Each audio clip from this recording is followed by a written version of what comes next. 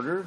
Tabling of documents. The Honourable the Parliamentary Secretary to the Government House Leader. Thank you, Mr. Speaker. Mr. Speaker, pursuant to Standing Order 36.8, I have the honour to table in both official languages the government's responses to 3 petitions.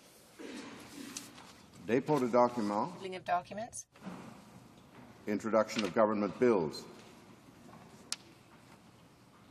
Reports from interparliamentary delegations. Presenting reports from committees. The Honourable Member for Battleford's Lloydminster. Well, thank you, Mr. Speaker. I have the honour today, pursuant to Standing Order 1082, to table a report on the golden nematode situation in Quebec.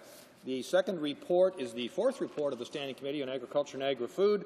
In accordance with the order of reference of Tuesday, April 25th, I'm reporting the main estimates to the House, Mr. Speaker. Thank you. Presenting reports from committees. Dépôt de projet de loi. Introduction of private members' bills. Reading of Senate public bills. Motion. Motions. Presenting petitions.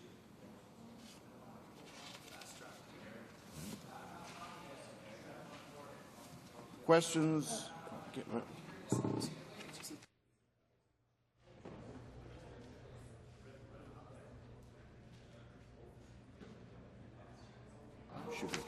Présentation de pétitions.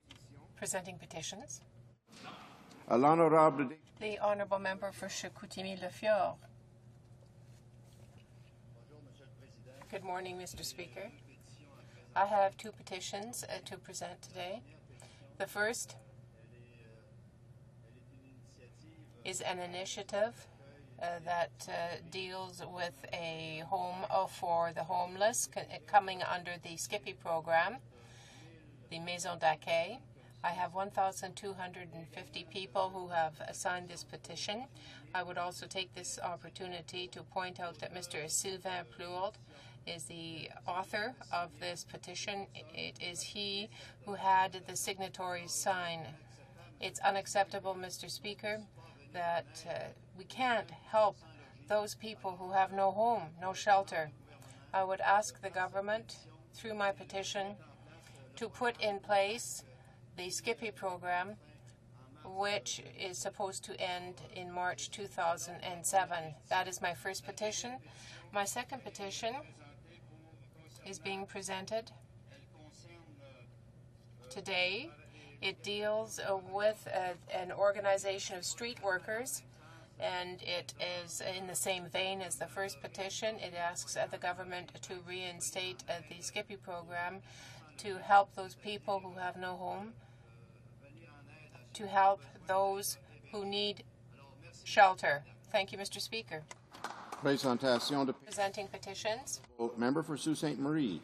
Thank you very much, Speaker. I have a couple of petitions here. One is signed by a number of people from my riding who are asking me to table this in the House in support of raising the age of consent to 16. So I will be tabling that today. I have another petition here from a couple of hundred people from across the country who want the government to revisit the whole question of our auto strategy and to actually begin to deal with our auto industry in a way that indicates that they appreciate the very important contribution it makes to our economy and are calling on the government to act quickly and aggressively to develop an automotive trade policy that protects jobs and communities.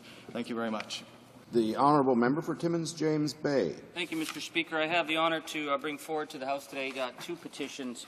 The first is from people signed right across this country in terms of developing a new copyright legislation that recognizes the careful balance between the rights of the creators and the rights of public use, fair use, and that given that digital technologies have recently given copyright holders the ability to upset the traditional balance in Copyright Act by preventing Canadians from accessing works that they should have fair use to, we're asking on Parliament to ensure that users are recognized as interested parties in any future copyright decisions and to ensure that materials that any changes in copyright legislation preserve the concept of fair use and the rights of users to fairly access works. The second petition I'd like to bring forward today, Mr. Speaker, concerns the need for an auto policy in Canada, and particularly the rise of concern over current free trade negotiations with Korea and what that will do to our domestic auto market, because we are very dependent in this country on our auto industry, and there's been major bleed off in this sector, and we are not seeing any replacement to these lost jobs. So the petition is calling upon the Government of Canada to, number one, cancel negotiations for this agreement with Korea, which would worsen the one-way flood of automotive products into our country, and number two, to do as we have called from the New Democratic Party for some time, to create an automotive trade policy. And as part of this, it will require Korea and other offshore markets to purchase an equivalent volume of finished vehicles and autos from North America as a condition of their continued access to our market. So I'd be very pleased to present this to the House. Thank you. The honourable member for Toronto Danforth. Very much. I appreciate the opportunity to present a petition from well over 100 individuals, many of them from southwestern Ontario, communities such as Windsor and London, that are being very hard hit by the lack of a strategy around auto policy in this country. We've waited for a very long time with many promises, but of course the result has been that we're losing automobile jobs, auto manufacturing jobs throughout that region in devastating numbers. My most recent visit to the area underlined that, with the thousands of jobs lost. So we are calling in this petition, and the petitioners are calling for a cancellation of the negotiations for free trade with Korea, because this would preserve the one-way arrangement which currently is hurting our market, where we cannot sell to Korea, but their cars can come here, and to call for a new auto policy for Canada so that we can actually enjoy a much more successful auto industry than we've been experiencing lately, and I'm honoured to present this petition, Mr. Speaker. Further petitions? Questions on the order paper? The Honourable Parliamentary Secretary of the Government House Leader. Thank you, Mr. Speaker. Mr. Speaker, question number Q89 will be answered today. And furthermore, Mr. Speaker, if questions number Q106 and 108 could be made orders for returns, these returns would be tabled immediately. Is it the pleasure of the House that questions number Q106 and Q108 be made in order for return and that it be tabled immediately? Agreed? Agreed and so ordered. Mr. Speaker, I ask that the remaining questions be allowed to stand. Shall the remaining questions be allowed to stand? Agreed. Orders of the day. Government orders the business of supply. Forces standing in the name of Mr. Stauffer. Mr. Stauffer, seconded by Mr. Layton, moves that in the opinion of the House, the government should immediately take the following steps to assist members and veterans of the Canadian Forces and their families. 1. Amend Section 31(1) of the Canadian Forces Superannuation Act so that second spouses of CF members and veterans have access to pension rights upon the death of the Canadian Forces member or veteran. 2. Extend the Veterans Independence Program to all widows of all veterans, regardless of the time of death of the veteran and regardless of whether the veteran was in receipt of VIP services prior to his or her death. 3. À la mort de retraite des forces canadiennes. Increase the survivor's pension amount upon death of Canadian Forces retiree to 66% from the current amount of 50%. 4. Eliminate the unfair reduction of service income security insurance plan, long-term disability benefits from medically released members of the Canadian Forces. 5. Eliminate the deduction from annuity for retired and disabled CF members. The Honourable, that's the motion. The Honourable Member for Sackville Eastern Shore. Well, thank you. Thank you very much, Mr. Speaker, and indeed it is an honour and a pleasure to rise today in the House of Commons on behalf of our leader and our party from coast to coast to coast to have a full day in this House of a respectful discussion. There may be some disagreement, but a respectful discussion on veterans and their families. It's a long day coming, It's a long time coming, Mr. Speaker, when this House dedicates a whole day in the discussion of those brave men and women who have served our country with great distinction, courage, and pride over the many years that we have been a country. Mr. Speaker, I first of all want to give a little brief background of why this is so important to myself and to my colleagues within this party, and I'm sure to many colleagues in the House of Commons. As you know, Mr. Speaker, I was born in Holland, and my parents and oldest brother were liberated by the Canadian military and her allies, the Americans, the Brits, and the Poles, during the liberation of the Netherlands in 44-45 in World War II. Mr. Speaker, shortly after that, my dad was liberated from a work detail camp, and he came across a Canadian soldier. That Canadian soldier could have been from anywhere in the country, sir. And my dad asked him in his best English, "Why did you come over and help us? Why did Canada do so much to help us?" The young Canadian soldier said, in typical Canadian modesty, Mr. Speaker, "Sir, we had a job to do," and he walked on. Well, in 1956, 11 years later, the Dutch government made the decision to have the closure of the coal mines where my father was working in the south of Holland in the province of Limburg over a 4 to 5 year period. The only answer in those days, Mr. Speaker, for thousands of people and their families was out-migration, or as we say in Dutch, afgelopen, which means off you go. Not to another part of the country, Mr. Speaker, but to another part of the world. And the choices we had, Mr. Speaker, were Rhodesia, New Zealand, Australia, the United States, and Canada. And my father said to my mother, "You know, that military fellow I met many years ago from Canada, if they have a military like that, you imagine what kind of country they come from?" So in 1956, at the age of 9 months, 4 brothers and sisters and my mom and dad, or 5 brothers and sisters and my mom and dad, we came through Pier 21 in Halifax on September the 18th, 1956, then immediately took a train and we settled in the Vancouver, British Columbia area. My father, Mr. Speaker, taught me right from the get-go the sacrifices made by Canadians and her allies and the sacrifices made by their families who stayed back home. And, Mr. Speaker, it is indeed an honor on behalf of my late father and my mother, who's still with us, and my brothers and sisters, and for all citizens of the world who were liberated by the Canadians, to bring this motion so effectively and forward today in this House of Commons. And I encourage, Mr. Speaker, that all members of Parliament support the initiatives of this motion, and if they have disagreements of any kind on the technicalities of it, that's fine. Then bring it to a committee and we can discuss it further so we can improve the lives of veterans and their families, Mr. Speaker. Number one, of course, that we wish to talk about very briefly, of course, is what we call the clause of marriage past 60. Mr. Speaker, if you have the privilege of being married to someone for many, many, many years, that's a wonderful thing. But sometimes, Mr. Speaker, a spouse will pass away or they'll end up in a divorce situation or whatever. If they remarry at 58 or 59, and when they pass on later on, their second spouse would be entitled to their pension benefits.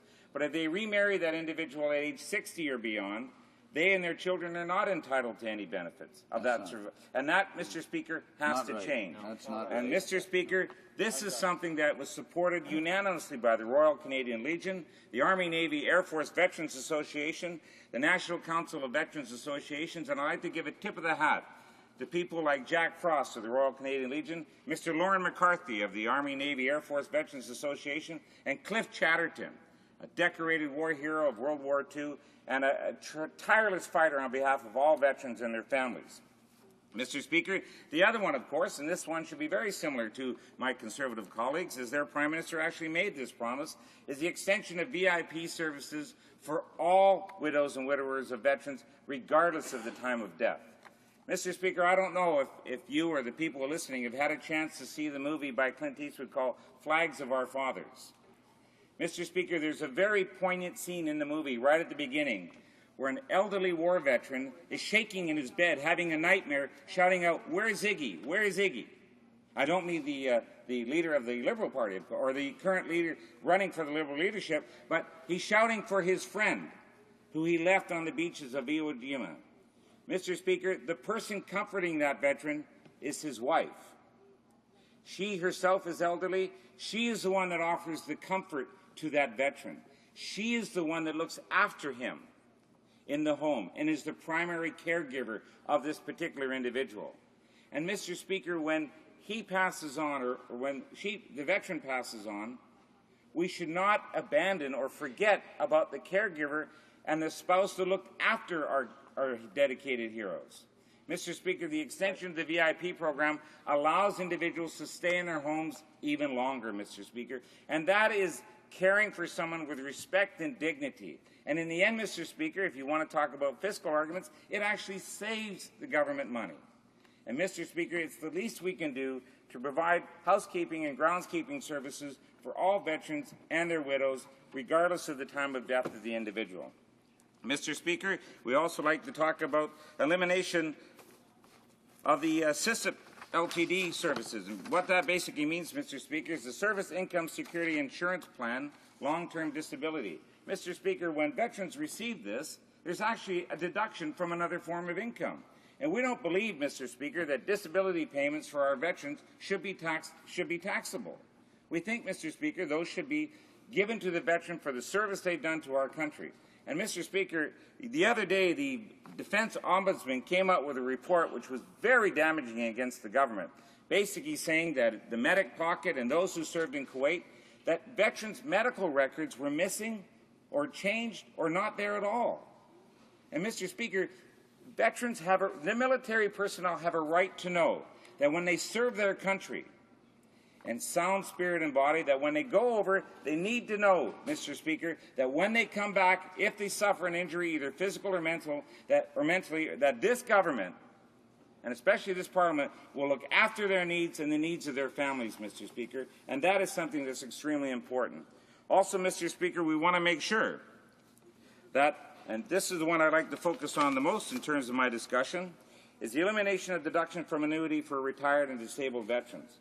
Basically, what this means, Mr. Speaker, in 1966, when the Canada Pension Plan was introduced, the pension programs of all federal and provincial public servants, with the exceptions of members of Parliament and senators, they were blended.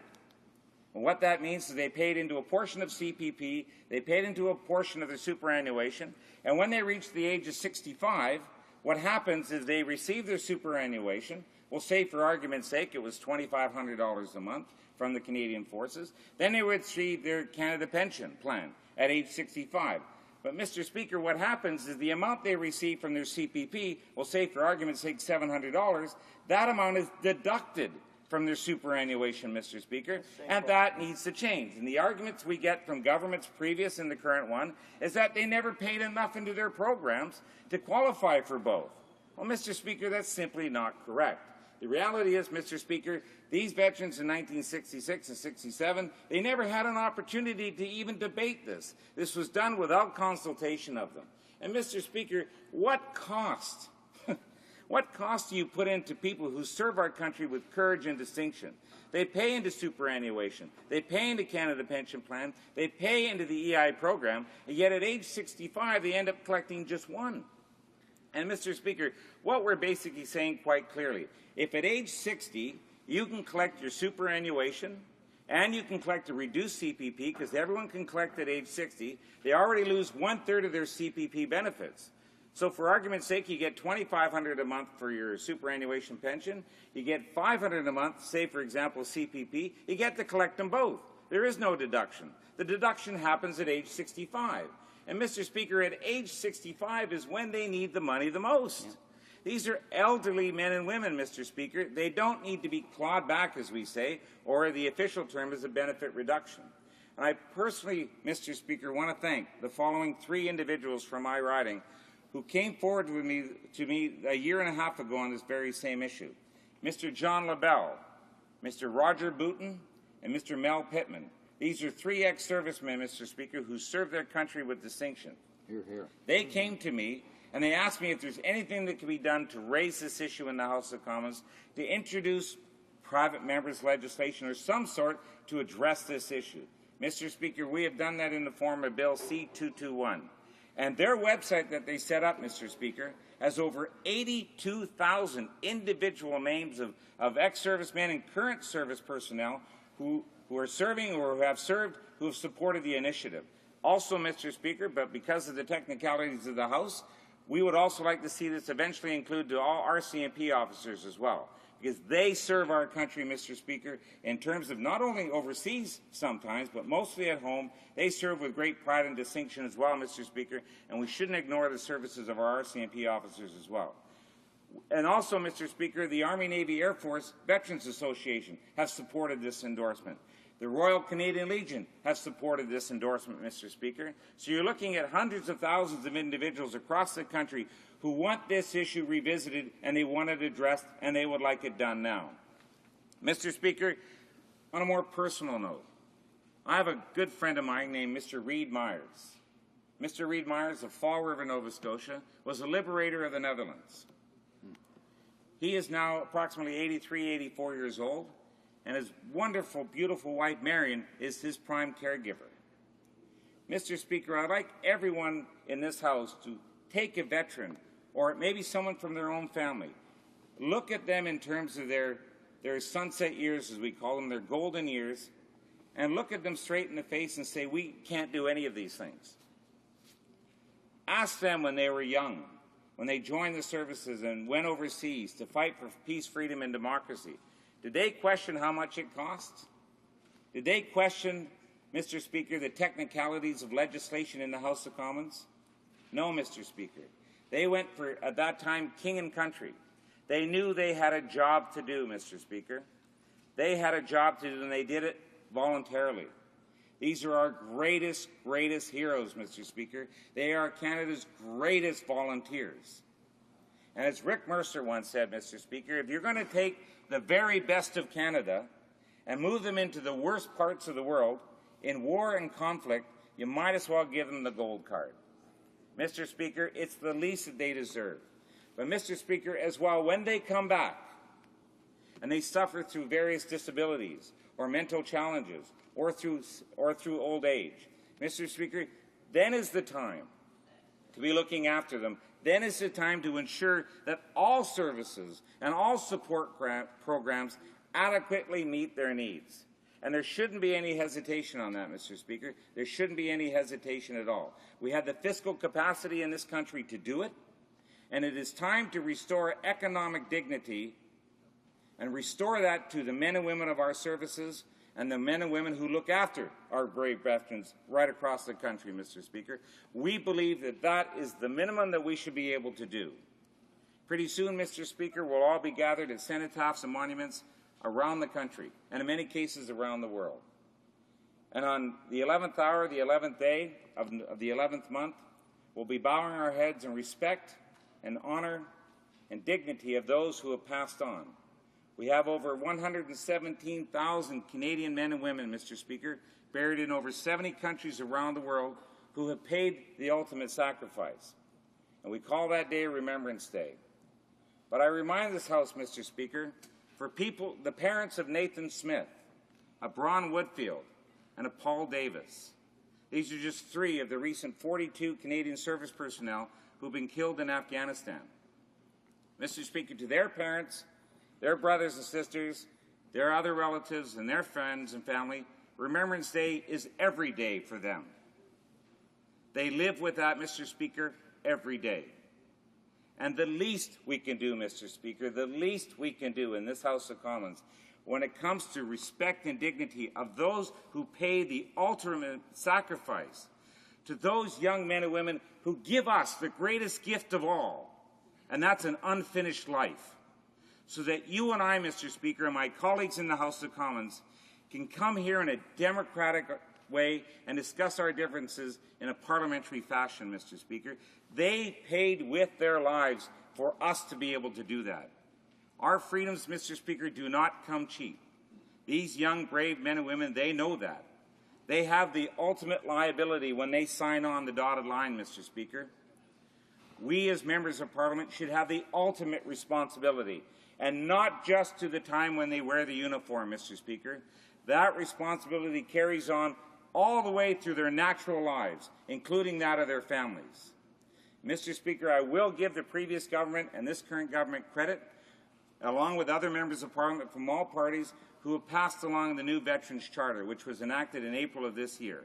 Mr. Speaker, that will go a long way in addressing some of the issues that some veterans have along with their families. But, Mr. Speaker, as in all legislation, it doesn't go near enough. The 5 points that we've addressed today, we believe, Mr. Speaker, it would go a long way in assisting many of the issues that have been brought to all of us in this House of Commons as MPs. There isn't one member of Parliament in this House that hasn't had a veteran or a current armed forces personnel or a spouse of a veteran or children of a veteran come to them with an issue regarding the issue of the military or Veterans Affairs. Mr. Speaker, everybody in this House supports the troops.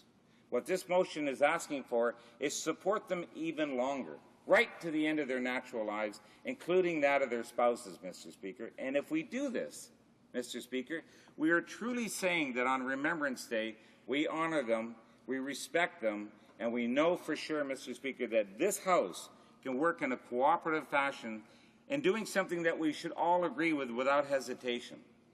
Mr. Speaker, the fact of the matter is these are our bravest Canadians. They are the ones who shed their lives for us to live in peace, freedom, and democracy. And just maybe, Mr. Speaker, just maybe, there's a little kid somewhere in another country somewhere who looks up at a Canadian soldier and says the same thing that my father said in 1944. If they have a military like that, can you imagine what kind of country they come from? And Mr. Speaker, this is the type of image that our Canadian military men and women have around the world. This is the image of our veterans. When you see them standing at the cenotaph in the cold on November 11th from coast to coast to coast, standing before these cenotaphs and memorials, or in the hospitals if they become shut-ins, for example, or they can't make it out. Mr. Speaker, many veterans I know stay at home and they put their medals on so they can watch the TV, the ceremonies that happen here in Ottawa.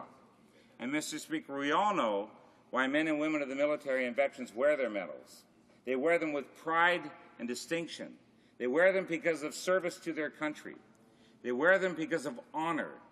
But most importantly, Mr. Speaker, they wear their medals because of their friends and comrades who never got the chance to wear theirs.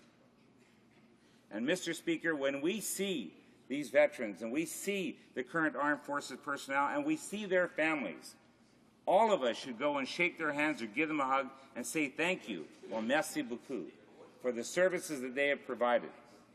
Mr. Speaker, we know all too well the concerns of what happened to many veterans when they came back from the wars. We know exactly what happened with our Aboriginal veterans, Mr. Speaker. Many of them were not treated with the greatest of respect. We know that these things are slowly changing, Mr. Speaker. We're hoping that this particular resolution will move even faster through cooperation of the House of Commons, Mr. Speaker. Because, Mr. Speaker, if I may say, I get a little emotional on this one, but if I may say,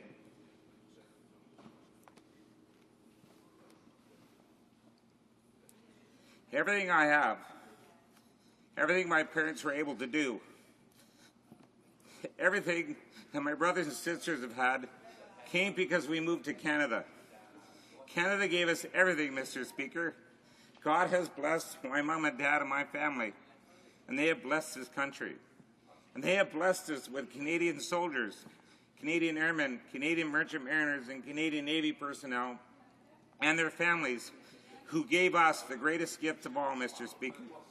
The least we can do in this House of Commons is to honor them, is to look after them in their final years, to ensure that when they become injured in any capacity, that we will look after them, that we will not argue about technicalities, legislative concerns, or whatever. Mr. Speaker, it is the minimum that we can do. And I know there are some members in this House who served in our services, and for that I respect them and honor them, Mr. Speaker.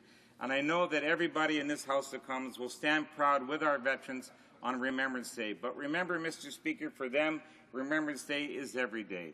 And these 5 points that we put on this motion today, we're proud to do it on behalf of all veterans and service personnel. We believe, Mr. Speaker, that it's fair, it's respectful, and it's balanced. And as we say in various cenotaphs throughout the country on November 11th, at the going down of the sun, we will remember them. Thank you. Questions and comments? The honourable member for Vancouver Quadra. Thank you, Mr. Speaker, and I'm very pleased to rise to, first of all, Mr. Speaker, through you, to congratulate the honourable member for his eloquent and emotional and immensely important speech supporting these resolutions. And as he has mentioned, he expects all members of this House to support these resolutions, and I, for one, stand to support them. I would just like to make a brief comment and then a question to the honourable member. The comment is that as the honourable member came as an immigrant because of countries that were sent soldiers to and armed forces to liberate Europe, and my father was one of those who went over, I have a similar benefit to him in that because of those people who fought for freedom in Europe and in the Pacific, I am of the first generation of Canadian-born people who have never had to face war in that sense. We've had, of course, many military and peace-building missions, but we and our children have never been faced with the concept of a world war where either by conscription or simply by national imperative we have had to march off to war other than by personal choice and commitment. And my question to the honourable member, Mr. Speaker, is while I heartily endorse these resolutions, I wonder if we can use them as a bridge to have broader appreciation in Canada of people who aren't in the armed services but who are also spreading issues of peace and poverty alleviation around the world, whether they're working for things like CPAR, the Canadian Physicians for Assistance and Relief, or CUSO, or World University Services Canada, or World Vision Canada, because Canada's presence in the world is not simply our armed forces, although they provide perhaps the most visible example of that sacrifice, but of all of the humanitarian workers of Canadians going abroad to make the world a better place and to provide better quality of life, in fact, any quality of life for people in many areas of despair on the world. Honourable Member for Sackville Eastern Shore. Well, Mr. Speaker, I thank the honourable member for his comments, and I also wanted to indicate, Mr. Speaker, yes, it wasn't just military personnel. It was also a lot of civil servants and other people in other aspects of our society that served as well with great distinction in that. And I remember quite clearly we also lost one of our federal public servants who served over in Afghanistan as well, and we need to remember all of them as well, Mr. Speaker. But in the issue of this, Mr. Speaker, it is quite clear to us on this side, and I believe for others, that now is the time, Mr. Speaker, now is the time to reflect upon the great, valiant efforts of our Canadian men and women of the military. Now is the time, Mr. Speaker, to ensure that we don't get other ombudsman's reports like we did the other day. Now is the time to ensure, Mr. Speaker, that when young Canadian men and women sign up for the military, that if they become injured, either physically or mentally in any way, Mr. Speaker, that they know that they and their families will be well looked after by this country. The Honourable Member for Rivière-des-Mille-Îles. Mr. Speaker, I would like to say good morning to you to begin with and wish you a good day.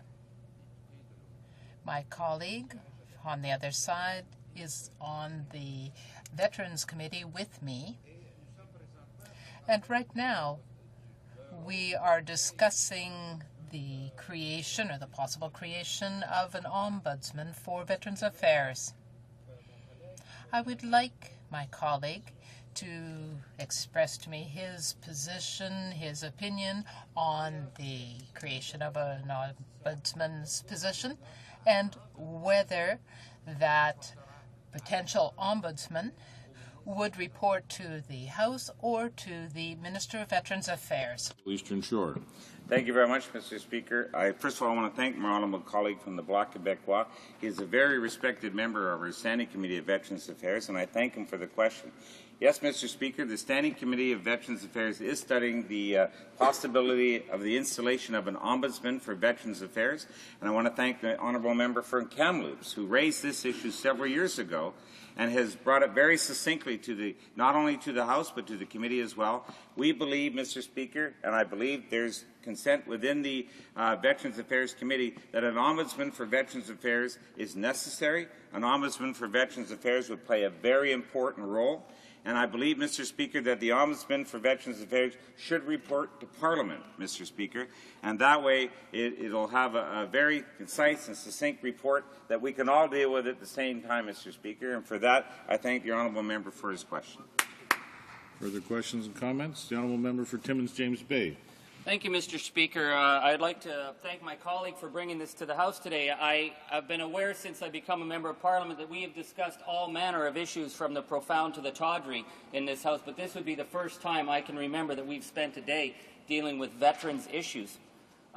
We, as members of Parliament, owe our veterans past and our present veterans from our present war a great obligation. And yet it seems, Mr. Speaker, that the glaciers are moving quicker than we are sometimes in terms of dealing with the needs of our veterans, our widows, in terms of dealing with the clawbacks to their pensions, the taxing of their disability payments. I would like to ask this member today, what is it that we need to do in the House of Commons to show a clear commitment to our veterans right across this country? What are the steps that need to be taken?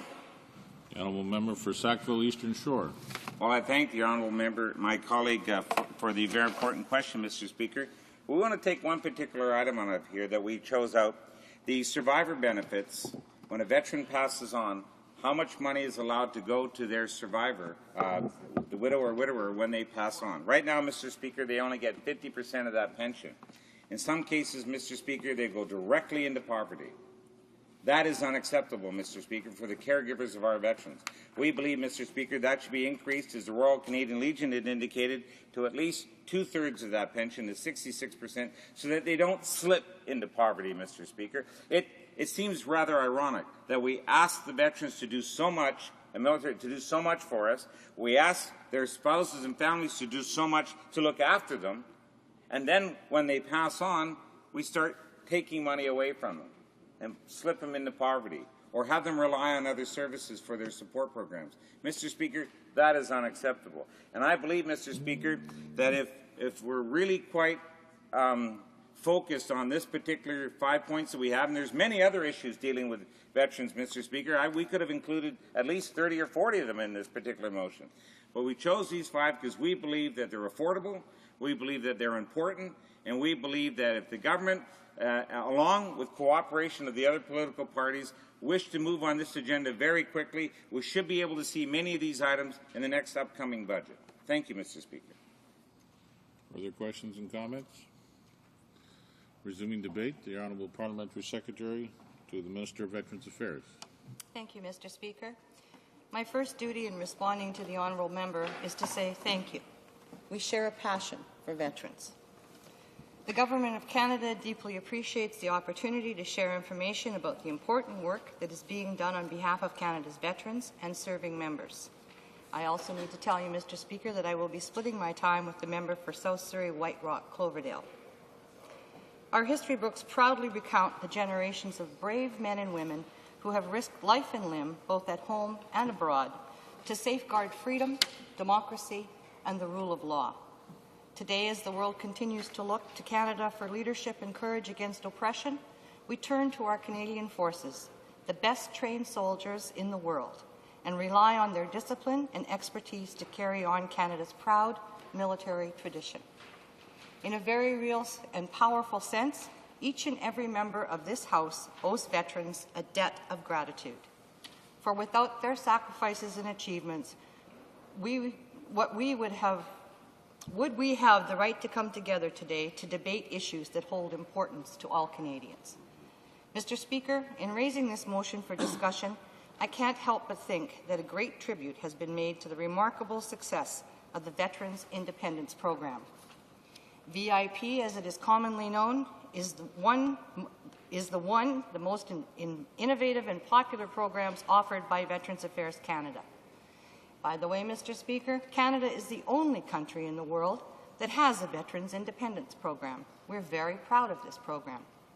As many will know, the goal of VIP is to help veterans remain healthy and independent in their own homes and communities for as long as possible. This is a worthy and noble goal. Like most members of this House, I have the privilege of representing many veterans who value their independence. Many have lived in their communities most of their lives. They have friends who visit them, maybe family close by. precious memories to share. They expect and deserve a high quality of life in their later years. VIP helps make this possible. Since being introduced in 1981, the program has grown in both stature and numbers of clients. In fact, it is now available to more clients than ever before. Today, about 94,500 Canadians across the country receive VIP. About 70,500 are veterans. This includes War Service veterans and Younger Canadian Forces veterans. Another 24,000 primary caregivers benefit from the program. Caregivers are provided with housekeeping and/or groundskeeping services depending on what the veteran was receiving at the time of death. These programs are available for as long as they are needed. I don't know how one measures the real value of independence, but in dollars and cents, the cost to provide VIP to these thousands of Canadians is $270 million a year. It's an investment we're happy to make. For example, veterans who qualify for the program may receive home care, housekeeping, groundskeeping, meals on wheels, and home adaptations, among other things. The exact services depend on the veteran's needs. In fact, one of the most unique things about VIP is that it offers a customized plan for each client based on a needs assessment. This assessment is done with support from Veterans Affairs staff and is self-managed by recipients in cooperation with provincial and regional health authorities. Today, the program has become a model for home care, both in Canada and throughout the world. It is applauded for its ability to help senior citizens live independent lives in their homes and their communities until long-term care becomes an absolute necessity. Its goal is achieving nothing less than healthy living within the community, an emphasis that was all but unique in North America in 1981 when the program began. In addition to VIP, Veterans Affairs provides a wide range of support to veterans. If any veteran or their primary caregiver feels that they have a need that is not being met and for which they are eligible, we will work with them to assist them to receive the care they need. Mr. Speaker, the government remains committed to ensuring its programs and services meet the changing needs of its clientele. It is continuing effort to achieve this goal. Veterans Affairs is currently conducting a comprehensive review of its healthcare programs and services. This review will include a thorough examination of access to VIP services. The impact of this review will undoubtedly lead to a transformation no less profound than one we have achieved through the consultations and planning that brought us the new Veterans Charter. Let me be clear. Canada's government is committed to veterans and their families. This government stands by our military. Our record of achievement speaks for itself. Thank you, Mr. Speaker. Questions and comments? Honourable Member for Sackville Eastern Shore. Thank you, Mr. Speaker, and I thank my honourable colleague, the Parliamentary Secretary of Veterans Affairs, for her very poignant and well thought out speech. But, Mr. Speaker, she did say one thing in there, and I'd just like a further clarification on it.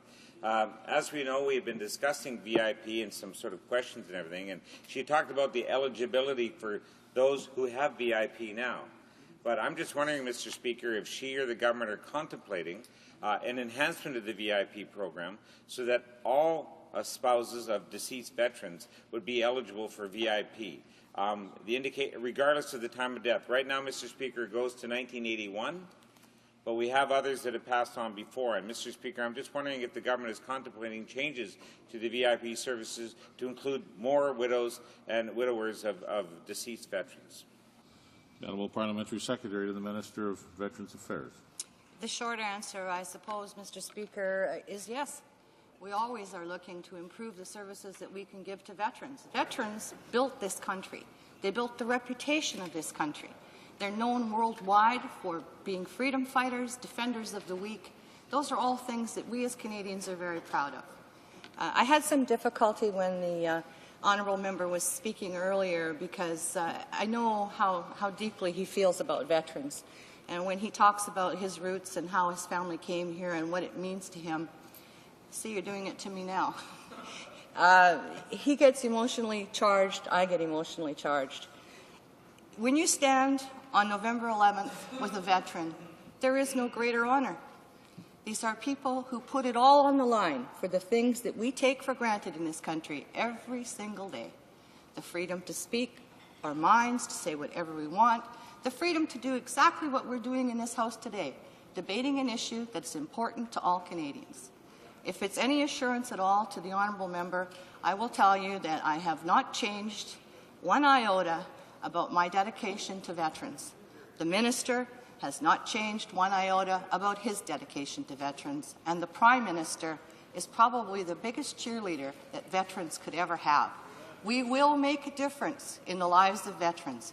After 13 years of inaction, we're going to correct the problems. Thank you, Mr. Speaker. Questions and comments? The honourable member for Mississauga South.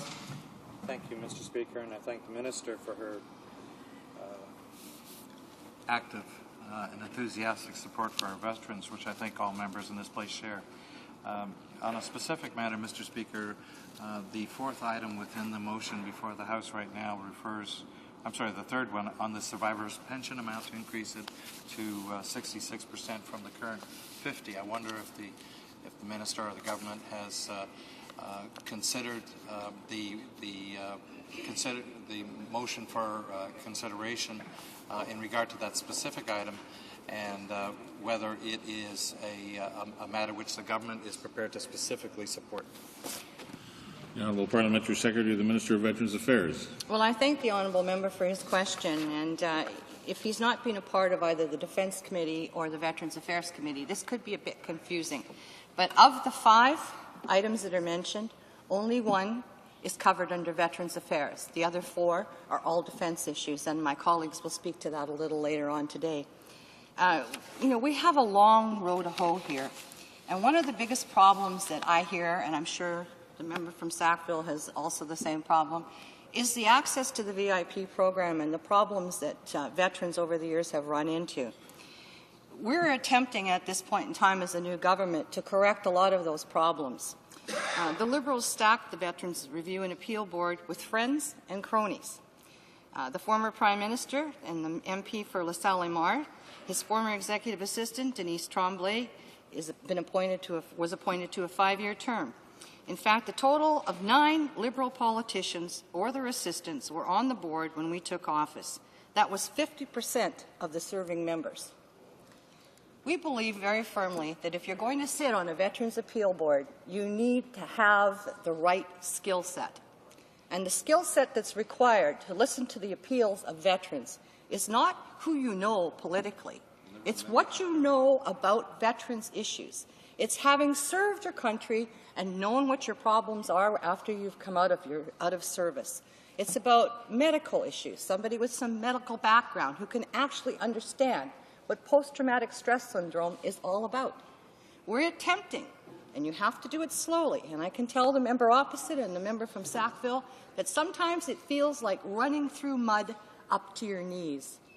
But we're making progress, and I don't care how long I have to run through this mud. We're going to fix the problems that veterans in this country face, and we're going to make this the very best place in the entire world to live if you're a veteran. We need to show them every day how much we care, and we're attempting to do exactly that. Thank you. Debate. The Honourable Parliamentary Secretary to the Minister of National Defence. Thank you, Mr. Speaker.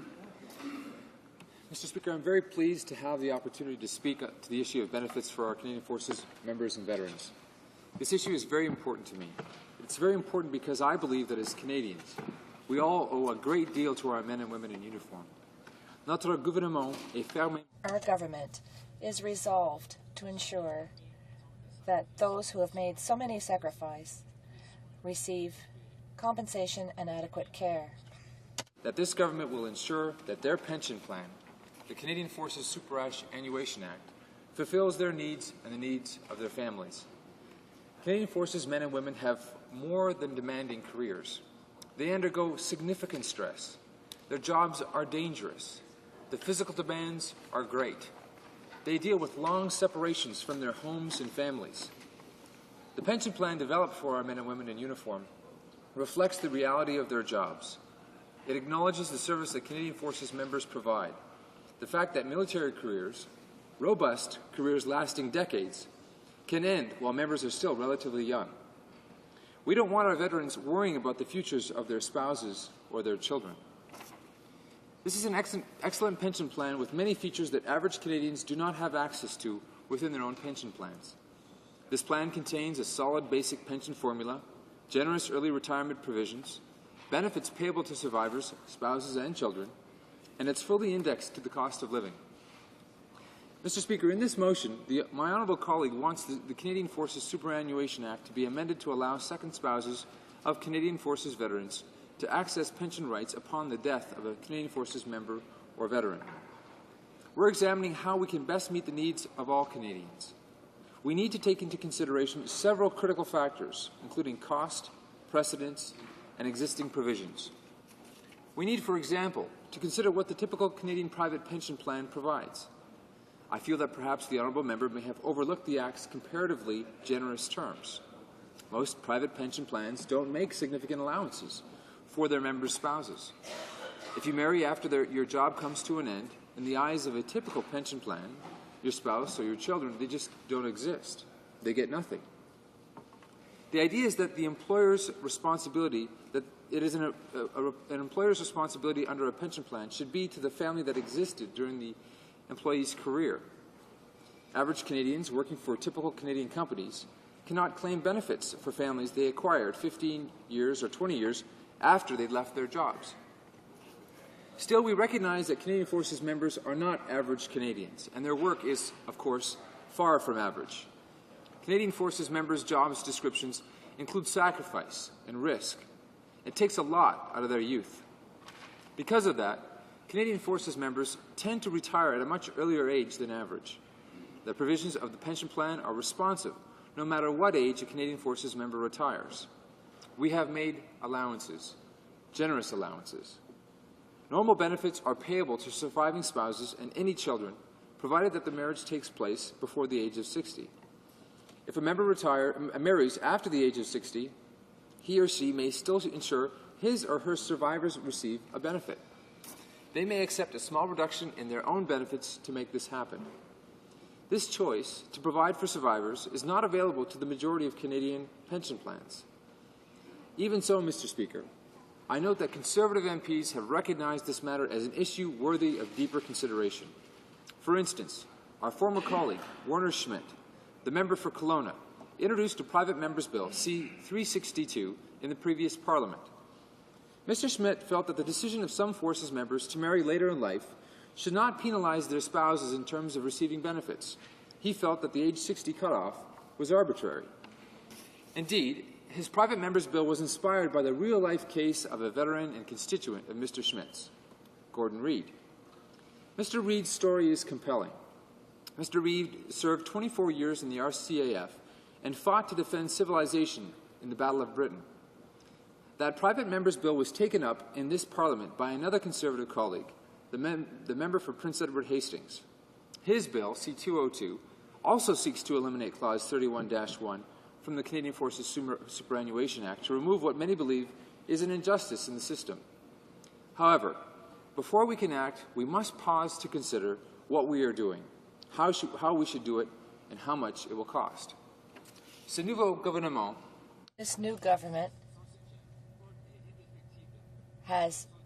will provide strong support for our forces. We have nothing but respect and gratitude for our veterans. We wish to satisfy their needs and the needs of their families. We have, as Canadians, a responsibility to look after them and to look at any legislation very carefully before we make any changes. It's not an issue that this government is ignoring. There is a certain reality to the work that our Canadian Forces members do, one that does not earn them special consideration, or one that does earn them special consideration. The poppies that we wear every year, the yellow ribbons on the backs of our cars, the rallies that have been held across the country, they have tremendous significance. During this year I have been Parliamentary Secretary, I have learned a lot about our men and women in uniform and what they endure and what their families sacrifice. I've had the opportunity to cross the country and visit various military bases. And let me tell you, the most vivid memory I have from all my base visits. I was at Canadian Forces Base Edmonton when some of our troops returned home from Afghanistan. I saw smiles and tears that expressed a wealth of emotion. I watched as families were reunited. I actually saw fathers meeting their newborn children for the very first time. And you know what struck me as I stood there? The absolutely unwavering and unconditional support that those families gave to our troops. And I will not forget that. If the very families who suffer heartbreak when troops are deployed can support our men and women in uniform with such determination, then we should certainly be able to do so. We have heard the concerns voiced by our veterans, by Canadian Forces members, and by their families. We know the sacrifices that they've made, and we are listening to their concerns. Our government is considering this issue carefully. We want to help our families. We are reviewing the alternatives to find the best options, and then, Mr. Speaker, we will act. Thank you. Questions and comments? The honourable member for Windsor West. Thank you, Mr. Speaker, and I thank the Parliamentary Secretary for his speech and would ask him, obviously this is a motion in the House of Commons that is going to go for a vote, and my simple question to that member is that motions in this chamber sometimes are lived up to and some are not. It's one of the problems, I believe, that we have with our current democracy, where the spirit and the will of the House of Commons vote on a particular issue, and this series of veteran improvements, and some that affect his department in particular. I want to know from that member, will the government respect this particular vote? Will they ensure the proper legislation and action immediately takes place? This chamber is protected by our veterans. It's one that's been created through a democracy with a history of vibrancy, and I want to know from the member if he's going to live up to the vote in this chamber on this issue. Thank you, Mr. Speaker. The Honourable Parliamentary Secretary to the Minister of National Defence. Mr. Speaker, as I mentioned in my speech, this is an issue that the government is closely considering. We're looking at ways that we can act because we recognize the sacrifices that are made by men and women in uniform. There's no doubt that we will do everything we can to support our troops and their families when the time comes.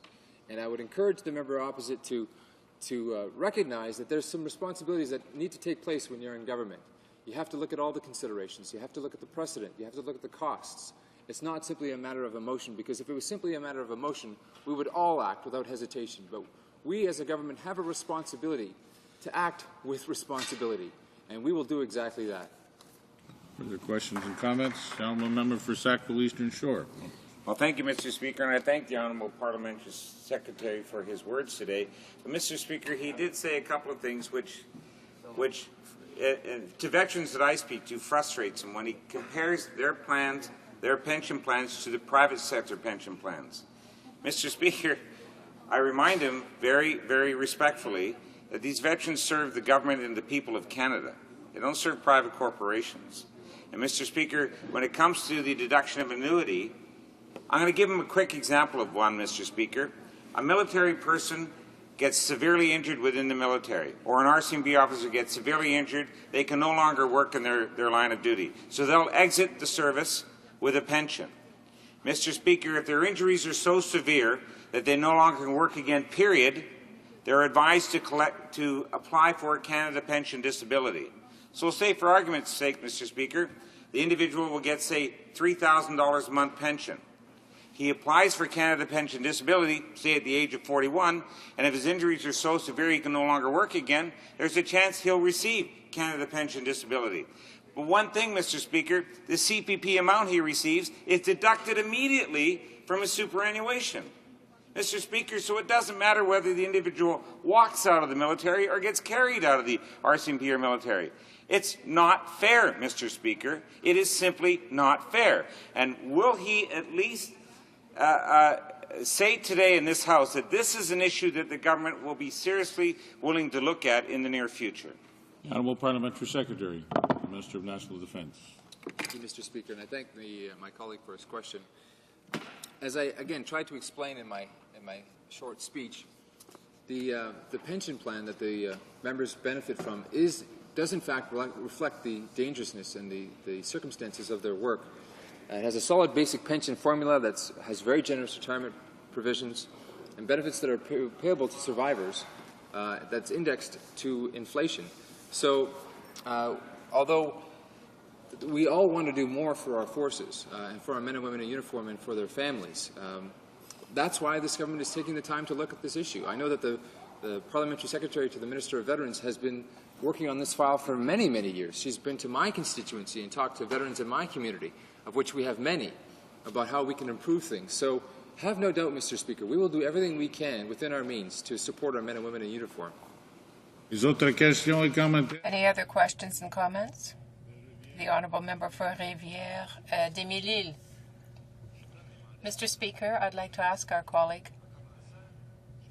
First, I agree that the Charter is a significant improvement for our veterans' lifestyle, but in the Charter there is something missing, a very large area missing, and it's something that isn't there for our veterans and former soldiers. For example, with respect to Gagetown or Agent Orange and so on. When you think of that, when you think of people who are affected by post-traumatic stress disorder, there's nothing there about it. And nothing is mentioned about how we can improve the situation of those young people. To my colleague then, who's just made the presentation, the speech, is the government going to, in the future, help these people? The charter we have is okay, but it needs more. Honourable Parliamentary Secretary to the Minister of National Defence. Thank you, Mr. Speaker. To answer the question most directly, I can tell you that the Minister of Veterans is working very actively on this file to address the needs of the people at Gagetown and those that served there in the past. So rest assured, we will get to the bottom of this as quickly as we can. Resuming debate, the Honourable Member for Cape Breton-Canso. Thank you very much, Mr. Speaker, and it's a pleasure to rise in the House today and join in this very important debate, probably very timely debate as we quickly approach Veterans Week here in Canada. Mr. Speaker, I'm going to take a bit of a risk at first and share with the House a quote, but that quote not being a Canadian quote, it will be from a past U.S. president, and the reason I use it is more for the fact that it frames the debate that we're having today. And Mr. Speaker, that quote is from George Washington, who said that a nation will be measured by how, in fact, that nation shows honor and respect for its war veterans. And I think that that's what today's debate is about. It's about respect for those that have served the country, those that have answered the call, and we enter into that today. I want to recognize my colleague from Sackville, Eastern Shore, and the work that he's done with veterans over the number of years, and certainly his time here in the House. I listened with great interest to his presentation to the House earlier in presenting the motion. And I fully recognize the emotion during his remarks. My colleague from Sydney, Victoria, is another member of this House that stands on a very similar piece of real estate, whose parents were also came from Holland in very similar circumstance, and so I know very well of that story. And that's I think as Canadians, many of us understand the sacrifice and understand what a tremendous country it is we live in. But I think even those that were impacted, that started their life here and were provided with opportunity in this great country as a result of the Canadian forces coming and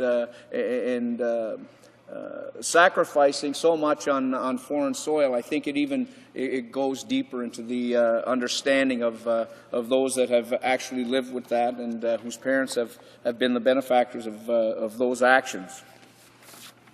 Mr. Speaker, I also want to touch as well, because I think the House is united on one thing, and that is respect for for all veterans and all those that served our country. Last year here in this House, the former Minister of Defence, in his comments prior to Remembrance Day services, I thought he was very poignant in his comments in reflecting on the passing of Ernest Smokey Smith, Canada's last Victoria Cross recipient. And it was very emotional. It was very important and significant benchmark, I guess, for veterans in this country. And what was identified there, it certainly came home to me. In my hometown of Glace Bay, our Legion, we had a Victoria Cross recipient as well, John Bernard Croak. And our Legion in Glace Bay carries the name of John Bernard Croak. And in his comments to the House, to the Chamber, the former minister had commented about the common thread of service and heroism that each and every member that steps forward to represent their country and to serve in the Canadian Forces, they share that common thread. And I think each of us here in this House, in this Chamber, we can identify those people, those veterans in our communities that, as young people, probably went through the same emotions that Smokey Smith and John Bernard Croak and likewise other heroes.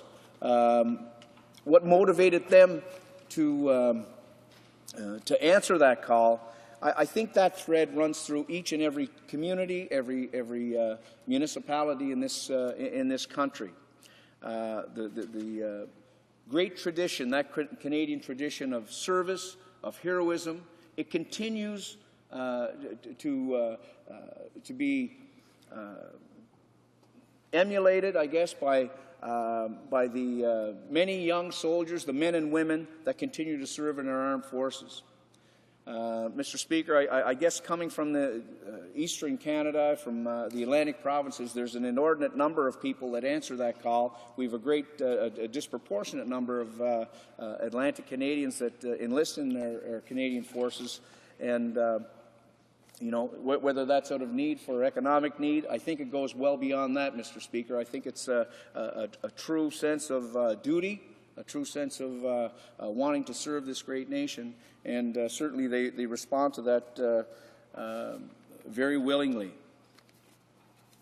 Mr. Speaker, I think if any member were to read any management book, any coaching book, we recognize that what is a prime motivator is neither fame nor fortune. It's not money. What it is respect.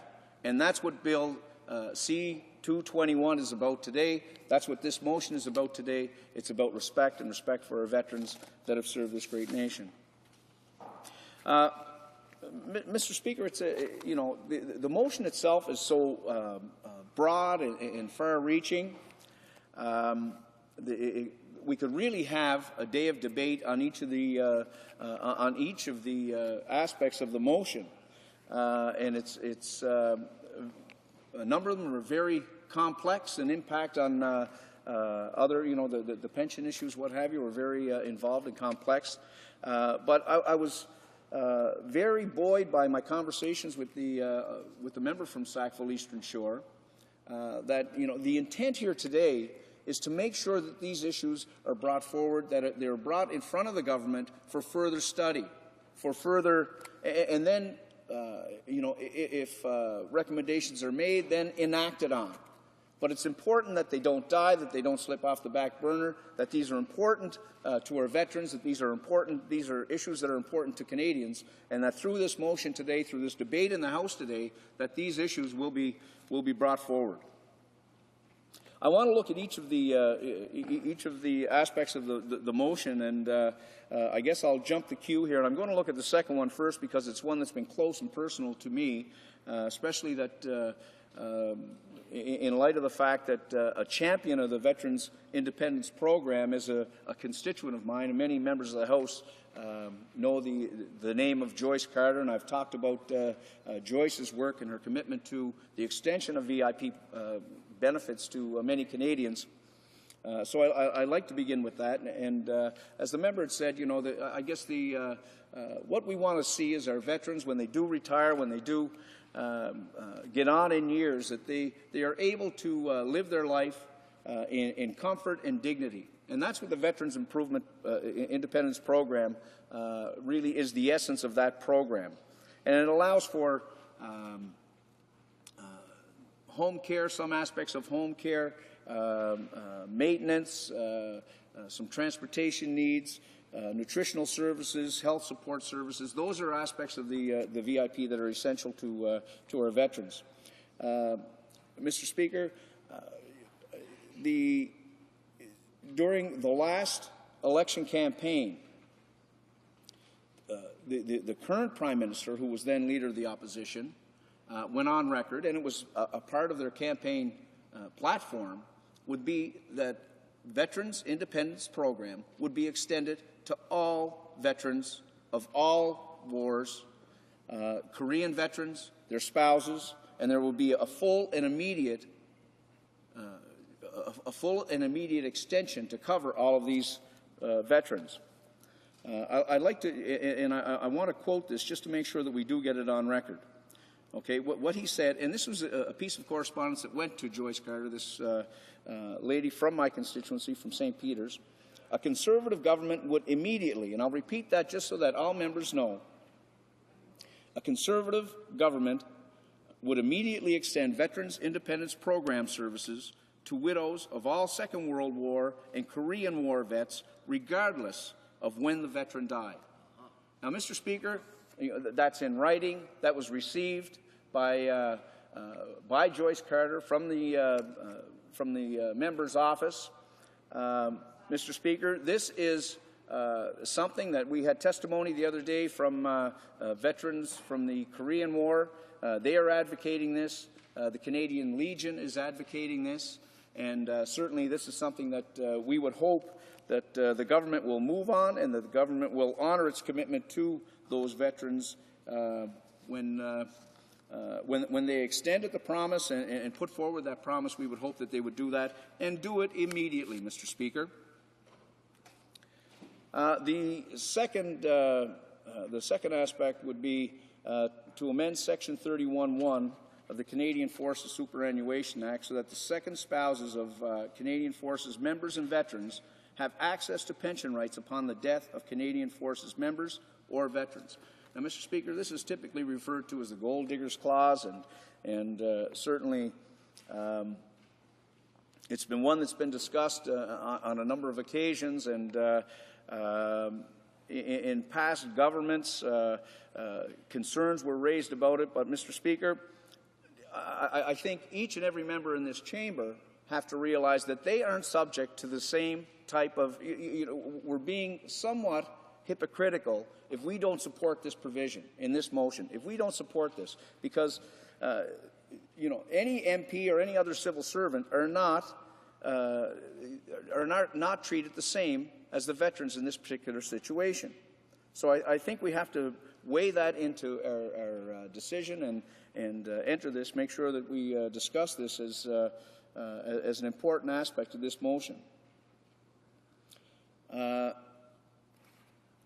important other aspect to this particular issue as well is that it does not affect a whole lot of people. According to DND records, there's only about 140 retirees, Mr. Speaker, who've made the choice to remarry and reduce their own monthly payments, pensions, so that their spouses can get survivor allowances. So it's not a great deal of money to the Treasury, but it seems to be a great injustice. And I know they throw the Anna Nicole Smith aspect up, and that what happens if a 92-year-old veteran marries an 18-year-old wife, and we have to pay. I mean, more power to him. If a 92-year-old veteran can marry an 18-year-old wife,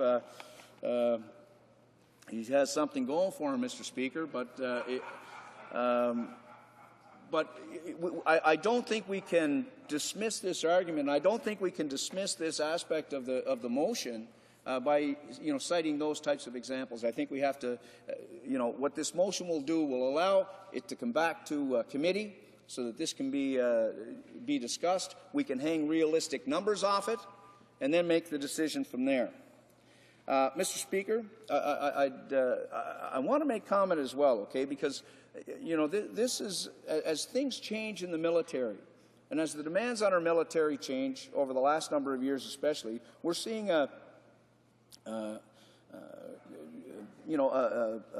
greater responsibility, I think, and a different type of forces now over the last number of years. But in this particular case, and when we're looking at the change to warranted through this motion, I want to bring the attention that there is a court case with this particular motion. There's a court case that is being waged by Reg Workington and his lawyer David Baker. They're ordering or they're arguing that the provision contravenes the Canadian Charter of Rights. Now, this was being pursued under the Court Challenges Program. Now, we know that the Court Challenges Program was just cut and taken away from in the last round of cuts that was made by this government. So probably this court challenge will die, which is truly unfortunate. But nonetheless, Mr. Speaker, it's an important aspect of this motion. And hopefully each member, when they come to vote on this particular piece of, when they come to vote on this motion, that they'll entertain this, I guess this somewhat of an injustice. Mr. Speaker, and I want to go on record with regard to the fifth portion of the motion, okay? The elimination of the deduction for annuity for retired and disabled CF members and the clawback, okay? Because this is, you'd need a room full of actuarians and pension specialists. I think we can try to boil it down into some simplistic terms, but I don't think it is as simplistic, okay? What we're seeing is that, or what we've been understanding for a number of years now, is that there's an integration between the two programs, between the Canadian Forces Superannuation Act and the CPP, and in fact there isn't a clawback. So I'm going to encourage, hopefully this will come out over the course of the debate today, just to give me the difference, why that isn't so. There is a difference, though, and I recognize that there is a difference, that it appears in some cases the Canadian Forces Superannuation Act, the benefit combined with the CPP benefit is slightly less than the Canadian Forces Superannuation Act benefit for the veteran after he became eligible for CPP. So hopefully that'll come out in the debate today. But Mr. Speaker, again, I think that aspects of this motion make a great deal of sense. I know that we are united in this House in our support for the veterans. What we should be doing and what we can be doing. I know the Parliamentary Secretary has long been a hard-working and passionate advocate for veterans issues. So hopefully, in supporting this motion, this will further enable our committee, this will further enable the government to take greater strides and provide greater support for our veterans, and certainly give them the respect and support that they so greatly warrant. Thank you. Questions and comments? The Honourable Parliamentary Secretary to the Minister of Veterans Affairs. Thank you, Mr. Speaker. I listened with great interest. I would like to correct the record as well, since the honourable member wants to put things on the record. The letter that he refers to was written and signed by a staff member in the official opposition office, not the current Prime Minister. That doesn't make it any less valid. We are moving forward on those promises that were made. And with regard to Mrs. Carter, I know the member opposite has been in this riding for quite a long while, and she has been his constituent for quite a long while. And I'm wondering if you'd care to talk about the fact that when he was the Parliamentary Secretary to the Prime Minister, He had the ear of the Prime Minister, but didn't seem to be able to make any kind of change toward this. And the other thing I'd like to comment on is he mentioned Smokey Smith. I have had the privilege of meeting Smokey Smith and a number of other wonderful veterans. And as I've said so often before, there is really nothing to compare to walking through history with those who created it. It's something I will take to my death. I will never forget that experience. And the other thing I would also like to share is a tombstone that I read. I've been to Dieppe, I've been to the Aboriginal Spiritual Journey, I've been to the Italian Campaign, and this particular tombstone is another thing that will never leave my memory. And the inscription was pretty simple.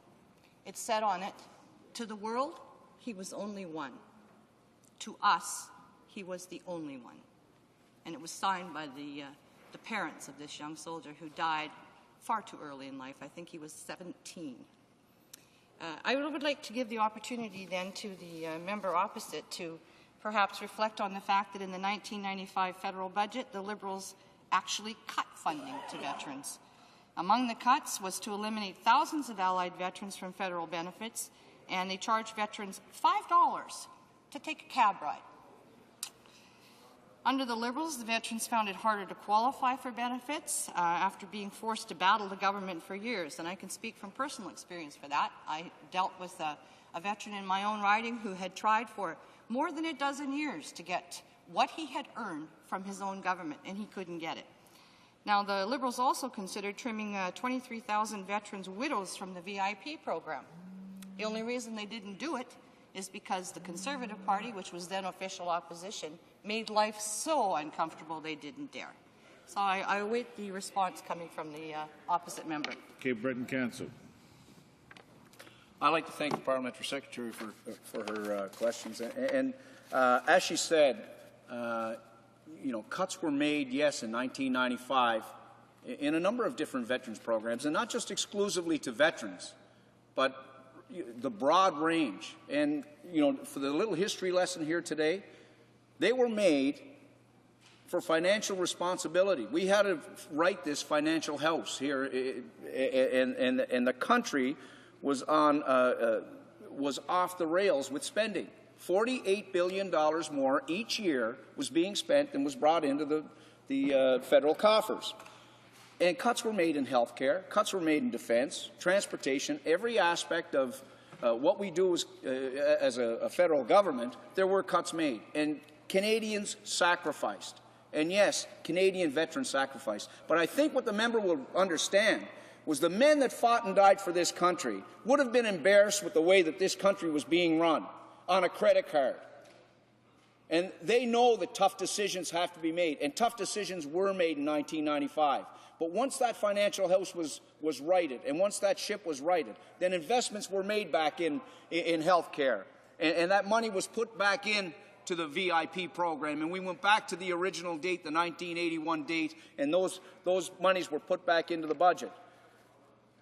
And we continue to make those investments in those types of programs. So, Mr. Speaker, yes, tough decisions were made. I think our veterans would understand and would applaud a government for taking a tough and principled stand and making those reinvestments when the time was proper. Further questions and comments? The Honourable Deputy. The Honourable Member for Chicoutimi-Le-Fjord. Thank you, Mr. Speaker. To begin with, I would like to congratulate the member for his speech, as well his defense of veterans and advocacy for them. In my riding, I have a number of war veterans, and on Remembrance Day, on Saturday, in fact, I will have an activity with them.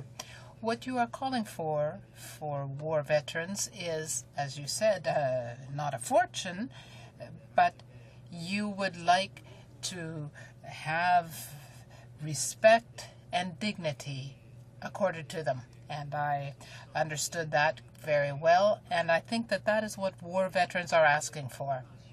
You also mentioned that the Conservative government made a commitment in the last election campaign to extend assistance to war veterans to make a fairer system. And my question is as follows. Since you mentioned in your remarks that you hoped that the government would support these initiatives, my question is a short, simple one. What would prevent the Conservative government from supporting this motion? Okay, Breton Council.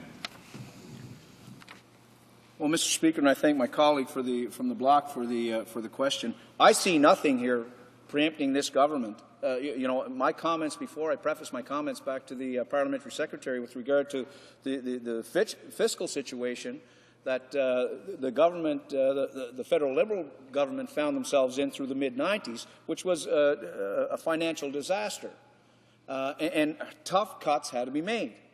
That situation, in the long run, it was told to Canadians that once we make these cuts, we should be able to balance our books, pay down some debt, and reinvest in some social programs that are important to Canadians.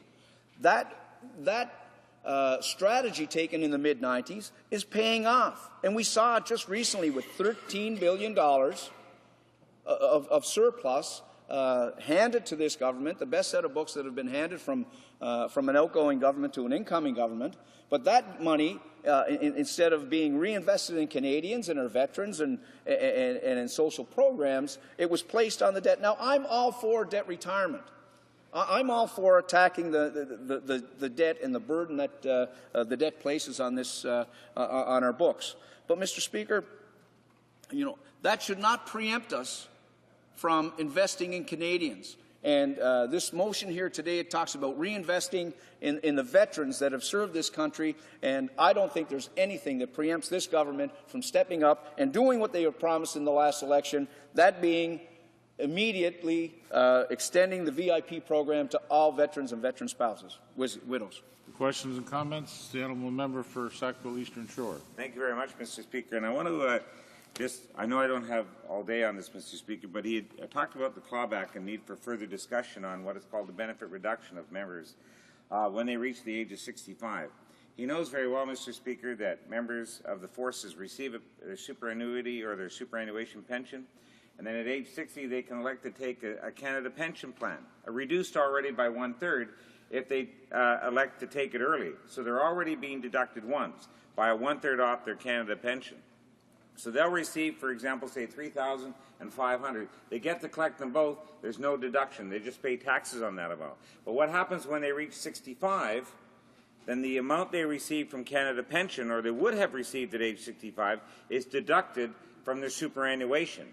And then, Mr. Speaker, of course, OAS kicks in and stuff. But the reality is I have many, many documents in my office that show that they make less money, take-home money, at age 65 than they do at age 64. So there is definitely a clawback in this case, Mr. Speaker. Now, in some cases, there is the odd veteran that may make about $17 more if you include all the taxes and everything else. But, Mr. Speaker, the men and women of our services have extraordinary lives to live in this country. They move from spot to spot to spot. You've heard the term Army brats, for example. Their spouses don't get a chance to work in a full-time job. They don't get the opportunity to purchase a home and earn equity. So by the time they retire, Mr. Speaker, they don't have the opportunities of investment or other jobs or other pension plans that their spouses have, that we in normal lives have. So, Mr. Speaker, what we're saying to them and what they've been asking quite clearly is to restore the financial dignity and empower them to keep more of their own money at age 65. He's correct, Mr. Speaker. It's a complicated issue. That's why we're encouraging the government to look at this very seriously, make recommendations so that we can give more financial dignity to our veterans. The honourable member for Cape Breton Council, very briefly. Time is Mr. Speaker, well, the member from Sackville Eastern Shore and I are somewhat we're accused from time to time of being like-minded. I think on this particular issue, this is one of those times, and I would certainly like to learn more about this issue, learn out from the specialists in this area, and I would hope that the government would refer this to committee for that. Reprise de débat. Resuming debate, the honourable member for Saint-Jean. I would like to begin by indicating, Mr. Speaker, that I'm pleased to share my time with the member for Montcalm, and I would also like to congratulate the member, my colleague from Sackville Eastern Shore, who has been a member of the Defense Committee and Veterans Affairs Committee. In fact, it was one single committee at the time. And I want to say that my colleague for Sackville Eastern Shore has always advocated very strongly for the forces and for veterans. The Bloc Québécois will certainly support our colleague's motion. As well, I agree that at the beginning of the government's mandate, the committee was divided into Defense and Veterans Affairs. Despite the efforts of my colleague, at the beginning, the Veterans Affairs aspect was given less weight in the overall committee than the defense issues. The problem was also that there were two ministers that were responsible for the issues studied by that committee. Now the Veterans Affairs Committee can really concentrate on veterans issues, and they certainly do need to have those issues emphasized and considered. We are talking about people who have put their lives at risk to defend the values that we all cherish when they've finished their active service and perhaps were injured. And when I say injured, I'm talking not only about physical injury, but also psychological injuries and harm. And I think there are probably more in the latter category than in the former. This committee, then, is concentrating on veterans issues. And we want to support our colleagues' motion because we know there is a lot of room for improvement. Bill C-45 was passed that dealt with a veterans charter. I think the intention was good, but there were some oversights in that charter. I think that my colleague is pointing out a number of important changes that need to be made. There are 4 good measures here, and therefore the Bloc Québécois is prepared to support the motion presented by our colleague for Sackville Eastern Shore. Just yesterday, the Armed Forces Ombudsman indicated that there were some major problems with people who were in Afghanistan 4 or 5 years ago. And there are things that are difficult to explain. There were also the problems with Agent Orange in the Gagetown area. There were many people. We have a whole list of people who were there at the time that Agent Orange was used. And we see that the government often wants to save a little money here and there by not helping people who have physical or psychological harm done to them. When it comes to national defense, and I have said in the Defense Committee and elsewhere that as soon as someone who is no longer in the armed forces, then the Defense Department washes their hands of the person, and it is up to Veterans Affairs. I think that much more needs to be done in the area of prevention. It isn't because we want to take the burden off Veterans Affairs, but rather we can do more that way. When we look at the American Army or the British military system, they have a system where people are not allowed to be in active service if they have injuries. Here we say, okay, your service is over, you have medical problems, and now you come under Veterans Affairs. The person is sent to Veterans Affairs for services, and the Defense Department has no more to do with him or her. So the first point in the motion deals with the fact that older people over the age of 60 may remarry, and right now the second spouse has no access to pension rights. And that is certainly unfair, and this motion tries to correct that. Second aspect is the assistance that is provided to veterans, and this is something that we've discussed already. In 2002, 2003, the former government announced with a lot of celebration that people would be provided with groundskeeping assistance if they were being maintained at home. But we have to keep in mind that the spouse also fought, though maybe not in the same way as the person in active service. For example, my mother was a spouse of servicemen in the Second World War, and certainly she worried a great deal about her husband. It's one thing to say that people are off in active service, but we have to remember the spouse, the wife that is left behind, and they are the ones that kept the war economy going. The men were off in the war theater, and we have to remember that the spouses were left at home. So now the government is saying that we'll recognize 10,000 women who will have benefits once their husband or spouse dies. But 23,000 women were forgotten in the meantime. And my colleague, who sat on the National Defense and Veteran Committee, well, he and others ensured that this battle was won. He said, for example, if a husband lost their husband back before 2002, she'll have right to the pension, but if she loses her spouse after this date, she won't have the benefits. That doesn't make sense. Why not recognize that the effort was shared by everyone, and so everybody should have benefits? So this measure, number 2, well, we completely support it. There are other measures, Mr. Speaker, as well, but I see that I don't have much more time, so I will conclude. But as I was saying, we have to convince National Defense to put an end to their current practice. In facts and in practice, National Defense doesn't look after the follow-up portion.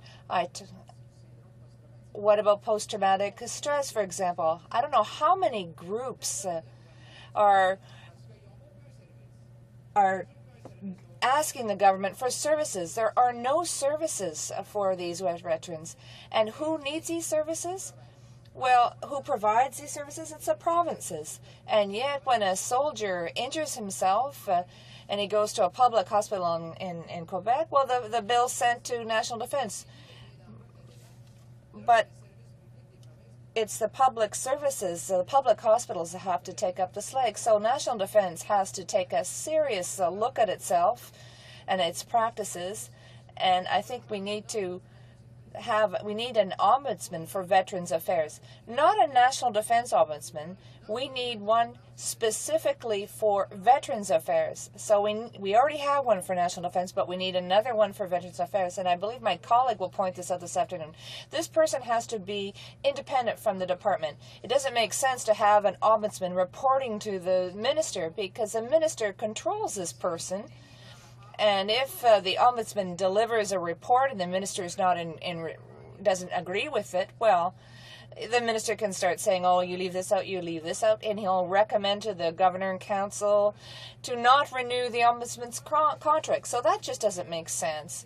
We need an ombudsman for Veterans Affairs who reports to Parliament, and it's Parliament, in its wisdom, that will decide how to follow up on the recommendations made by the Ombudsman. So I thank you for your attention, and I'm prepared to answer any questions. Questions and comments? Thank you very much, Mr. Speaker, and I listened with interest to my colleague's remarks, and he and I sit on the Defense Committee, and I've spent a lot of time talking to the honourable colleague from Nova Scotia as well, and this debate is a good one. It's one where we need to air a number of issues. They need to be aired honestly and with all of the facts on the table, and I think that'll come out over the course of the day. But with respect to post-traumatic stress syndrome, I'd like to ask my colleague if he is aware, and I believe he is, but if he has some comment on the effectiveness or the changes that the military is making today in terms of returning veterans from Afghanistan and the treatment that they get en route to coming back home that does in fact address specifically the issue of PTSD and the follow-up that they get after they've arrived back in Canada to that potential situation. Honourable Deputy de Saint-Jean. The Honourable Member for Saint-Jean. Thank you, Mr. Speaker. I'd like to render unto Caesar what is Caesar's. I must say that there has been an improvement over the past few years. I know that people who go to Afghanistan are debriefed before they get there, and when they come back, there's a debriefing as well. They have access to psychological services if necessary, but it's the forgotten. Those who are left to their own devices, those who have went to Bosnia, those who were there in Afghanistan initially. These are the people who, and I spoke about 20 or so groups that are trying now to figure out how they can advocate for themselves. So that's the problem right now, and I think that we have to resolve that problem. I'm not saying that everything's perfect right now, but you know, Mr. Speaker, there are just 5 beds at the Sainte Anne de Belleville Hospital for people suffering from post-traumatic stress syndrome. So there are hundreds and hundreds of soldiers who are coping with this syndrome. So we don't have adequate services, and right now these people are shut-ins in their homes. They're shaking because of the psychological shocks that they've received. And there are more and more suicides as well. So I think we have to look after these people, Mr. Speaker, and it's up to the government to do so, and as well as the Department of National Defense. Thank you, Mr. Speaker, and it's with pleasure that I have the opportunity to rise to speak, ask comments or ask questions and comments to the honourable member on his presentation. I come from a northern region which 50% of my riding is Aboriginal. Certainly, as well, I'm a son of a veteran of the Second World War, and recognize, the great sacrifice that many people put into the efforts that Canada has done in the world to preserve and enhance our way of life and the way of life of other people.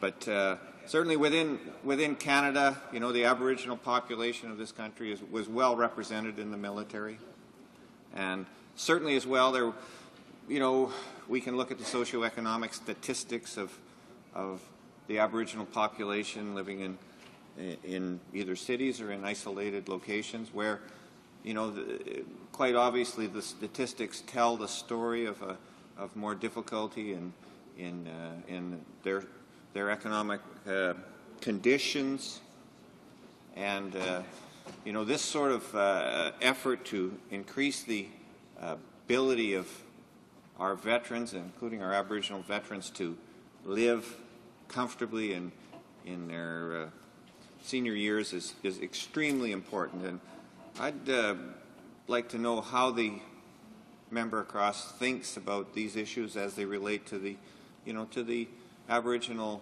soldiers of our country and their contribution and their life afterwards. Honourable Member for Saint-Jean. Thank you, Mr. Speaker. I'd like to thank my colleague for his question, and I'd just like to say that before I was a critic for defence, I was the Aboriginal Affairs critic for 7 years, and this is one of the issues that really repelled me a great deal, because we didn't even acknowledge, we didn't recognize the work done by any Aboriginal person at the time, and it was completely unfair. I don't know what the status of the file is today. I hope that the government's rectify the problem, but I agree with him that these are the people who need the most help, the Aboriginal people who need the most help today, and it was shown, demonstrated during the latest forum in Mastawash. They live in third world conditions, housing, water. There are 3 generations who have been living under the same roof. So I hope that these this unfairness will be corrected, and it's obviously that the Aboriginals, though, did a tremendous job during the Second World War. So I hope that something will be done to help their living conditions. We can't tolerate the situation in a country like Canada where there are people who are still living in the third world conditions. Resuming debate, the honourable member for Montcalm. Thank you, Mr. Speaker. I'm pleased to continue on with this, to take over from the speech made by my colleague who is the critic for defense, and I would like to thank the member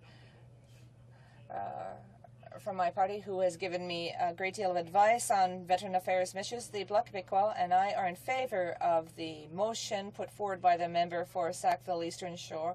Veterans are often neglected by the government.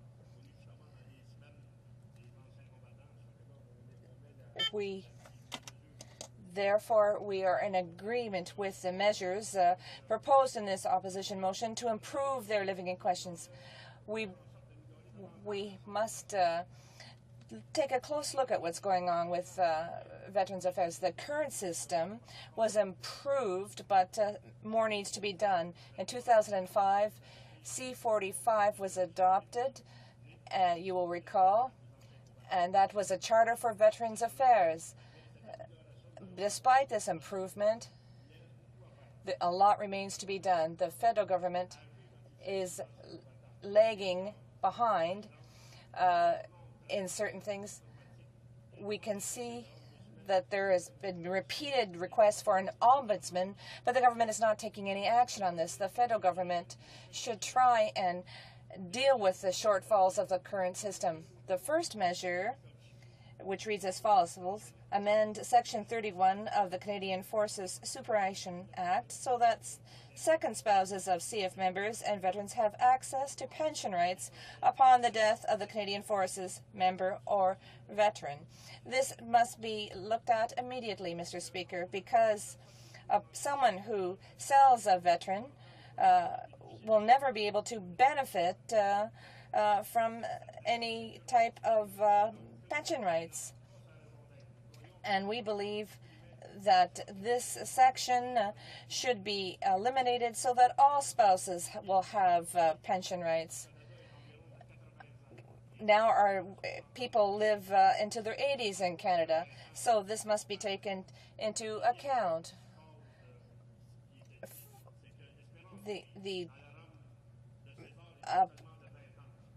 Used to be that pensioners only lived for 20 years, but things have changed a great deal since then.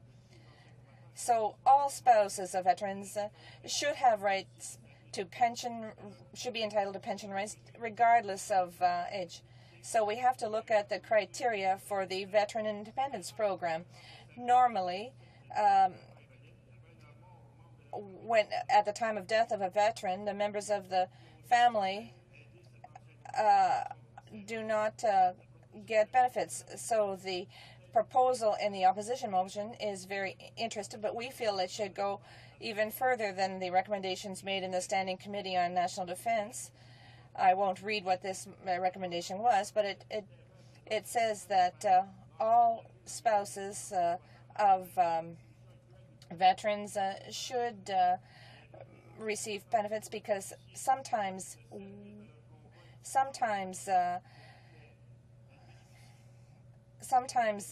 spouses do not receive what they are entitled to because at the death of a veteran, upon the death of a, we feel that the pension should be extended for 5 years.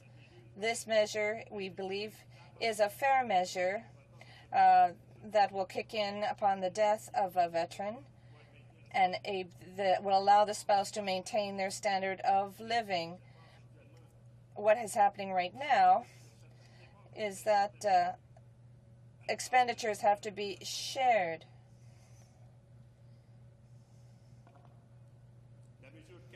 Measure 4. eliminate the unfair reduction of service income security insurance plan, long-term disability benefits from medically released members of the Canadian Forces. On October 2002, the Ombudsman spoke about this measure. He said that the government had to resolve this systemic problem. He wrote a letter to the minister, and he said in his conclusion in the report of 2003, he said that the long-term disability benefits is a plan that needs to be reviewed. Former members of the forces who depend on long-term disability benefits suffer financially and require compensation for the diseases that they've caught. They should continue to receive long-term disability checks, and therefore an amendment is required to this service income security insurance plan.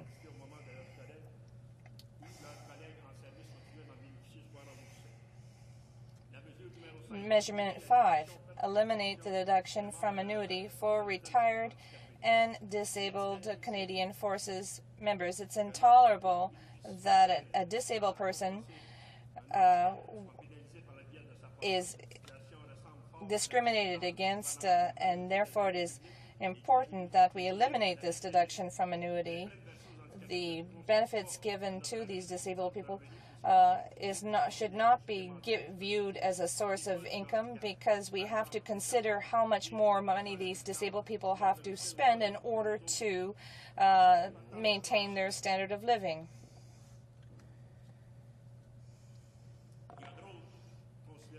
There are other considerations as well. This is but a first step in the right direction. However, I think that other problems are significant as well.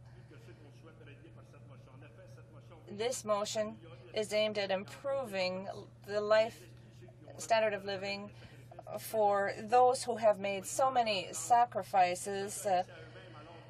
Sometimes victims or veterans have left themselves, part of themselves on the battlefield. We must do what we can to improve them. On November 1st, the Ombudsman of the Canadian Forces, Mr. Cote, said that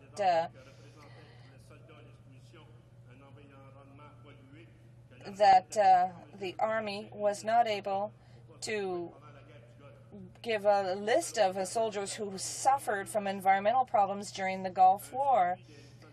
So there needs to be greater follow-up on these soldiers who suffered as a result of these environmental situations. The minister has a lot of work to do. Therefore, to conclude, Mr. Speaker, we must not forget one thing. The Minister of Veteran Affairs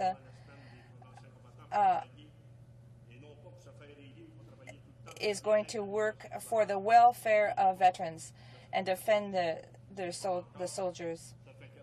So we've been talking about creating an ombudsman position for several months now.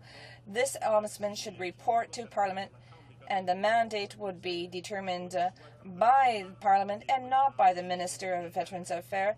That would avoid any conflict of interest situations, and the ombudsman will not be worried about simply pleasing the minister. We met with the ombudsman from Ontario yesterday, who handles 27,000 complaints per year, and out of these 27,000 complaints, 90% are resolved just simply by talking to people. But he reports to the Legislative Assembly of Ontario. Yesterday, he said, I would like to conclude by saying that you are the last hope for our veterans, and you need to restore help. For a long time, the Minister of Department of Veterans Affairs has seen the need for an ombudsman. So it is up to the government, is up to the committee rather, as an impartial body, to exhort the government to go ahead with this initiative to establish a position of ombudsman.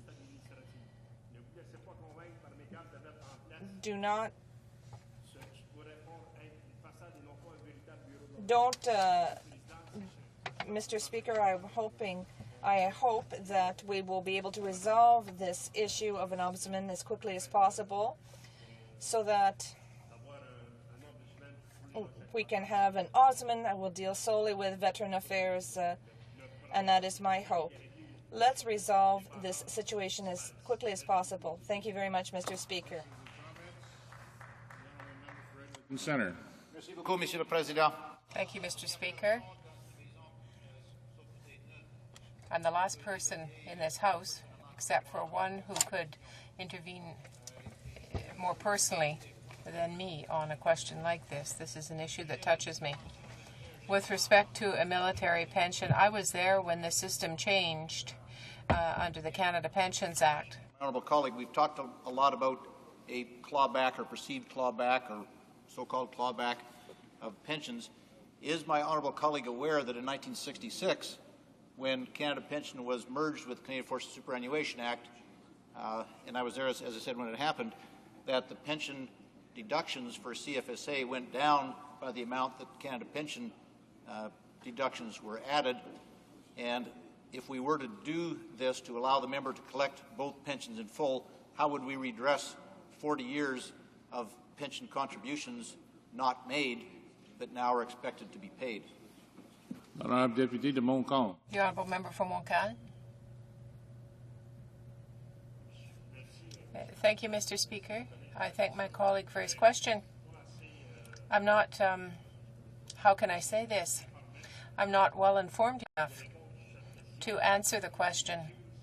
But one thing is certain.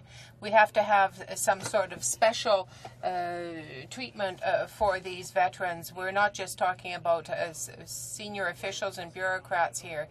We have to do something for our veterans. They are, if you like, the fathers of Confederation, the fathers of everything. We want to help them. I don't know how we can help them exactly, but I do know that those who work in the public service can help us reach that conclusion. It's not a matter of just trying to hide money. We are here to provide a quality of life for veterans, and their quality of life is extremely important, whether they've been in Bosnia or elsewhere, in Afghanistan. We have to see that they are recognized as veterans, and we have to provide help to them and to their families. The Honourable Member for Chicoutimi-Les-Fjords. Thank you, Mr. Speaker. I wish to congratulate my colleague, the member for Montcalm, on his speech concerning this veterans motion. He made a speech that I think was quite outstanding with respect to the helping hand that we should offer veterans to ensure a better quality of life. There is something that drew my attention particularly, though, that is his reference to an ombudsman. That ombudsman should answer directly to the House of Commons to deal also with the complaints or grievances that would arise, the difficulties that may well arise amongst veterans. My question is the following one. Why then, why should this ombudsman come under the House of Commons? Why should he be accountable to the House? We know that there is an ombudsman in DND who answers to the minister, but my colleague has said that this ombudsman should answer to the House of Commons. So I ask why. The Honourable Member for Montcalm. Thank you very much, Mr. Speaker. I thank my colleague for his question. It's very simple. This ombudsman would have to answer to the House because he shouldn't have to have an overseer who would change his decisions. or change the draft of his terms of reference. So if it's the House of Commons that receives his report, there would be less conflict of interest in the system to attribute certain things. Sometimes in departments you see that it's different. In 77 there was an independent ombudsman, and then they let him go. An ombudsman issues reports, but he always bears in mind that he can't lose his job. But if it were the House of Commons, he would be overseen by the House of Commons with a 5, 6, or 7-year contract, according to the decision of the House. Thank you. Resuming debate, the honourable member for Vancouver Island North. Thank you, Mr. Speaker. Today I will be sharing my time with the member from Windsor West.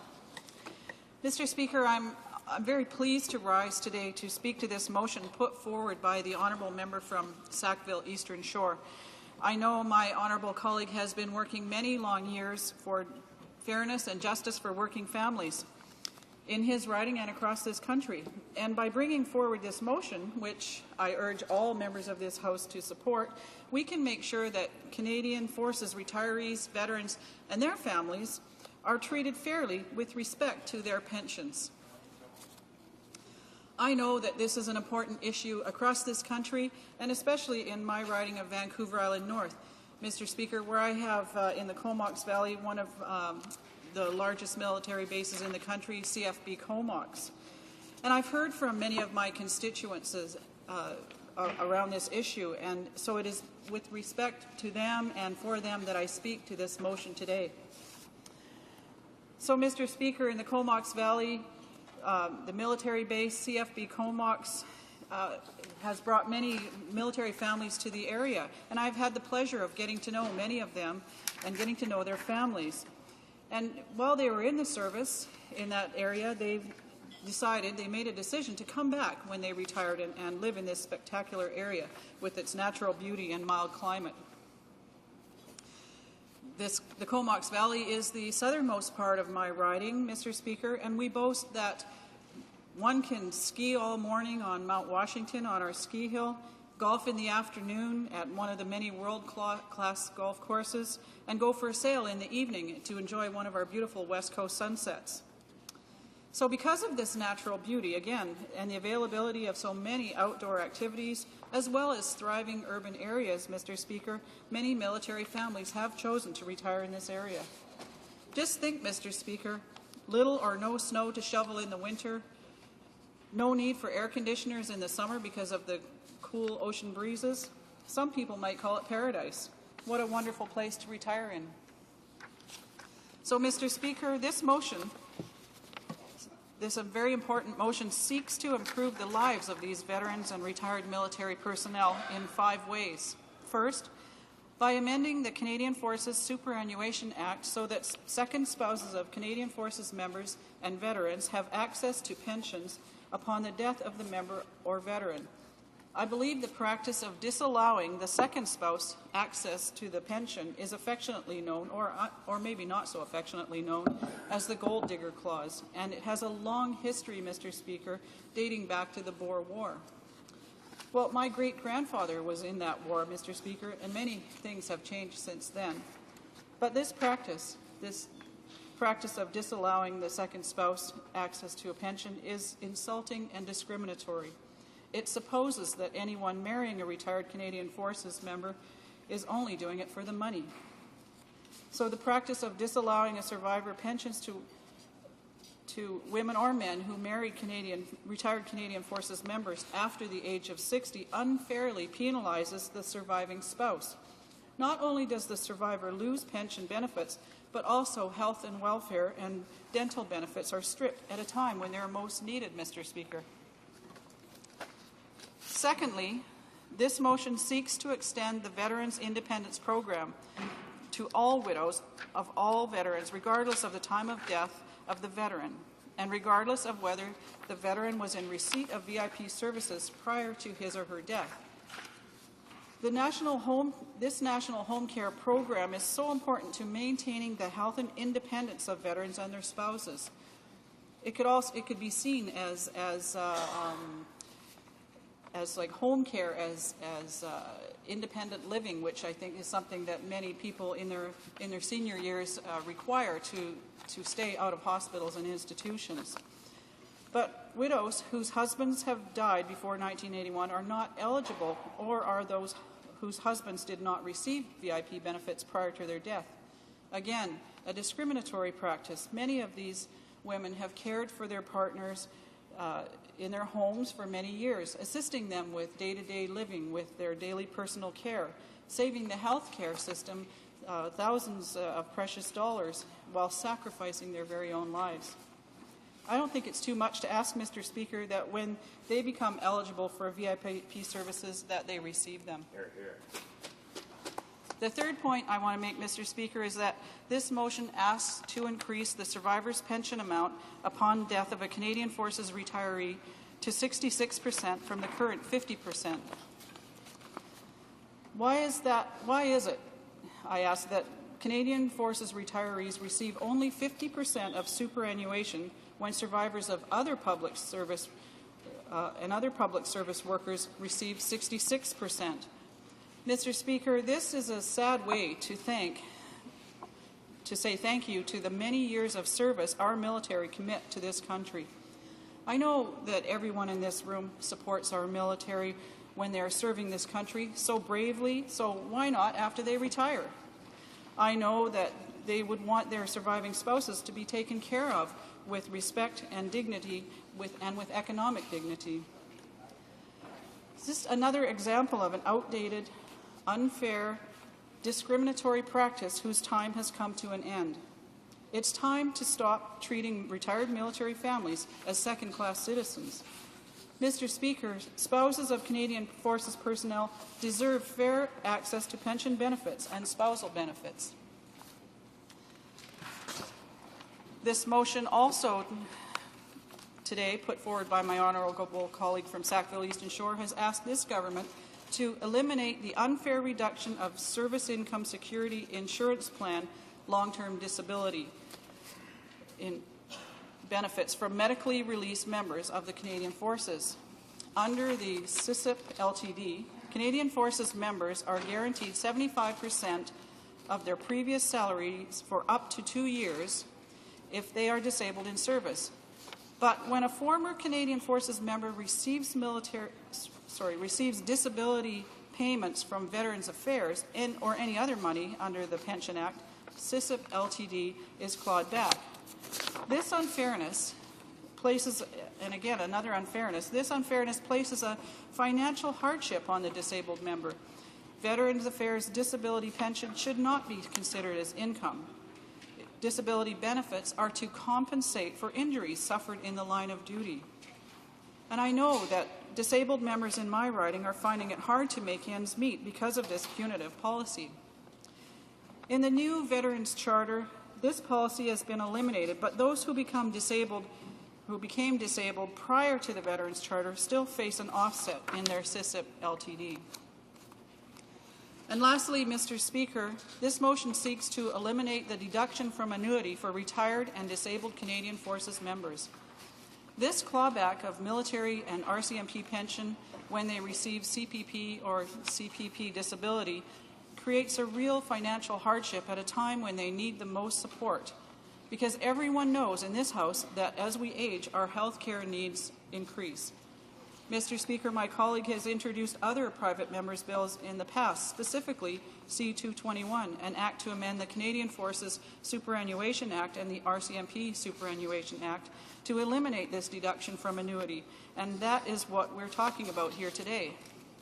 Mr. Speaker, veterans groups across this country have been calling on the government to eliminate this clawback of their pensions. I've received many, many letters from military retirees and members still serving, telling me how they feel about this important issue. I'd like to share some of those with you now. As one member tells me, and I quote, "There is no better Canadian than the men and women who serve, and they deserve to be treated with respect and dignity in their golden years. and not be penalized at a time when their country feels they can make a quick buck on their backs, at a time when they are living on a fixed income, and at a time when they should feel the support of their country, not to feel as though they have been wronged by a government who can easily forget their past deeds and services. And from another member, or another serviceman, why are we treated as second-class citizens? After 40 years serving Canada in the military, I am denied what I invested in. Mr. Speaker, the frustration and hurt felt by those people is apparent. They have served this country bravely. They have contributed to our communities. During their working lives, they have endured dangerous conditions and long separations from their families. The stresses of these jobs are enormous. These things take a toll on one's physical and mental health. Mr. Speaker, it's just one more way of showing support for the men and women who serve to make sure they are taken care of in their retirement. So, Mr. Speaker, I urge all members of this Parliament to support this crucial motion. It will do so much for retired military members and their families. Thank you. Questions and comments? The honourable member for Edmonton Centre.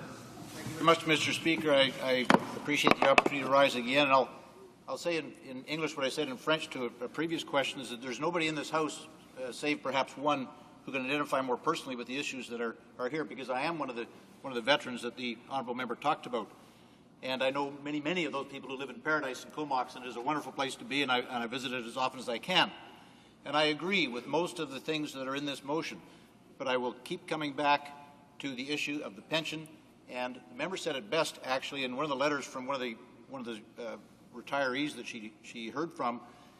He wants to collect what he invested in. Well, Mr. Speaker, that's exactly, and I'm talking about my pension here too. And would I love more money? Of course I would. But I invested in a pension that was made up partly of a contribution to Canadian Forces superannuation, partly of a contribution to Canada Pension.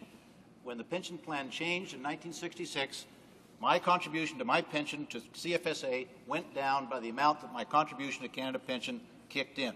So I am now collecting everything that I paid in. When I turn 65, I will continue to collect what I invested in, quote, unquote. So, you know, as emotional as the arguments are, and as wonderful as the military people are, and I take personal pride in that, the emotional arguments, unfortunately, don't cut it when you have to come down to actual dollars. And I would ask my honourable friend if she has any idea of the cost of making up 40 years of paying out something that people like me didn't pay into. The honourable member for Vancouver Island North. Thank you, Mr. Speaker, and I'd also like to thank my honourable colleague for his many long years of service to our country, and it's because of people like him that we are able to stand in this House today and have our say and discuss issues in this democracy. But, Mr. Speaker, I know that military families had to uproot, travel this country, didn't always have the same opportunities as some others, and were denied those opportunities. They're quite often were the sole breadwinner in their families because of having to move around the country, and in some cases were not able to collect EI at the end of their term if they collected other benefits. But, Mr. Speaker, I just want to remind the honourable member that this bill does not seek retroactivity in this instance, and so this is on a go-forward basis that we're seeking to make sure that military families have fairness and justice with respect to their income and their pensions. The honourable member for York South Weston. Thank you, Mr. Speaker. And Mr. Speaker, I too would like to congratulate the member on her presentation. Very sensitive and very informative. And I think my question is related to some of the inquiries that come in from my constituents who I might say, Mr. Speaker, during the First and Second World War, the very, very high rate of volunteerism from the old York Township and the old parts of Toronto was second to not many in the country. And so I do have an empathy, obviously, for the points that have been made by the member. I'd like to ask the member, though, the inquiries that come in are because of the very, very complicated responses that are given, and she's outlined how these have become very complicated to veterans in calculating their pensions and the changes that take place as a result of changes in Canada pension. How does she feel with respect to the concept of an ombudsman who would be reporting directly to this House and who would hopefully be able to help veterans with respect to these kinds of very complicated actuarial issues that they're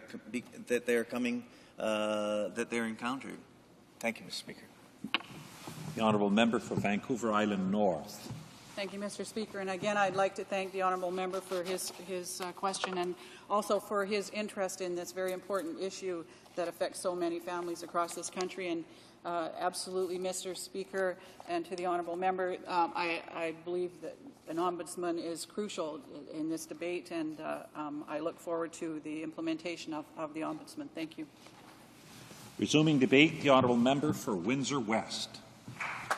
Thank you, Mr. Speaker, and it's a privilege to be discussing this issue in this chamber. And I begin my remarks wearing my poppy with both humility and pride.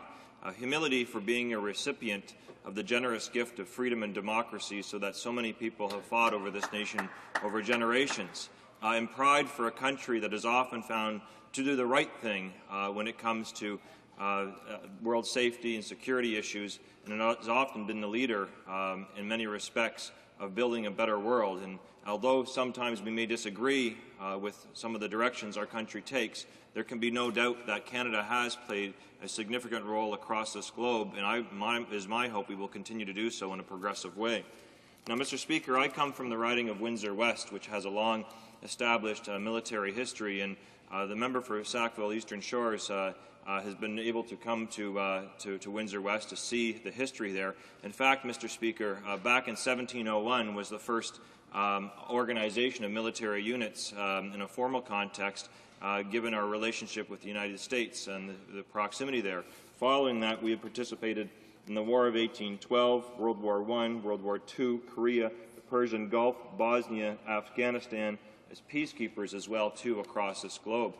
And, Mr. Speaker, I can tell you it is also a very spirited revelry we have with regards to our veterans. In fact, we even have ceremonies commemorating the Canadian veterans of the Vietnam War for Canadians who went abroad and served in the American military. What we do on all of our ceremonies, whether it be for the Battle of the Atlantic, the Cenotaph, November 11th, or other types of initiatives, Veterans Week, we commemorate and celebrate those who have continued to contribute in our society.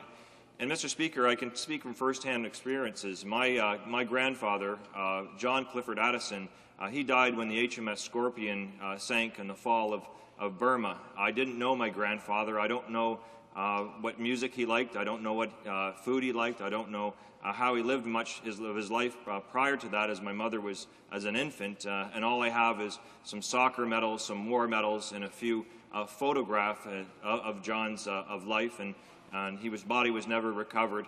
And I was fortunate, though, Mr. Speaker, that my grandmother was able to remarry Fred Atwood, who then served in the Merchant Marines and the Royal Navy as well. And it was at the kitchen table that I learned the lessons that our veterans contributed to our country, not only just in terms of Canada, but also the United Kingdom and across this globe. I heard from my grandfather, how he served in the East Asia, how they, shipping materials to different areas, everything from combat missions and as well from merchant expeditions from Halifax to the United Kingdom. The degree of commitment that was necessary, but also the cost in one's life. And it was fortunate that Fred and Irene came to Canada following that time after the Second World War, and have settled, and my family has remained in that area of Windsor to this date.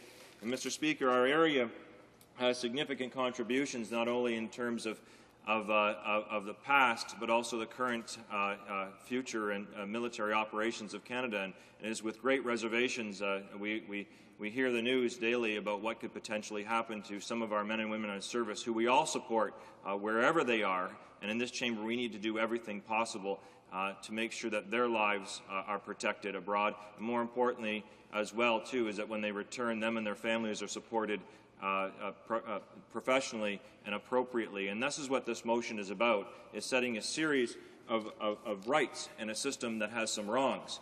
And I think, Mr. Speaker, that the motion can be criticized in some respects of not being a complete picture. We know that for a fact, though, Mr. Speaker, that we must improve things, and we did that with the Veterans Charter. The Veterans Charter has a series of issues that need to be corrected, but it was a profound step, and I'm very proud that my leader, the member from Toronto, Danforth, took this initiative and presented it to the other leaders at that day when they were traveling back from veteran ceremonies and were over in Europe.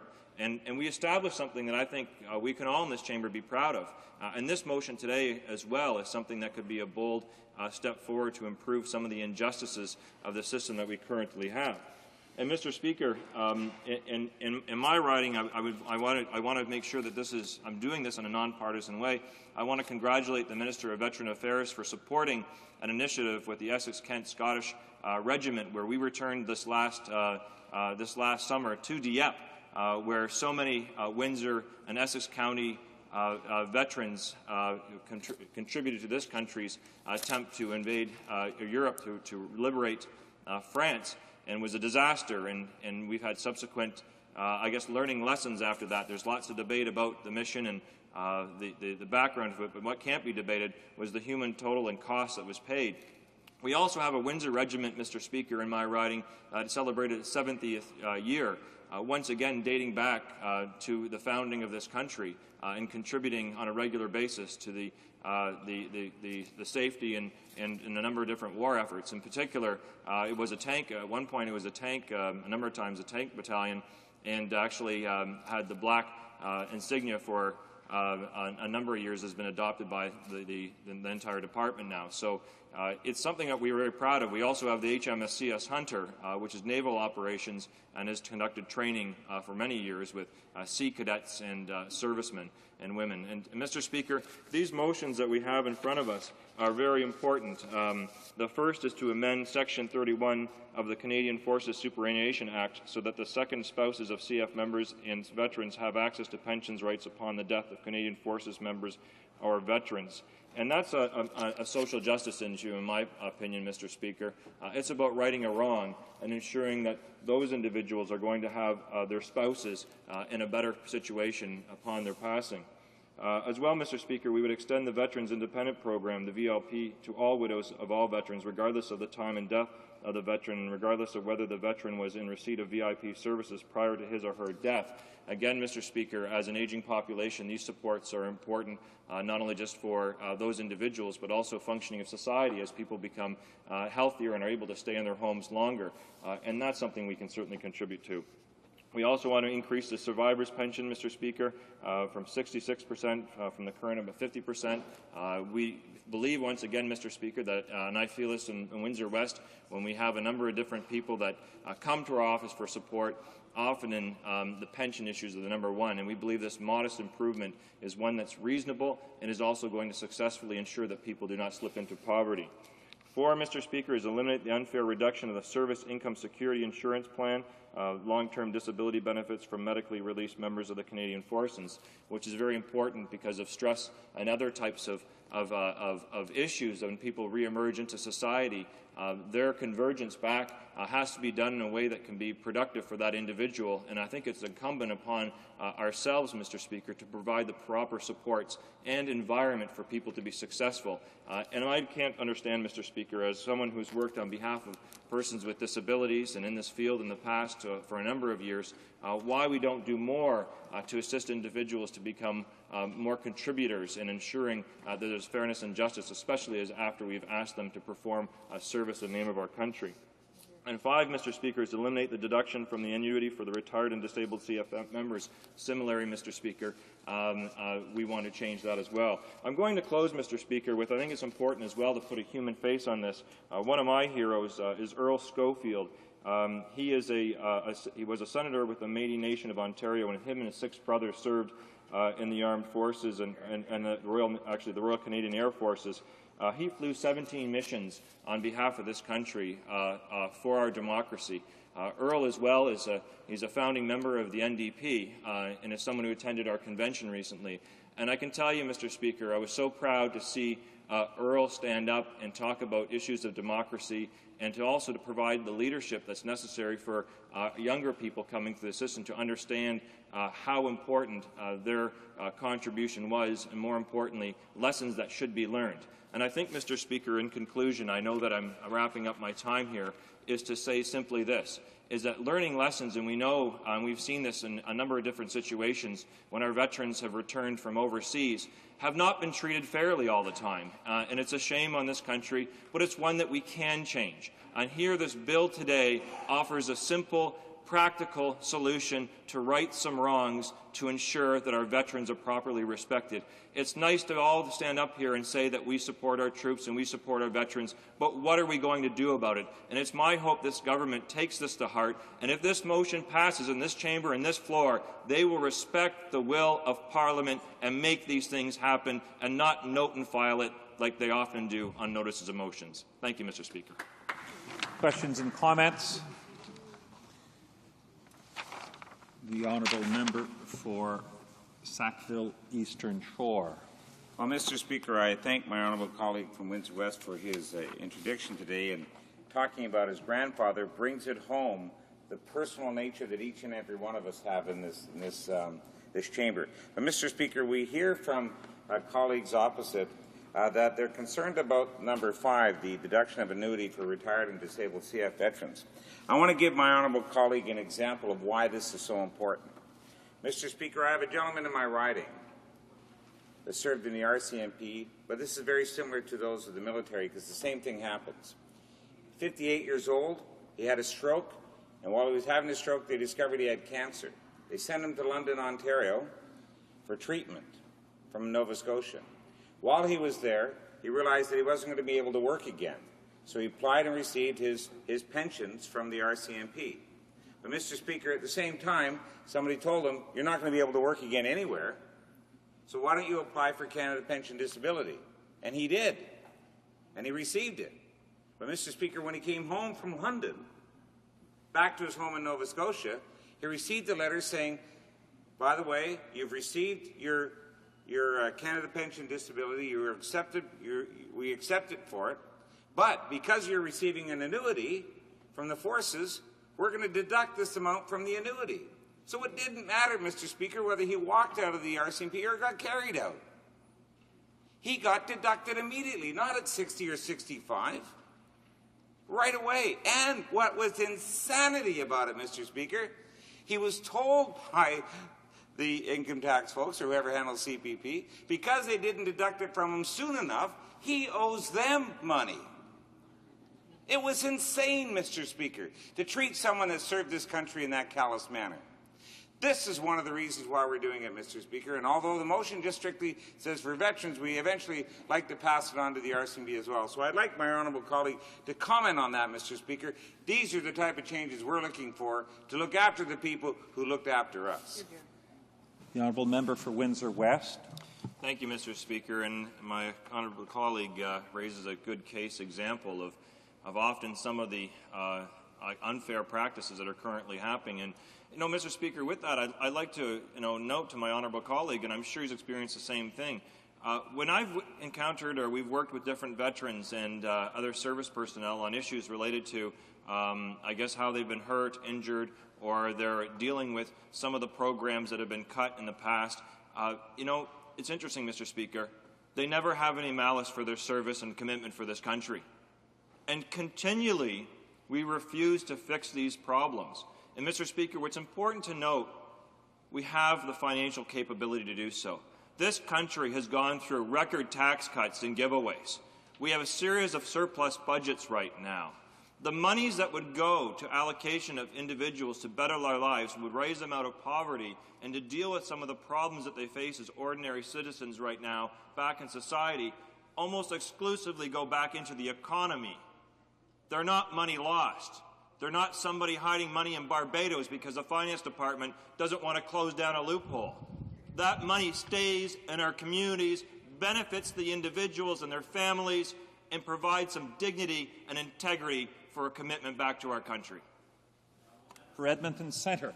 Thank you very much, Mr. Speaker, and I appreciate the opportunity to rise again. And of course, you can always come up with examples, and I don't deny the example that my honourable friend from Sackville Eastern Shore mentioned. Part of people getting benefits, of course, is getting good advice before they get that. In a lot of cases, people don't do that. But I want to go back to something that the previous speaker had talked about retroactivity, that we're not talking about retroactivity here. And I'm sure that the most recent speaker could probably answer this, because obviously we all talk amongst ourselves. If it's not retroactive, then I'm going to be 60 in a few months. My CPP will cut in at 65. If it's not retroactive, then what the heck is wrong with me? Darn it, I earned it like anybody else, according to the emotional arguments that have been set forth, which are great, great emotional arguments. And I can identify with those, like I said. So we are talking about retroactivity, because if we're going to do that, we can't ignore that. And so I'd like the honourable member to maybe respond to that, to say, you know, if it's not retroactive, when does this start? What date and with who, and who is left out? The honourable member for Windsor West has 30 seconds to respond. Well, Mr. Speaker, as soon as the minute this passes, it solves a particular problem right now. And I'd like to thank the honourable member. I know that he served our country ably, and it needs to be noted in that. But quite frankly, if he has other suggestions or amendments or ways to improve the bill, why doesn't he pass this bill and get it into a process where we can make some of those changes, Mr. Speaker? I know we can continue to ask these questions today, but why don't we have some solutions from the member so that it can fix the problem that he's identified? Because I think we would all be open to those. Debate, the honourable member for Lambton, Kent, Middlesex. Thank you, Mr. Speaker, and it's indeed a pleasure to have the opportunity today to speak to the House, and I'll be splitting my time with the member from Bhopal, Lee Molu.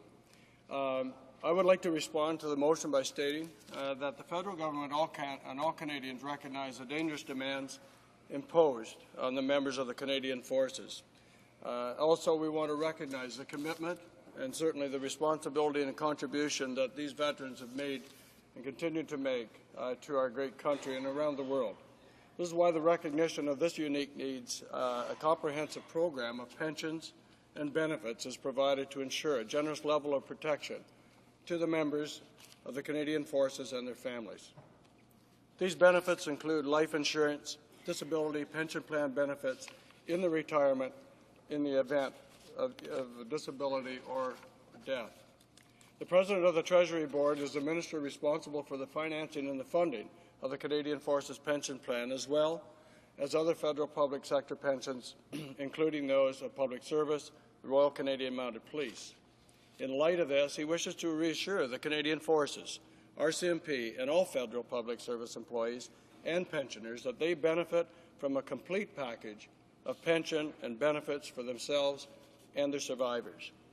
Even though the federal public service offers a comprehensive pensions and benefits to all its employees and pensioners, there are always demands for improvement and to these benefits, as is in the case of today, on the motion proposed by the honourable member of Sackville East Shore.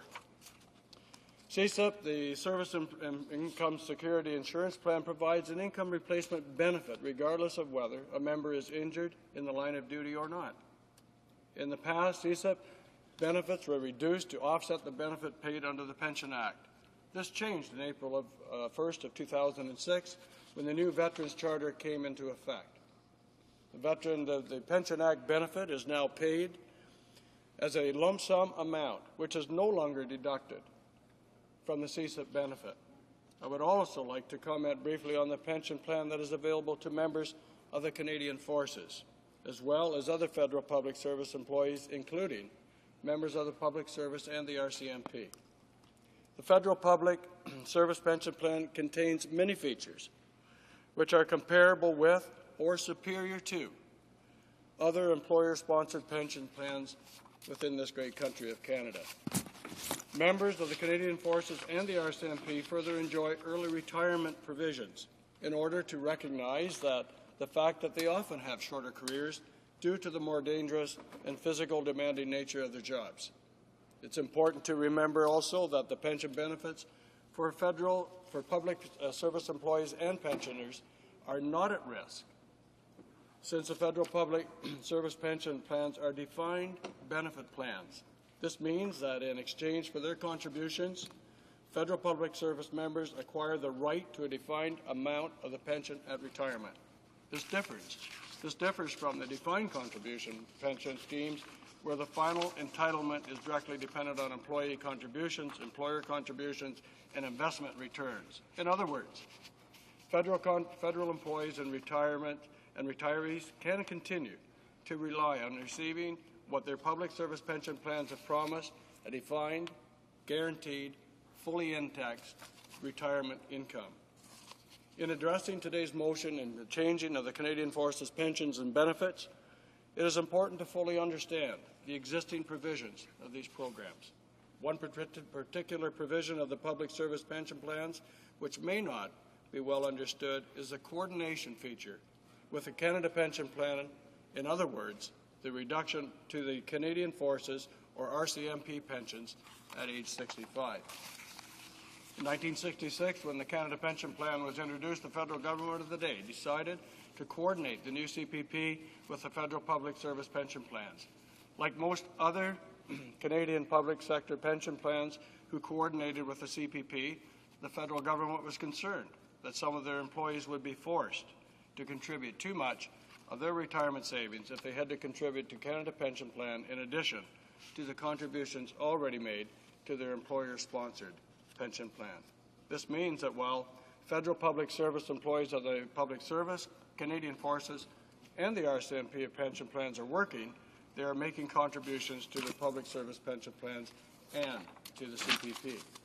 Typically at age 65, the public service pension plan members will be entitled to an unreduced Canada pension, and as a result, their public pensions will be reduced to take into account the payment of the Canada pension.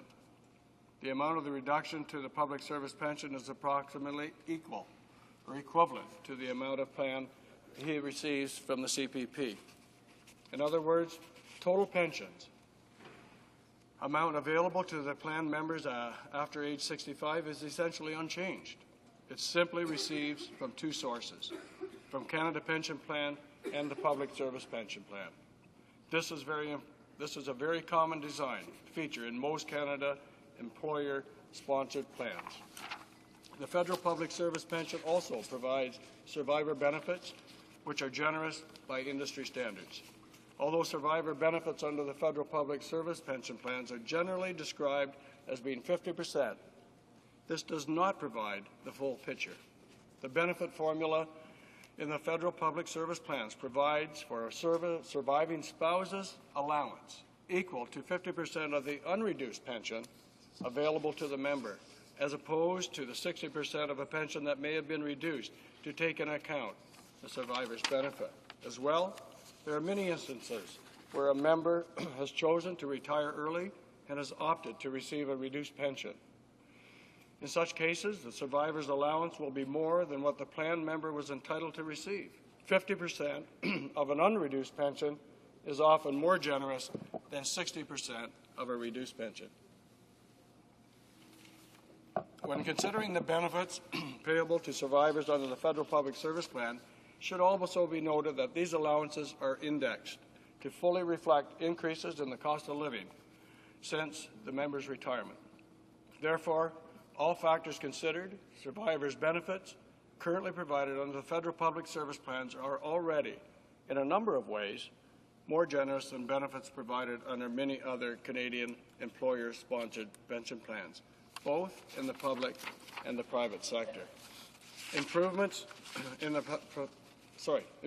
the survivor benefit provisions in the federal public service pension plans have been made in response to complaints, involving spouses who marry after age 60, and this has been referred to earlier. But in 1992, both Canadian Forces and the RCMP plans were amended to give pension plan members flexibility in their ability to provide protection to their spouses who may marry after the age of 60. Pensioners under both plans now have an opportunity to elect to reduce the amount of their benefit in order to provide a pension for a surviving spouse who would not otherwise be entitled to a survivor's allowance. In closing, we must remember that when determining pension arrangements for its employees, it is reasonable and responsible for an employer to consider the costs involved. This is especially true for the federal government as the employer, given that it is the taxpayers of Canada who must fund the plan.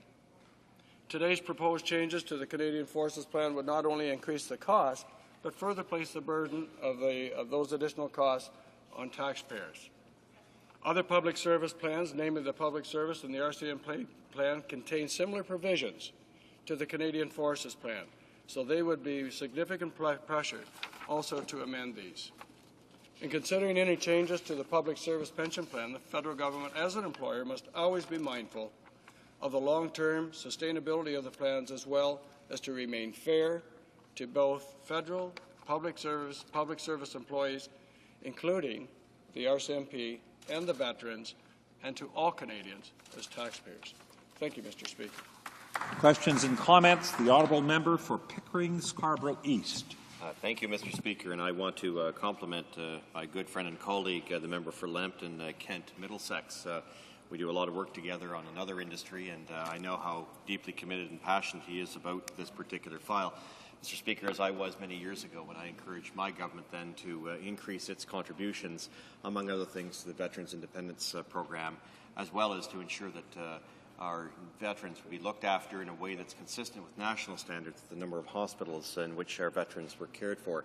And Mr. Speaker, on that note, you will know, since I have invited you to the fundraising for our own Veterans Centre within our riding, the Tony Stacey Centre, which will take place on November the 9th.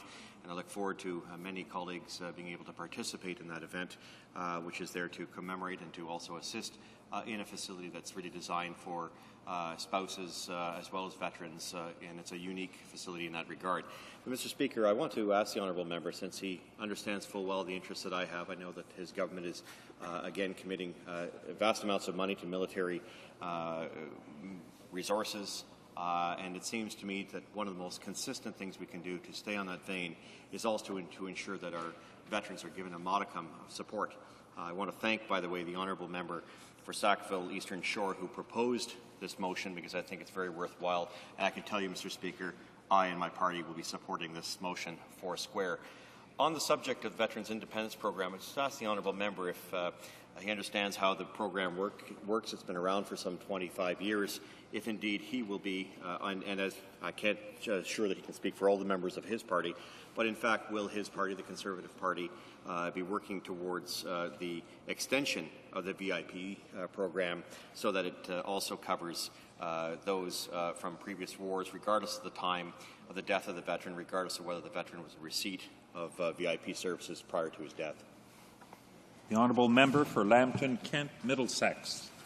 I want to thank the honourable member for his question, and also, and I think as all members in this House, our deep commitment to not only this country but for the veterans that have given us the opportunity to live and to debate in a House like this on a regular basis, day to day, about issues that are important to this country. And today, we do have the opportunity to have that debate because of the freedoms that our veterans have given us, because our veterans have given us this great country in the wars of past, the freedoms to do what we are doing today.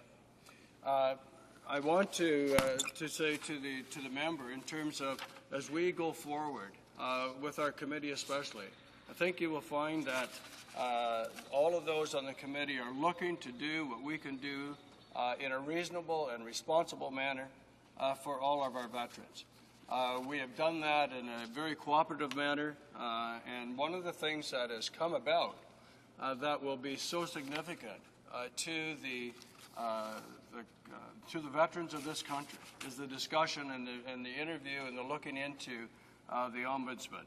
And certainly as we move forward in that respect, many of the things that will be talked about today will have that extra voice, and the veterans will now have that opportunity to, hopefully, as we bring this forward, to use that body of influence for their particular reason to bring issues forward, not unlike the one that you've raised today. Thank you. The honourable member for Western Arctic. Thank you, Mr. Speaker, and I too want to thank my honourable colleague for his excellent presentation, and certainly I do feel that he has a strong sense of the importance of pension plans for everybody across the country. And, you know, certainly, you know, when I think in my experience in the north of, say, the RCMP and you know, their lifestyle, their commitment to the travel and to living in a variety of places during their working career, this also fits, of course, with the Canadian Forces in many, many instances. These are lifestyles that really, at the end of the day, leave you a little short. And I think perhaps as politicians we can experience the same thing. You know, as we're in Parliament here, we neglect a lot of the things that are at home. So when we come to the pensions for these these servicemen of Canada, servicemen and women of Canada, I think wouldn't the member agree that we should do our very best to do our very best for as employers for those people whose burdens may be greater than the average.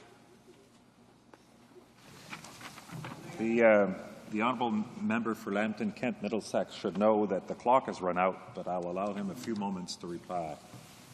Thank you, Mr. Speaker, and I won't take long. And I support my honourable member's comments in terms of those that are in emergency personnel positions. They do step out beyond what us in our normal walk and day of life obviously do, just because of the nature of their business and the nature of their job. And I just want to re-emphasize the fact that many of the pension plans that are in place right now for our Canadian Forces and for the veterans exceeds that of the normal standards within Canada. Thank you. Reprise du débat, l'honorable. Resuming debate, the Honourable Parliamentary Secretary to the Prime Minister and Francophonie. Thank you, Mr. Speaker. I'd like to thank all of the people who are participating in this debate. Here, each of us must feel a sense of honor when we realize just how privileged we are to assume a public office, living in a country where freedom and democracy are so important and where the rule of law is valued and respected. This is a way of life that I benefit from, as do all Canadians, and it's thanks to veterans. I have the privilege to speak to you today to talk about a great country that is free from tyranny and oppression, a country where values such as freedom, democracy, and the primacy of law are so important to all Canadians. But freedom comes at a cost. It always has been so, and we have acquired it at the cost of tremendous sacrifice on the part of our veterans, families, and friends. Polls in recent years have shown that Canadians of all ages, particularly the young Canadians, are not very familiar with our heritage and our military history. Many of them do not know that more than 116,000 Canadians made the ultimate sacrifice last century to protect our values and our way of life. What can we do to make young Canadians aware of the importance of those periods in history? How can we help them grasp the extent of the courage shown by these volunteers who risked everything for their fellow citizens? How can we explain these wonderful acts of courage under such terrible circumstances? This is a huge challenge. All commemorative activities carried out by Veterans Affairs Canada strive to encourage young people to discover the military history of their country. Young representatives who participated in activities overseas describe their experiences by writing testimonies and essays about their experience. After their experience as part of the 60th anniversary celebrations for D-Day, Catherine McNeil of Cape Breton said, "I've always tried to take full advantage of my time during the trip by sitting beside veterans. I was surprised to strike up friendships with them so easily. Some of them told me about their histories in detail. She concluded by saying, "Now I understand the importance of these stories, and I'm aware that veterans will not always be here to tell their stories. That's why it's up to us, the young people, to listen to them attentively, to learn as much as we can from them, and in time to tell their stories to keep the memory going." Canadians have also compiled the stories of Veterans Affairs, the stories of young Canadians from previous generations who left their loved ones, showed courage under enemy fire, showed determination when faced with impossible obstacles, and after seeing their friends fall in combat. These stories show how courageous they were on the front lines during the 2 World Wars and during the Korean War, also in regions that were facing terrible trouble. Our soldiers have, side by side, overcome terrible situations. The Canadian values enabled them to get over this, to deal with these situations, because these men and women refuse to succumb. They remain faithful to Canadian ideals. Today, freedom still costs a great deal, and when we think about the courage of these young soldiers, these heroic Canadians who accept to make an enormous sacrifice and to risk their life to protect our way of life. Prime Minister Harper recalled this vision recently when he spoke to Canadians about the need to deal with the terrorist threat. He said, "The horrors that are taking place in the world will not disappear if we refuse to look at them, even if these horrors are happening in far-off regions. Of course, we know that we will be able to overcome these challenges. We have the military troops that are the best trained. They are very professional and they are very disciplined. One factor has changed, however. Now we have a government who has made a commitment to support them fully when they come back. We will ensure that our soldiers, both men and women, will have all of the equipment and the resources that they will need.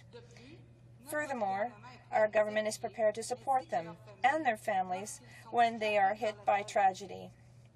That's the very least that we can do for them. We owe our veterans our deepest gratitude for their sacrifices, and we owe them our support. That's why I am proud to be part of a government that not only acknowledges this debt, but has made a commitment to honor its obligations to veterans. I know, for instance, that health care is particularly important for veterans. The government wants to reassure veterans that they will get access to the health care they need and that they deserve. We want to ensure that the new Charter of Veterans, the new Veterans Charter, will ensure that the services and support required for these courageous young Canadians will be there. And furthermore, there is also the issue of Agent Orange at the Canadian Forces base in Gagetown, New Brunswick. We will be drafting a declaration of veterans' rights, and we will be appointing a veterans ombudsman, 2 measures that will enable us to ensure that no veteran will be refused treatment that he deserves. I would also like to ensure that no Canadians will ever forget the acts, the gestures made by our veterans, and I would like to thank them for this heritage of freedom and democracy that they have left to us. Thank you, Mr. Speaker. Sounds like commentaire. The Honourable Member for Sackville, Eastern Shores. Well, Mr. Speaker, I thank the Honourable Member for her speech on behalf of veterans and on behalf of her party today. And she's absolutely correct, Mr. Speaker. The Veterans Charter goes a long way in improving many aspects of deficiencies that were there before. As well, the implementation, I should say, of a Veterans Ombudsman will also be very worthwhile. But, Mr. Speaker, the Veterans Ombudsman is not here yet. And the Veterans Ombudsman will take some time to set up and do everything. Meanwhile, many veterans that are out there and their families have concerns and issues that need to be dealt with in this particular regard. The 5 points we mentioned in our motion We believe that they're fiscally responsible. We believe, Mr. Speaker, they will go a long way ensuring that the needs of veterans and their spouses are met.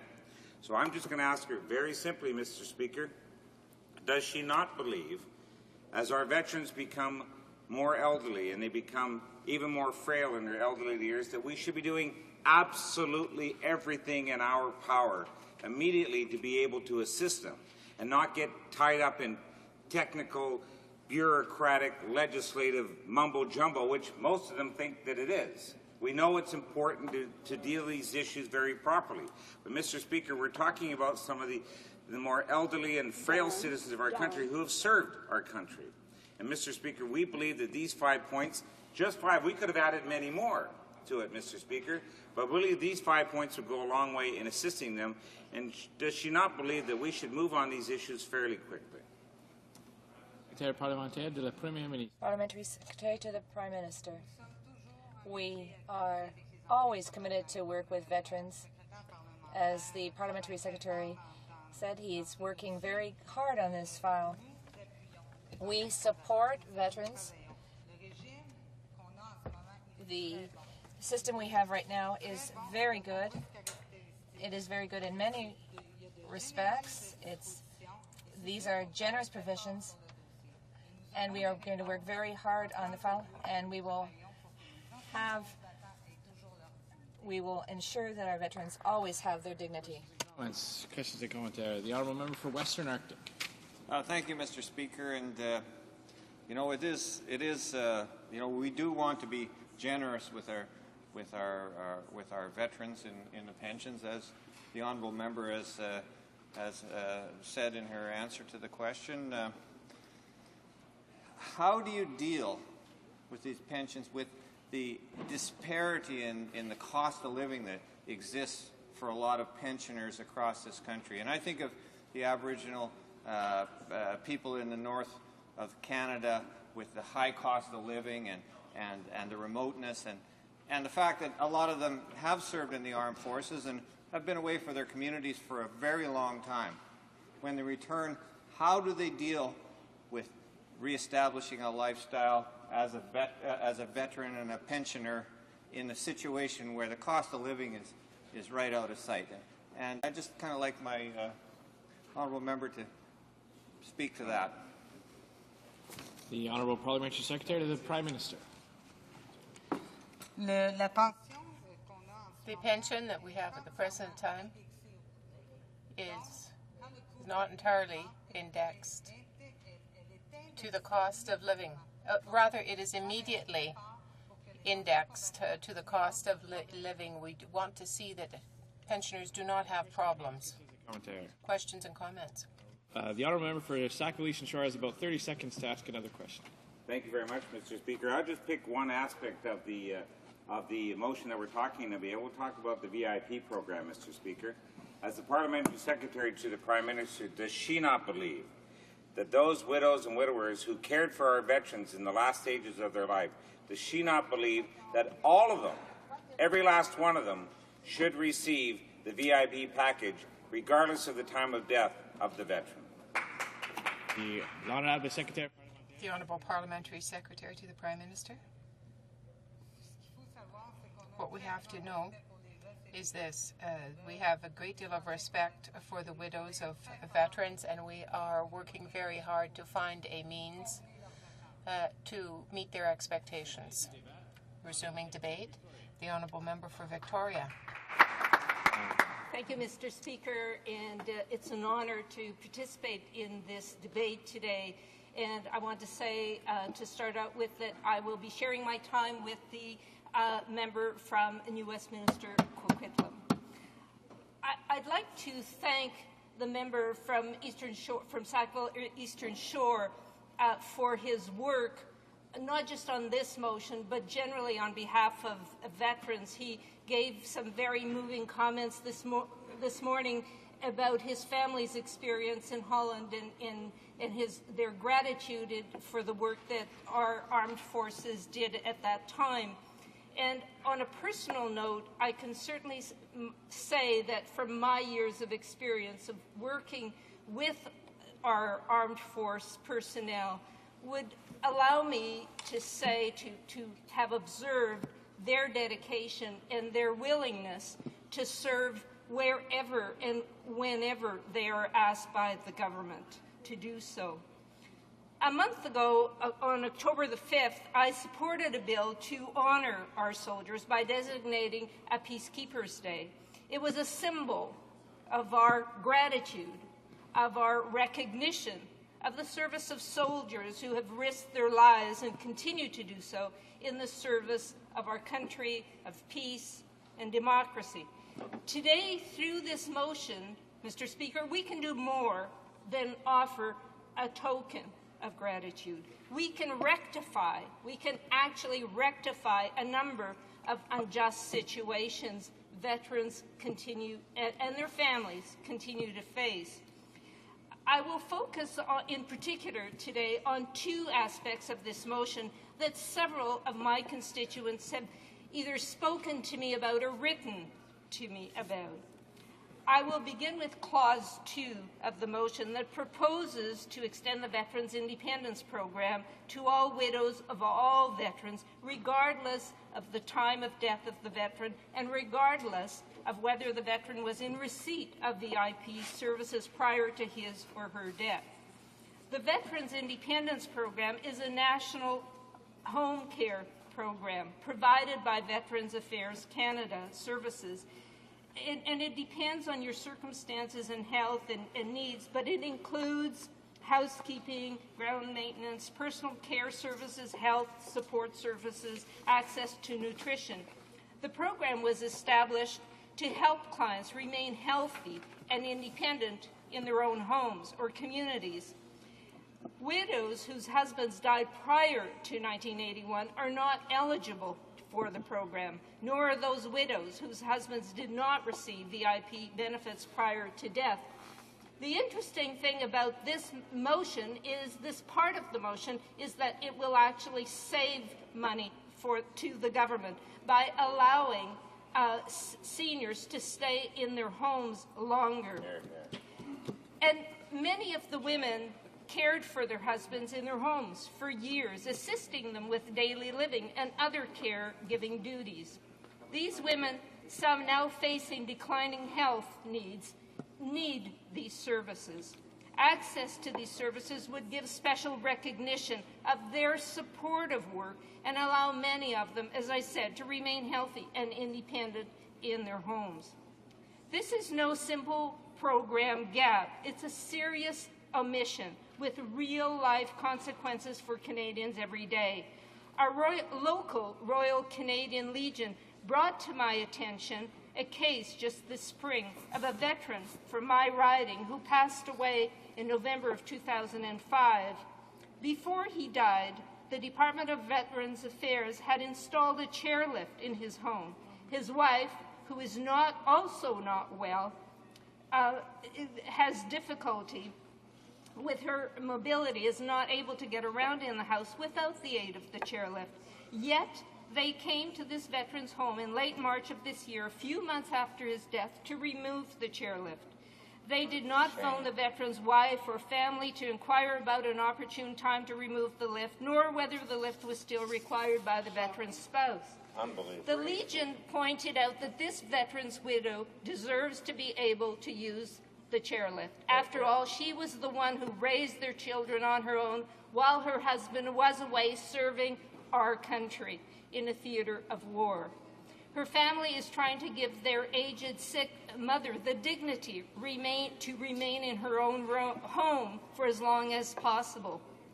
And it is not possible without the chairlift. I agree that it is the very least we can do to honor this woman for her sacrifice and the sacrifice of her husband, Mr. Speaker, to allow this device to stay for as long as she needs it. This chairlift, I'm happy to report, is still in the home, but only because this couple's son stood strong and refused to let Medicare remove it. It should not fall to the family of a Canadian veteran to defend their parents' right to live with dignity. That should be a given from this government that waxes poetic sometimes about its commitment to our troops. yet has somehow continued to let the troops and their families fall through the cracks in their later years. Now is the time to do more than talk about honoring our soldiers. The Conservatives can keep their promise the PM made while in opposition and help the spouses of families of our veterans. A second way to do that is to eliminate the deduction from annuity for retired and disabled Canadian Forces members. The service pensions of retired Canadian Forces and RCMP personnel are reduced significantly when the pensioner receives CPP or CPP disability benefits. This reduction formula is especially punishing for the military personnel in the RCMP now disabled and in receipt of CPP disability benefits. Eliminating this clawback would assist in recognizing their special contributions to our country. During their working years, they face dangerous conditions, extended family separations, hazards to health and safety, long stretches of overtime, and have to reestablish family life with new postings many times over their career. One of my constituents recently wrote me to tell his story. When he became a pensioner this past February 22nd, a portion of the Canadian Forces annuity equal to about 70 cents per dollar of CPP disability pension was clawed back. He writes, I quote, "I have contributed to both the Canadian Forces superannuation plan and the Canadian pension plan for all of my working life. I know that Canadian Forces and RCMP members were supposed to have contributed to CPP at a lower rate than others. However, my records show that I have contributed the maximum allowable amount every year from 1974 to 2005. Both of these are pension plans to which one contributes with the understanding that when one retires, one collects the benefits of that pension plan at the rate to which one is entitled." End of quote. These two issues are in addition to the three others that the Royal Canadian Legion has brought to our attention. This motion seeks to allow the veteran's spouses to receive pension benefits upon the veteran's death, removing this desperately antiquated clause that unfairly penalizes older women. This motion would push to increase the inadequate survivor's pension amount from 50% to 60%, to give our veterans and their families comparable treatment from superannuation and survivor benefits to those received by individuals in public or private pension plans. These 5 points are no-brainers, in my opinion, in recognizing the exceptional contribution and sacrifice of our Canadian Forces veterans and their families. Our inaction is a disservice to those who have served us very well. There are surely more issues than this to address, but let these 5 points be a beginning. I would briefly like to mention the next step, the next immediate step after this, and that's to reconsider the discontinuance of danger pay to our injured soldiers in Afghanistan. This is another issue that cuts to the heart of how we recognize the contribution of military families. Their family members come home from a theater of war and with an injury, and we dock their pay for getting injured. I agree with a constituent of mine who wrote, "I am in awe that Ottawa can't see the harm that is being caused to the morale of our troops over a relatively small amount of money." Mr. Speaker, when a government makes that most solemn decision to send the men and women of our Canadian Forces to war, those men and women respond with wholehearted courage and commitment. Once our veterans have served Canada, it is time for Canada to serve our veterans. Here, here. All right. Questions and comments. Questions et commentaires. Sorry, we're on to questions and comments. Questions and comments. Questions and commentaires. The Honourable Parliamentary Secretary to the Minister of Veterans Affairs. Thank you, Mr. Speaker, and I thank the honourable member for her question. Again, it's very obvious that everyone in this House has deep and emotional feelings towards our veterans. I'm going to presume that the NDP member who put this motion forward, has also done the due diligence and looked into the costs putting forward some of the things that are contained within this bill. In terms of item 5 alone, the rough guesstimate, and it is truly just a rough guesstimate, is $22 billion.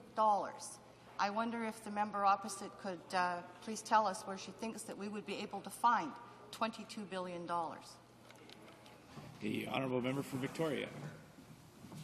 Well, Mr. Speaker, I thank the member for her question, and I think the issue of due diligence is an important one in all areas of the military. It isn't just important to do our due diligence when we send them abroad or send them to war or to the theater of war, such as we're doing now in Afghanistan. It is important to do our due diligence also in all cases of looking after them and their families when they return, Mr. Speaker. And I believe that government has a role to play if they are committed to our forces in looking at the finances to allow this to happen. It isn't just a question of buying equipment. It is also important to look after the people that are involved in serving us. Questions and comments. The honourable member for Timmins James Bay. Thank you, Mr. Speaker. Well, I find it ironic we hear these numbers floated, which I'd have to say on the record I think is absurd in terms of what it's costing us. You know, I'd like to give an example.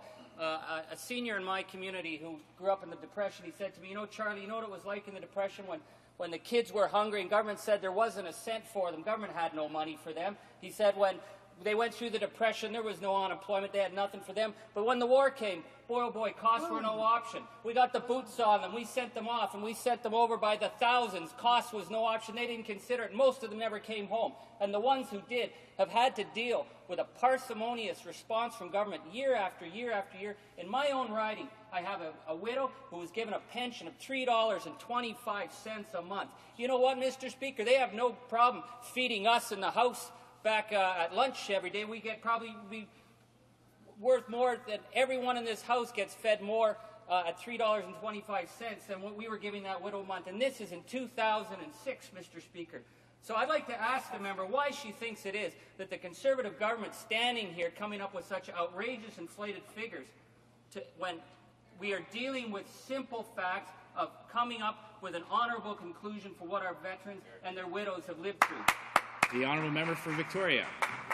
Thank you, Mr. Speaker, and I thank my colleague for his question. We've seen the government in the past month attribute $13 billion to our surplus, and without considering many other very important needs in our society, basic literacy, important for people to participate in the economy. And now some figures are being brought up about this. As I said, I would like to repeat and emphasize, I have myself been a witness to the incredible work that our military have done, whether it's being at sea for over months, whether it is jumping in the ocean out of a helicopter to save someone, and that we now become stingy after the fact, after they either have to take medical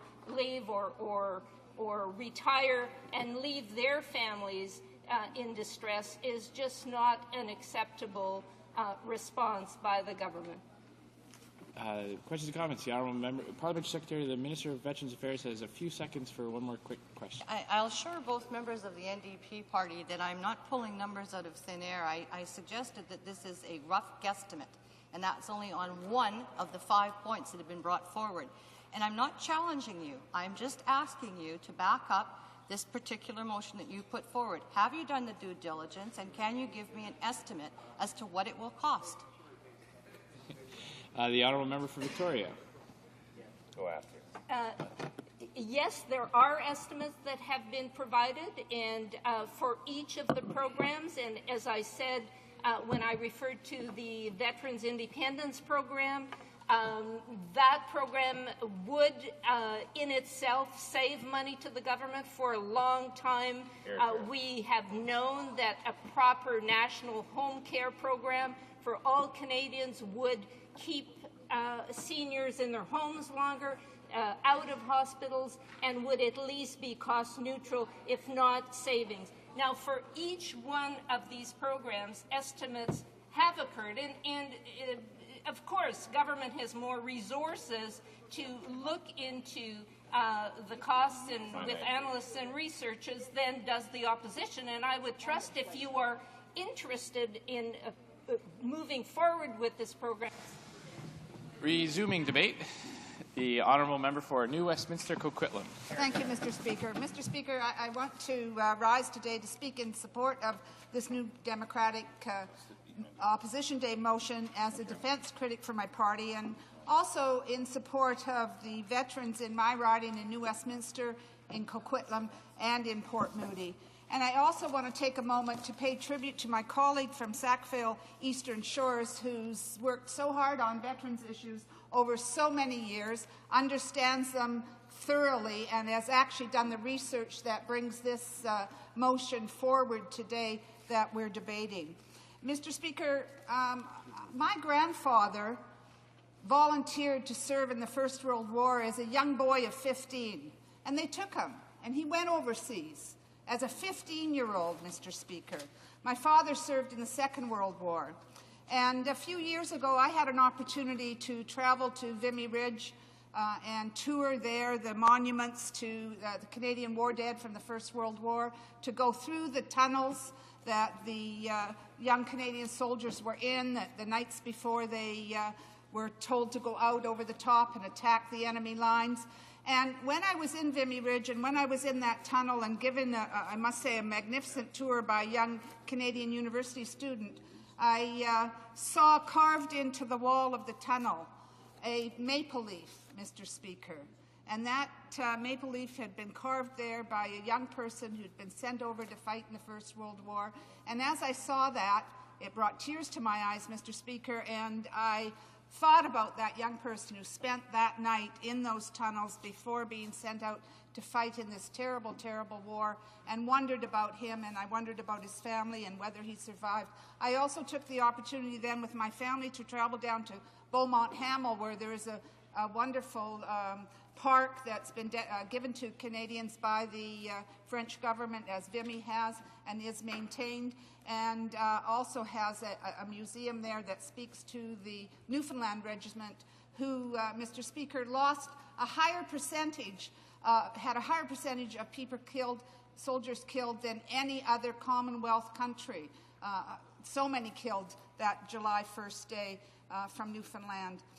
And this summer, my family and I traveled to Juno Beach, to Normandy, and saw the new museum that's been presented there. And while we were there and on the beach, I actually came across a family from Victoria who were there with their father. They brought their father, who was a veteran of the landings at Juno Beach, and I was struck in talking to this veteran about by his modesty, his sense that he was only doing what he had to do, that he wasn't doing any more than the country expected of him when he put his life in danger that day, when he lost friends and comrades on the landings at Juno Beach. And his sense of modesty really, really struck at my heart about his contributions of valor and bravery. He thought it was just the right thing to do, Mr. Speaker. These are the people that we're talking about today, Mr. Speaker. These are the very kind of people that we're talking about today. The sons and daughters of working-class people who put their lives on hold, who put their youth on hold, and went and fought in Canada's wars. And these are the people that deserve dignity and respect and the support that they should be getting in their older years. Mr. Speaker, there's 5 components to the motion that we have before us. One of them would eliminate what's called the gold digger clause and allow veterans and their spouses to have the pension benefits upon their deaths. The root of this goes back actually to 1901 and the Militia Pensions Act, which had the intent of preventing young women from marrying Boer War veterans for the purpose of collecting their pensions. Mr. Speaker, The clock has moved forward. The calendar has moved forward. This is a ridiculous kind of provision to have now. It also disqualifies spouses from receiving dental or health benefits. It's insulting that the spouses to assume that spouses, that women or men would marry for some small amount of pension benefits. So it's time, Mr. Speaker, that they eliminated this clause and got with it into this century in terms of how particularly women are treated by pension legislations. We're also asking that they extend the VIP, the Veterans Independence Program, to all widows, regardless of the time of death of the veteran and regardless of whether he was in receipt of the VIP services prior to his death. All widows, based on need, should be eligible for the VIP services, Mr. Speaker. You know, they do depend on your circumstances and your health needs, but they include the very kinds of services that allow widows to stay in their homes and be independent and not be a burden on the healthcare system in Canada, and as my colleague from Victoria said, would actually save us money in many respects. Mr. Speaker, many widows also came here to Canada as war brides after the Second World War, and one of those such women is a person in my riding. Her name is Yeti Folds. She lives in Millardville in Coquitlam.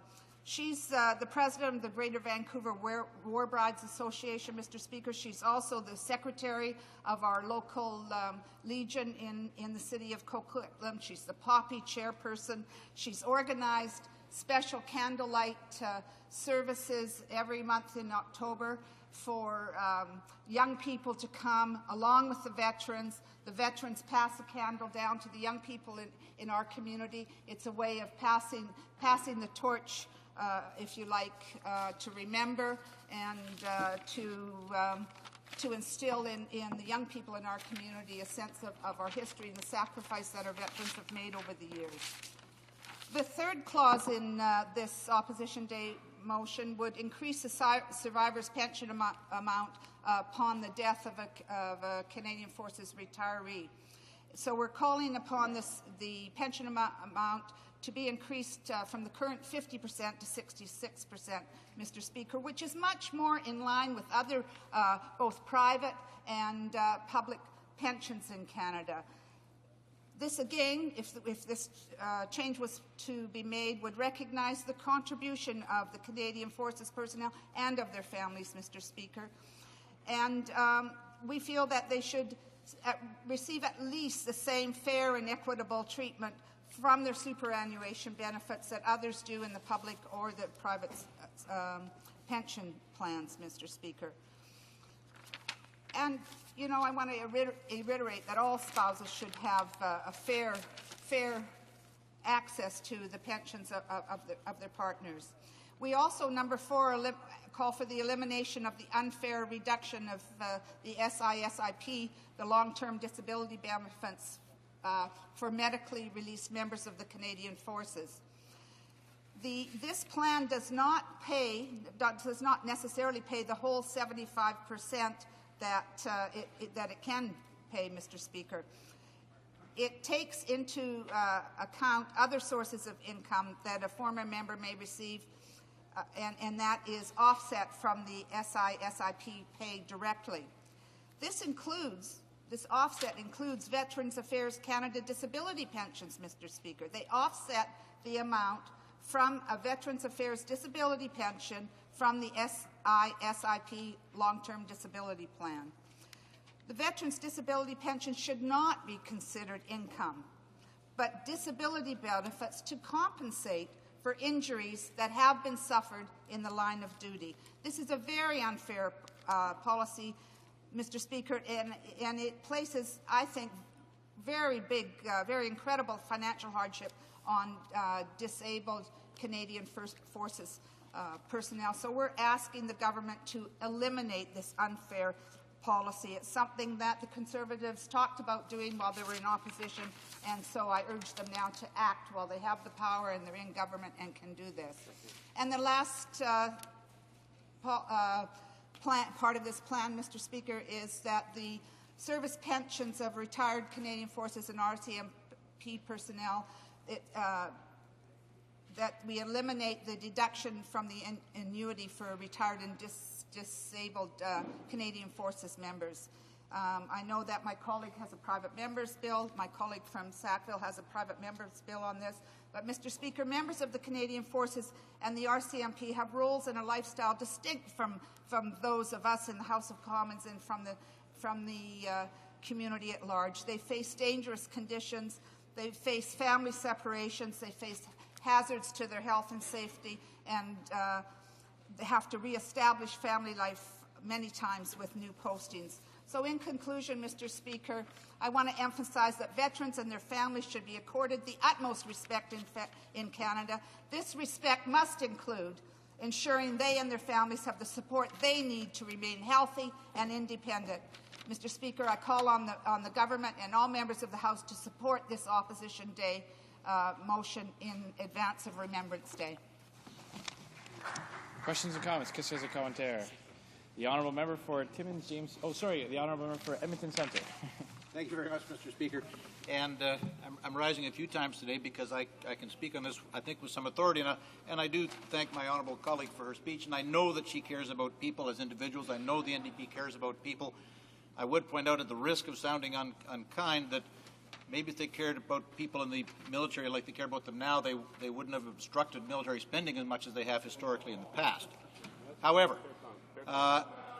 there are a couple of items in this motion that I strongly support personally. The VIP program, I can strongly support that. The spousal benefits one, I can strongly support, because frankly, anybody that gold digs a military pension doesn't understand mathematics. However, I would ask one question of my honourable colleague, and she mentioned that there's more research resources, or somebody mentioned there's more research resources available to the government than there is to opposition to come up with figures to cost out some of the programs that we're talking about.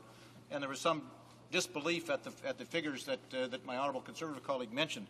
But I would point out that those resources are the same for the opposition as they are for us. It's called the Library of Parliament. And why wouldn't they go get accurate numbers? Is it because the answer is inconvenient? The honourable member for New Westminster, Coquitlam. Well, I thank my colleague for his questions. We sit together on the Defence Committee, and I know that he has very sincere concerns about the Canadian military, and so do I, Mr. Speaker. In terms of the cutbacks that were made, though, it seems to me that went back to a previous Conservative government. Under the Mulroney government, the cuts were made to bases right across Canada, and I don't recall that the New Democratic Party supported that action, but you know, I don't think that was the case. I think it was a Conservative government. Yeah. Mr. Speaker, in terms of the Library of Parliament, it's a wonderful resource, and we do use it. We do use it a lot, and I know that my colleague from Sackville, Eastern Shores, has costed these propositions proposals that we're making here today, and the figures that we've been given certainly differ from the ones that the Parliamentary Secretary has put on the table today. So I know that my colleague from Sackville Eastern Shores communicates well with all members of this House, and I know he would be happy to share the research that he's done with the Doubting Thomases on the government side. Thank you. Questions and comments. The honourable member for Timmins, James Bay. Mr. Speaker, well, I was visiting my local Legion, Timmins Legion Branch 88, the other day, and talking with some of the people there, and it really occurred to me that the Legion is not an old folks' home, a golden age club. It's the repository in every single community across this country that protects our future veterans, the young ones who are there now. It will be the Legion 20 and 30 years from now, protecting them. And while I was at the Legion, a Korean War vet came up to me, and he said to me, you know, Charlie, we went over there to a war, and we fought in a war, and when we came back, we were still young, and we didn't understand everything of what they had told us. But when we got home, we found out we weren't in a war. We were in a police action. And because we were technically in a police action, we weren't eligible for the same benefits that war veterans got. And he said to me, so Charlie, when you see the Prime Minister on television saying this isn't a war in Afghanistan, this is a police action, or yes, we're in a war, but it's not a war. He said, you know why they're doing that? He says, because these young men who come back to our riding 30 and 40 years from now, when they need help, they will not be getting the same level of benefits that they deserve as war veterans. I would like to ask the member about this because she has done such strong work on raising issues about Afghanistan, about what obligations we have as a nation to ensure that our Afghanistan veterans are given the full protection as veterans of war. The honourable member for New Westminster Coquitlam. Well, I thank my colleague for his question. I, too, have active legions in my community. In fact, Mr. Speaker, I have 3 of them, one in Coquitlam, and that legion has, over the last 5 years, donated $250,000 to community organizations, and most of them youth-based, Mr. Speaker. I have a legion in Port Moody and a legion in New Westminster. Both of them work hard to provide housing for seniors and older British Columbians, and both of them maintain housing units they call Legion Manor, one in Coquitlam and one in New Westminster. I'm shocked to hear that members in my colleagues' riding think that perhaps the Afghanistan the Canadian forces who are fighting in Afghanistan may not be entitled to full veterans benefits when they come home. We know that that right now the danger pay is cut for them if they're hurt in battle right now. We've had a commitment from the minister. He says that's going to be fixed. I certainly hope it is, and I hope that it happens quickly. But that's something that I think that needs to be pushed in our Defence Committee, and I call upon the other members in the House of Commons who are on the Defence Committee to work with me to ensure that they will get full benefits, Mr. Speaker. Resuming debate, the honourable member for Algoma, Manitoulin, Kapuskasing. Thank you, Mr. Speaker. And first off, I'd like to inform the House that I will be splitting my time with my colleague, the member for Charlottetown. And at the same time, I'd like to commend my colleague from the other corner of this chamber, the member for Sackville Eastern Shore, who has brought forward a very important to-do list for this Parliament relative to the needs of our veterans. You know, as we enter upon the remembrance period, and Veterans Week will soon be starting, the timing of this is very, very appropriate. My colleague has asked this House to consider 5 very, very important measures, each of which will have importance to our veterans. So before I actually get into the particulars, I'd just like to not only commend our legions from coast to coast, but the 15 legions in my own riding of Algoma, Manitoulin, Kapuskasing that have carried the torch of remembrance for decades on behalf of those who didn't come home from wars and peacekeeping missions past and present, on behalf of those who did come home but came home injured, and those who thankfully came home in better health. But regardless of how they returned from these wars, peacekeeping, from peacetime service, they all deserve our absolute and utmost respect now. It is a special service they have given and do give to our country, and there is little question, there's no question that as we support our troops now, we must support our retired troops, whether they were air, land, or sea. And one of the things that I have learned in my years as a Member of Parliament is that most of our veterans, when they first entered the service, were very young. They were, many of them, in their teens, even some in the early teens, but certainly late teens. And if any of us wants to remember back to our teen years, the last thing we thought about was what we would do when we became retired from whatever our life's work would be. It was the last thing on our mind. So I'm thinking of Tom Morissette in Massey, Ontario, who's now 80, just 80 August passed, and he was injured within a few weeks of basic training.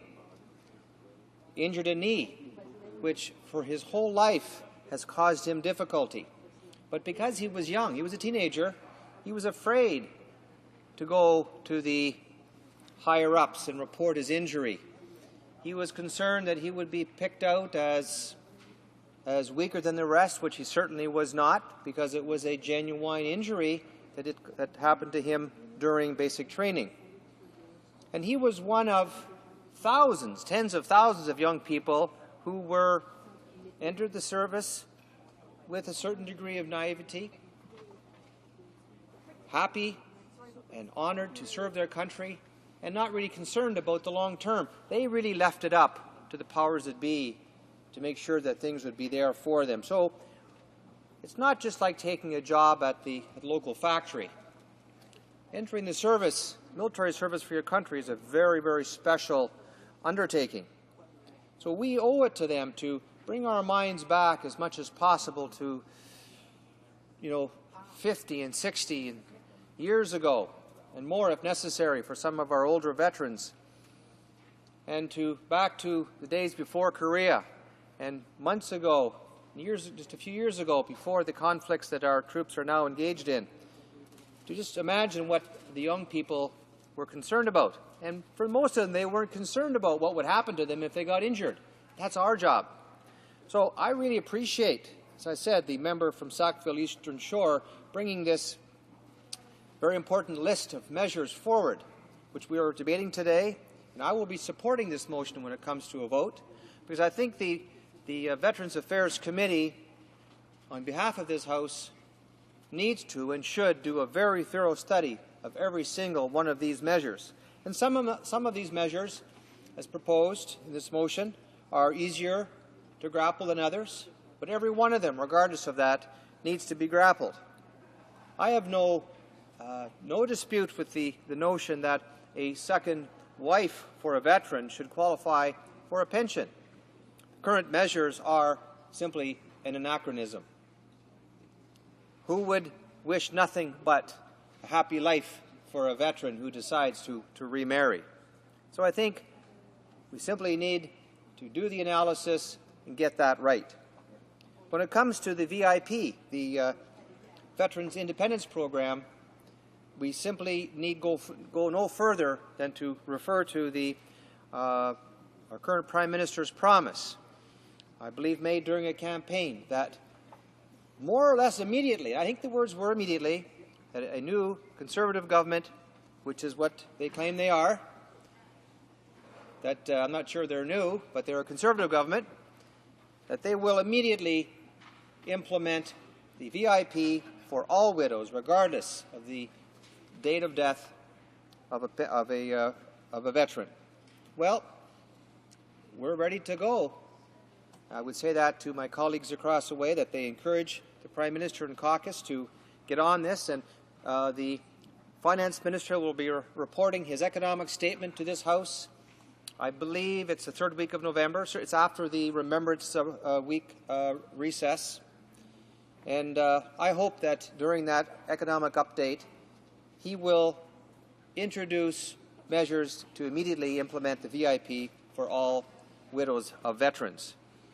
Indeed, there are a number of measures that he needs to institute to make up for the disaster of the income trust announcement of a couple of days ago.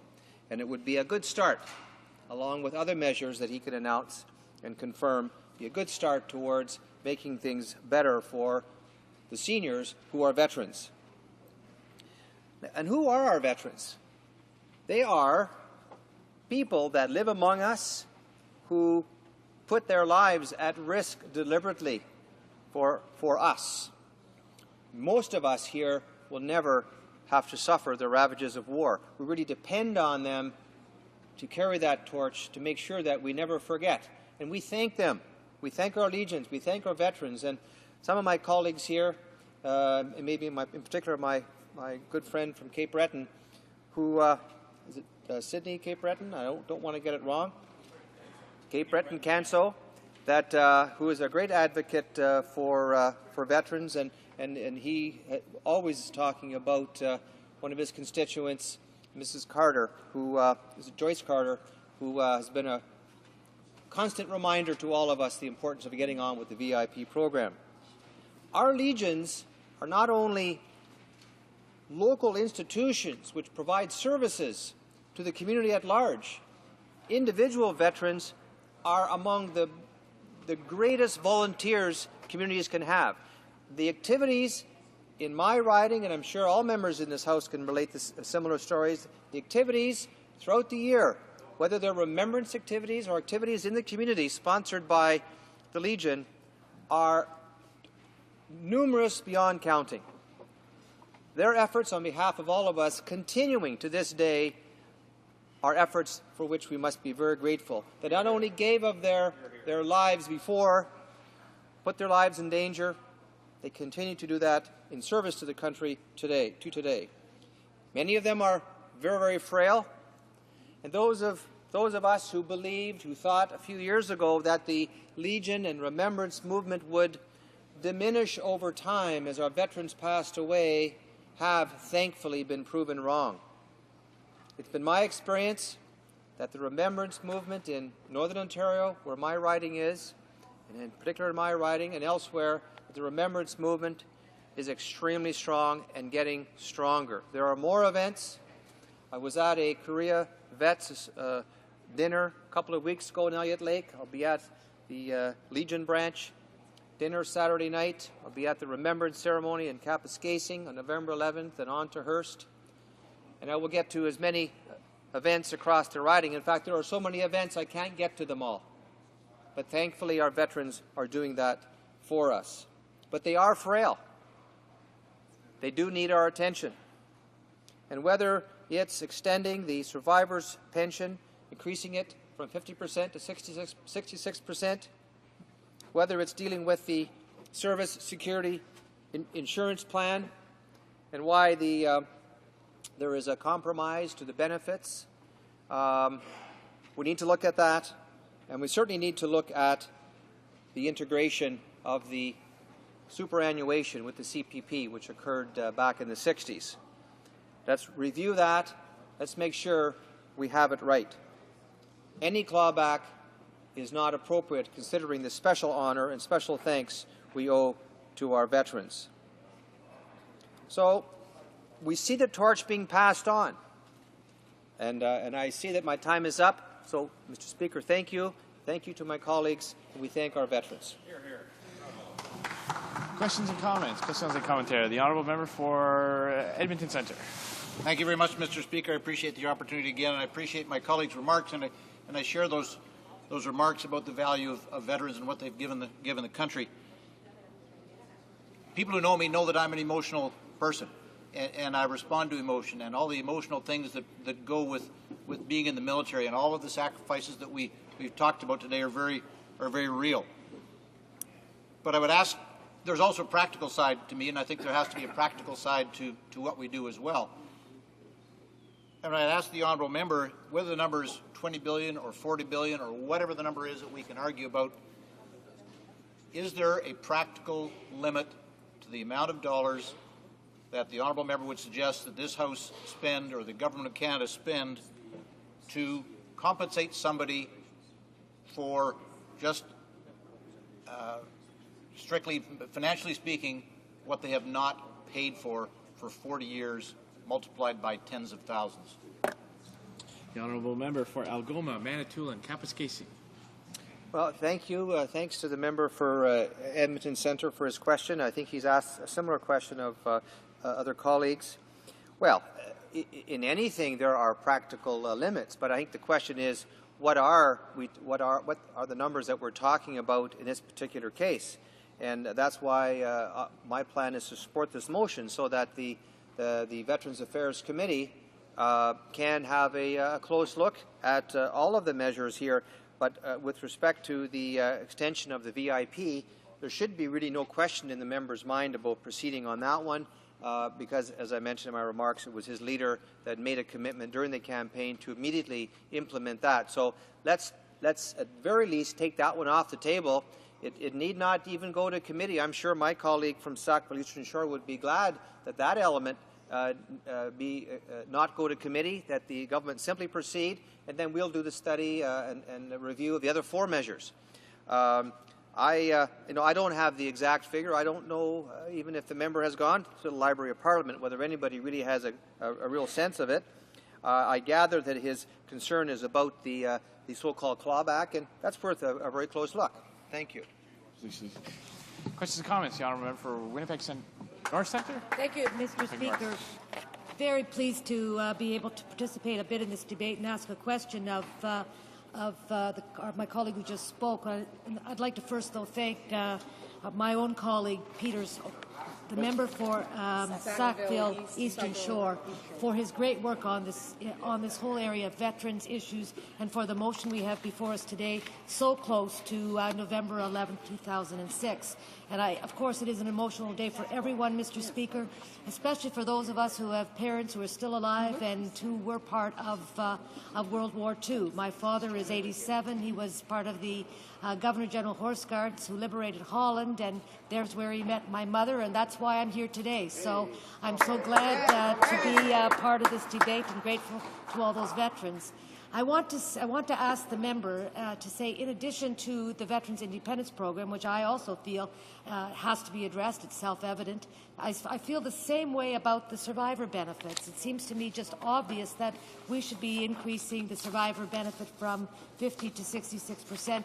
And in that context, I just want to ask him to respond to the following statement by the head of the Royal Canadian Legion for this country, Jack Frost, who at our Finance Committee just at the middle of September said the following: I think it's only fair that we look at our CF personnel, the ones who today are putting their lives on the line. For example, since 2002, 36 Canadian soldiers have lost their lives, including the 4 that just lost their lives yesterday.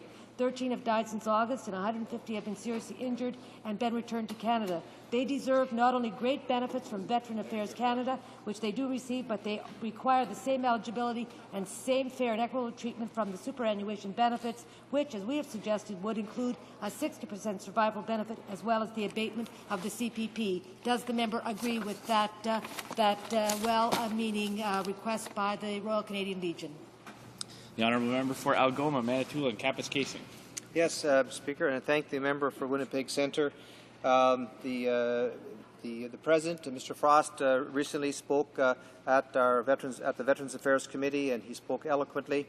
We're studying the proposal for an ombudsman for veterans, which I think has all party support. It's a matter of moving the yardsticks forward on that one. As for the increasing the survivors' pension from 50% to 66%, I believe that veterans should have the opportunity to opt into that. It may be necessary, and I don't think there would be much disagreement with using industry standards for the actuarial application of that principle. So for sure, I would be very glad to say yes to that particular proposal. Thank you, Mr. Speaker. The Honourable House Leader for the NDP rising on a point of order. To order, Mr. Speaker. Mr. Speaker, there have been discussions between all the parties, and I believe you will find unanimous consent for the following motion, that at the conclusion of today's debate on the opposition motion, in the name of the member from Sackville Eastern Shore, all questions necessary to dispose of the motion be deemed put and a recorded division deemed requested and deferred until Tuesday, November 7, 2006, at the expiry of the time provided for government orders. So I'd ask that this motion be put forward. Thank you. Does the Honourable House Leader for the NDP have the unanimous consent of the House to move the motion? Sorry. Yes. Yes. Yes? Agreed? Yes. Agreed? Agreed. The House has heard the terms of the motion. Is it the pleasure of the House? No. You want to read it again? No. Okay. I'm hearing some no's. I don't think there is. Sorry. The Honourable Government House Leader on a point of order. Speaker. Mr. Speaker, I don't want point of order. I do not want to say no. If not, but I have not been consulted by my House. Could you give me 2 minutes, Libby? And I'm sorry, Mr. Chair, through you to the honourable member, and we'll get right back to you. Thank you. There's 10 minutes left before questions and comments, so maybe we can do that just before oral questions, and I'll recognize the next speaker for debate, the honourable member for Charlottetown. Thank you very much, Mr. Speaker. I thank you for the opportunity to allow me to rise in the House today and participate in this very extremely important and I would say timely topic. It's timely, Mr. Speaker, because we're just in the process of starting Veterans Week. It starts next week and it ends, of course, on Remembrance Day, November 11th, and I think every member of Parliament participates fully in the hundreds or thousands, I should say, thousands and thousands of Remembrance Day ceremonies that take place right across this great country. In my own riding of Charlottetown, we have the main ceremony at the Cenotaph on Grafton Street. It's followed by a reception at the Daniel J. MacDonald Building, which is the headquarters of the Department of Veterans Affairs. And then, of course, there's other ceremonies at the Legion and other places, and it's a full day, Mr. Speaker, and it's a good day. However, there is one very unfortunate trend that I've noticed in my last 6 years as the Member of Parliament. The fortunate trend, I should say, is that the crowds are getting larger and larger and larger every year, Mr. Speaker. We're getting 200 or 300 more people to this ceremony, which I think it's tremendous. It shows the importance that the Canadian public attribute to this day and to this event. However, Mr. Speaker, there's another unfortunate trend. I guess it's a fact of life, in that the number of World War II veterans on parade become less and less each and every year. It used to be 6 or 7 years ago you'd see hundreds of them on parade, and that's down substantially, Mr. Speaker, and of course that's an unfortunate trend. As I mentioned, the riding that I represent, Charlottetown, we're very proud to be the location of the headquarters of the Department of Veterans Affairs, and in that department there's about, I believe, around 1,200 workers working on that particular department. They have another office here in Ottawa, and Mr. Speaker, all I can say is that these people do a tremendous job, and I'm proud of each and every one of them, and certainly dealing with them and representing them and talking to them, I certainly get a lot of the veterans issues, not only on November Veterans Week, but each and every day of the year. And Mr. Speaker, there has been one tremendous event that has happened in the past year, and that was the passage of the Veterans Charter, which took place on April 1st last year. And that, Mr. Speaker, I believe every member of this House can take some credit to that. That is an opportunity where all parties put aside their partisan differences, and that act, it didn't take days, Mr. Speaker, it took hours to pass that, a tremendous piece of legislation. It took effect April 1 last year, and it certainly was a great credit to this House and the honour that was bestowed to veterans, and it's a new way of dealing with the injured veteran, and I think it will pay dividends in the years to come. Mr. Speaker, dealing with the motion before the House right now, I should say at the outset that I will be supporting this motion. It's an ominous motion. It's 5 separate issues, and in fact the issues all relate to veterans, but they're not related to each other. Some of them are simple. It's a matter of just doing it. I don't understand why we just don't do it this afternoon, and that's what I'm going to be speaking to. Some are not simple. The adjustment of the pensions for veterans upon when they turn 65, it's not a simple matter. I'm not going to get up here and say that this is a simple matter and that the Minister of Finance can do this with a stroke of a pen. I'm going to support the motion to send it to committee so that the matter can be studied, analysed and reviewed. We've heard some costs of $200 million. I've heard one recently of $20 billion. So let's get the figures out there and see what we can do to improve the pensions for the veterans. That's my objective. And but one thing I'm not going to call it, I'm not going to call it a clawback, because it's not a clawback. And anyone that does call it a clawback really doesn't understand how that pension was calculated. It's a blending of the Canada Pension Plan, and that is the way it's calculated. It's been done like that for years. It's the same as other federal civil service pensions, provincial service pensions, municipal pensions. But again, Mr. Speaker, I think it's a matter to refer to committee. However, let's talk about some simple issues. And the first one is the Veterans Improvement Independence Program. Now, Mr. Speaker, the history of this was that at one time, up until about 3 years ago, I believe, it was available for the surviving spouse of deceased veterans for a period only of 12 years after the death of the veteran. And again, through lobbying from a lot of members in this House, on both sides of the House, that was changed to allow the surviving spouse to get it for his or her remaining years. In most cases, it was a her. And that was a tremendous development, and it's one that I believe every member in this House deserves some credit. However, Mr. Speaker, in doing that, they didn't go all the way, because right now there are surviving spouses whose husbands perhaps were entitled to the benefits of the program, but died before the program initially came into existence, and I believe that was 1991. And, Mr. Speaker, I worked hard, I lobbied hard, as did other members, to get it extended to all surviving spouses. But when I went in I believe it was the 2004 election campaign, I did run across 3 or 4, we're not talking large numbers, but 3 or 4 surviving spouses. And, Mr. Speaker, they told me what they thought, and they asked me, why can't I get the benefit of the Veterans Independence Program? And, Mr. Speaker, I didn't have an answer for them at all. It was very unfortunate, and this is something that we have to, as Parliament, correct, and we have to correct it immediately. In fact, 2 of these surviving spouses, their husbands, and they were husbands, they were amputees. And I would surmise and speculate that the reason why they died prior to the date, the earlier date, was that they were an amputee, and because of respiratory issues and circulatory issues, they suffered a premature death. And because of that, they're not eligible for this very small benefit. So again, Mr. Speaker, the party and government made a promise. It's very simple. The promise was an immediate rectification of this issue. Immediate, in my background, means doing it right away. 9 months have passed. So I ask the question, is there anyone in this House can explain to me why we can't do it right away? And by right away, I mean today. We had a very unfortunate incident yesterday where the party in power broke a promise.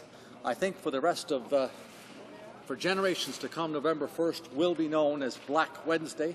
And maybe we can follow Black Wednesday with White Thursday and do the right thing and pass this provision, which I don't think is a big budgetary item.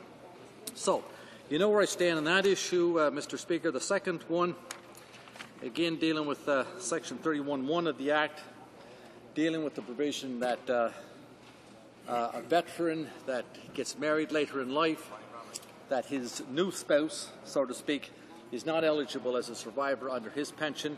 It's been referred to, I don't think it's appropriate, but it has been referred to as the gold digger clause. Again, Mr. Speaker, that goes back to an earlier era. That goes back to situations like dowry and where the wife was a chattel of the husband. Again, we moved on from that. That's a very sexist issue, and I think we should just move on and pass that and not wait another day. Get that done right now.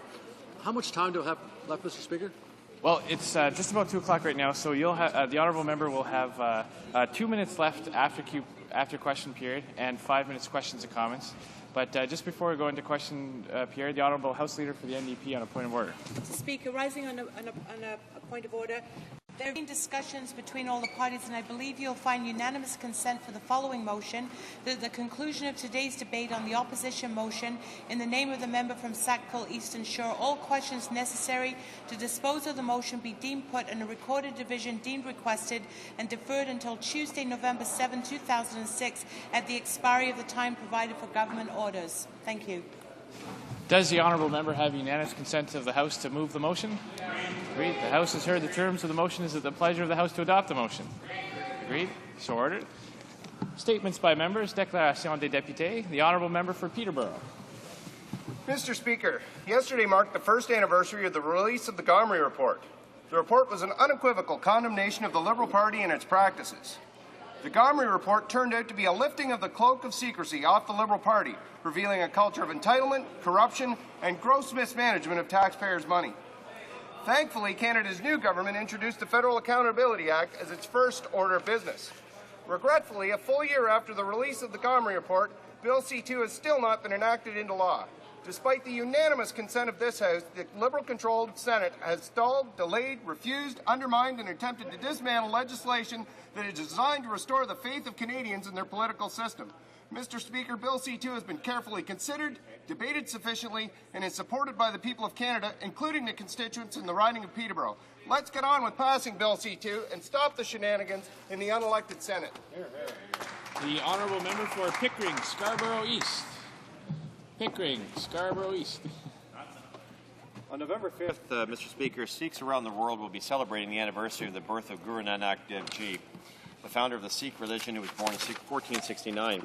Guru Nanak and his teachings uplifted the poor, the oppressed, and the mistreated. Throughout his life, Guru Nanak spread the message of love, peace, hope, justice, harmony, equality, and the oneness of God and the universal brotherhood. It is through Guru Nanak's teachings that Sikhs receive the 5 basic principles of their religion: remember the Almighty God, earn an honest living, share what one has with the less fortunate, pray for the well-being of humanity, accept the will of God. The adherents of the Sikh faith in Canada, please accept our best wishes of this House and the other place on the auspicious occasion of the anniversary of the birth of Guru Nanak Dev Ji. Waheguru Ji Ka Khalsa, Waheguru Ji Ki Fateh. The Honourable Deputy. Honourable Member for Rimouski Nejet, Témiscouata Les Basques. Mr. Speaker, November is the month where we take note of a growing disease in the 21st century, diabetes. This chronic incurable disease is caused by a lack of insulin, which leads to excessive blood sugar levels. It affects some 550,000 Quebecers. It's very disquieting because some 225,000 do not even know they're diabetic. And the World Health Organization fears that number will grow by 2025. It will double. The social costs from this disease are enormous. They represent some $2 billion per year in direct and indirect costs for Quebec. We want to fight the disease by investing in research and prevention. Canada must transfer the sums necessary to Quebec. To do research and fight the disease. I congratulate all of those who are involved in fighting the disease. Hey. Thank you, Mr. Speaker. 70 years ago today, CBC went on the air. And for 7 decades, it's been a public comment for the social and political discourse of our country from coast to coast to coast. Well, yes, CBC is about hockey, and sure, it's about comedy, and it's definitely about top-notch journalism. But fundamentally, it's about creating a dialogue, and that dialogue is what we need to create a nation. We have only to look south of the border, Mr. Speaker, where the privatized airwaves have turned political discourse into the beating of political jungle drums and attack ads. J'aimerais féliciter. I would like to congratulate the employees of the CBC and Radio Canada for everything they've done for all the regions in Canada. For example, in Northeast Ontario, they have played a vital role in the culture of the North. Do our part. We need long-term, stable commitment to funding. We need a clear mandate. We need an end to the political patronage appointments out of the PMO. If we do that, Mr. Speaker, another 70 great years for C. The Honourable Member for Nanaimo, Alberni.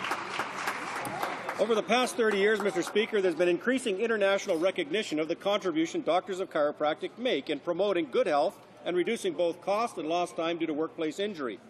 In a 1993 landmark study by Dr. Pran Manga at the University of Ottawa, recommended the Ontario government might save hundreds of millions of dollars by ensuring access to chiropractors in the realm of low back pain treatment alone. Numerous studies in Canada, the U.S., Denmark, and the UK attest to the valuable contribution chiropractors are making around the world. Last month, UBC announced the appointment of Dr. Jean-Sébastien Blouin as research chair in spinal biomechanics and neurophysiology. Dr. Blouin joins 2 other chiropractors as research chairs in respected Canadian universities. Today, doctors of chiropractic from across Canada have come to this House to speak with members and government officials about the contribution chiropractors are and could be making to enhance the health of Canadians and reduce the cost of healthcare delivery in Canada. Mr. Speaker, I hope all members will extend a warm welcome to the visiting delegation and best wishes to all doctors of chiropractic working to improve the health of Canadians. The Honourable Member for Bonavista, Grand Falls, Windsor. It's Bonavista, Gander, Grand Falls, Windsor, Mr. Speaker. Thank you very much. Mr. Speaker, I'm indeed proud of one of my constituents, Dr. Carmel Casey of Gander, who recently was presented with the prestigious Reg L. Perkin Award, 2006 Physician of the Year for Newfoundland and Labrador. The presentation took place at the College of Family Physicians Canada annual meeting in Quebec City during Family Doctor Week in Canada. Dr. Casey has a family practice in Gander and is the Newfoundland and Labrador champion for the College of Physicians, Doctors Promoting Active Living Programs. She founded the Victorian Order of Nurses Broadening Horizons program in Gander that offers employment opportunities to adults with intellectual disabilities and received the VON's Gold Team of Excellence Award. She's a member of the Special Olympics Newfoundland and Labrador and was an assistant coach for the 2006 National Special Olympics Summer Games. I congratulate and commend Dr. Casey on winning this prestigious award. Her commitment to family practice and volunteer community initiatives is indeed commendable. Thank you. The Honourable Member for Dufferin-Caledon. Mr. Speaker, the Rotary Club of Palgrave, Ontario will celebrate its 25th anniversary on November 4th, 2006. The club is marking this significant anniversary by donating a town clock to the village of Palgrave, which will be unveiled and dedicated on Saturday, November 4th at 2 p.m. in Palgrave for all to enjoy, and as part of the celebrations recognizing this milestone. For 25 years, the men and women of the Palgrave Rotary Club have been making a difference in the lives of others. Rotarians volunteer their time and energy to serve our community, to sponsor children and young people, and to give a helping hand to those most in need around the world. I sincerely congratulate the Palgrave Rotary Club on this remarkable achievement and for the many outstanding contributions the club has made to our strong and proud community. I also wish the club many more years of excellent community service and goodwill. Congratulations. The Honourable Member for Brome-Missisquoi. Mr. Speaker, Skippy was some $135 million this year, $20 million of which was intended for Quebec. Those amounts are absolutely necessary to assist the homeless, and to my knowledge, though, that money was put to good use. It's not the 4 little pilot projects announced last week by the Minister for HRSD that will make Skippy obsolete. We agree with the announcement in that the pilot projects do help improve Skippy, but they must not be used as a pretext to diminish Skippy in any way whatsoever. There are more than 12,000 homeless in Montreal and more than 150,000 throughout Canada. Only a permanent, improved Skippy can provide the help that the Bloc Québécois has been seeking for a very long time. Is the minister's 9-month refusal to act ideological, or is it simply a lack of expertise? Honorable député. The Honourable Member for Mégantic-L'Érable. Mr. Speaker, the co-chair of the Advisory Committee on the Fiscal Imbalance for the Federation Council today writes that the leader of the Bloc Québécois is fooling the people about the fiscal imbalance numbers. According to Mr. Gagné, he said that the statements by Mr. Boisclair on the leader of the Bloc Québécois are not the result of the interpretation that differs from ours, but rather they are doubtful manipulation of certain data presented in our report. He says that they've demonstrated a manipulation that is a fictional amount that it was based on. Mr. Boisclair and the leader of the Bloc are fooling the people. They're tricking the people by basing their results on such unrealistic data. The time has come, Mr. Speaker, for this fixture of the House of Commons, incapable of action and eternally in the opposition, to change. Last month, my colleague, the member from Nunavut, invited me to join her in Iqaluit to hear firsthand the challenges of her region. I was happy to learn from the mouth of the Premier and the Minister of Health their own points of view about what it is doing in that young territory and what the challenges were in terms of housing, health, funding, and territorial finances. I was impressed by the enormous potential of their area. Research Council commissioned by the United States Congress, the sovereignty of this remarkable part of our nation is under attack. Tuesday this week, American Ambassador David Wilkins again asserted that the Canadian government is not sovereign over the waterway. I'm calling upon the government to tell us how they will respond and what they will do to protect the sovereignty of our north. The honourable member for Burlington. Thank you, Mr. Speaker. This is day 134 of the Liberal Senate's foot-dragging on the toughest anti-corruption law in Canadian history, the Federal Accountability Act. Let's not forget, many of the laws broken by the Liberals in the sponsorship scandal were not discovered until years later. That's why Canada's new government immediately moved to increase the number of years in Election Act violations to be investigated to 5. Unfortunately, Liberal senators have undone this good work by reducing the 5-year limit to 2 years. Okay.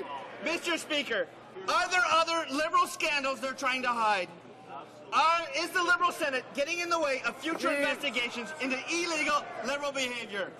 Canadians are owed these and many more answers, not to mention the millions of sponsorship dollars still owed to taxpayers by the Liberal Party. It's time for Senate to pass the Federal Accountability Act. back! The honourable member for Victoria. Mr. Speaker, this week I attended the opening of the Cornerstone Building, a non-profit project that could be used as a model of community development and urban sustainability. In August 2005, the Fernwood NRG Society bought this historic building that stood vacant in the center of the neighborhood. Now, after 15 months of hard work, including by scores of volunteers, it is a cafe, resource center with other retail space, and 4 units of affordable rental housing for families. Revenues from this project will support Fernwood's NRG's many community programs. The Cornerstone is also good for the environment with new geothermal heating. The Cornerstone project shows what a community working together can achieve. I'm proud to have it in my riding. This type of project could be a reality across Canada, Mr. Speaker, with a national green housing strategy. The honourable member for Richmond Hill. Mr. Speaker, the future is China. The Liberals know this. The Minister of International Trade knows this, recently being quoted as saying China is the workshop of the world. How can you turn your back on the workshop of the world? The Prime Minister has, however, turned his back on this very important trading partner. The former Liberal government saw China as a crucial area for Canadian investment and opportunities. China is the 4th largest economy in the world, boasting tremendous trade and investment opportunities for Canada. It is vital that we intensify our efforts to encourage economic partnership with China. The Prime Minister refuses to engage one of the most powerful economic countries in Asia.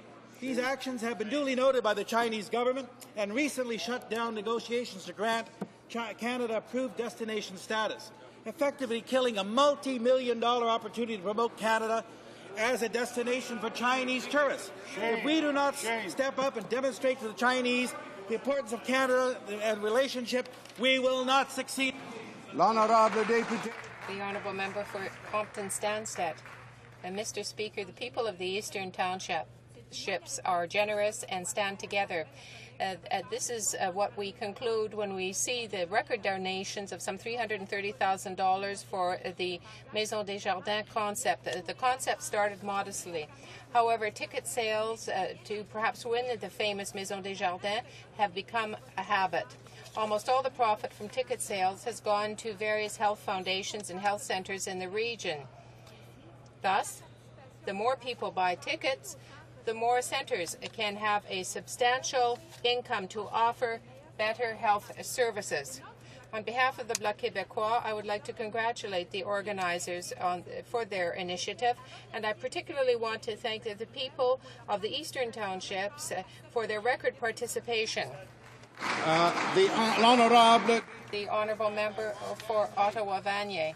November 2nd, 1936, Parliament created the Canadian Broadcasting Corporation and Radio-Canada.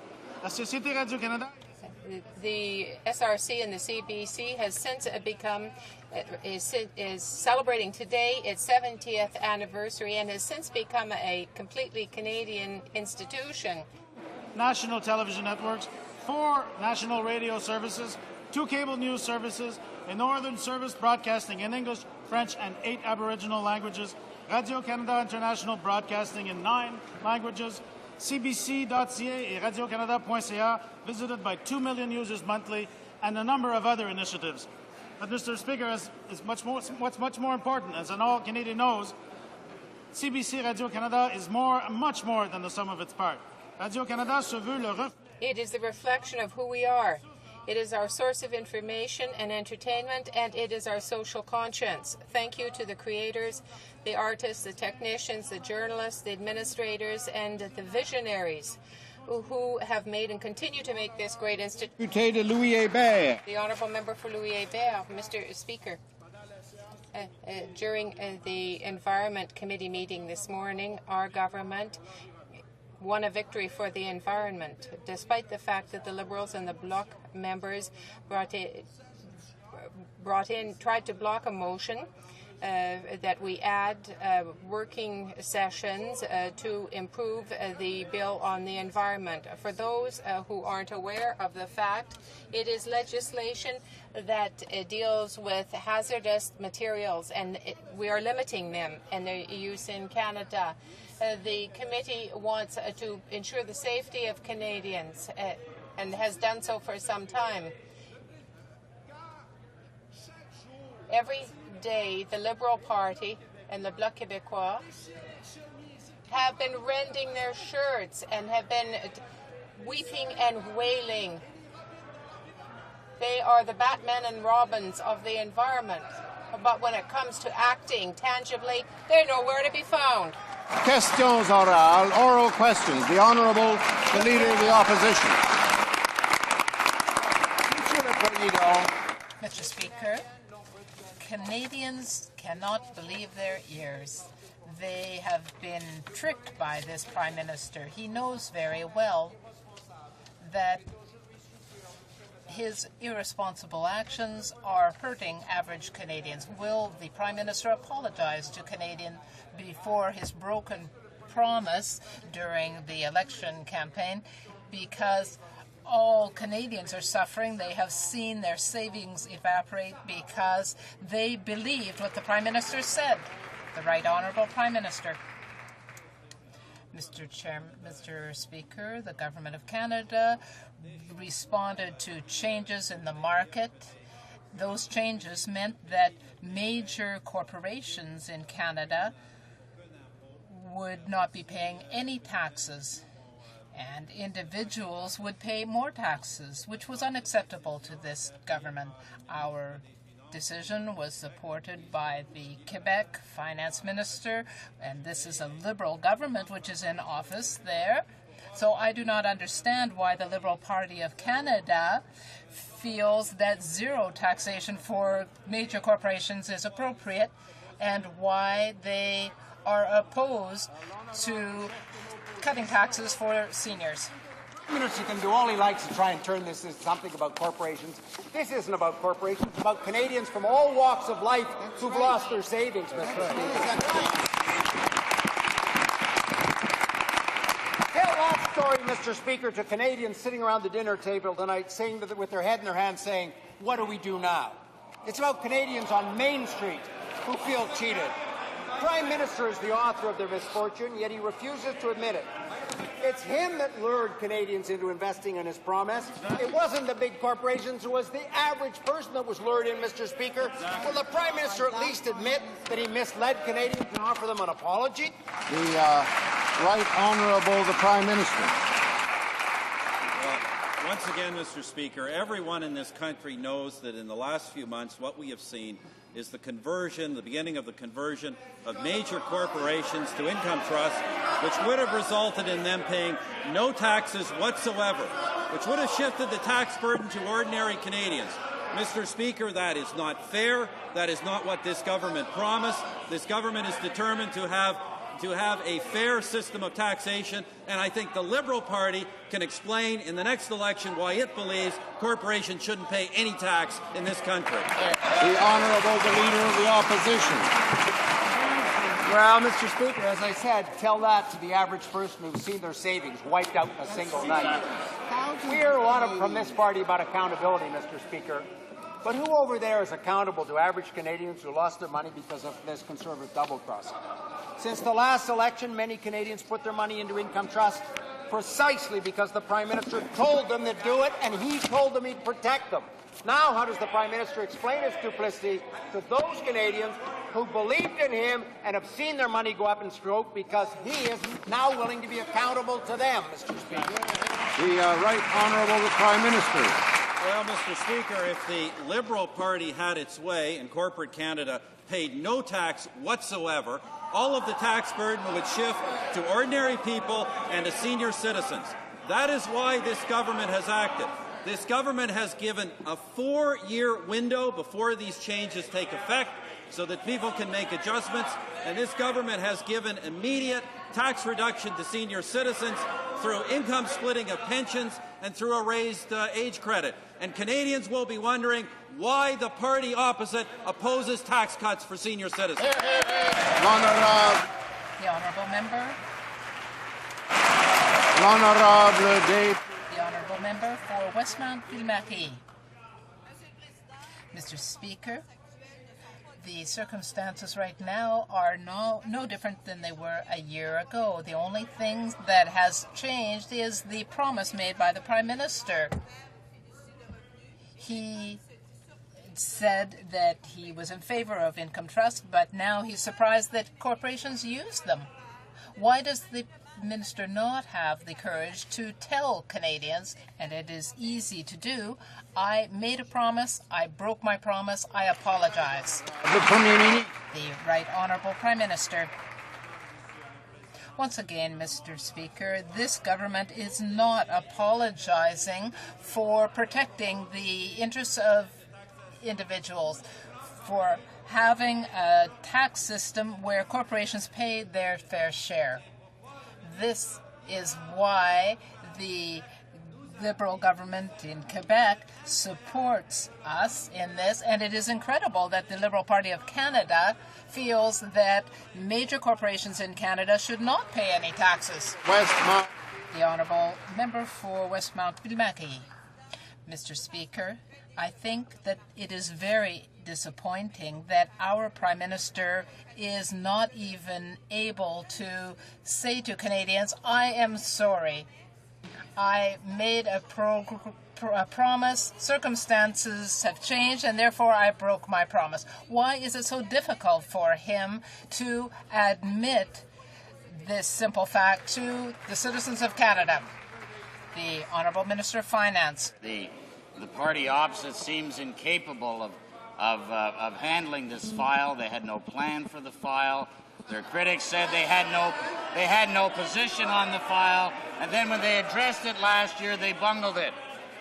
I can tell you, Mr. Speaker, that we have support from Newfoundland and Labrador, from Prince Edward Island, from Quebec, from Ontario, from Alberta. Most Canadians and most governments in this country understand the long-term interests of the Canadian economy, as does the Globe and Mail, as does the Toronto Star. Those who look at the honourable member for Laurier-Sainte-Marie. Mr. Speaker, the Minister of the Environment will be taking part in the International Environment Conference on Climate Change in Nairobi. But in fact, her proposals go against the Kyoto Protocol. Unlike other countries, she wants to sabotage the protocol. Work has already been started on the Kyoto Protocols, and could the government explain what the Environment Minister is going there to do? The Right Honourable Prime Minister. Well, Mr. Speaker, I do not accept in any way the analysis that has been presented by the Bloc Québécois leader. The Environment Minister is going to the conference to work on coming up with an effective international protocol that will address the issue of large final emitters. It is not that we are against the protocol, but we need a more effective protocol. We need to work with other participants to meet our objectives. The Honourable Member for Laurier-Sainte-Marie. The Prime Minister, if he thinks his proposal is so good, and if his Environment Minister is going there to do these good things, why not have a debate next week here in the House to give the Environment Minister a real mandate to go there and to have the House have its say? The Right Honourable Prime Minister. Once again, Mr. Speaker, this government will obviously attend the conference in Nairobi to present Canada's position. The leader of the Bloc Québécois asked to have a Bloc Québécois representative attend and accompany the delegation and express the Bloc Québécois' position. And if I understand properly, the support is for the protocol, but without any plan to implement it. Why has the Prime Minister not implemented the protocol? This is a bad environmental decision and a bad economic decision. The Canadian companies will be investing abroad, and we will have a loss of $550 billion. This is a bad decision that should be overturned. It is only favorable to oil companies that pollute. Honourable Parliamentary Secretary. See the honourable member puff his chest out and act like he supports the environment. But in reality, Mr. Speaker, he owes an apology to this House. Today he voted against the environment. He voted against cleaning up this air. He owes an apology, Mr. Speaker. The honourable member for Rosemont-La Petite Patrie. The income trust decision was a decision made to correct an earlier position, and the same should be done with the Kyoto Protocol. This is a bad decision. He should eventually change his position. After all, the Montreal Exchange is unable to undertake carbon trading, and people will invest elsewhere and create jobs elsewhere. The Honourable Parliamentary Secretary. Example of the honourable member not doing his homework. Nothing prevents the Montreal Exchange from establishing a carbon credit along the lines that currently exist in Chicago. The notice of intent that we released last week explicitly mentions carbon trading as one of the issues we'll be consulting on. I encourage the member to do his homework and read the notice of intent. The honourable member for Toronto, Danforth. 1891 in Doha, Kuwait, Canada sent the soldiers of the 1st Combat Engineer Regiment to fight a fire at a U.S. munitions depot, and one soldier on that mission has already died of cancer, and about 60 others have developed cancer or respiratory systems after the incident. Yesterday's report of the military ombudsman says that these soldiers were, and I quote, systematically ignored during and after their service to Canada. That's a shameful indictment. Will the Prime Minister commit to moving immediately forward on the recommendations of this damning report and right the wrongs that these brave men and women have endured? Honourable the Minister of National Defence. Mr. Speaker, I met with the Ombudsman, reviewed his report, and I have ordered our department to implement the changes immediately. We will not treat soldiers like they were treated in the past. We will make sure that from now on and into the future, they will be treated properly when they return from missions. Hear, hear. The honourable member for Toronto, Danforth. Mr. Speaker, the first way that the minister and his government can show that they're serious about that is to vote for our motion, putting veterans first, that we're debating here today. NPD a déposé une motion pour aider nos... We introduced a motion to help our veterans, but the Prime Minister wants to ignore them like he is ignoring the Ombudsman's report. We're hearing terrible stories from our soldiers, depression, suicide attempts, difficult health records. Why should the government refuse to take care of these soldiers when they come back? The Right Honourable Prime Minister. Once again, Mr. Speaker, the National Defence Minister has said that the government is going to accept the report regarding veterans. It is unacceptable that veterans have been treated this way, and we are going to correct the situation. Scarborough Guildwood. Mr. Speaker, the income trust betrayal by this government has cost millions of investors billions of dollars. I would like to know what the Prime Minister says to Mr. Gary Collard, who wrote to the member from Calgary West. In appreciation of my vote, you and the Conservatives caused thousands of my life savings dollars to evaporate overnight. In exchange for my thousands, you gave me seniors' income splitting. I'm looking for the humor in this. I invested my entire life savings after you promised me you would not be taxed. Will the Prime Minister admit to Mr. Collard that he misled him during the election? Honourable the Minister of Finance. Mr. Speaker, this intellectually bankrupt party opposite had no idea how to deal with this issue As the Globe and Mail said, Canada becoming an income trust economy would be less competitive, less productive, less innovative than it needs to be in the global arena. The Globe and Mail gets it.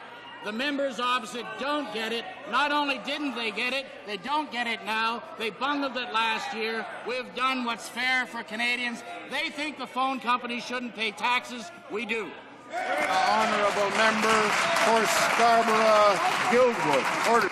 Mr. Speaker, the only bankruptcy we're talking about here are millions of Canadian investors. It takes some gall. It takes some gall to destroy a man's life savings and then ask for his vote. Is this what the Prime Minister would also say to Mr. Sikora from Kingston, who lost thousands of dollars yesterday, and he's hopping mad? You've stolen thousands of dollars from my aged parents in their retirement home, from my wife and from me. You've lied to us about leaving income trusts alone. Is he going to give the same answer, or is he going to apologize to Mr. Sikora and his family? Honourable the Minister of Finance. You know what, Mr. Speaker, this is what one would expect from a party that's against reducing the GST, that voted against reducing the GST, that is against allowing pensioners to income split in this country, saving, for example, $2,500 on a single pension household with $40,000, who are in favor of letting corporations not pay their fair share of taxes on every tax issue, every fairness issue for Canadians. The party opposite is wrong.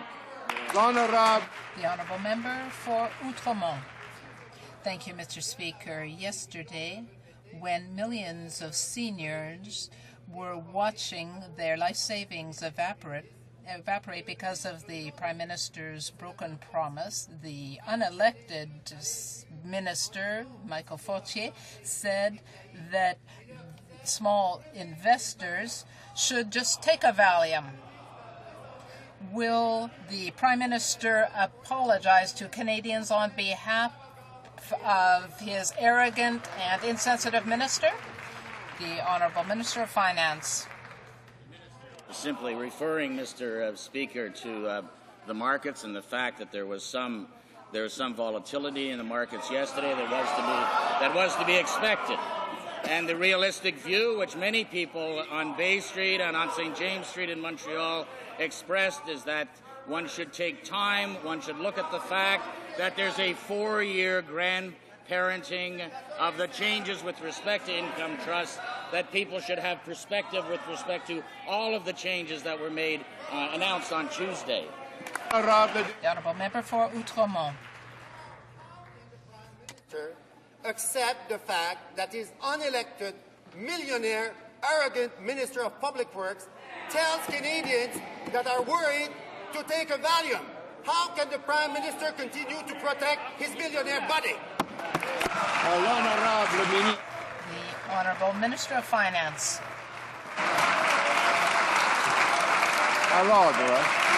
Order, please. The Honourable Minister of Finance is the floor. Mr. Speaker, how arrogant is it to expect ordinary Canadians to bear a tax burden greater than corporations bear, large corporations in this country? How arrogant is it to say to average Canadians, pensioners, that they should not be entitled to split income for pensions? That's arrogance. That's the position of the Liberal Party opposite. Exactly. The Honourable Member for Marcorel-Fortin.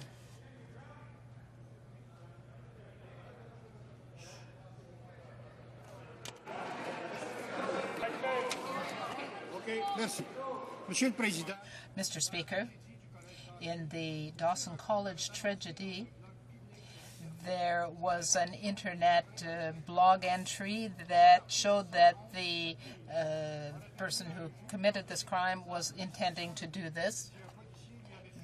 If the judge had said that he would have acted if this case had been presented to him, the RCMP, does the RCMP monitor this, and is the gun registry going to be maintained?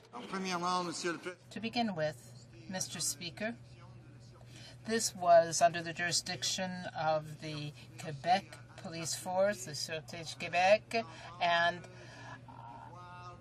we need to look at the situation. Obviously, we need to monitor threatening situations, but Canadians across the country, if they have any information about people who could pose a risk, should inform the local police force. The Honourable Member for Marcotte-Fortin.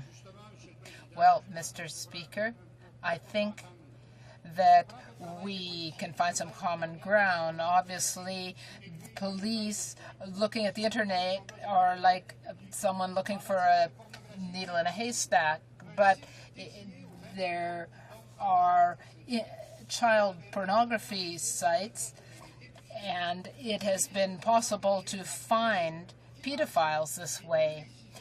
Will the government commit to publicizing this information so that people on the internet can denounce other people?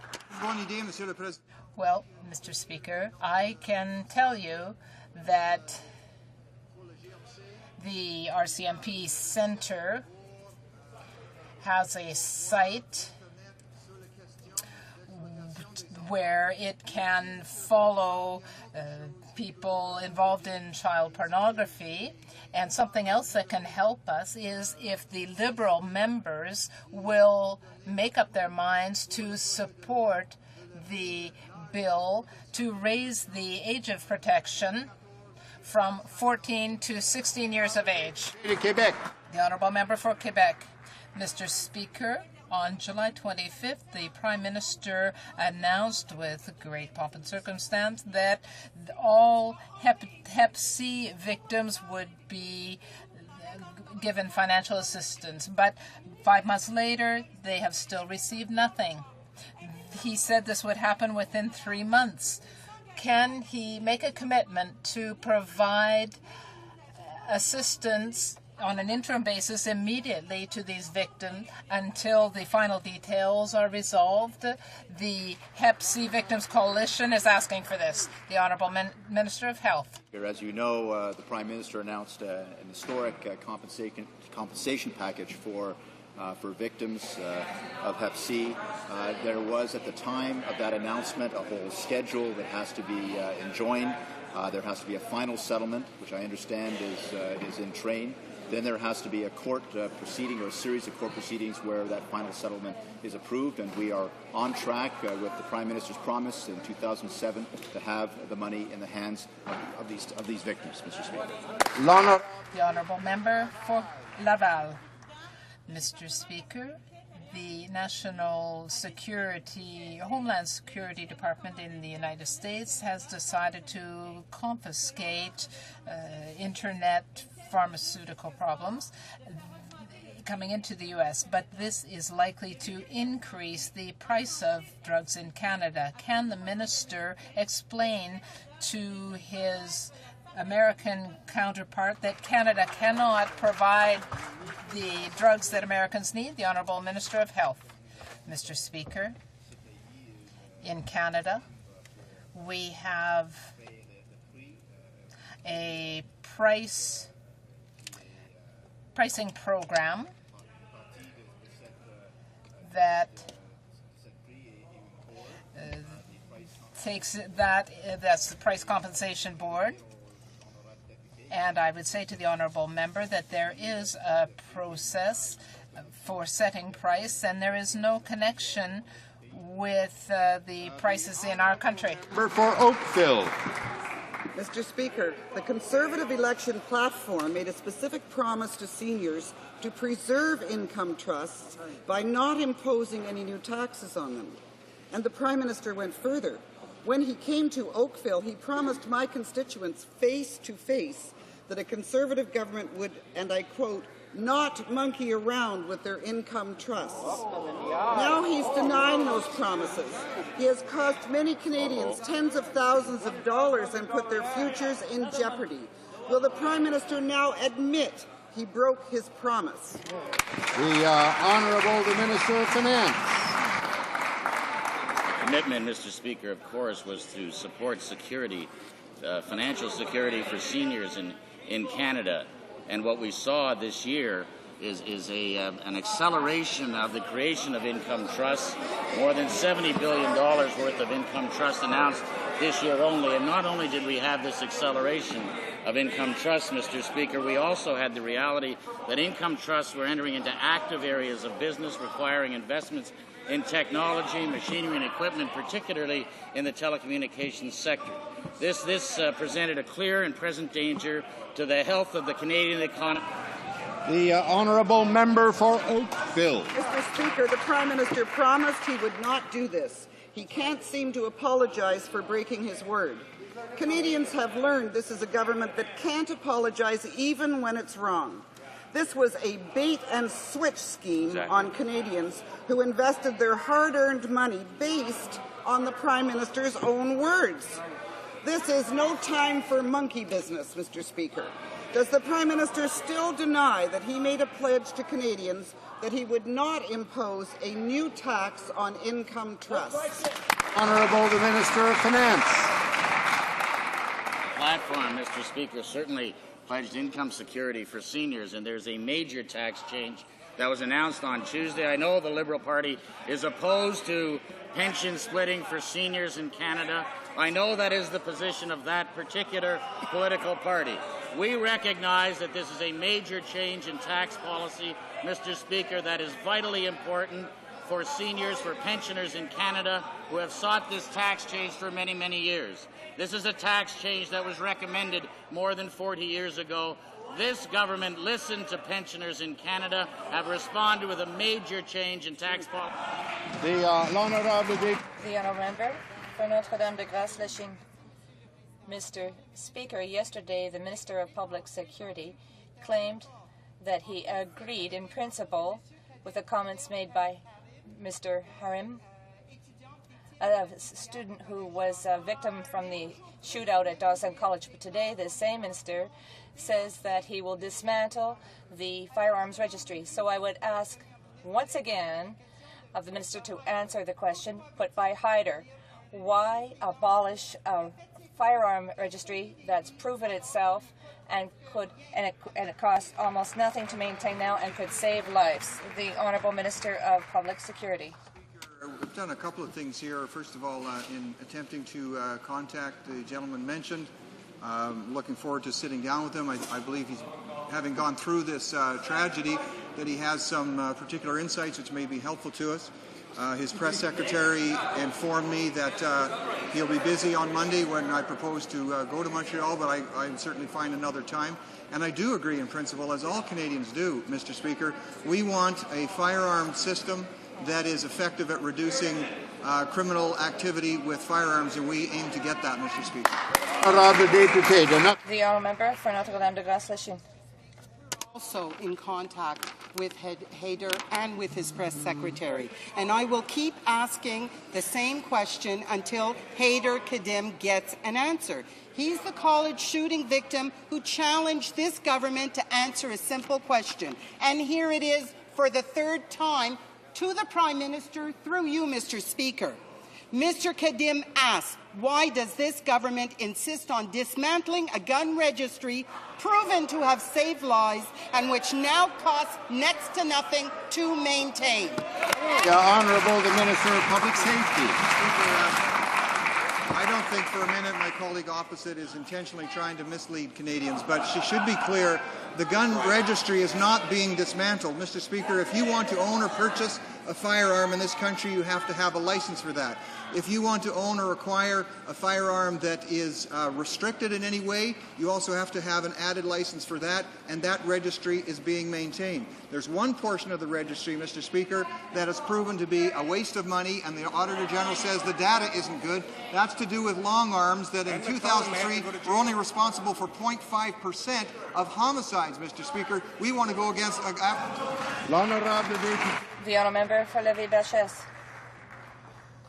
Mr. Speaker, I have a question for the Minister of Transport, of Infrastructure and Communities. The director of the Applied Economic Institute for the HEC Montreal and also co-chair of the Advisory Committee on the Fiscal Imbalance of the Council of the Federation, Mr. Robert Gagné, writes today that the leader of the Bloc Québécois and his big brother, André Bourclair, are misleading the people about the fiscal imbalance. How does the Minister of Transport react to that? I would like to hear what my honourable colleague has to say, the Honourable Minister of Transport. An excellent question, Mr. Speaker. I think that the problem, Mr. Speaker, for the BQ and the PQ is the verbal imbalance. In several newspapers today, in Quebec, there is an article written by the author of the Council of the Federation. Mr. Gagné says, by manipulating the data, the Bloc Québécois are misleading the people. End of quote, Mr. Speaker. This is very clear that the Bloc Québécois contribution conversation is totally false. Douglas. Mr. Speaker, Tuesday, the Citizenship and Immigration Committee visited the Kingston Immigration Holding Center, and Mahmoud Jabala, Mohammed Majoub, and Hassan Amre, who are held there on security certificates. These men, detained 5 or 6 years without charges or conviction, have never been allowed private spousal visits, are strip searched and required to wear a prison uniform when meeting with family, friends, and lawyers, and have no programming, among other issues. Will the Minister of Public Safety immediately act to reverse these practices? The Honourable the Minister of Public Safety. Mr. Speaker, just reminding Canadians that these particular individuals are subject to a process called security certificates. That process has been upheld in federal courts of appeal a number of times. These are people who are deemed to be a security risk if they are allowed to be in Canada. And Mr. Speaker, it's you could say a three-sided prison cell. They can leave any time if they want to go back to their country of provenance. And they're working through the appeals process right now. And if the courts uphold their appeal, then they're free to go, Mr. Speaker. Other than that, they are deemed a risk at this particular point in time. Honourable Member for Burnaby Douglas. Mr. Speaker, will Hood return to torture? Mr. Speaker, recently the correctional investigator asked the government to expand his mandate to include the Kingston Immigration Holding Centre and the security certificate detainees. He noted that the establishment of the holding centre removed the detainees to a situation where they, quote, no longer have the benefits and legal protections afforded by ombudsman legislation. Will the Minister of Public Safety act immediately to extend the mandate of the correctional investigator to include the holding centre and security certificate detainees?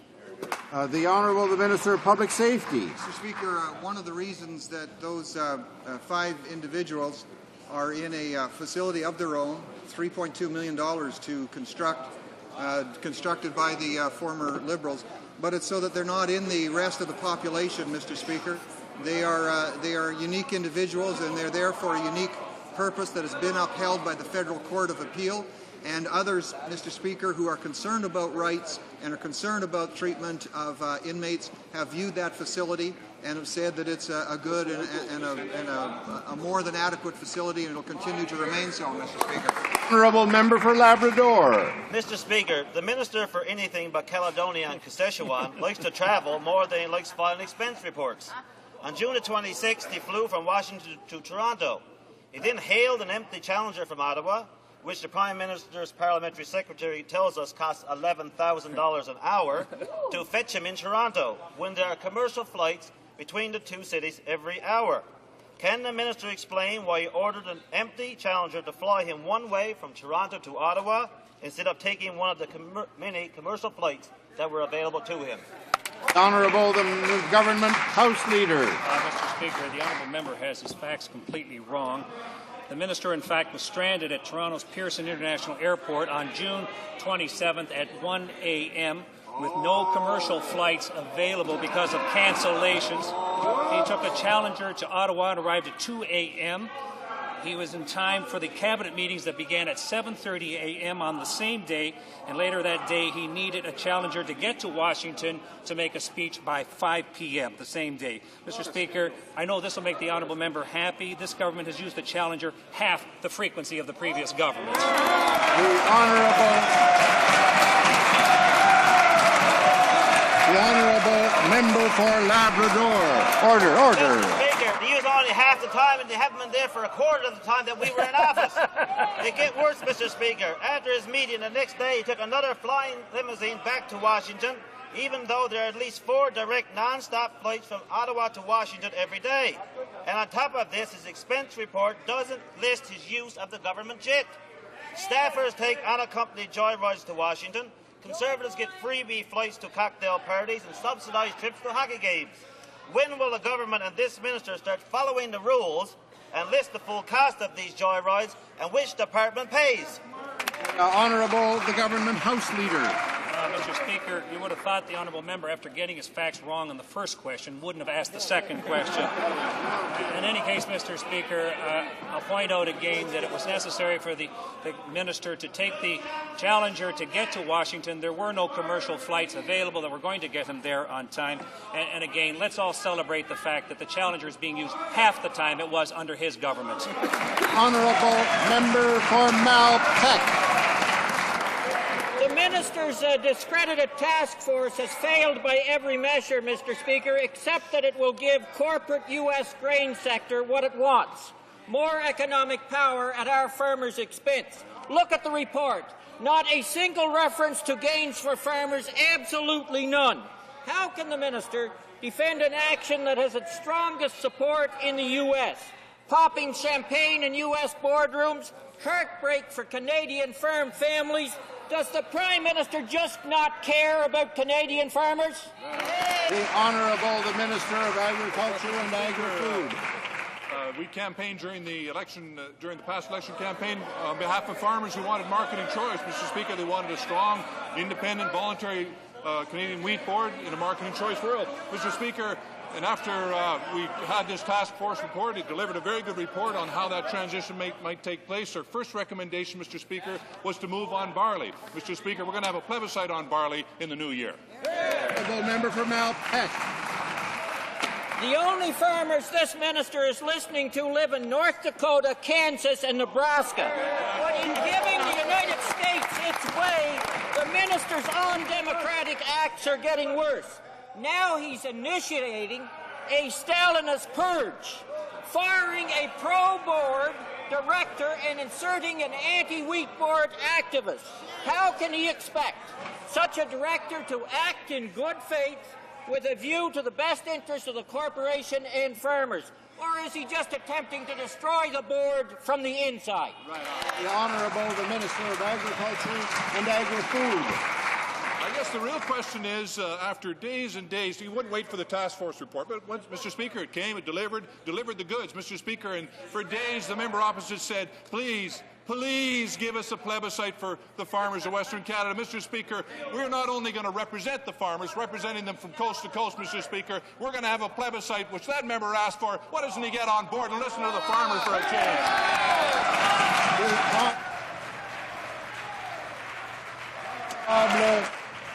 The honourable member for Richmond, Arthabaska. Mr. Speaker, farmers are grappling with a serious income crisis caused by low grain prices, but the parliamentary secretary told us that the situation will improve for grain producers. Does the Minister of Agriculture know that the price doesn't cover production costs and that it's important that he take action now? The Honourable Minister of Agriculture and Agri-Food. Concerned about grain farmers across the country. Mr. Speaker, we're not only moving on marketing choice for Western Canadian grain farmers, but the first action of this government was to follow through on the $755 million grains and oilseeds payment to all grain farmers across the country. We followed that up, Mr. Speaker, with $950 million to help repair the broken case program brought in by the previous Liberal government. That will help somewhat more. Thankfully, prices are starting to come up, Mr. Speaker, but we're going to work closely with farmers in Quebec and across the country to make sure they get the returns they need. The honourable member for Richmond, Arthabaska. The minister knows that the income programs do not apply for the people who are losing a lot of money every year. This is why yesterday they gave 8 tons of grain to the Minister of Labour's office yesterday. Will he help producers and announce emergency aid for these grain producers? The Honourable Minister of Agriculture and Agri-Food. Speaker, I listed some of the things we did. I could go on. Why don't I go on about how we're helping grains and oilseeds farmers, Mr. Speaker? We also initiated, as promised in the campaign, a cover crop program for any farmers that are affected by flooding. That helped farmers in Saskatchewan, Manitoba and in Quebec that benefited from that program. We've also doubled the amount of money that farmers can borrow interest-free through cash advances and through the AMPA program. We've expanded that to include horticulture and livestock, Mr. Speaker. We've got the Grains and Oilseeds program, Mr. Speaker. We continue to add programming to help Canadian farmers. Member for York West. Thank you, Mr. Speaker. The success of Canada's cities are dependent on an effective transportation network. The Spadina subway extension will improve access to York University and to Vaughan City Centre. City of Toronto, York Region and the province all have their funding in place and the environmental assessment completed. Since the government's Clean Air Act will do nothing to improve air quality in our cities, will they commit today to a project which at least will improve the quality of air, but as well the overall quality of life in Canada's largest cities? What are they waiting for to deliver the check? The Minister of Transport. Well, Mr. Speaker, we have during the last several months, of course, consulted the provinces and we've consulted the Federation of Canadian Municipalities. As you know, Mr. Speaker, we were able to have and put aside $16.5 billion for infrastructure, but we also put aside $1.3 billion for public transit. And that money is already available. It is now flowing. The agreements are there. And hopefully the communities and cities will take that money to be able to go forward. Honourable Member for Simcoe North. Mr. Speaker, the City of Toronto has worked extremely hard in preparing their bid for World Expo in 2015. Now, unfortunately, their wishes to host the World Exposition were completely lost on the provincial Liberals. Could the Minister of Canadian Heritage update the House on the news of Toronto's wish, their best wish, to host Expo 2015? Well, the Minister of Canadian Heritage. Well, Mr. Speaker, I'm very disappointed that the Toronto Expo bid will not go forward. This government supported Toronto in its bid for Expo 2015, and we were prepared to commit up to $600 million in support for the Expo and to support Toronto. Mr. Speaker, Toronto's bid for Expo is dead because the Ontario government would not do its part, because the Ontario government would not support an Expo in Toronto. Why wouldn't the Ontario government do its part? They have to answer as to the lost opportunity for Torontons. The Honourable Member for Sault Ste. Marie. Thank you very much, Speaker. Every report on income security released in the last 6 months indicates poverty is growing deeper and more pervasive. I have been consulting across the country, and people tell me the recent cuts by the Minister of Human Resources and Social Development are hurting the poor disproportionately. Why will the Minister not stand up for her ministry and fight these cuts? The Honourable the Minister of Human Resources and Social Development. Well, frankly, Mr. Speaker, I'm absolutely and thoroughly confused by the member from Sault Ste. Marie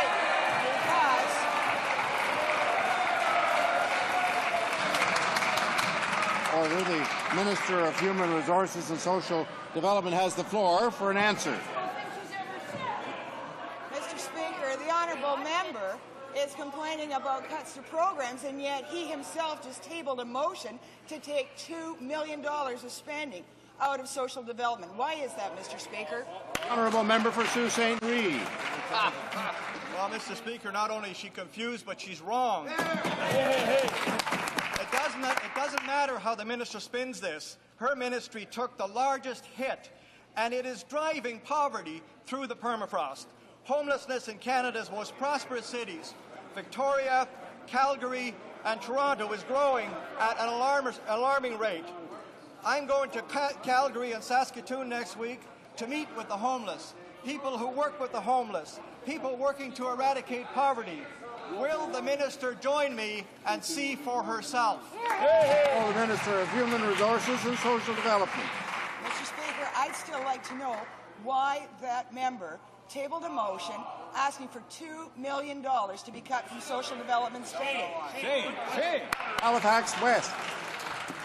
Mr. Speaker, the government's trying to trick Canadians into believing they're spending $80 million on adult literacy. I've asked repeatedly for details of that spending. I've gotten zilch. If the cuts to literacy are as trivial as a cup of coffee, as the minister claims, then she should have the details of what's left at her fingertips. Will she table those details in the House today, or will she admit she's not being truthful with Canadians? The Honourable the Minister of Human Resources and Social Development. Well, Mr. Speaker, as I explained at some length and very often to the member last night, the existing programs, existing commitments are all going to be honoured.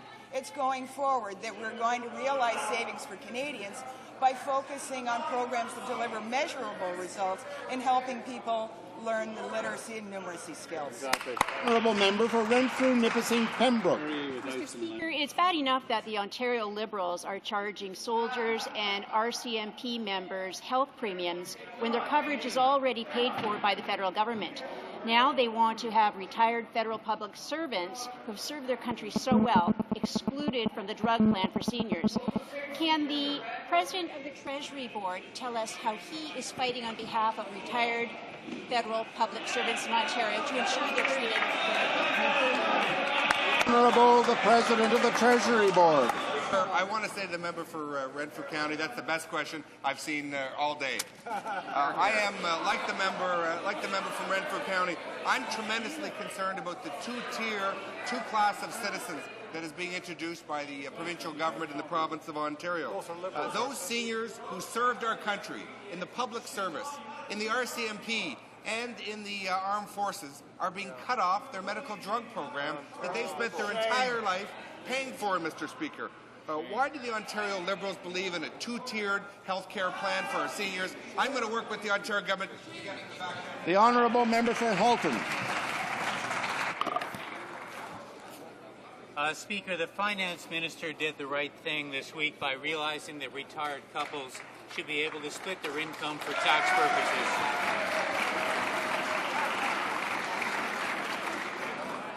Can he tell us, does he agree that working families should also benefit from income splitting, especially when one spouse stays at home and looks after the kids, who could then make RSP contributions to look after their future? Does he agree with that? Honourable the Minister of Finance. Mr. Speaker, I thank the honourable member for his question, and I certainly acknowledge the extensive work the honourable member did with respect to advocacy of the issue of income splitting for pensioners in Canada. That policy is now going forward. It is a major change in tax policy in Canada. There's special reason to make the change with respect to pensioners, to encourage investment and savings for retirement through pension vehicles. I understand the principle that the member speaks about, and certainly it's worthy of further study, as are other tax measures. Thank you, Speaker. Order. I would like to point out the presence in the gallery, the winners of the Governor General's Awards, winners for Performing Arts. Performing Arts. We have Mark Starowitz, Lorne Michaels, Albert Miller, Robbie Robertson, Joyce-Anne Sidimus, Jacques Languirand, the Raymond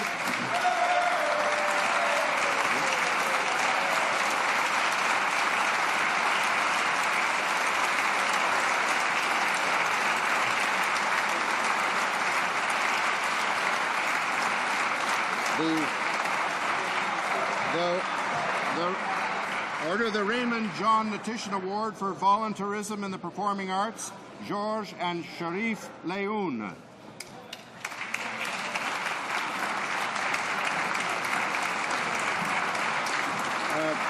And finally, the National Arts Centre Award, Richard Bradshaw.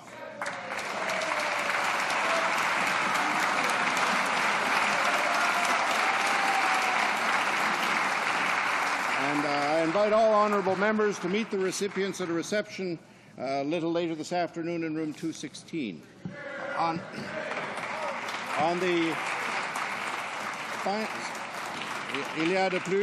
the upcoming occasion of Veterans Week, I would like to draw to the attention of honourable members the presence in the gallery of Canadian war veterans, peacekeepers, and a current serving member of the military.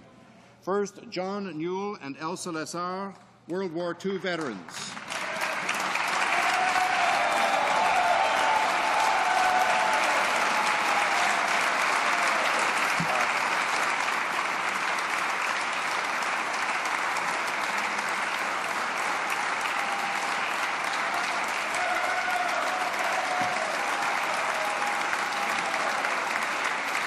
Second, Mo LeBlanc, a Korean War veteran. Barry Hellman, retired peacekeeper with the Royal Canadian Artillery. And Master Warrant Officer Timothy Power, who served in Afghanistan and is a current serving member of the military.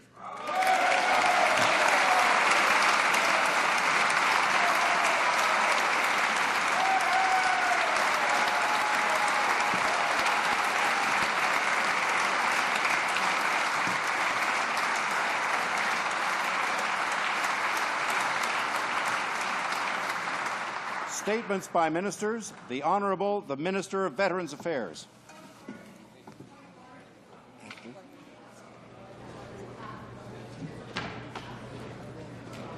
Thank you, Mr. Speaker. Mr. Speaker, a number of weeks ago, the Prime Minister said that military service is the highest form of public service. And we are reminded of that in this House every day. It is because our veterans have served that we can serve here in this chamber. Our veterans are why we have a free and democratic country. It's that simple, Mr. Speaker.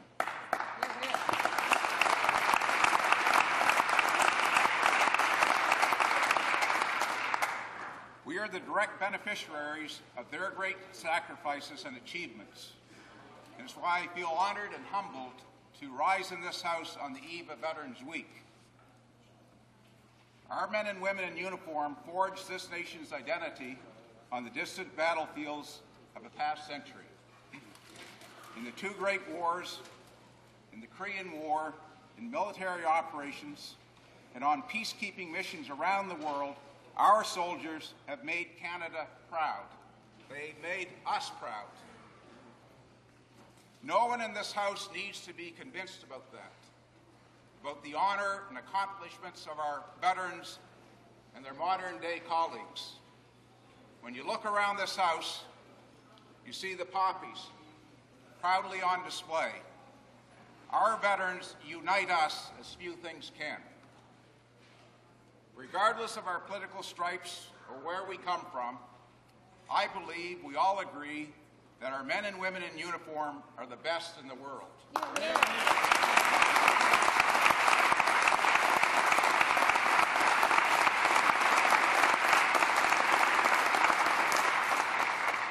They are the best trained, the most professional, and the most disciplined. And they have always committed themselves 100% to the mission. But, Mr. Speaker, we know that freedom is not free. It has never been free. The freedoms that we often take for granted have come with a heavy price for our country, for our families, for all of us here. We have lost too many of our best young men and women. As our most famous war poet, John McCrae, wrote, with every fallen soldier, we have lost a Canadian who loved and was loved. Mr. Speaker, we know this, and we feel it deeply in our hearts and in our souls. We realize that this great country we've inherited was built by ordinary men and women doing extraordinary things. They did it.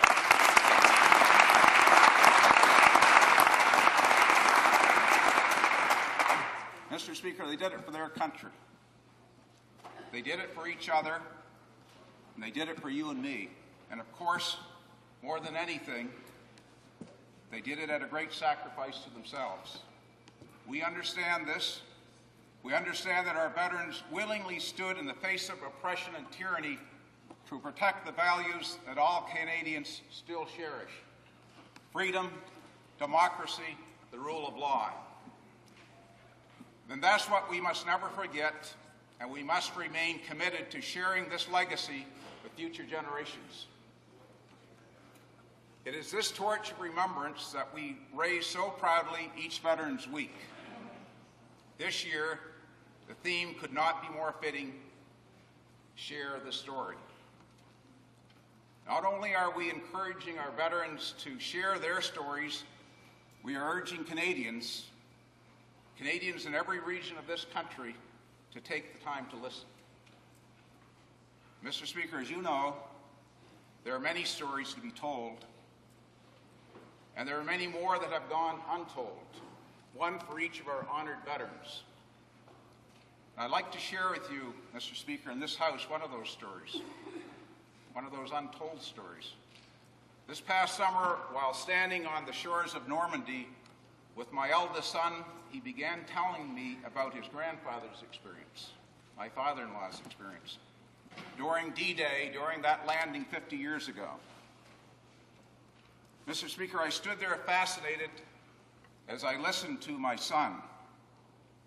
I was curious about the details, about the painful, brutal facts my father-in-law had rarely shared with anyone. And I asked my son why I didn't know this story. Why had Granddad not told me any of this? My son simply looked at me and replied, "Because you didn't ask." Well, Mr. Speaker, I know that it is now time to ask. It is time to listen. It is time to learn about soldiers like Harold Roderick. Those of us who have never served, who have never worn the uniform, the Canadian uniform, we need to take the time to understand before time slips away. And we only need to look outside at the last few autumn leaves clinging to their branches. With the slightest rustle of breeze, they could be gone by dusk. We realize this. We realize that there are only 3 known surviving Canadian veterans left from the First World War.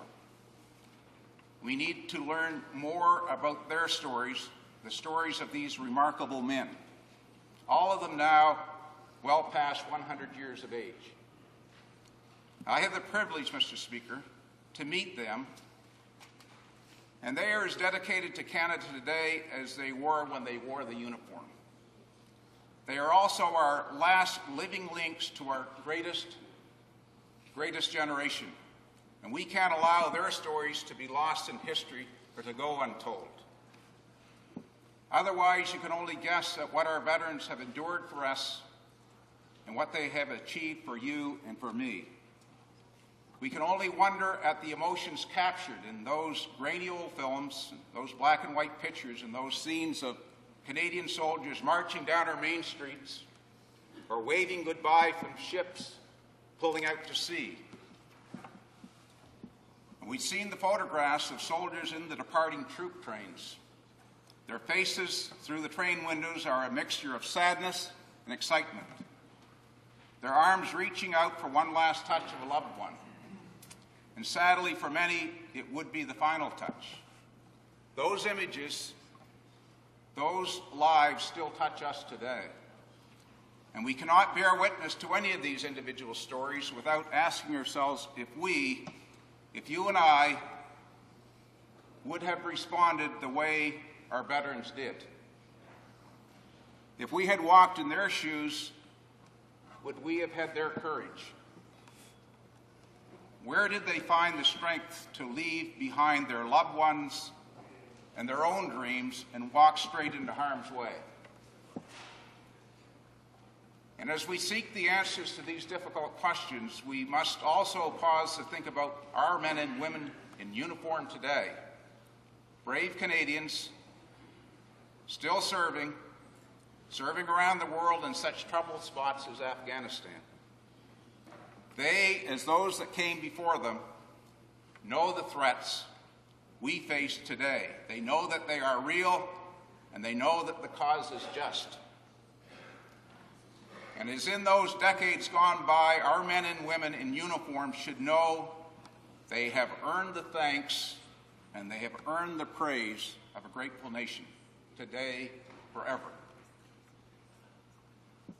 Mr. Speaker, in a few days, we will leave this place. and return to our ridings, to the people we represent.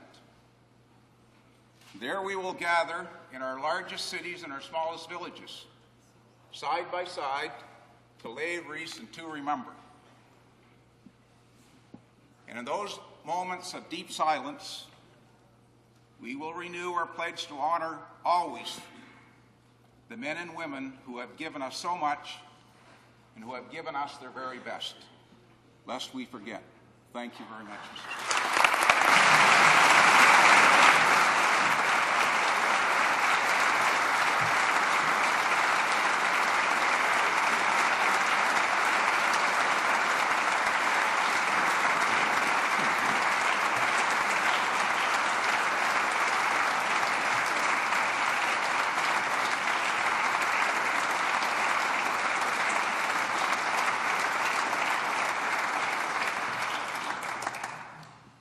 The honourable member for Cape Breton-Canso.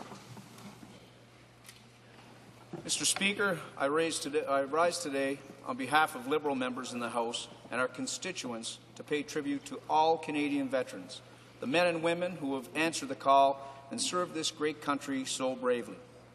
November 11th, from coast to coast to coast, is a day that gives Canadians time for pause. It's a day that gives us all an opportunity to reflect on Canada's history, as well as what Canada is and what we as a nation stand for in the world today. Above all, it's an occasion to think about the valiant men and women who sacrificed their lives in the interests of their country, of our country. Nous saluons nos braves. We salute our brave veterans for their remarkable service. Canadians will take part in ceremonies in honour of our veterans. We will gather and pay tribute to the more than 1.5 million Canadians who fought for Canada in the First World War, the Second World War, and the Korean War. We will recognize the more than 100,000 soldiers who died and the enormous sacrifices made by their families split apart by war and tragedy. We will also think about the men and women who have sacrificed their lives in the service of peace in such faraway places as Bosnia, and those who continue to defend our country and our interests in Afghanistan today. At the same time, Canadians recognize the significance of what it is they have fought for and continue to fight for, namely the values, freedoms, and a way of life that we cherish and are privileged to enjoy today. It is particularly poignant as I look around this chamber at my colleagues from all political stripes and pause and marvel at the fact that we can congregate here to debate issues, from childcare to health care, from trade issues to fiscal policy. And we are given that privilege of democracy, of respectful, informed debate from the sacrifices of those who came before us, who fought for our values, a way too often paid with the ultimate sacrifice. Most Canadians are fortunate in that we have not suffered through the hardships of war. Today, however, in light of the events that have shaped our world recently, we are experiencing the suffering that war and conflict invariably bring. To this end, we can be thankful that Canada has a long and revered history as a peaceful nation, a history that includes a long-standing commitment to peacekeeping and peace-building, epitomized in Prime Minister Lester B. Pearson's 1957 Nobel Prize for Peace. Mr. Speaker, as the Minister of Veterans Affairs referenced, this year, the theme of Veterans Week is Share the History, Share the Story. When preparing my comments for today, I started to think about the many heroic stories that our veterans have told. I thought back to last year, as I watched on TV as the streets of Vancouver were lined with people who came to pay their final respects to Canada's last surviving Victoria Cross recipient, Ernest Smokey Smith. It made me reflect on a Victoria Cross recipient in my own riding of Cape Breton-Canso, Private John Bernard Croak. Croak grew up in my own hometown, Glace Bay. He was a coal miner, and during the First World War, a member of the 13th Canadian Infantry Battalion. Under a blanket of heavy enemy fire, he heroically took a machine gun nest out single-handedly and then led a charge of his platoon against several others, being wounded on both occasions and ultimately succumbing to his wounds. Mr. Speaker, heroic stories like this, stories of sacrifice, of honor, need to be told. They need to be remembered and shared with younger generations so that we never forget the sacrifices of our veterans. As Canadians, we remember those who gave their lives by wearing a poppy, the flower of remembrance. We recall the poem in Flanders Fields. We take part in Remembrance Day services and activities in our local communities. This includes 2 minutes of silence, which offers each and every one of us the chance to reflect privately on peace and the forces that have shaped our country's great history. In this regard, at a time when we are all much more acutely aware of how important peace truly is, today we can appreciate even more our Canadian heroes, their bravery, and the great sacrifices they have made. Earlier today, during debate on a motion before the House on Veterans, we have heard stories from members of Parliament about their personal experiences with veterans. I would ask that all members take away from this debate these stories, share these stories back in their riding, and honor their heroic legacy. Mr. Speaker, as the days and weeks pass by, our nation readies itself for the 90th anniversary of the Battle of Vimy Ridge, this country's first major military victory. This victory marks one of the most poignant events in our history and is often referred to as the time Canada truly became a nation. Yet however significant this date might be, remembrance is not about celebrating victory or basking in triumph. Rather, it is recognizing those who answered a selfless call to service. In his poem, In Flanders Field, the poet John McCrae states, "To you from failing hands we throw the torch. Be yours to hold it high." I call on all members of Parliament and all Canadians to take up this challenge, to not forget the sacrifices of the past, to remember the bravery of our veterans, and to share these stories. Thank you.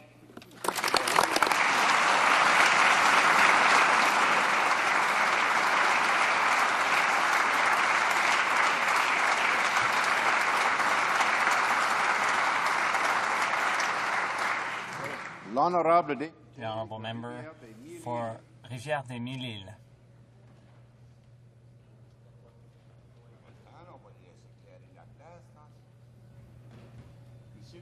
Mr. Speaker, I hope no one hopes for armed conflict.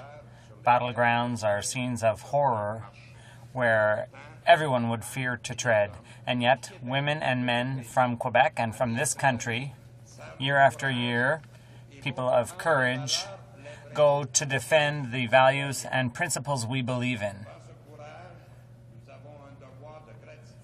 Faced with such courage, we have a duty to admire these men and women who, together, we have the duty to remember. Mr. Speaker, on the eve of November 11th and Veterans Week, I remember all these men and women who served in uniform with bravery and tenaciousness in times of war and in times of peace. I remember the cities that were destroyed, where all that was left were ruins and dust, and from that, people rebuilt. I remember the sacrifices they made and their families made. I remember the tears shed, the expectations of a mother with no news of her son or daughter. A young woman, already a widow, a child, already an orphan. I remember that In the wake of these sacrifices and dramatic situations, our society was able to grow into what it is today. I remember democracy, equality, freedom, justice, peace,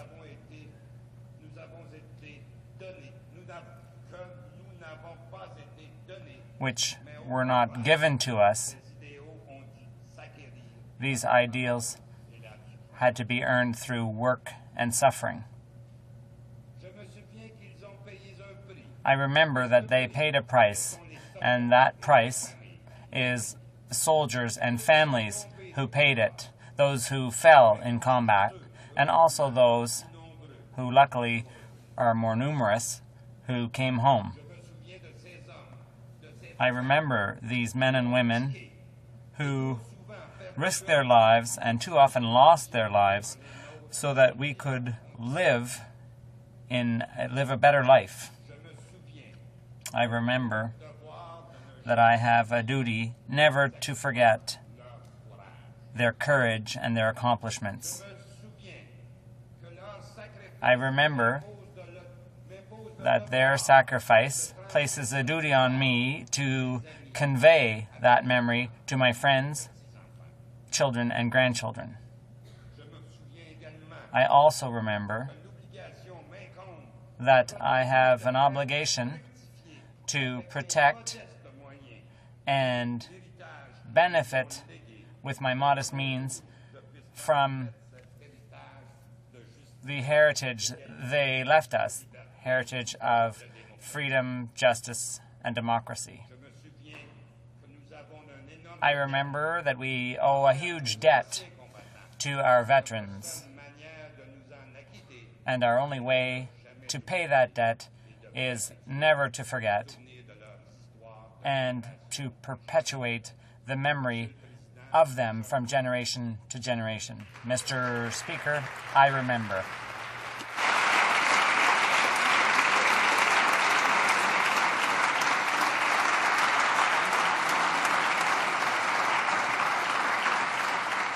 Order. The honourable member for Sackville Eastern Shore.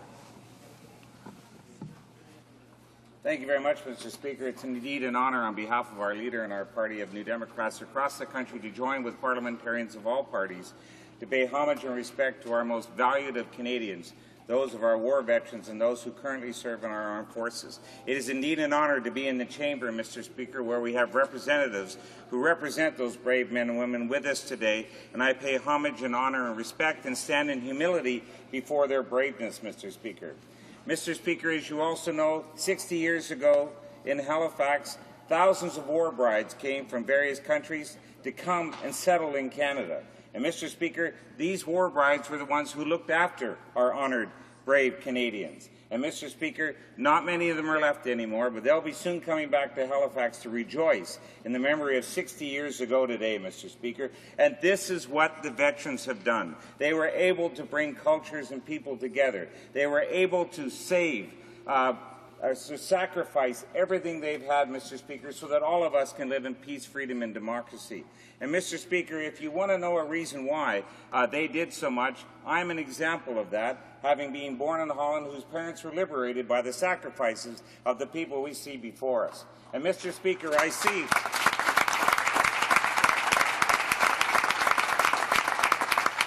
Mr. Speaker, I see the shiny medals that the men and women wear on them. And, Mr. Speaker, they don't wear them for decoration. They don't wear them for gratitude. What they wear them for, Mr. Speaker, is for service, for duty, for honour to their country. But most importantly, Mr. Speaker, they wear them because they know that over 117,000 Canadians buried in over 70 countries around the world never got the chance to wear theirs. And, Mr. Speaker, it is an honour to see them wear them. So I recommend to everyone, if they get the opportunity, as the Minister of Veterans Affairs said, share their stories.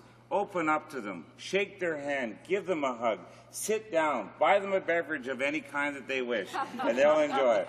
And, Mr. Speaker, if we do that, we ourselves will be enriching our lives. But we will be telling them once again that indeed we remember.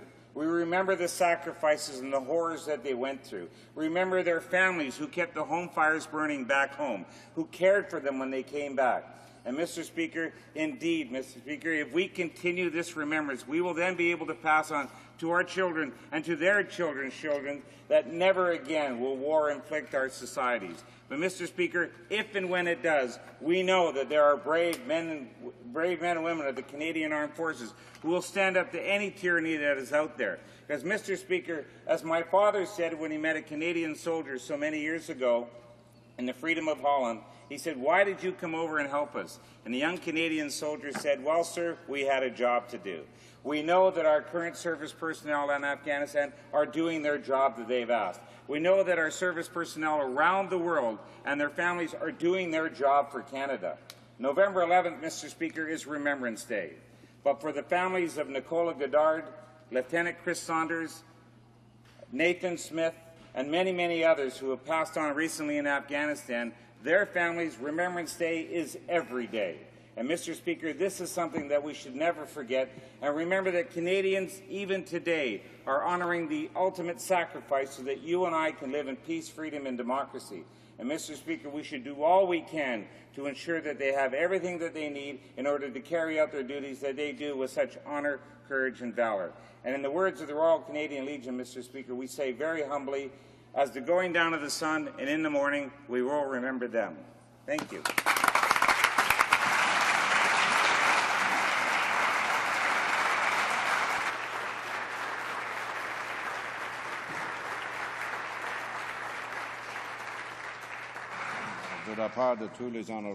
On behalf of all honourable members, I'd like to thank the Honourable Minister for Veterans Affairs, the Honourable Member for Cape Breton-Canso, the Honourable Member for Rivière-des-Mille, and the Honourable Member for Sackville Eastern Shore for their moving comments. I now invite the House to rise and observe a moment of silence to commemorate our war veterans.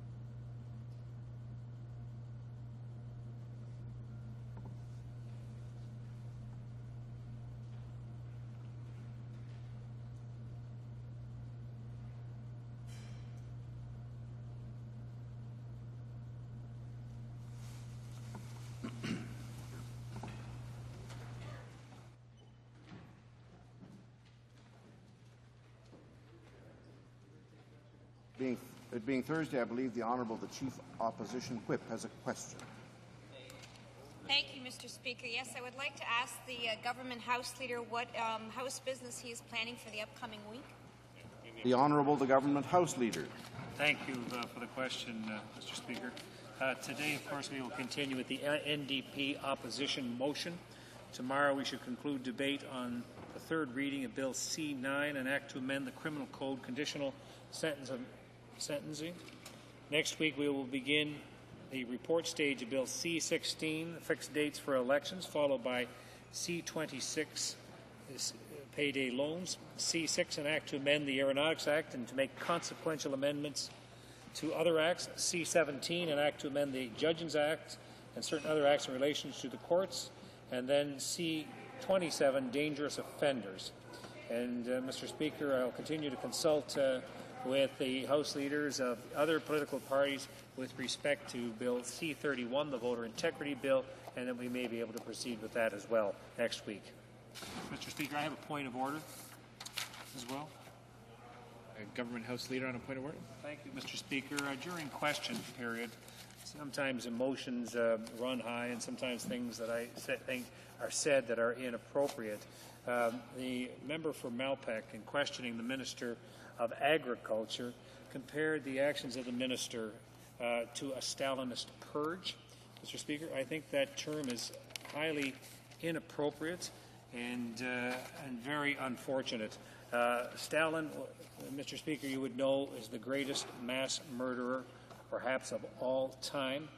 The Stalinist purge, among other things, induced a famine genocide in the Ukraine in the early 1930s, killing over 7 million people.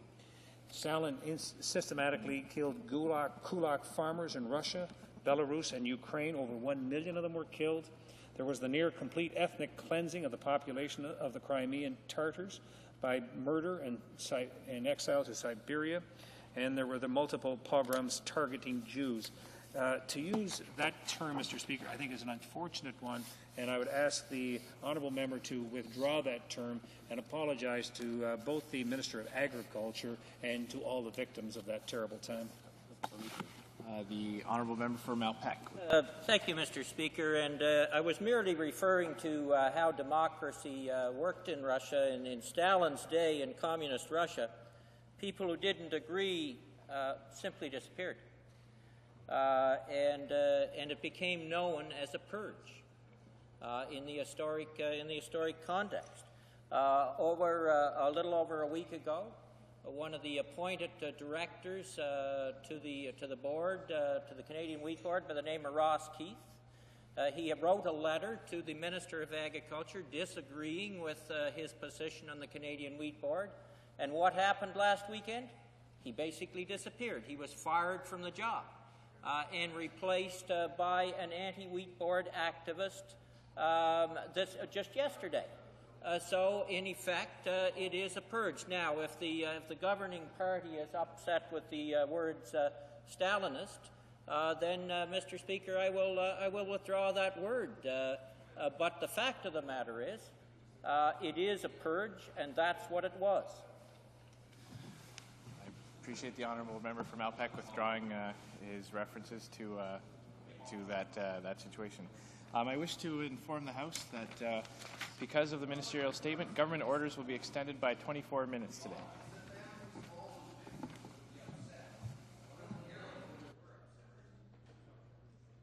Orders of the day. Business of supply. Motion concerning the Canadian forces.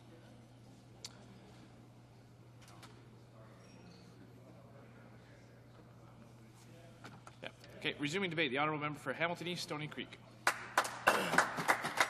Well, thank you, Mr. Speaker. I would like to advise you that I'll be sharing my time with the honourable member from Acadia Bathurst. Mr. Speaker, I rise today to express my strong support for the motion introduced by the member from Sackville East, Eastern Shore. I stand here proudly in support of our veterans and, of course, our active Canadian forces. As members of this House will know, this member is of long-standing record of speaking out for veterans, and I commend him for his hard work and dedication to finding solutions for their problems. Mr. Speaker, earlier in this House we heard very eloquent speeches in support of our veterans, and when I was considering the topic today and how I would begin my remarks, I was reminded of my family. I had an uncle who at 16 years of age served in World War I. I had 3 uncles who served in the Second World War. One was killed 2 days after D-Day. The other 2 went on to careers outside of the military, but both died young, and it was pretty clear it was as a result of their service to the country that happened. But, Mr. Speaker, now turning to the motion, I would say that the motion that, in the opinion of the House, the government should immediately take the following steps to assist members and veterans of the Canadian Forces and their families.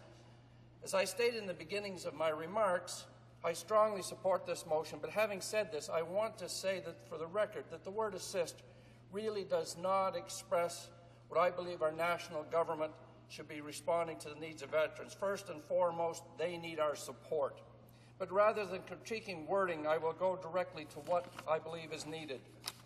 Mr. Speaker, as stated, amendment to Section 31(1) of the Canadian Forces Superannuation Act so that second spouses of Canadian Forces members and veterans have access to pension rights upon the death of a Canadian Forces member or veteran. Now, in one part we hear it as a right, and in another place I've heard it expressed is this clause being called the gold diggers clause. Well, how offensive, Mr. Speaker. I must say such a clause harkens back to a far and distant time, a time when things like teachers were required to get permission from their school boards in order to marry. It's beyond being discriminatory. It's simply offensive and should have been removed from the Act many, many years ago. Now, Mr. Speaker, I can almost hear the question, how much will this cost? And I agree, not an unreasonable question on most occasions, but with a government sitting on a surplus of $13 billion, surely they can spare the estimated $183 million this program would cost. Next, Mr. Speaker, in the motion to extend the VIP Veterans Independence Program to all widows of all veterans, regardless of the time of the death of the veteran and regardless of whether the veteran was in receipt of the VIP services prior to his or her death. Mr. Speaker, I believe most members present would find it reasonable to provide proper home care for veterans as they age. I can't imagine somebody who wouldn't support that. But, Mr. Speaker, Canadian veterans have always been a proud lot. We saw that as an example in our gallery today, the pride as those veterans rose before us. But as a result, many veterans didn't know about the Veterans Independence Program or simply chose not to apply. An example I would use, Mr. Speaker, a person I know well, a Hamilton resident, Art Ebert. Art is a veteran of the Second World War. He served proudly in the Canadian Navy. This individual served in the engine room of ships during that war, and he was injured when his ship was torpedoed and sunk. Imagine for a moment, Mr. Speaker, what it must have been like getting out of that engine room and into the ocean after being torpedoed. Art's leg injury has been with him, or was with him, all the remainder of his non-military career, and it wasn't until the mid-90s that Art decided to seek assistance from the Government of Canada. Now, Mr. Speaker, no one had ever contacted Art regarding his injury or his eligibility for pension. His persistence in getting on with life after the war is but one of many examples of the courage and the determination of veterans that they have not to be a burden to Canada. If anyone deserved our real VIP treatments, our veterans did and do. Mr. Speaker, we know the issues that many veterans face during their latter years, and without access to the VIP program, for whatever reason, then it was more often than not that their spouses were the ones to provide that home care. Today, we have a chance to offer care to those spouses who cared for our nation's heroes. Veteran spouses deserve nothing less, Mr. Speaker. Next, increase the survivor's pension amount upon death of Canadian Forces retirees to 66% from the current amount of 50%. Mr. Speaker, veterans and their families gave Canada, in times of great national need, they gave their all. They offered their very lives for our freedoms. I believe it's incumbent upon this government to reciprocate by giving veterans and their families fair and equitable treatment. The same treatment, Mr. Speaker, that public and private plans offer. Moreover, Mr. Speaker, spouses of Canadian Forces personnel deserve fair access to spousal benefits. Next, Mr. Speaker, eliminate the unfair reduction of the CSIP plan, Service Income Security Insurance Plan. Long-term disability benefits from medically released members of the Canadian Forces, and eliminate the deduction from annuity for retired and disabled Canadian Forces members. Well, Mr. Speaker, in these times, these very difficult times, with Canadian Forces every day facing the real threat of life-changing wounds and injuries in Afghanistan, it is very important to weigh carefully what is being asked in Section 4 and 5 of this motion. Recommendations were made in 2003 to address this issue immediately, but the previous Liberal government failed to take action. Mr. Cote, the Ombudsman for the Department of National Defence, and the Canadian Forces called for the previous government to address this issue in his 2003 report entitled Unfair Deductions from CSIP Payments to Former Canadian Forces Members. I asked this government, and in particular the Minister of Defence, why hasn't this government acted? Why have they not moved to take better care of injured and disabled Canadian Forces members? As members of this House heard in question period today, the Ombudsman released a second report just yesterday, and in that report regarding the treatment of 1 Combat Engineer Regiment Kuwait veterans, Mr. Cote spoke of the courage and the dedication to duty of these veterans.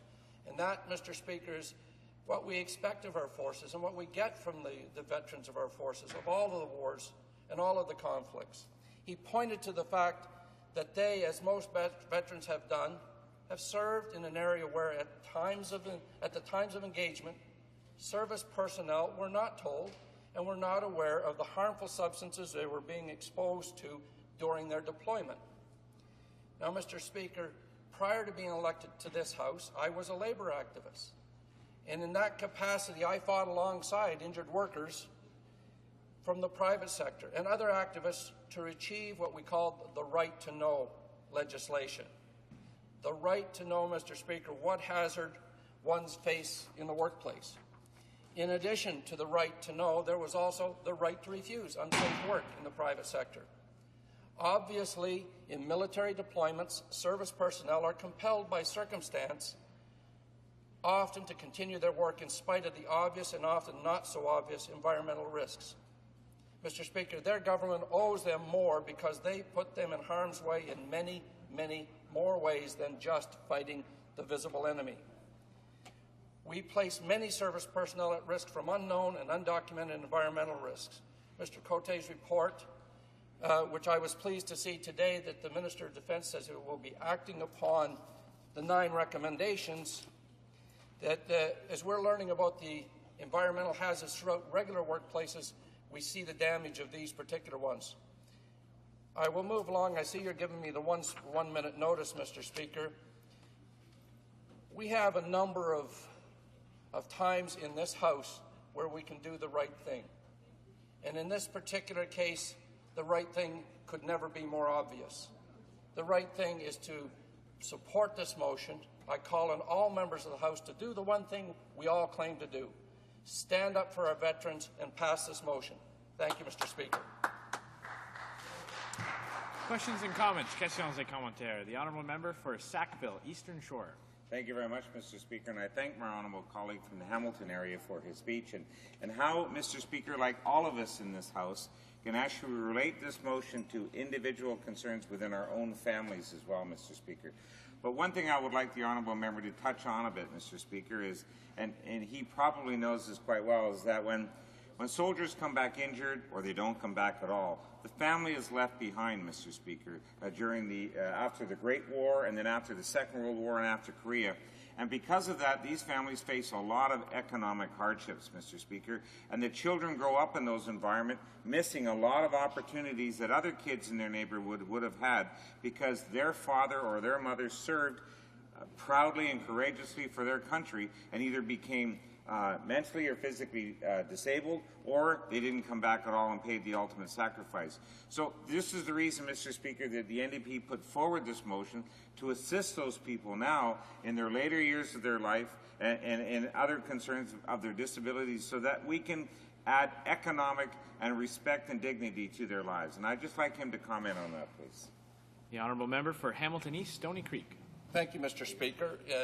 In response to the member's observations, I can recall being of an age that I was born 2 years after the end of the Second World War, and I can remember approximately 1954-55 when the veterans of Korea returned home, and they would sit in our local barber shop with the veterans from the First World War and from the Second World War, and as a very, very young person, I was there listening intently. And you didn't hear stories of glory. You didn't hear stories of how much one had done. What you heard repeatedly was what we had done for the good of the world. And in all of those cases, it was people who had clearly put the interests of their country ahead of the interests of themselves and of their families. In those barbershop days, occasionally would be the son, and where it was a barbershop, it was all male, there would be the son of somebody who didn't come home. And you could see the caring from the veterans who came back, who would address those people and ask what they needed and what they could do to support them. But the need was clearly there. And over a period of time, I think the government of Canada has done better than what it was doing at that time. But it touches you deeply to see the faces and remember those faces of people who gave so much and of those that lost so much. Thank you, Mr. Speaker. Questions and comments. Questions and commentaires. L'honorable deputy. The honourable member for Acadie-Bathurst.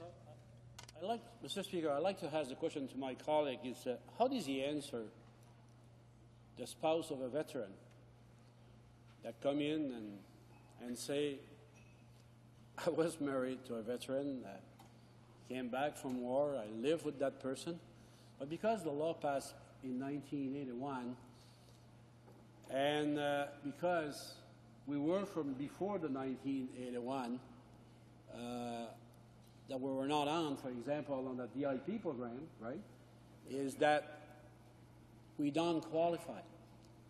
How do you answer that spouse, that person, that discrimination that is made by the government of Canada? How do we explain that?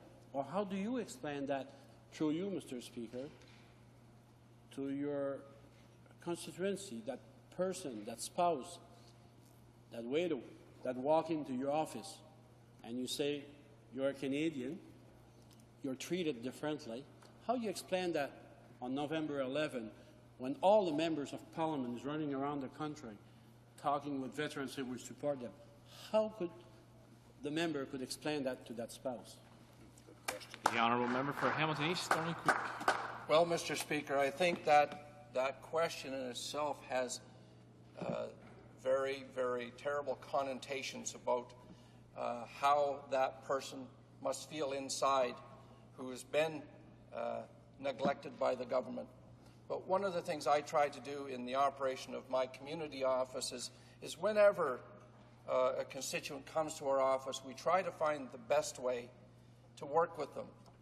And I would be able to turn to that person and reference the motion that's before us today as an example of how we are moving forward on the issue. And I believe, Mr. Speaker, that by far a majority of the members in this House will be supporting this motion. As I've said before, it's time to stand up. It is the right thing to do. But I would explain to that person that I have faith in this House. I have faith in the fact that people have a genuine respect for veterans and that they will do the right thing. Thank you, Mr. Speaker.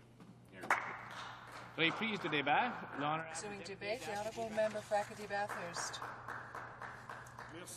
Thank you, Mr. Speaker. It's an honour for me today to rise in this House to speak about the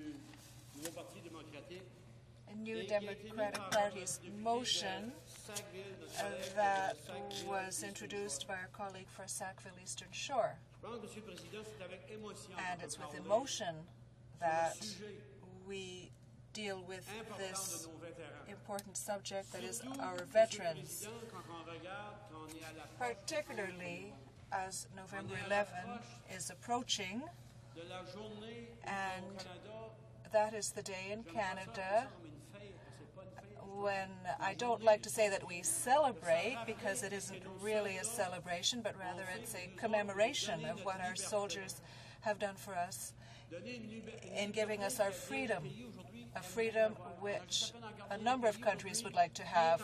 We need only look at where there are wars occurring today, and I'm sure those people in those countries would rather have peace. Now, whether it was during the First World War, the Second World War, the Korean War, the Bosnian War, and we can continue, there have been wars where our Canadian soldiers put their lives at risk to ensure our freedom of speech, our freedom of travel. We can go anywhere we want in our country, and it's wonderful. And I've visited countries, Mr. Speaker, where if you want to walk in the street, someone has to accompany you with a gun to protect you. And yet we have visitors who come here from other countries, and we don't need to call out the army to protect them. And so the motion asks that the gold diggers clause be eliminated so that spouses can have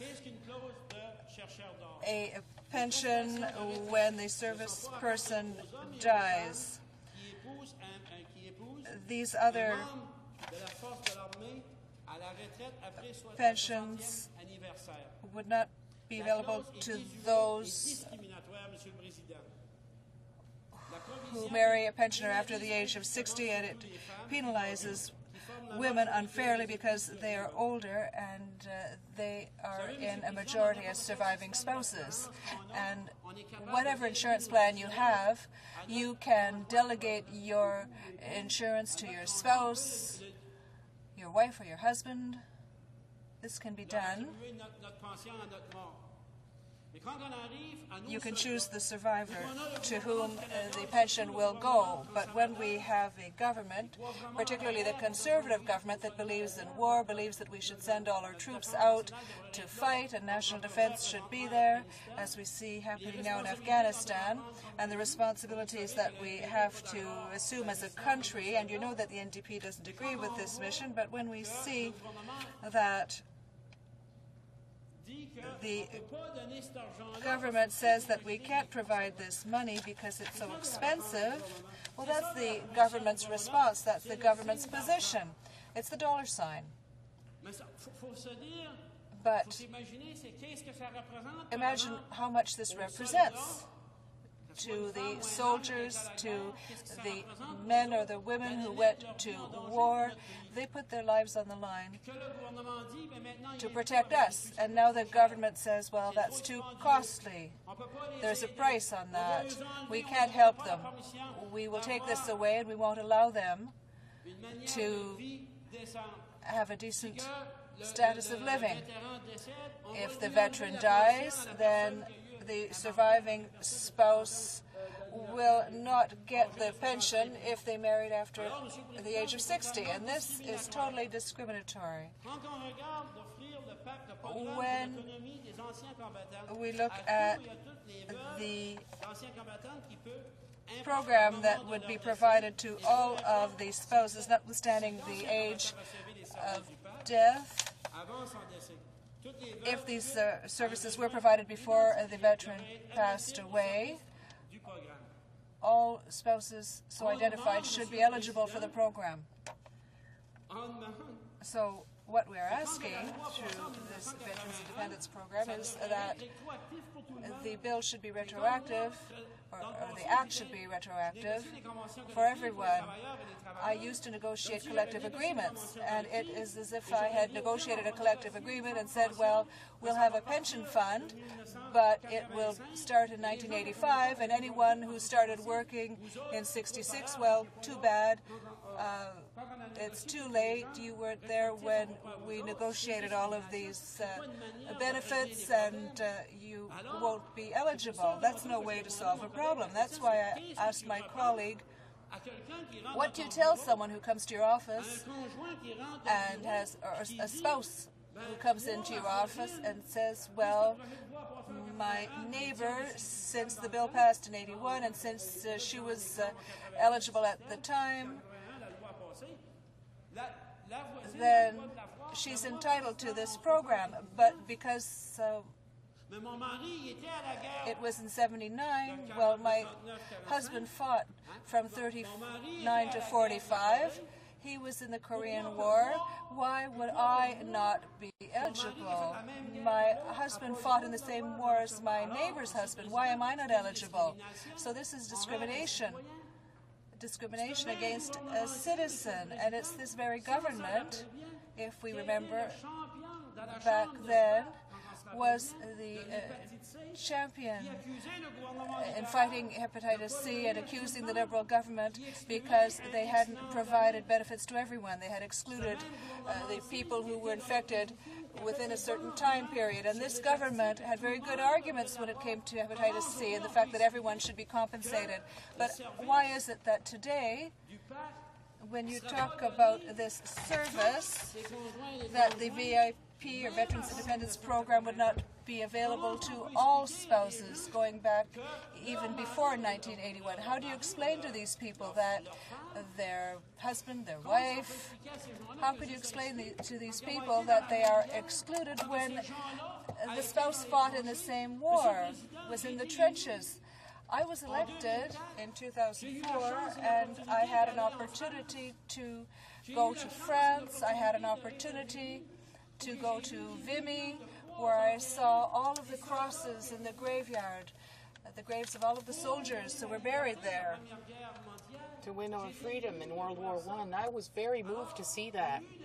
I was moved in the sense, let's look at what those people did. You can't go back to Canada and not remember that and talk about that. When we say that on November 11th, lest we forget, when you go see those cemeteries, people who never had a chance to come back, young people, but a soldier who did come back, came back quite marked by the experience. He was affected emotionally. He lived with his wife, and she lives with that too. He explained what happened during the war, all the emotions he went through, the problems, psychological upheaval.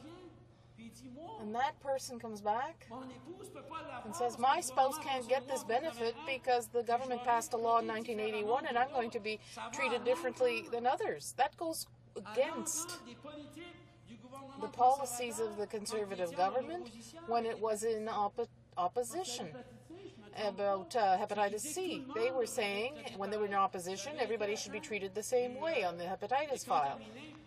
I was contaminated by blood, and everyone who was affected should be treated the same way. But that's not what's happening here. And now we see exactly the same thing. The pension for survivors should be increased by 50% to 66% from the current amount of 50%. Who could live on 50%? Even 66%, it should be more than that. Any insurance you buy, normally, you get 1/3 of your salary, 1/3 in benefits that come.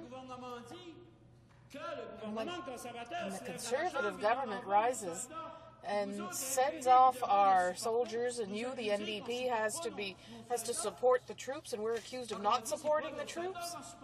It's not the troops we're not supporting, it's the mission that the Conservatives gave them. That's what we don't support. But if you support our troops, you should support our veterans and their spouses.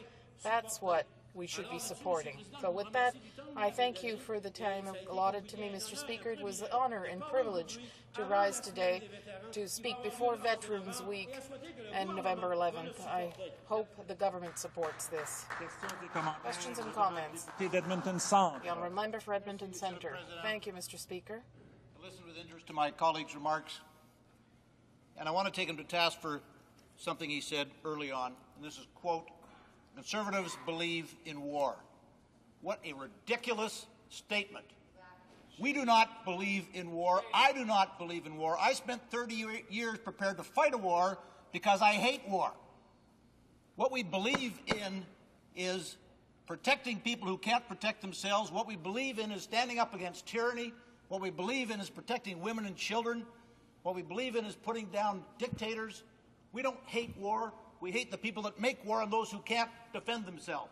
And this member and this party, and I think every member in this House, will agree, as do every freedom-loving person in the world who has the courage to stand up to it, is that we do not hate war. And I will quote Mark Twain in 1912 when he was considering running for the presidency of the United States, said, it's a fine thing to defend one's own freedom. It's a damn sight finer thing to defend somebody else's. And I would simply ask my honourable friend to reconsider that ridiculous comment.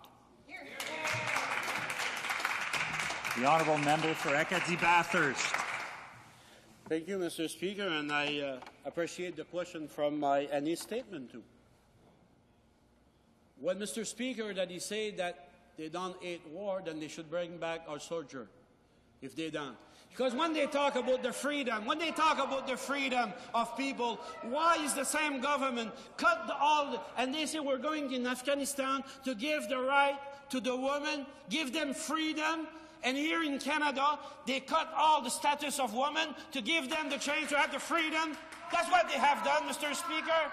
That's what they have done. Where was this government when in Toronto was the big convention on AIDS? When we got 40 million people dying of AIDS, and this government of the Conservative government refused to be there in Toronto. They said they will not give money on Friday because it could be political. Where is the freedom of people? Where is the chance of having people living? Well, they should not be proud of themselves. They should be ashamed of themselves and talking about those ridiculous statements that was just made, Mr. Speaker. Questions and comments?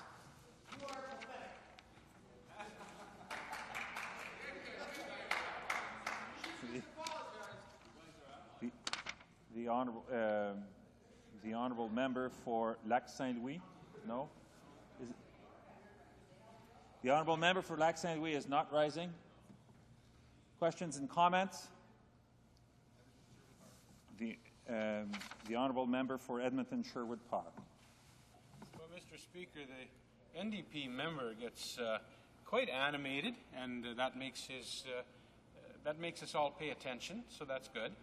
And he certainly expresses his point of view without ambiguity. I think that would generally be true. But the problem that I have, as my colleague just mentioned, is that he sometimes distances himself from the facts. I find it repulsive when he says that we somehow love war. That was he was implying, and we don't. There's nothing, I don't know how to express it without getting really animated myself, that war is very, very distasteful. We are defenders of peace. But every once in a while, whether in our own country or in the international scene, we have some very, very bad people stand up and do things which are very, very unjust to innocent people. And I'm one who wouldn't hurt a flea. But I'll tell you, Mr. Speaker, if somebody starts attacking somebody else, I'm going to go and put my body in between them. I'm ready to do that.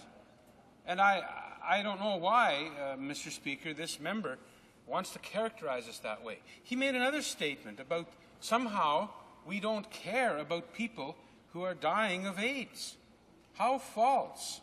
We care deeply and compassionately. That is why we are participants as a Canadian government in funding research and the distribution of drugs to other countries where people are dying of AIDS. And for him to say that because we weren't represented there, we're not fighting AIDS, is also false, Mr. Speaker. 2 of our ministers were at that conference. They chose to ignore them. The media chose to ignore them. They were there. Our Minister of Health was there. And our minister, I believe, I don't know who the other one was, but there were 2 of them there. And Mr. Speaker, I just wish this member would be totally truthful before he attacks us so blatantly and so falsely. I'd just like to advise the member for Acadie-Bathurst that the clock has run out, but I will allow a few moments to respond. Mr. Speaker, we just could back it off for 5 minutes and be okay. By the way, what I want to say, Mr. Speaker, is that I understand the statement that he made, but the statement that I have made, which are not false, is the Prime Minister of our country was not in Toronto for when it would come down for the Convention of AIDS. That's what I have said, and I stand by that. Then we should show it. Resuming debate, the honourable member for Wetaskiwin. Well, thank you, Mr. Speaker. I'd like to just inform the House that I'll be sharing my time with the member for Edmonton Centre, and I'd like to thank the member for Sackville Eastern Shore for introducing this motion. This debate could not come at a more appropriate time. In the next week, Canadians will remember and pay tribute to those who risked their lives and too often paid the ultimate sacrifice for freedom and democracy. The very least we can do in this House is have an open, honest debate about the most important issues facing our veterans. Now, Mr. Speaker, like all things, context is important to understand to grasp the issue at hand. For me and thousands of veterans in Canada, that context began in 1995. In that year, the then Minister of Finance and former Prime Minister introduced the most heavy-handed budget in Canadian history. No one was spared, Mr. Speaker. No one. There were cuts to health care, cuts to post-secondary education, cuts to infrastructure support, and the list goes on. But most importantly and tragically were the cuts he made to the Department of Veterans Affairs. Because of the cuts he made, Mr. Speaker, thousands of Allied war veterans were shut out from benefits they should have so rightly received. They settled in Canada after the war, paid taxes in Canada, and helped grow our great country. And this was the thanks they got from the Liberal government. Because of the cuts he made, Mr. Speaker, veterans had to pay to take a taxi to the doctor because of a $5 co-pay. Not only is that unfair, Mr. Speaker, it directly targets some of the most vulnerable in our society. While the Liberal Party was entrusted by Canadians to protect and respect the legacy of our veterans, all they could do was cut benefits and charge them for taxi rides. 11 more years of Liberal rule, and nothing changed. Veterans found it harder to qualify for benefits. It took some veterans years of battling with the government to get even the smallest pension. These veterans, again, Mr. Speaker, found themselves playing the role of brave soldier, only this time they were fighting battles with the Liberal government. Then, Mr. Speaker, the Liberal government, with a member for La Salle-Mard in tow, asked themselves, how can we help more of our Liberal friends while ignoring what is best for Canadian veterans? The answer to that was the Veterans Review and Appeals Board, Mr. Speaker. After opening this new patronage machine, the former Prime Minister could not get his Liberal pals in place fast enough. Some examples of the appointments the former Prime Minister made, Mr. Speaker: his former executive assistant, Denise Tremblay, received a 5-year term, and former Liberal MP Charlie Power won the lottery with a 7-year term, while fellow Liberal MP Ian Murray got himself a 5-year appointment. And, Mr. Speaker, get this: no fewer than 9 of the members on board when we took government had either sat as a Liberal in Parliament or a provincial legislature, or had been an assistant to a Liberal minister or worked for a Liberal member of Parliament. To put that in context, Mr. Speaker, it's almost 50% of the members of the board in February 2006. Then, Mr. Speaker, a few years down the road, in 2003, former Prime Minister Chrétien threatened 23,000 veterans' widows by saying he was going to take away their Veterans Independence Program benefits. This shameful act was met with outrage from the widows and their families. The former Prime Minister was taken to task by his caucus, not out of concern for the widows, Mr. Speaker, but because they were afraid of losing their jobs. The Minister of the day defended the exclusion of the widows by saying he couldn't include them because the Prime Minister wouldn't give him any more money. How cold and shallow is that, Mr. Speaker? These people sacrificed to give us the freedom we have today, and the Liberals can only say, sorry, we have no money, despite the fact there were record surpluses at the time. In any event, Mr. Speaker, the member for La Salle-Mard took over the sinking Liberal ship after forcing out the previous Prime Minister. And what did that mean for veterans? Absolutely nothing. Not only did the Right Honourable Member for La Salle-Mard do nothing for our veterans, but he didn't even mention them in either of the 2004 or 2006 Liberal Party election platforms. That's incredible, Mr. Speaker. How could the Liberal Party drop the ball so badly that it refused to include veterans in its campaign propaganda? Did they not register? Did the veterans not register on the government's polls? Were they not good focus groups? Perhaps the Liberal brain trust was too busy finding ways to insult current members of the Canadian Forces with their ridiculous attack ads. We'll probably never know. Mr. Speaker, one final point on the do-nothing reign of the Right Honourable Member for La Salle-Mard, and this is more to the credit of the current Prime Minister than anyone else, is the new Veterans Charter, which was passed in May 2005, literally by the express consent of the opposition parties. The former Liberal Prime Minister from La Salle-Mard had to be forced to agree to this legislation by the other 3 opposition leaders. And even then, Mr. Speaker, it took this Prime Minister and this Minister of Veterans Affairs to sign it into law. However, Mr. Speaker, that was then and this is now. I can say on behalf of the Prime Minister and the Minister of Veterans Affairs that our government has more respect for veterans than was shown by the official opposition in their 13 years of government. I'm confident that Canada's new government will raise the bar when it comes to treating our veterans with respect and dignity. There were 13 years of neglect, cuts, and disrespect shown to our veterans by the previous Liberal administration. Canada's new government endeavours to undo these past 13 years and treat Canadian veterans with the respect they deserve. Our new government will not use the Veterans Review and Appeals Board as a golden handshake for former parliamentarians or their staff. Our new government will change the Liberal culture of deny till they die to one of compassion and fairness. Our new government will continue to support the Department of Veterans Affairs with new resources and initiatives to better the lives of our veterans. Our new government will also ensure that each and every veteran is receiving everything he or she is entitled to under the law. And, Mr. Speaker, we have achieved much for veterans during our short time in government. We have begun to fill vacancies on the Veterans Review and Appeals Board to serve veterans more quickly and added a national advertising campaign for board positions. We've put an additional $350 million into Veterans Affairs Canada to help new and traditional veterans, and we've signed into law the new Veterans Charter, the biggest change in veterans' benefits in 60 years. We ordered a review of all health services, including the Veterans Independence Program. All that in a short period of time, Mr. Speaker, and we still have a lot of time left to accomplish good things for veterans. As for the member for Sackville Eastern Shore, I am supportive of his efforts with this motion. However, as I noted earlier, there is a health care review currently underway, and I'm sure the Minister will inform us of the results of that review in due course. Thank you very much. Questions and comments? The Honourable Member for Lac Saint-Louis. Thank you, Mr. Speaker. We've been witness to some pretty, I think, simplistic and rash statements in this House in the last half hour or so. We had a member from the NDP say that the Conservatives love war, and we've had a member of the Conservatives saying that the Liberals don't like veterans. I think we should inject a bit of moderation into our speeches, but my question for the honourable member relates to a facility that happens to be located in my riding of Lac Saint-Louis, a facility of which I am very proud and which I have visited many times over the years, and which I will be visiting on Monday, which is the St. Anne's Veterans Hospital, which is the last standing federally owned and operated veterans hospital in the country.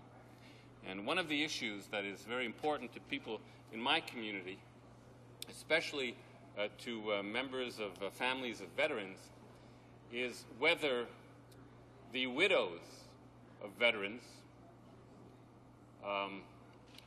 widows who did not serve in the armed forces, will be allowed to receive care in that hospital, either while their veteran husbands are there, or if their veteran husbands have passed on, whether they'll be allowed to receive care there alone. So I'd like to ask the honourable member if his party is so, if his party has the interests of veterans so much at heart,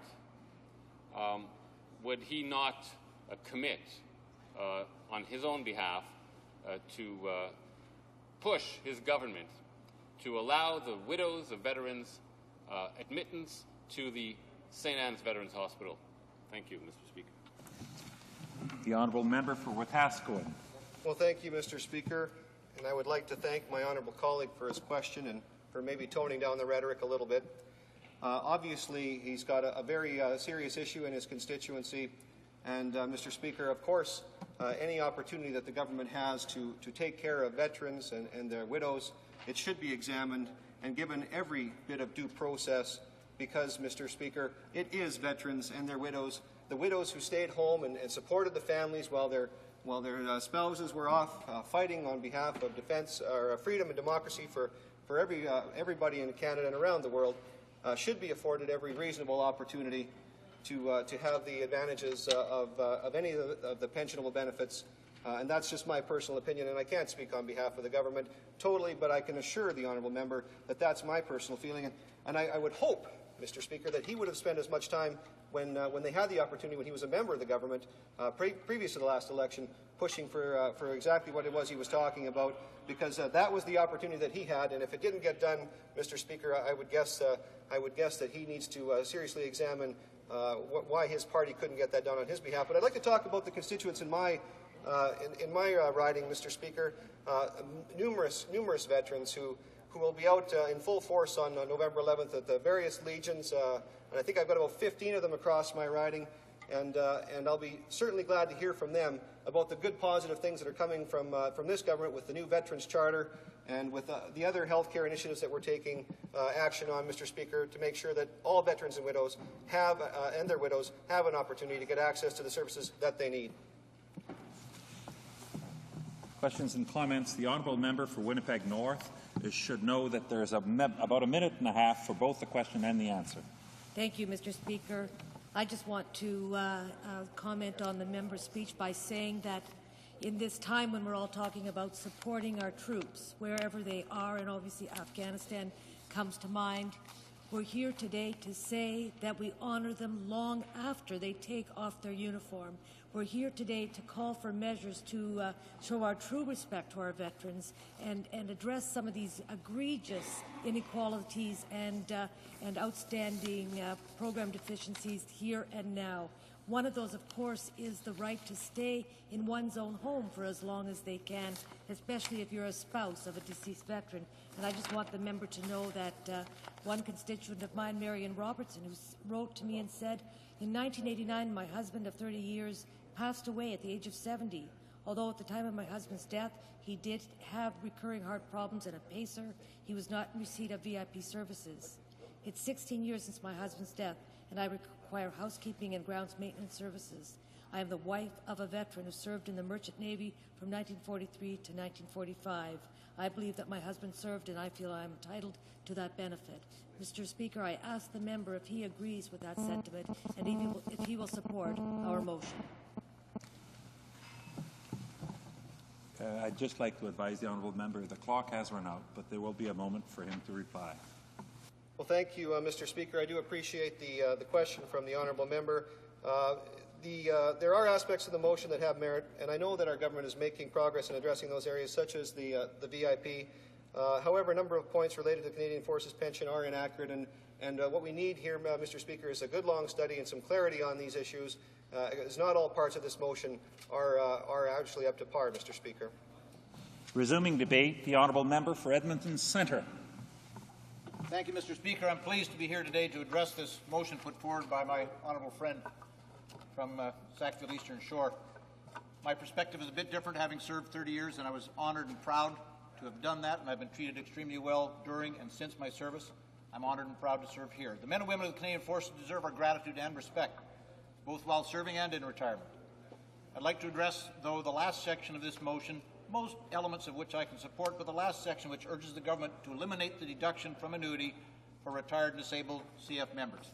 It's an inaccurate statement, Mr. Speaker. I think we need to be very clear about what government benefits are for our men and women in uniform. If you read the motion the way it's worded, you would think the government is willfully taking money away from our soldiers, taking money right out of their pockets. We all know that this government would never consider such an idea, nor would any reasonable government. In fact, if you ask Canadians to look at the track record of this government, in just the 9 months since we've taken office, I'm sure all Canadians would agree that this government is doing a lot for our military. I'll cite some examples, starting with Budget 2006. Our government provided our forces an additional amount of $5.3 billion over 5 years so that they can play an important role in Canada and all around the world. Plans to purchase 4 major procurement items for our military: joint support ships, medium to heavy lift helicopters, strategic and tactical airlift, and medium-sized logistic trucks, and there's more to come. We've also taken extra steps to have armored vehicles and counter-mortar capacity, and a system making it possible to locate enemy weapons to protect our troops, which we need in Afghanistan to fulfill our mission in that country. This government stands squarely behind our forces. Our soldiers, sailors, airmen, and airwomen contribute so much for our country, and we cannot thank them enough for the daily sacrifices they make, for their courage and for their dedication. And we owe it to them to ensure that they are well accommodated when it comes to retirement and beyond. We need to look after them. We are not, as the motion would suggest, deducting anything from them. This is simply false, Mr. Speaker. and I'd like to clarify for members of this House and for Canadians how we look after our dedicated men and women in the military through their pensions. Upon retirement from the military, Canadian Forces members receive a full pension under the Canadian Forces Superannuation Act, and then once they reach 65, they receive a pension from two sources, the CFSA and the Canada Pension Plan. The pension benefits of the CFSA and CPP have been integrated, and that happened in 1966, and I was there. This has been the case since the introduction of CPP, of course, 40 years ago. The payments to CPP at that time were reduced by the amounts of, to CFSA, I should say, at that time were reduced by the amounts of the new CPP. I was an 18-year-old going through pilot training at the time. Now, how are these two plans joined together? Well, they're linked by something called a bridge benefit. Once retired, the former Canadian Forces member will receive a bridge benefit from the government until he or she reaches age 65. This additional bridge benefit and the CPP retirement pension that they will get when they are 65 are similar in amounts. There are exceptions to this if somebody takes CPP early, but those are the exceptions. In my own case, Mr. Speaker, retiring at 47, it meant that from age 47 to age 65, I was collecting a full Canadian Forces superannuation, even though I had only paid for part of it. So in effect, the pension amount that retirees receive is the same both before and after they reach 65. We do this so the income for our retired military is stable throughout the entire retirement period. We do this because we recognize that a military member can retire much earlier than 65, in my own case 47. We do this because we care. Let me give you an example, Mr. Speaker. Some of our military personnel have joined the military as early as age 16, in my case 17. That means that by the age of 36, after 20 years of service to this country, they're eligible to retire on a pension of 40%. The plan that we have for them ensures that they will receive the same retirement income for the rest of their lives, right to the ripe old age of 102, if they manage to live that long. The plan makes sure that if they have a child to put through school or university or an unforeseen expense, they can have a predictable level of income throughout their lives. In the great majority of cases, the total monthly pension income for a CF annuitant is similar in amount, whether it be before turning 65 or after. In some cases, if a retired soldier continues to make CPP contributions after leaving the military, the amount of his or her retirement pension will be even more than the amount of his or her bridge benefit. In other words, total pension income after age 65 will be higher than before reaching age 65. But from time to time, there is a situation when a member will see a reduction after age 65, and this is where there has been some confusion in the past. And we need to be clear to our veterans and Canadian Forces retirees why this can happen. As I mentioned, there will be a reduction in pension earnings after 65 when a retiree has elected to receive early CPP benefits, which they're eligible to receive at age 60. This reduction in total pension income happens only because the Canadian Forces member has chosen to take this route. Our military pension plan does not, by any means, deduct anything from our Canadian Forces members that is rightfully theirs. They have paid into their pension plans, and they will get their benefits from it. This is very different from what the motion before us would suggest, and Canadians can be proud of the pension plan that we have for our military. The CFSA is an excellent pension plan for our forces. In addition to the pension or the bridge benefit, the CFSA also has a generous early retirement provisions, benefits that are payable to survivors, and full cost of living indexing feature. It's a program that's designed to provide generous benefits to which members have paid significant contributions, and it compares favorably with some of the best benefit plans, pension plans this country has to offer. Mr. Speaker, I went through a lot of the things that we've heard about today in the military. I even endured a year in Victoria learning French from the Honourable Member from Victoria, and it wasn't much of a hardship, and I hope it worked a little bit. I do support several measures that are in this motion, and I will personally fight to get the VIP benefit extended. I'll fight to get the spousal benefits extended, and I support and will fight for the concept of a Veterans Ombudsman. However, Mr. Speaker, and this is my own case, my own pension I'm talking about, I cannot honestly support getting something for myself or anybody else that I haven't paid for. And that's simply what we're talking about. The emotional arguments are valid. I've been there. I have thousands, hundreds at least of friends who have been there. I understand it better than most, but it simply doesn't cut it. I cannot expect to get something that I haven't paid for. And many people that I talked to, Mr. Speaker, former chiefs of defense staff, former senior officers, down to junior officers, who sit down, put aside the emotion, and look at the cold hard facts, have to agree. As much sacrifice as members of the military and the RCMP make, we cannot expect to get something that we just flat have not paid for. As I said, I was proud to serve and honored to serve, and I was well compensated for that before and since. Now, it pains me to have to say that, because I know I have friends watching who are saying, HoC, what are you doing? You're deserting us. And it's, Mr. Speaker, I'd love to get more money. I'm sorry, I referred to myself as HoC. I should have said HoC. You're deserting us. I'd love to get more money, but I can't, with a sense of honesty and integrity, stand here and say, please give me something that I haven't earned, no matter what I've gone through. I just can't do that. And to any of my friends who are watching, I'm sorry, but my sense of honesty and integrity will not allow that. And it does pain me, because I'd love to have more money, as we all would.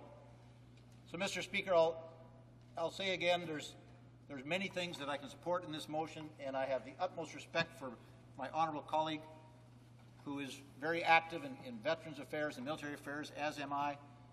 There are many things that I will support about it, but that is one aspect, the aspect of getting something that we haven't paid for, that I'm sorry, I just can't, and I'm taking money in my own pocket to say that, but that's the right answer. Thank you, Mr. Speaker. Questions and comments? The honourable member for Sackville Eastern Shore. Well, Mr. Speaker, I thank the honourable colleague very much for his speech today, and I also thank him for his over 30 years of service, Mr. Speaker, defending the interests of all Canadians throughout this country. And I also thank him, Mr. Speaker, for the efforts he tried to do in preserving and protecting the entire integrity of the Shearwater Air Base, and for that I'm extremely grateful. And Mr. Speaker, regarding the annuity deductions, which he says simply isn't correct, if he firmly believes that, then is he saying that the Royal Canadian Legion, representing 440,000 people, the Army, Navy, Air Force Veterans Association, representing over 20,000 people, the Air Force Association of Canada, representing thousands more, plus Lewis Mackenzie and many, many other people, are they just blatantly wrong? And if Mr. Hahn, or if the honourable member, I was going to call him his nickname, if the honourable member firmly believes this, then what I ask him to do is the following: to support the motion, bring it to a full standing committee, so that these individuals across the country, along with pension experts, if you want to have all the clear facts out there, support this, get it to a committee, and let's have a clear and open and honest debate once and for all on the deduction of the annuities. The guy has letter after letter after letter that contradicts my honourable colleague, and I would like to have this furtherance of the debate. That's why we entered into the motion along with the other four aspects of our motion, and we believe, Mr. Speaker, that they're valid, they're cost-effective, and they should be moved and passed quickly. The honourable member for Edmonton Centre. Well, thank you, Mr. Speaker, and I thank my honourable colleague for his question. One of the problems here, Mr. Speaker, is that a lot of the people who in ANAVETS and the Legion and the Air Force Association, two of those three organizations I'm a member of, and other people, the situation becomes so muddied with so much of misinformation about there that it's mixing the emotional arguments and the desire, everybody's desire to do the right thing for the veteran, that some of the simple facts have not been laid out in a pure unemotional way. And the simple fact is, in 1966, my contributions to my Canadian Forces superannuation went down by the amount that my Canada Pension Plan contributions kicked in. And it's been that way ever since. What I'd like to get more sure, is the country prepared to spend $20 billion, $40 billion? Don't know what the number is for sure. We've gotten numbers back from the Library of Parliament that are extraordinarily high. It's not up to General Mackenzie or the other organizations that he mentioned, and people that he mentioned, all of whom I have tremendous respect for and friends in. It's up to the Government of Canada to do the right thing by Canadian Forces and military RCMP veterans and so on. But it's also up to us to make sure that we're doing it with the facts and honestly. And I'm happy to debate it ongoing.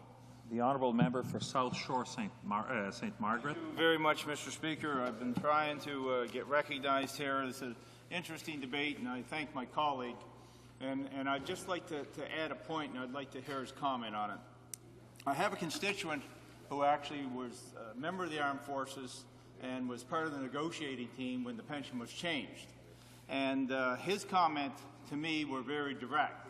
He said, this is the worst kind of political manipulation that there could possibly be, because we negotiated for a better pension. We had a pension where members could receive it sooner, take an earlier pension at a lower benefit, and therefore get more in the long run. And I'd like to hear my honourable member's answer to that on the political manipulation. The honourable member for Edmonton Centre should know that there's less than a minute to reply. Okay. Well, thank you, Mr. Speaker. I'm not exactly sure which time my honourable colleague is talking about. Let me just say that the pension that I paid into for 31 years for pension purposes, I received at age 47, which I was very grateful for. It was a full pension, even though I had only paid for part of it, and I'm still collecting that pension. It allowed me to retire at age 47 and get on with other things, which I did. 12 years in the financial services business, and then the first of what hopefully will be several years in this place. So I'm not sure what political manipulation my honourable friend is talking about, but he and I will doubtless discuss it afterwards. Oh, but the manipulation of the motion? It's easy to manipulate people's emotions, Mr. Speaker. It's more difficult to do the right thing with all the facts, and it's difficult to have the integrity and honesty to do it when I'm taking money out of my own pocket, but that's what I'm doing. Resuming debate, the honourable member for Sault Ste. Marie. Well, thank you very much, Mr. Speaker, and I'm pleased to rise and speak. Mark is rising on a point of order.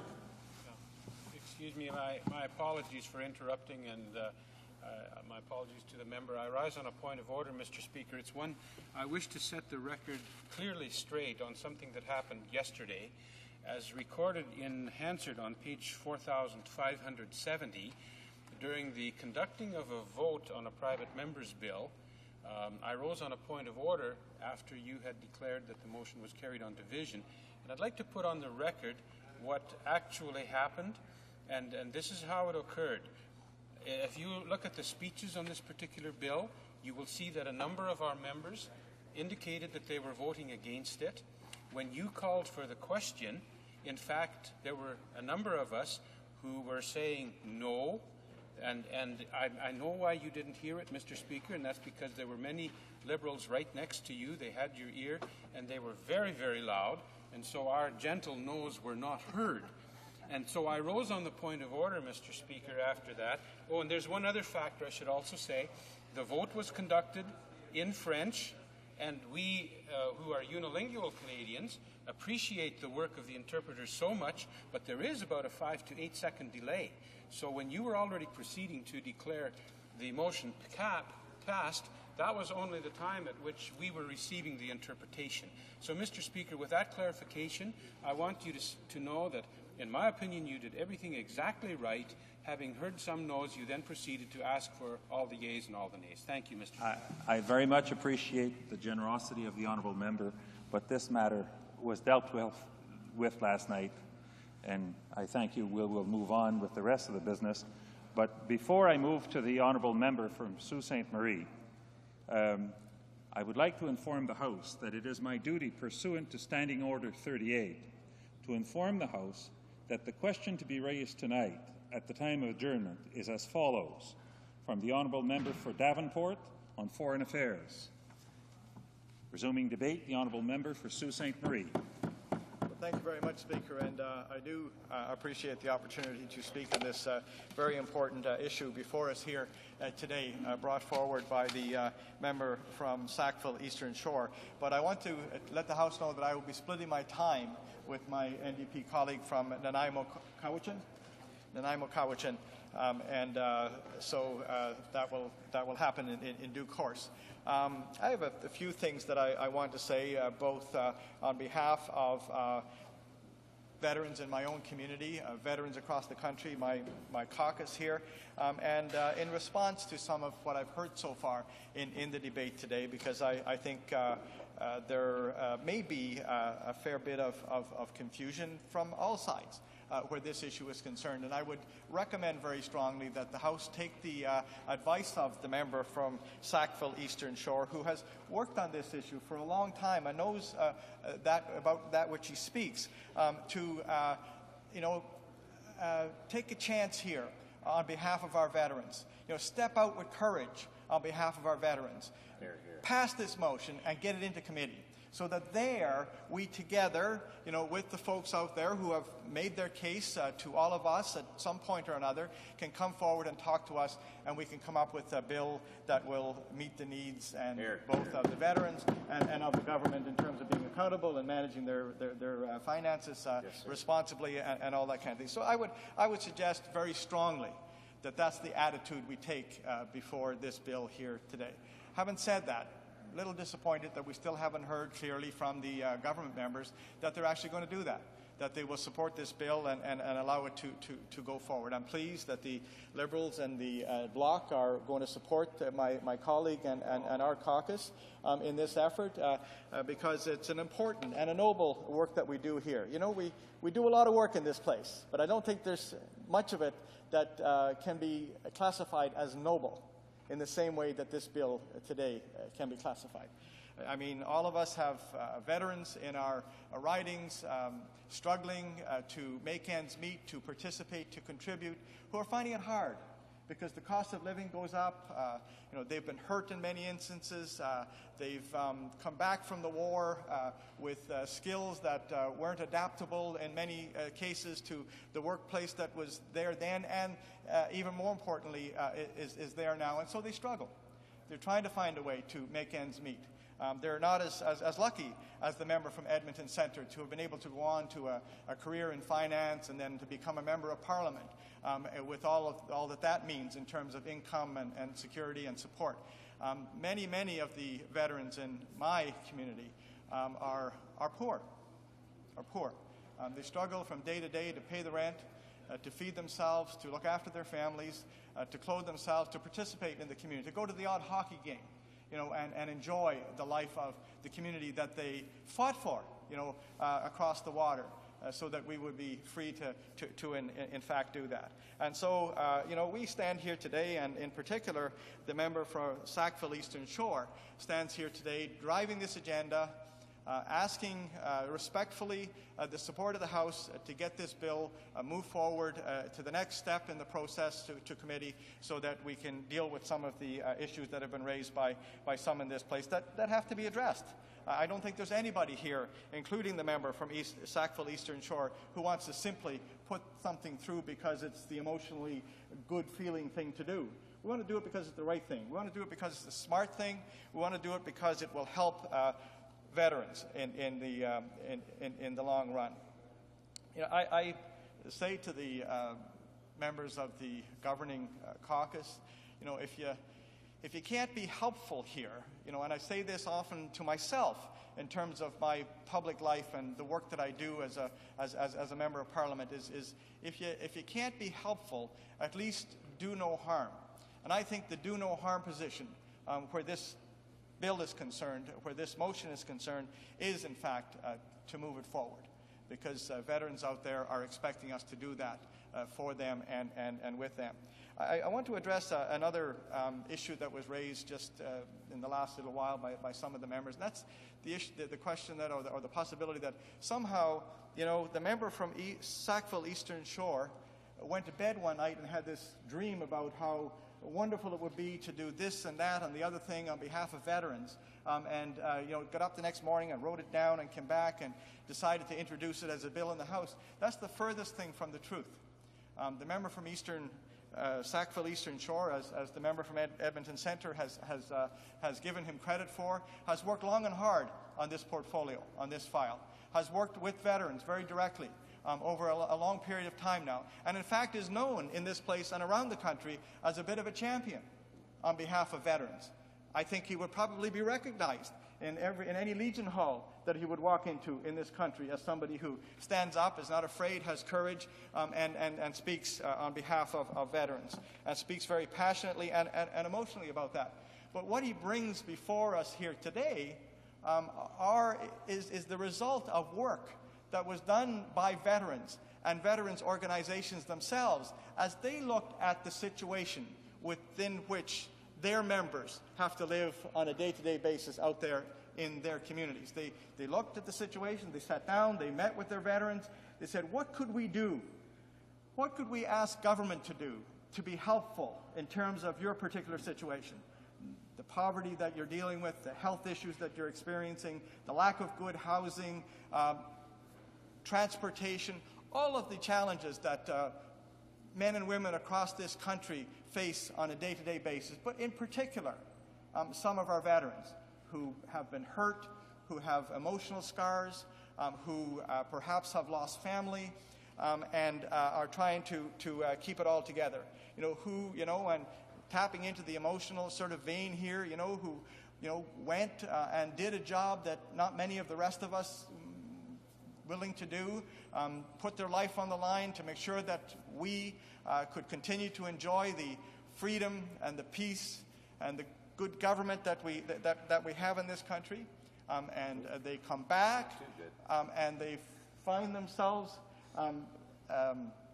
in a situation where perhaps they feel in the quiet of their room as they reflect on this at night that maybe nobody really cared, or maybe it wasn't for anything important that they did this. And so one of the ways that we can sort of indicate to them and to our men and women in the armed forces going forward is to in fact make sure that all of them are well looked after and helped.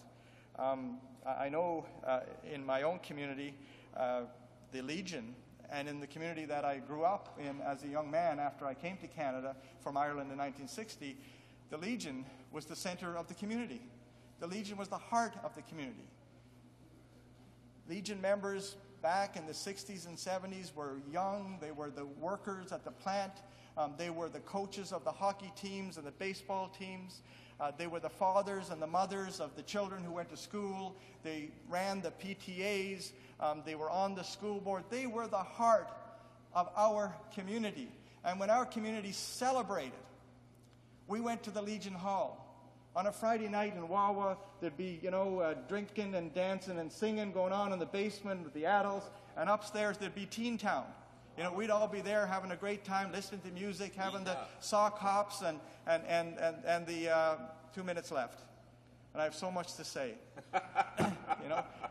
But I also wanted to say as well, just in the 2 minutes that I have left, under this rubric of do no harm, that the cuts that the government has made just recently will affect our veterans as well. The cuts to housing, the cuts to literacy, the cuts particularly to the volunteer and not-for-profit sector. Because it's the volunteers in our community who support and look after now these people who were the heart and soul of our community, who are now our elders, our seniors in their waning years. It's the volunteers in our community who make sure that they have a quality of life that speaks of dignity and respect. And as a government, you've cut money, serious money, out of the programs and the ability of those volunteer not-for-profit sectors to do the job that they want to do. So, I say, if you're going to do that, then maybe you need to be doing something else to make up for it. This is one way that you could do that. So I appeal to you, particularly members of the government caucus. I know that the Liberals and the Bloc and ourselves are going to do this. Just move it forward one more step so that we can get it to committee, so we can have that very important and real and intelligent discussion about what the right thing is to do, so that we can sort out the numbers. Is it $2 billion? Is it $300,000 to $500,000? There's a difference of opinion about what the numbers are, as we go forward, because you can do the math in a number of different ways. So I ask the member from Edmonton Centre, knowing where he's come from and his experience and his passion for this, to work with us to get this forward and to do the best that we can with what we have and at least salvage. Order. Questions and comments. The honourable member for Edmonton Centre. Well, I'd just like to advise the member for Edmonton Centre, there appears to be 3 questioners. I'd like to fit them all in 3 minutes, in 5 minutes. I'll be brief, Mr. Speaker. First of all, I do thank my honourable colleague for his speech. As all of them today, they've been well-meaning and sincere and so on, regardless of where we come from. I would like to acknowledge and thank him for the fact that his statement that there is such good governance in this country. I appreciate that. One thing he brought up, though, was the volunteers. And does he really think that people stop volunteering because there isn't an organization with people being paid to tell them to volunteer? The honourable member for Sault Ste. Marie. No, I'm not saying that, and I'm not suggesting that for a second, but there are supports that volunteers need to do that work effectively. I mean, more and more we find in communities, volunteers are being asked to do work that is sophisticated, technical in nature, requires a certain level of expertise, and they need training, and they need support, and sometimes they need transportation. There's a whole bunch of things that volunteers, well-meaning volunteers, need to have in place if they're actually going to be able to do their work and be effective. The honourable member for Mississauga South. Thank you, Mr. Speaker. And the member mentioned at least 3 or 4 times in his speech about let's send this to committee. It's not going to committee, and we shouldn't give anybody any misunderstanding about what's happened. This is that in the opinion of the House, this is basically to get the mood of the House. But, Mr. Speaker, the question I have for the member, though, given that this is not a bill to go to committee, in the sample speech that the Minister of Veterans Affairs sent out to us, it basically said that we owe veterans an enormous debt, and that debt can only be repaid through remembrance. I disagree with that point, and I hope that the member does as well. We can show our appreciation for our seniors by at least picking up 1 or 2 of these suggestions and making them happen. The honourable member for Sault Ste. Marie. And the member is correct in that this is a motion and not a bill. I guess what we were hoping was that somebody like the member from Edmonton Centre might take some of this and talk to his minister and bring it forward as a bill that we could take to committee and then discuss and perhaps do the right thing with. So I say that and suggest to the member who just spoke that there's a variety of different ways that we can help our veterans. I spoke about stopping the cuts to the volunteer and not-for-profit sector. I mean, putting in place an affordable housing initiative across the country that would provide affordable housing to some of our vets who are finding it difficult to stay in their own homes or to pay the mortgages or the taxes that they have on the homes that they're in now. So there's a variety and a myriad of ways that we as government can be helpful to our veterans. It just takes political will, and it means an investment of resources. And, as they said in the paper the other day, we're awash in surplus cash around here, so why not spend it in a way that would see some of our vets finding some relief or getting some relief? The honourable member for Sackville Eastern Shore. Well, thank you very much, Mr. Speaker, and I thank my honourable colleague from the Sault Ste. Marie very much for his intervention. Mr. Speaker, the member from South Shore, St. Margaret's, I believe, used the words manipulation, as if I woke up and had an epiphany and said, I know how to put the government to the wall, just come up with something and throw it out there for debate. Not true, Mr. Speaker. There's 3 individuals in my riding, all ex-servicemen who served just as proudly as the member from Edmonton, and others who have served as well. John LaBelle, Roger Booton, and Mel Pittman. They came to me and said, is there anything that can be done to bring this to the House of Commons? This was almost 2 years ago, Mr. Speaker. They themselves set up the website. They themselves encouraged debate among some very, very important people from across the country, including the members of the RCMP, Mr. Speaker. They're the ones who asked me to put this forward. And I say to the government quite clearly, I say to my honourable colleague, if the government thinks they can support just certain parts of this motion and can't support the others, then vote for it completely, and we'll get those issues that they find contentious, move them into a committee, and move it forward so that we can respect the wishes of constituents who asked us to do this very same thing. The honourable member for Sault Ste. Marie has half a minute to respond. Okay. Well, I want to thank the member for Sackville Eastern Shore again for bringing this forward, and to say to him that absolutely, I mean, I had a lot of surprises when I got elected in 2004. One of them was the number of veterans that came into my office asking for help with issues, very basic day-to-day issues of trying to put money on the table, to pay for the food, to pay the rent, and to find health care or transportation. So, this is an important bill. It's an important bill for my constituency, and I suggest it's an important bill. Resuming debate, the honourable member for Nanaimo Cowichan. Thank you, Mr. Speaker, and I'm pleased to be in the House speaking to this motion today, and I want to thank the member from Sault Ste. Marie for sharing his time with me and for very ably outlining some of the issues that are facing veterans and talking about their good service. And of course, I must thank the member from Sackville Eastern Shore for his tireless work on behalf of veterans and their families in this country. The member from Sackville Eastern Shore has rightly pointed out the fact that this motion was not some light bulb going off in the middle of the night. This motion was the result of his working very closely with veterans organizations and their families to talk about some of the very critical, important issues that are facing veterans and their families. And so this motion is a result of that input from people in his riding and other parts of Canada. So I think it's incumbent upon us as members of this House to hear what veterans and their families are saying is important to them. And I encourage each and every member in this House to support the motion and the work that has been done by the member from Sackville Eastern Shore. Now, as the member from Sault Ste. Marie pointed out, one of the things that we do as parliamentarians is to work with people who come into our constituency offices. And oftentimes, to me, it's heartbreaking, the stories I'm hearing from veterans and their families. Now, these are men and women who have served, who have served ably for our country. They have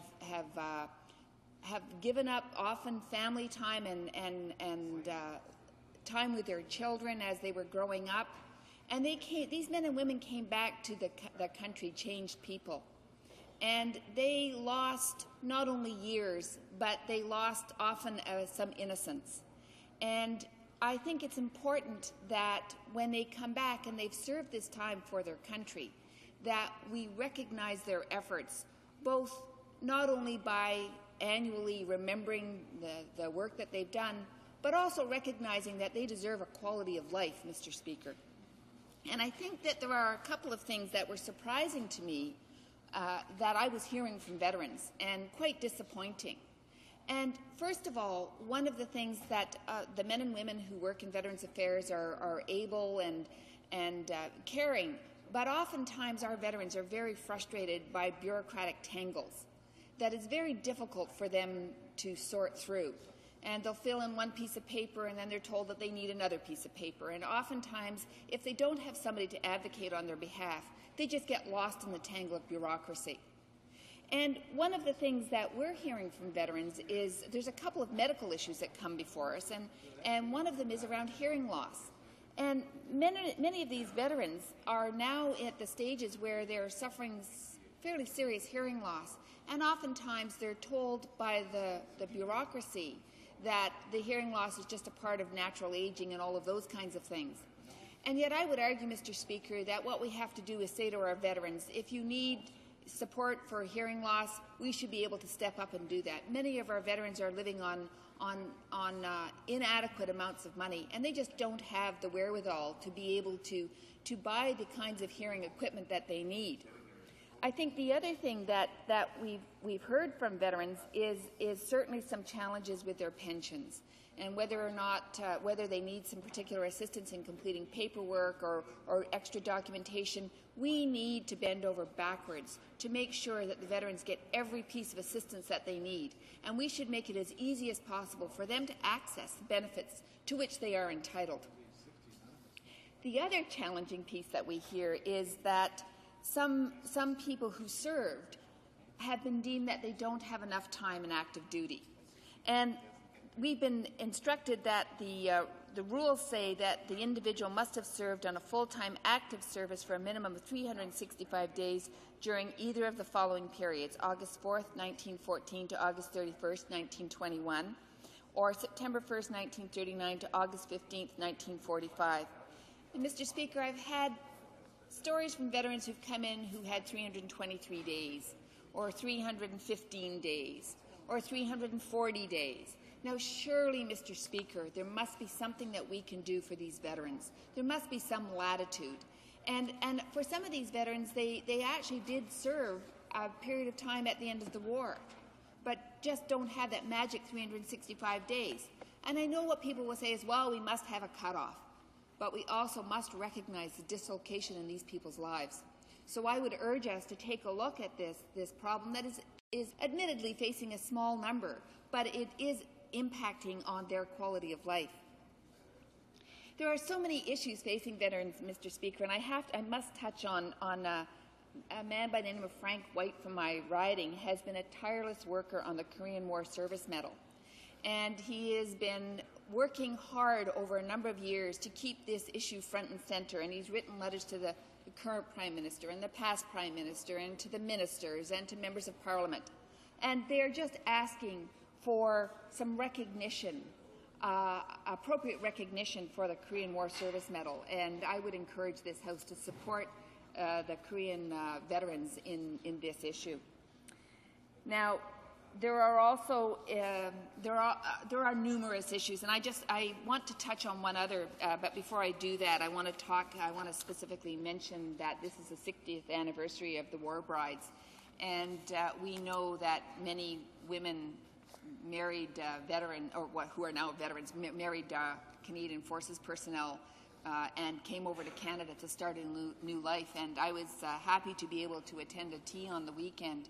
And the women there informed me that the statistics say that the war brides and their partners are responsible for 25% of the new generation that came out. So I think we owe a word of gratitude to those war brides. So. The final thing I really do need to touch on, Mr. Speaker, is Aboriginal peoples. And there have been people, this is from Cliff's Corners, but Cliff Chatterton, the chair of the National Council of Veteran Associations in Canada, has been working again to have full and equal recognition of Aboriginal peoples. And in his Cliff's Corner, he outlines a whole series of events touching on Aboriginal peoples. But in a newspaper article, the Edmonton Journal, dated the 22nd of June 2006, they talk about the fact that more than 3,000 Aboriginal troops served in the Second World War and several hundred more in Korea. Many were denied the same compensation, retraining, and housing services provided to others who returned from duty. They were denied because they lacked education, lived off reserve, or were outright targets of racism. And, Mr. Speaker, although there has been some remedy, it didn't go far enough. And just to let you know that on June the 21st, 2002, the then Minister of Veterans Affairs offered the sum of $39 million as compensation for approximately 1,800 treaty Indians who had returned to the reservation lands following their war service. However, the problem with this, Mr. Speaker, is it did not recognize a whole class of people, including Métis, and including Aboriginal peoples who lived off reserve. And Mr. Chatterton and others have been working over a number of years asking that this wrong be righted. And he's indicated that, that this agreement to pay out the 1,800 people on reserve or their families is actually an admission of failure on the part of the government to make provisions for a certain class of Indians on the same basis as that offered to other veterans under the Veterans Land Act. And went on to talk about the fact that for all Aboriginal veterans or their widows, based on demonstrated discrimination in that they were deprived of post-war rehabilitation benefits available to non-Native war veterans. Now, Mr. Speaker, I think in this day and age, there are declining numbers of Aboriginal veterans left, and I think that we should move expeditiously to right this wrong. We've already acknowledged the 1,800 people on reserve. We need to acknowledge the Métis people and the off-reserve peoples to make sure that there is adequate recognition of the sacrifices that they made in this country. So, Mr. Speaker, in closing, I think that we need to acknowledge our veterans. We need to acknowledge their families, and I would encourage all members of this House to support the member from Sackville Eastern Shore's motion. Thank you, Mr. Speaker. Questions and comments? The Honourable Member for Selkirk Interlake. Thank you, Mr. Speaker, and I want to thank the Honourable Member for intervention. I also want to thank my colleague from Sackville Eastern Shore for bringing this motion forward. I think it is fitting that on Veterans Week we are having a debate in the House of Commons all day long about our veterans who paid the ultimate sacrifice by going to 2 world wars, the Korean War, numerous peacekeeping missions around the world, and now we have veterans already returning from our war effort in Afghanistan. And I can tell you that I am so proud and grateful for our veterans. Our ability to live our free lifestyle, the standard of living that we have, not to be under the thumb of anarchy and being oppressed by like some in the world is largely due to the huge sacrifice and effort made by our veterans. I can tell you that you know, there's a lot of parts of this motion that I can support, and I think the government can support. But the one thing that does present a real concern to me is messing around with the Canadian Forces Superannuation Fund. And I've talked to a lot of veterans in my riding, and I have 17 legions and a couple of Army, Air Force, Navy Veterans associations as well. And speaking to them, they often hear that they're getting shortchanged when their annuity transfers over when the CPP benefit starts getting paid out at age 65.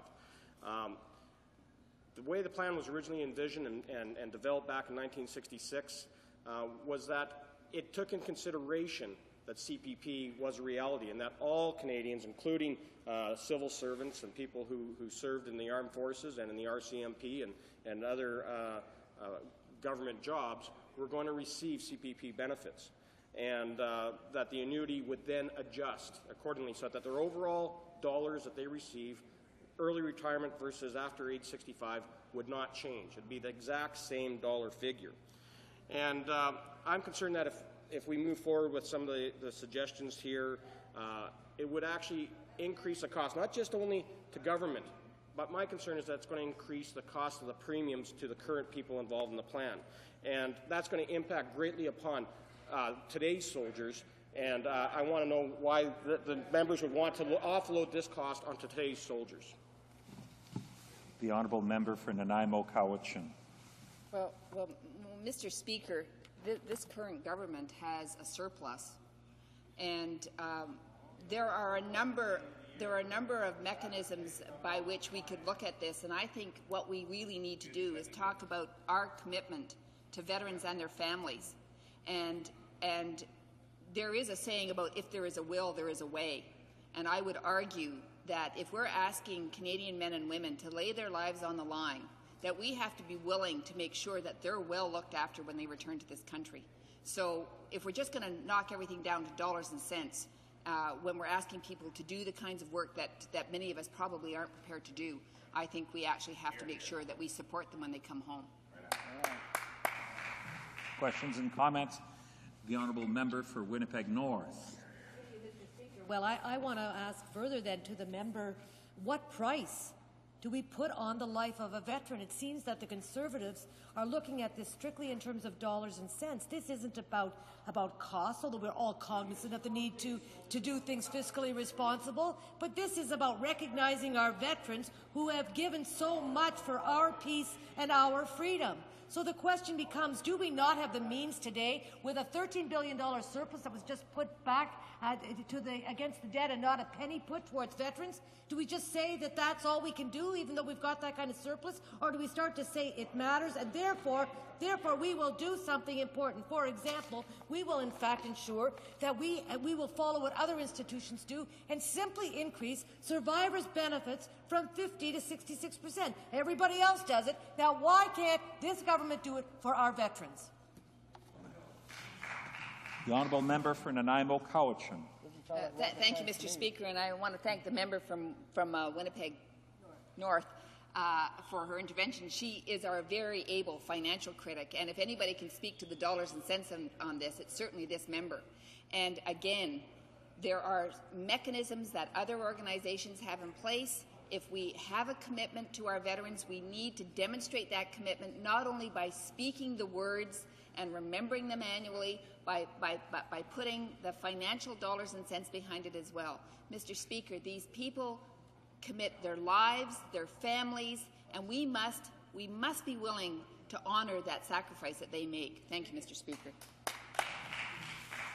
Reprise du débat, l'honorable debate. The honourable member for Rivière-des-Mille-Îles. Mr. Speaker. It's with great pleasure that I take part in this debate in this late afternoon. It's starting to snow a little bit out there. It's a little cold. At the outset, I'd like to congratulate my colleague from Sackville Eastern Shore for having tabled this motion and having made this day, this NDP Opposition Day,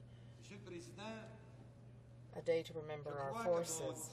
I think that my speech will not attack this motion at all, since my colleague from Saint-Jean and Magog have explained the Bloc's positions on this motion, and the Bloc will vote in favor of this motion.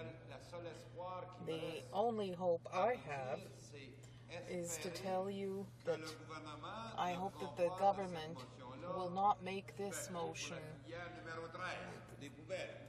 something for the round file, File 13, namely the trash bin. I hope they will draw conclusions and turn this into something interesting. Instead, this afternoon, I'd like to remind this House what kind of treatment we, in government, reserve for our veterans.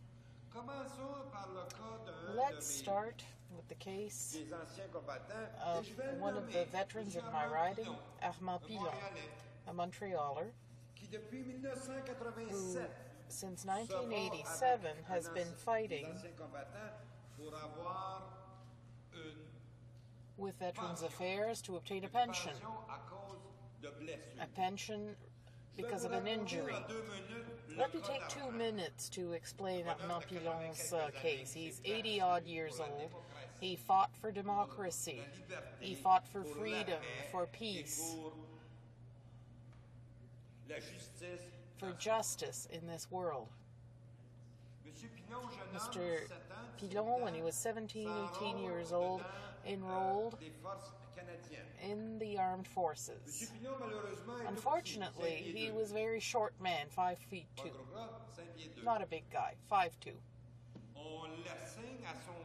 He was assigned to a training camp in Rimouski, in the riding of my colleague of Rimouski, Négette Lamitis, or Les Basques, for his nighttime exercises. He had to ski.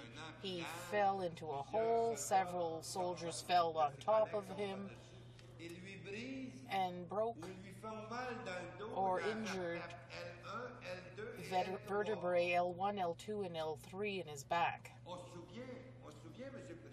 You will recall, Mr. Speaker, that in the early 40s, many people enrolled in the army in order to have an honorable way of earning a living and to serve their country and earn a life. We'd just been through a depression.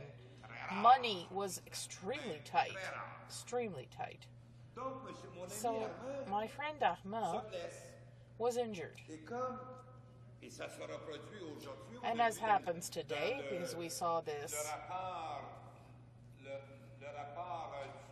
in the report by the Armed Forces Ombudsman, Yves Gauthier, Armand Pilon's superior said, look, don't declare this, don't go to the doctor or the medic. The medic will fix you up because it could harm your career. Perhaps you will never again be able to be in the army. You'll have to leave. So Armand stayed put. He didn't say anything. He tried to care for himself, but with, my grandmother's medical approaches. I have nothing against that, but liniment and what have you. He rubbed the injury with liniment. He was given 6 or 8 weeks leave to try to get back on his feet, as we say. But I think that the authorities understood that Armand could never go to the front because of the nature of his injury, which was undeclared,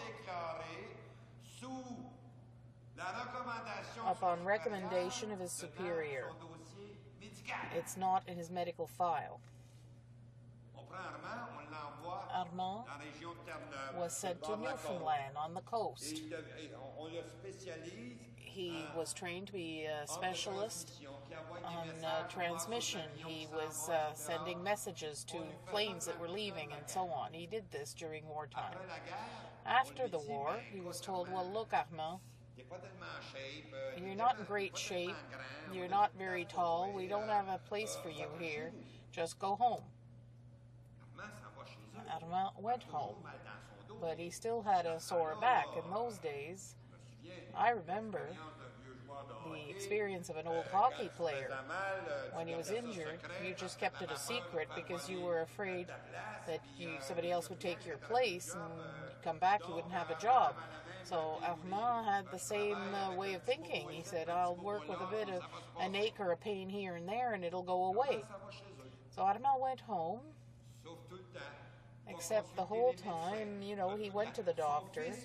His son, who's a lawyer, told me, I always knew my father who had trouble getting out of the car.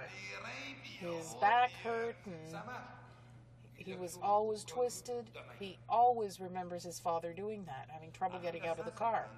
In 1952, Armand was unemployed. He was married. He had children to support.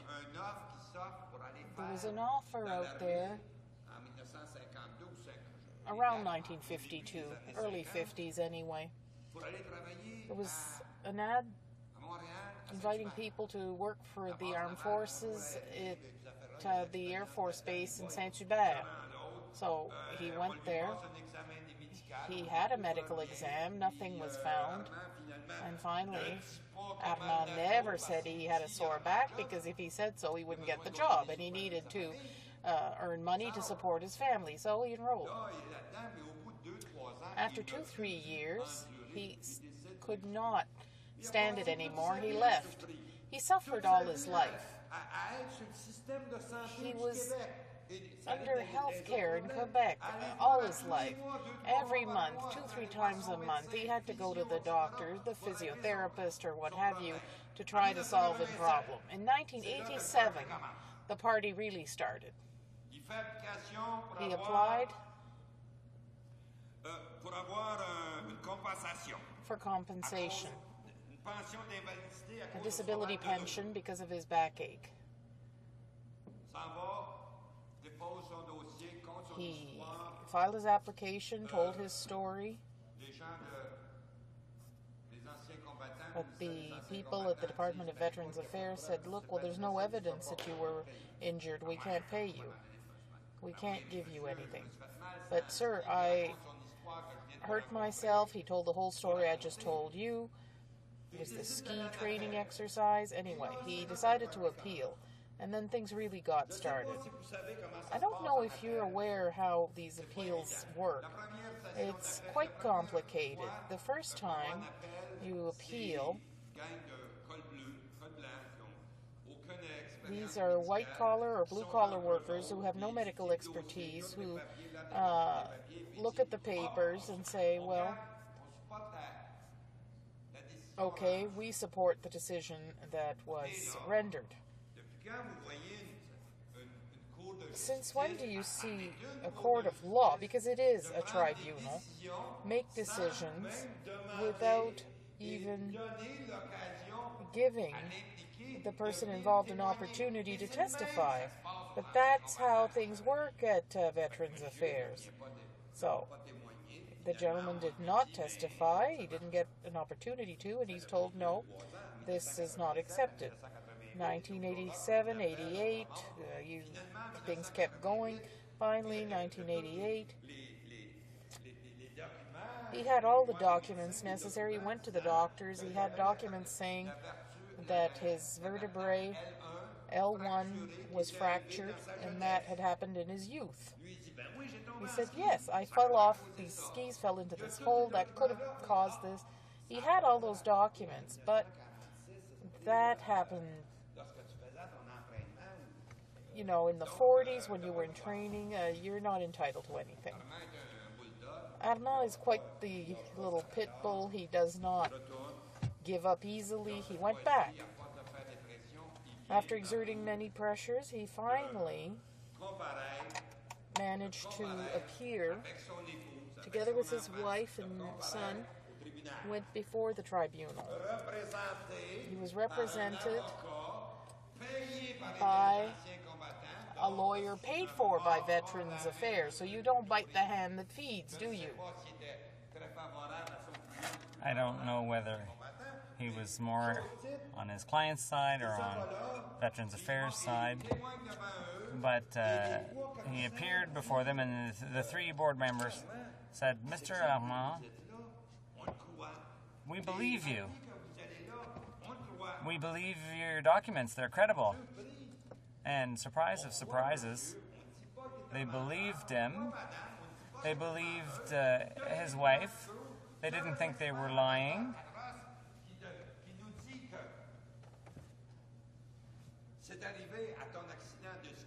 And they said, this happened, it didn't happen during your skiing accident when you were a child, but the decision wasn't changed. And in 2006, the only thing that Mr. Armand is going to be able to do is to sue Veterans Affairs in civil court. As my colleague, the member for HoC, said, the member for HoC, in my view,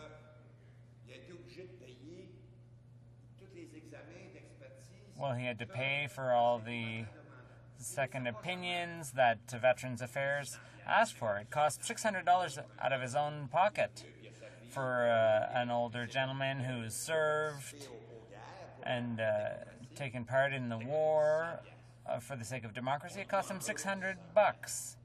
So he still owed that $600. He never got it back. He never got refunded. So he still owed that money. This happened in 2001, the last time he appeared before the tribunal. So my friend, Mr. Armand, currently, I hope, I asked for a meeting with the minister to argue his case. I don't know if that meeting will ever take place. So his only hope, the only thing left, is he's a pit bull, as I said. He's going to have to invest in a lawsuit, a civil lawsuit against the government. This gentleman has spent his entire life. His life has been broken. His marriage even broke up because of this injury that he suffered. Mr. Speaker, I think it's time.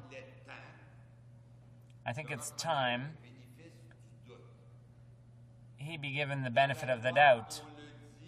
In the legislation, it says that the benefit of the doubt should go to the claimant, but it's not applied. It says that the decision should always be made in the favor of the soldier or the veteran, but that's not the way it's working. I've never seen a favorable decision based on hearsay or benefit of the doubt. I've never seen such a decision, and I've seen a lot of cases. Armand is a typical case. There's lots like him. And let's talk about the other group, the group that I basically call my screwed up friends. They have psychological, affectionately I call them my screwed up friend. They've got psychological problems. They've got PTSD. Max the Bench, I'm thinking of you. François Gignac, I'm thinking of you. I'm still working for you. Yes, Simon War, we're going to win. Yes, Georges Dumont, we're not going to give up. We have to stick to our guns. Louis Regard, Joy Anderson from London, Shane Brewer. I'm just naming a few here. These are young men and women. They're the same age as my son and daughter. And they've been subject to terrible psychological pressure when they were in Bosnia. It's supper time. I hope this isn't going to upset anyone. But how would you react, Mr. Speaker, if you were going for a stroll and you saw a young pregnant woman who'd been cut open like you would slit a pig open, and the baby's throat slit too? You don't think that would cause you some mental problems? I think so. Personally, I think it would cause me psychological problems. All those atrocities those young people were forced to go through, it's normal that they would have some psychological problems and post-traumatic stress after that. And it's high time the government started recognizing those people. It's high time this government, Mr. Speaker, that we got together and helped those people and gave them what they need. Mr. Speaker, this is how we treat our veterans, not just those that fought in wars, but those who did peacekeeping. Think of Somalia. Think of General Dallaire. Think of the psychological problems General Dallaire has had post-traumatic stress. He's a senator today, Mr. Speaker. This is a mature man who went to Somalia. He's no small fry. He was a general.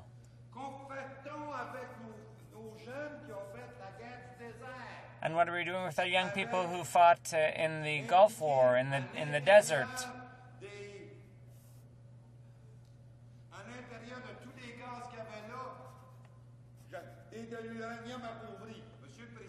And these people have come back. What are we doing for Louise Richard, for example? When she came back, she's been struggling. Luckily, yesterday, the Ombudsman, Yves Côté, at National Defense, gave some hope, made some recommendations, and I hope those will be followed through on. He says, we don't understand. Some of the medical documents have been lost. They haven't been improved. They've been mislaid, whether on purpose or accidentally, who knows. So these people's medical records have been destroyed. They're no longer there. So what are we doing to be fair and equitable with these people who fought for democracy? Not for Canada, but for democracy in the world. Democracy in Afghanistan, in Kosovo, etc. Mr. Speaker, we have to take care of these children. My children. Yes, I know. I only have 2 minutes left, Mr. Speaker. I was hoping to have 2 hours left because for 7 years, basically every single day, I meet people like this, these young people. Every day I cry over their situation. And I have to stop. I can't take it anymore. But I want to tell you one thing before I finish. I'm running out of breath. I have to calm down. But I have a quote for you. It's from a Quebec singer, a well-known Quebec singer, Raymond Lévesque. And if I hadn't been shouting, maybe I'd still have my voice to sing. But when men live from love, there will be no more poverty. And I could add, Mr. Speaker, that when men live from love, there will be no longer any war, Mr. Speaker. The Honourable questions and comments. The Honourable Parliamentary Secretary to the Minister of the Environment.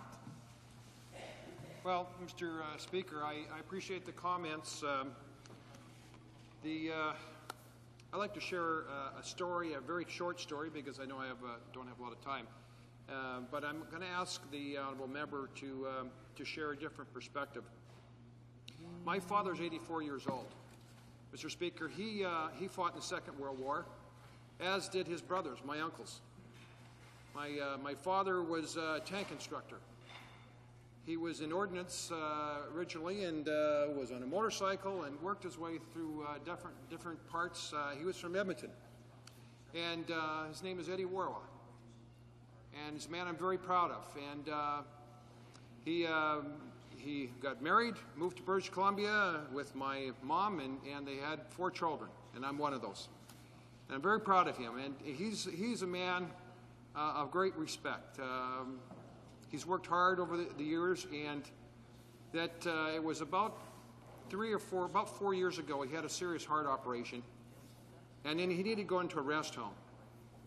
And he had, our family's not a rich family. He's an honest man, he's worked hard all his life, and proud of Canada, Mr. Speaker, as are his brothers.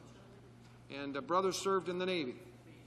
And the whole family made it back from the war. Very thankful for that, Mr. Speaker. But I've in these later years, as I've been losing my uncles, they've been passing on, I've now been able to get some of the stories that they didn't talk about before.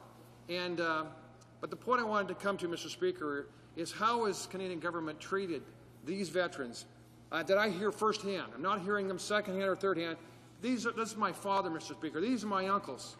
And they have nothing but praise for the government of Canada, that the way they've been treated as veterans. They're proud of the country. They're proud of this country, and they're proud of the way they've been treated. My father needed some help. He was financially was not able to stay in this private rest home after his heart operation. And we contacted Veterans Canada, Mr. Speaker. He's at George Derby. They've been taking wonderful care of him, and he has nothing but praise for veterans, as a veteran for Canada and the way he's been treated. So I'd ask the member to look at a different perspective. Don't beat the desk. Tell us what Canada has done for veterans. Good stories, not just the bad, because there are both, Mr. Speaker. The honourable member for Rivière-des-Mille-Îles. Look.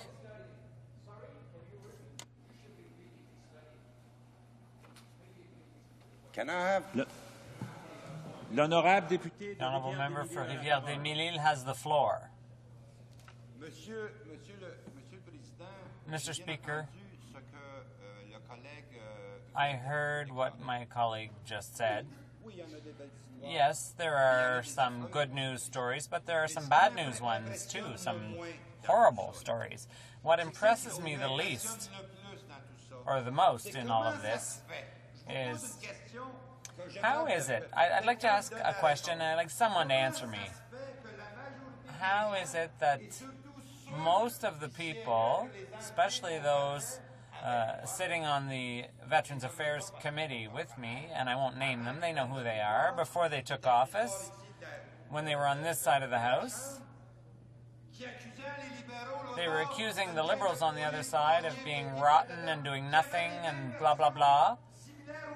And they were saying the same things I'm saying, but today, wonder of wonders, it's as if they've changed hats or changed an old shirt.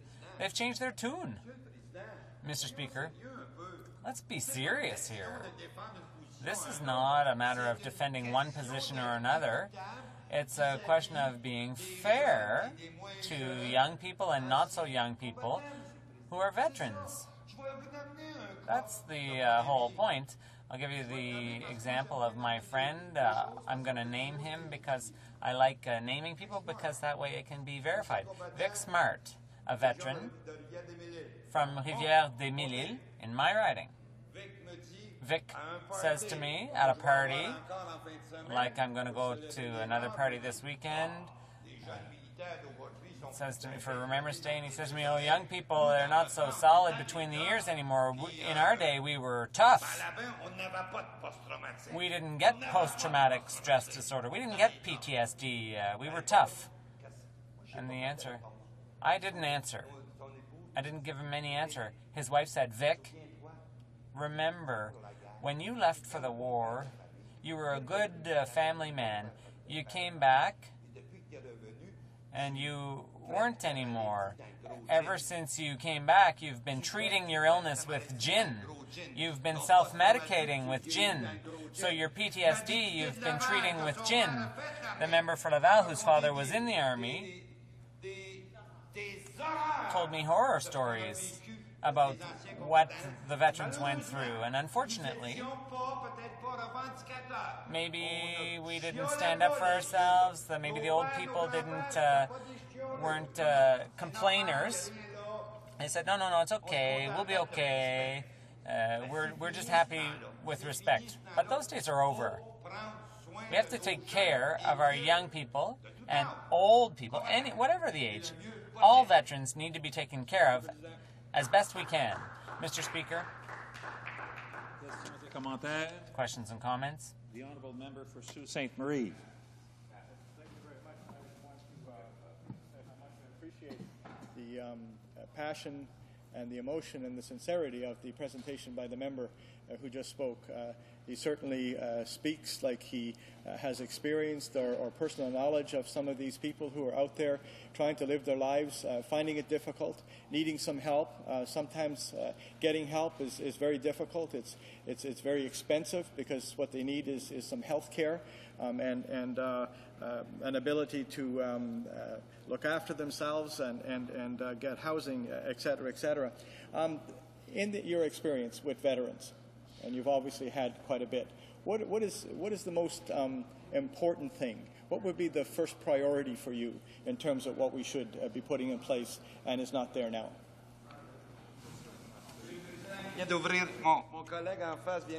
My colleague opposite has just started a long conversation. An ombudsman that reports to the House, not to the minister. How can an ombudsman who reports to the minister be open-minded or objective? You don't bite the hand that feeds you. For example, André Marin, the former ombudsman, who did an excellent report in 2003, June 30th or something like that, on the insurance and the SISIP program. And on July 5th, 2005, they said they weren't going to renew or extend his contract. The ombudsman has to report to the House. Otherwise, it's worthless.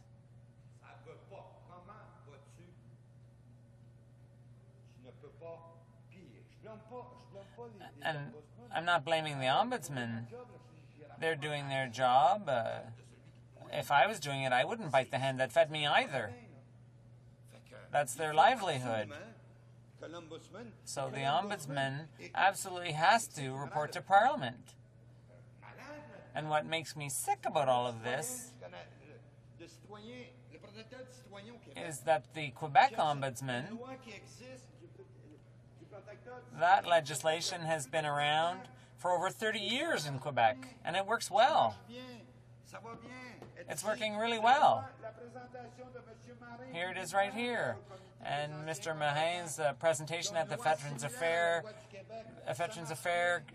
Committee said that it works well in Quebec. In New Brunswick, there's legislation too, and it works really well. It produces good results. In Manitoba, they've got legislation. They have an ombudsman doing excellent work. Saskatchewan too. No, rather, New Brunswick, things are working well. British Columbia, it's working well. Great results. What are we waiting for? In Ottawa.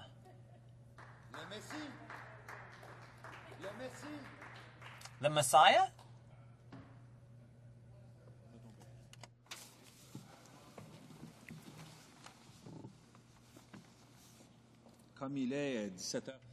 It being 5:39, it's my duty to interrupt the proceedings. Order made earlier today.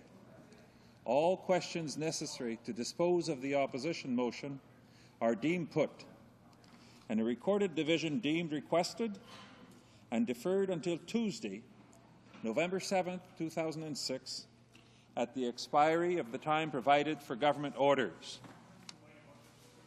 The Government House Leader rises on a point of order.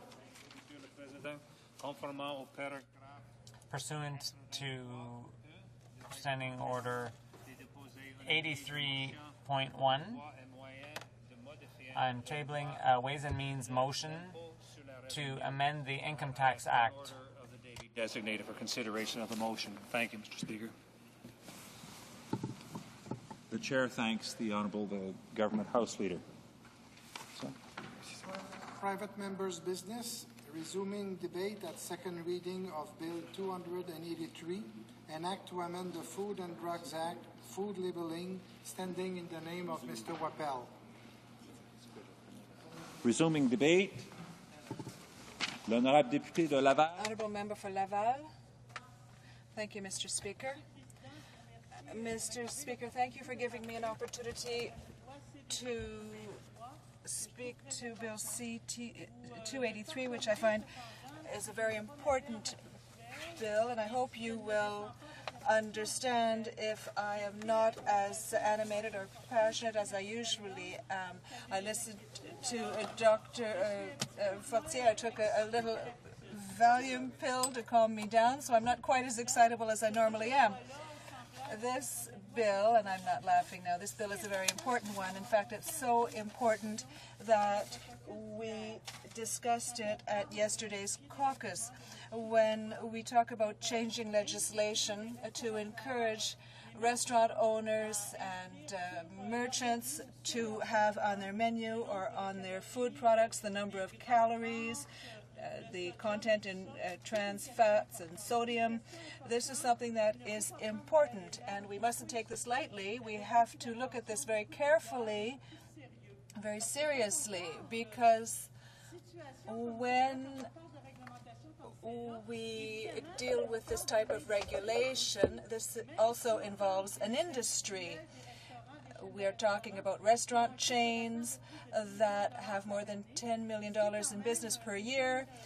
These restaurant chains are important to the economy of various provinces, particularly in Quebec, where our restaurant industry is very developed.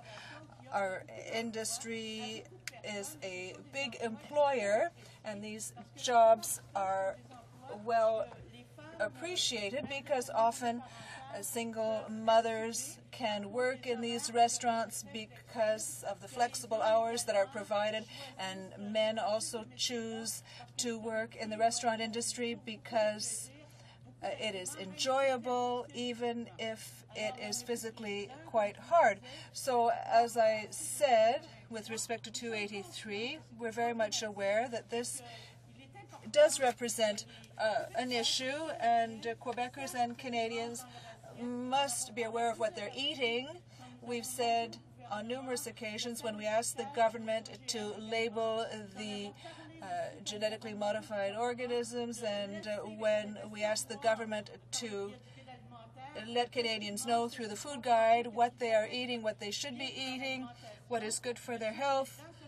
And even at Health Canada, we're told through Mrs. Bush, who works for Health Canada and who is working on the Canada Food Guide, tells us that you shouldn't encourage people to count calories. Well, is Health Canada going against what parliamentarians would like to see because they would like people to be aware of their calorie intake? I think it's important.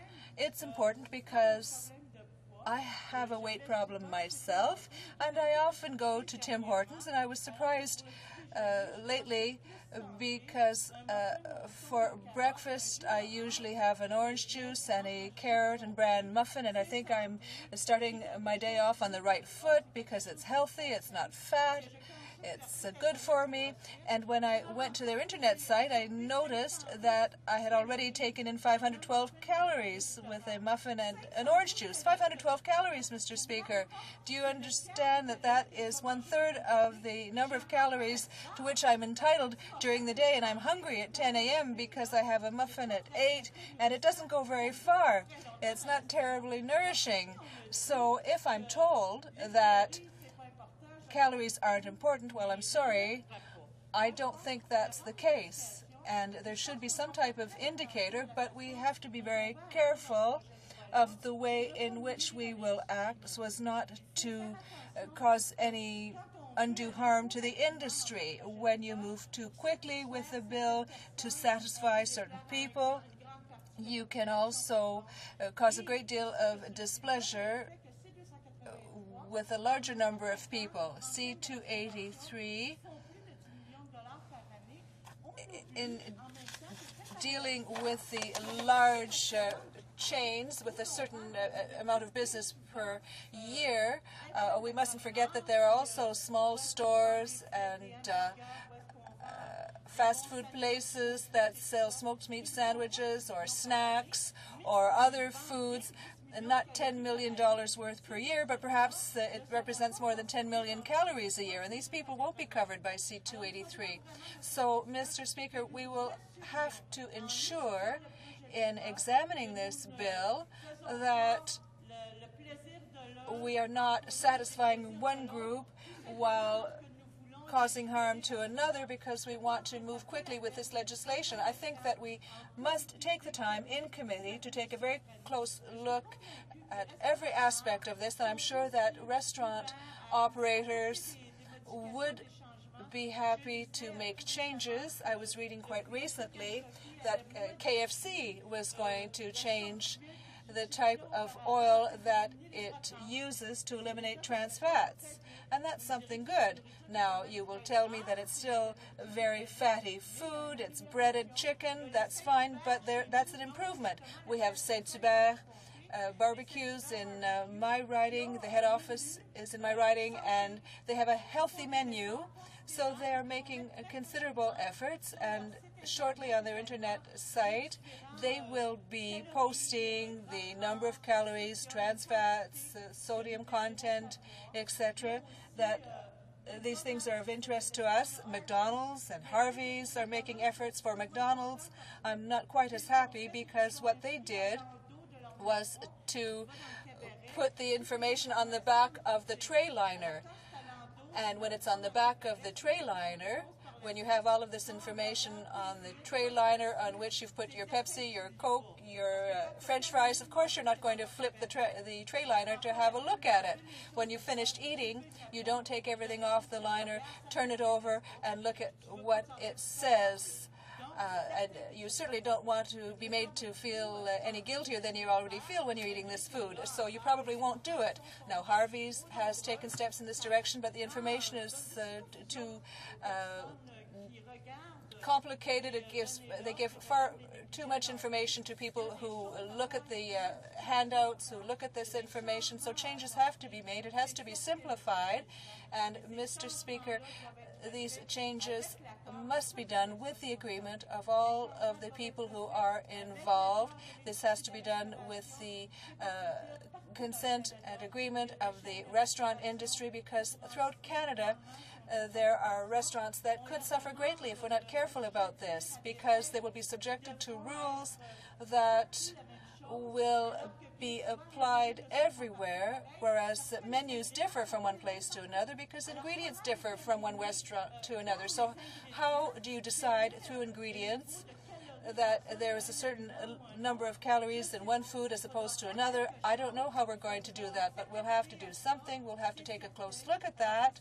And, Mr. Speaker, I will be voting in favor of the principle of this bill, but I'm not saying that I will agree with all of the rules that we will be wanting to impose on the restaurant industry in committee or impose on the merchants, because we have to be sure that they can live with these rules, that they can follow these rules, and that we can continue to ensure respectable profits for these businesses, because people are in business because they want to make a profit. Yesterday, the government decided to put a stop to income trusts to try to take back some of the taxes that they were losing. And restaurant owners are no different. They want to make money too. So we will have to work on this closely and work on this together, and I'm sure that parliamentarians, with all of the advice that we receive when we hear witnesses in committee, will be able to do a good job. If our colleagues want this bill to go to committee, of course, I'm sure that we will be able to find a solution which will please everyone, and we will be the winners in all of this, because I want to know what I'm eating. I want to be careful about the calories that I ingest. It's not always possible, but I want to do my best. And And in order to do that, I need the support of the industry, I need the support of Health Canada, I need the support of my colleagues.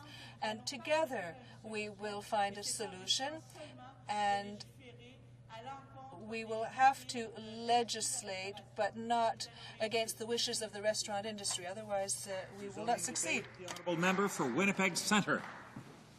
Thank you very much, Mr. Speaker. I'm glad to join in the debate on the bill put forward by my colleague from Scarborough Southwest, Bill C-283, an act to amend the Food and Drugs Act regarding food labelling. Mr. Speaker, I am prepared to accept that labeling of many of the ingredients in the processed foods that we eat is beneficial. I think it's a good idea, and I can tell you at the start that we do intend to vote for my colleague's bill, and I recognize his long commitment to this issue, and I appreciate the opportunity to be able to address it today. I do also qualify my support somewhat, Mr. Speaker, though, by saying that even though labeling is useful, I think it's of limited use.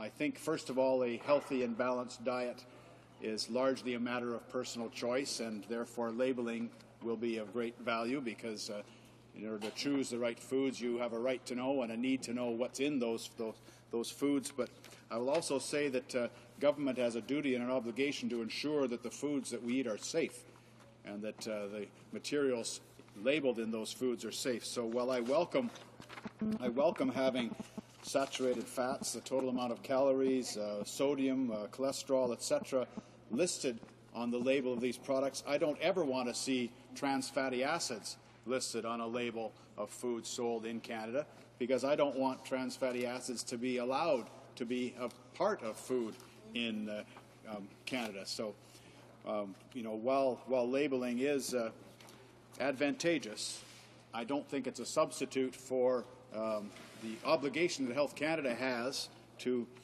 eliminate certain aspects to the food supply system. Now, in the context of childhood obesity and the current study underway at the Health Committee, I sometimes substitute and sit in on the Health Committee when our NDP colleague is unable to be there as an auxiliary member of that committee. And there's a very interesting study going on as we speak. Not as we speak, but at the same time this debate is taking place on the whole issue of the near epidemic incidence of childhood obesity today, Mr. Speaker. And I had a conversation with a senator, a medical doctor, a cardiologist, Senator, I think I'm allowed to say his name, Senator Wilbert Keon, who runs the Keon Cardiac Center, Mr. Speaker. And his clear, I worked with him very closely on the Ban Trans Fat campaign, but his comment to me on one of these little green buses the other day is that caloric intake is the single biggest health problem that our society faces in terms of general public health. I mean, not in terms of diseases, but in general public health. And I agree with him. Honestly, we're poisoning a generation of kids by supersizing them, not necessarily into, I won't overstate things that we're killing children here. I'm simply saying the quality of life of children is suffering, and the long-term general health of our children is suffering by caloric intake, by the amount of calories that they're ingesting. And it affects the quality of life of children in very scary ways. At the Health Committee, where my colleague just spoke as a member of that committee, we had a cardiologist as a witness just this week who said that he was having 3 to 10-year-olds coming to his office with arteriosclerosis, with arteries clogged. Now, can you imagine a 3 to a 10-year-old with symptoms that you would expect from middle-aged, out-of-shape men like me sometimes present with those symptoms, but 3 to 10-year-old children. So this creates lethargy. Even if they're not showing any overt symptoms of illness, they're sluggish, they're not feeling well, they're probably not participating in activities at school because their little arteries are clogged with these terrible fatty acids or saturated fat, whatever it is. They're unable to enjoy their young years to their fullest because they're being hobbled by this terrible problem. I know that diet is only one aspect of healthy children. I think activity is just as important. There's two sides of the same coin to creating a generally healthier population. There's programs like in the inner city of Winnipeg that cost very, very little to get very little children busy and active. There's one program called Wiggle, Giggle, and Munch, which teaches new mothers to get their children moving and active at a very, even 6, 8, 9 months of age. This program costs $5,000 for 18 classes where 20 and 30 young moms and their newborn babies come together once a week and learn the importance of diet, eating the right snacks, and getting their kids active. But you know how hard it is to find that $5,000 to renew that program? It's like pulling teeth. And it's one of the frustrations that we face in this era of budgetary cutbacks, that we're not prioritizing important small programs like Wiggle, Giggle, and Munch in my riding of the inner city of Winnipeg. If I could dwell again on the trans fatty acids issue, I know that my colleague's bill calls for labeling. I think the country, the general population, though, has come to a realization that trans fatty acids are the worst possible type of cooking fat or cooking oil we could imagine. The scientific community is on board. The industry has come to this realization, where companies like KFC has now eliminated trans fats from their products, even though they used to be one of the worst offenders. Voortman's Cookies, New York Fries, all these companies have realized that they don't have to compromise quality or taste or shelf life to eliminate this material. So in speaking in favor of my colleague from Scarborough Southwest's bill, I think in the same context he won't mind if I use this as a platform to advertise this other important initiative that has been running along parallel to the activism of my colleague on the food labeling. It's interesting to note that New York City, as a collective, all of New York City, may in fact take steps to unilaterally ban trans fats if their federal government is too slow to act. I think the federal government should take note of this debate today and recognize that it's safe political territory to take this step and ban trans fats.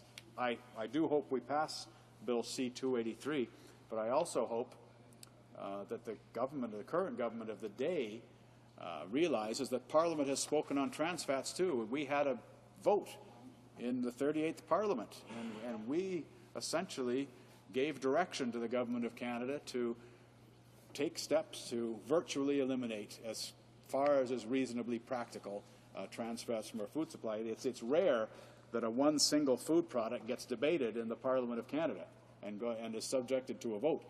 This product has.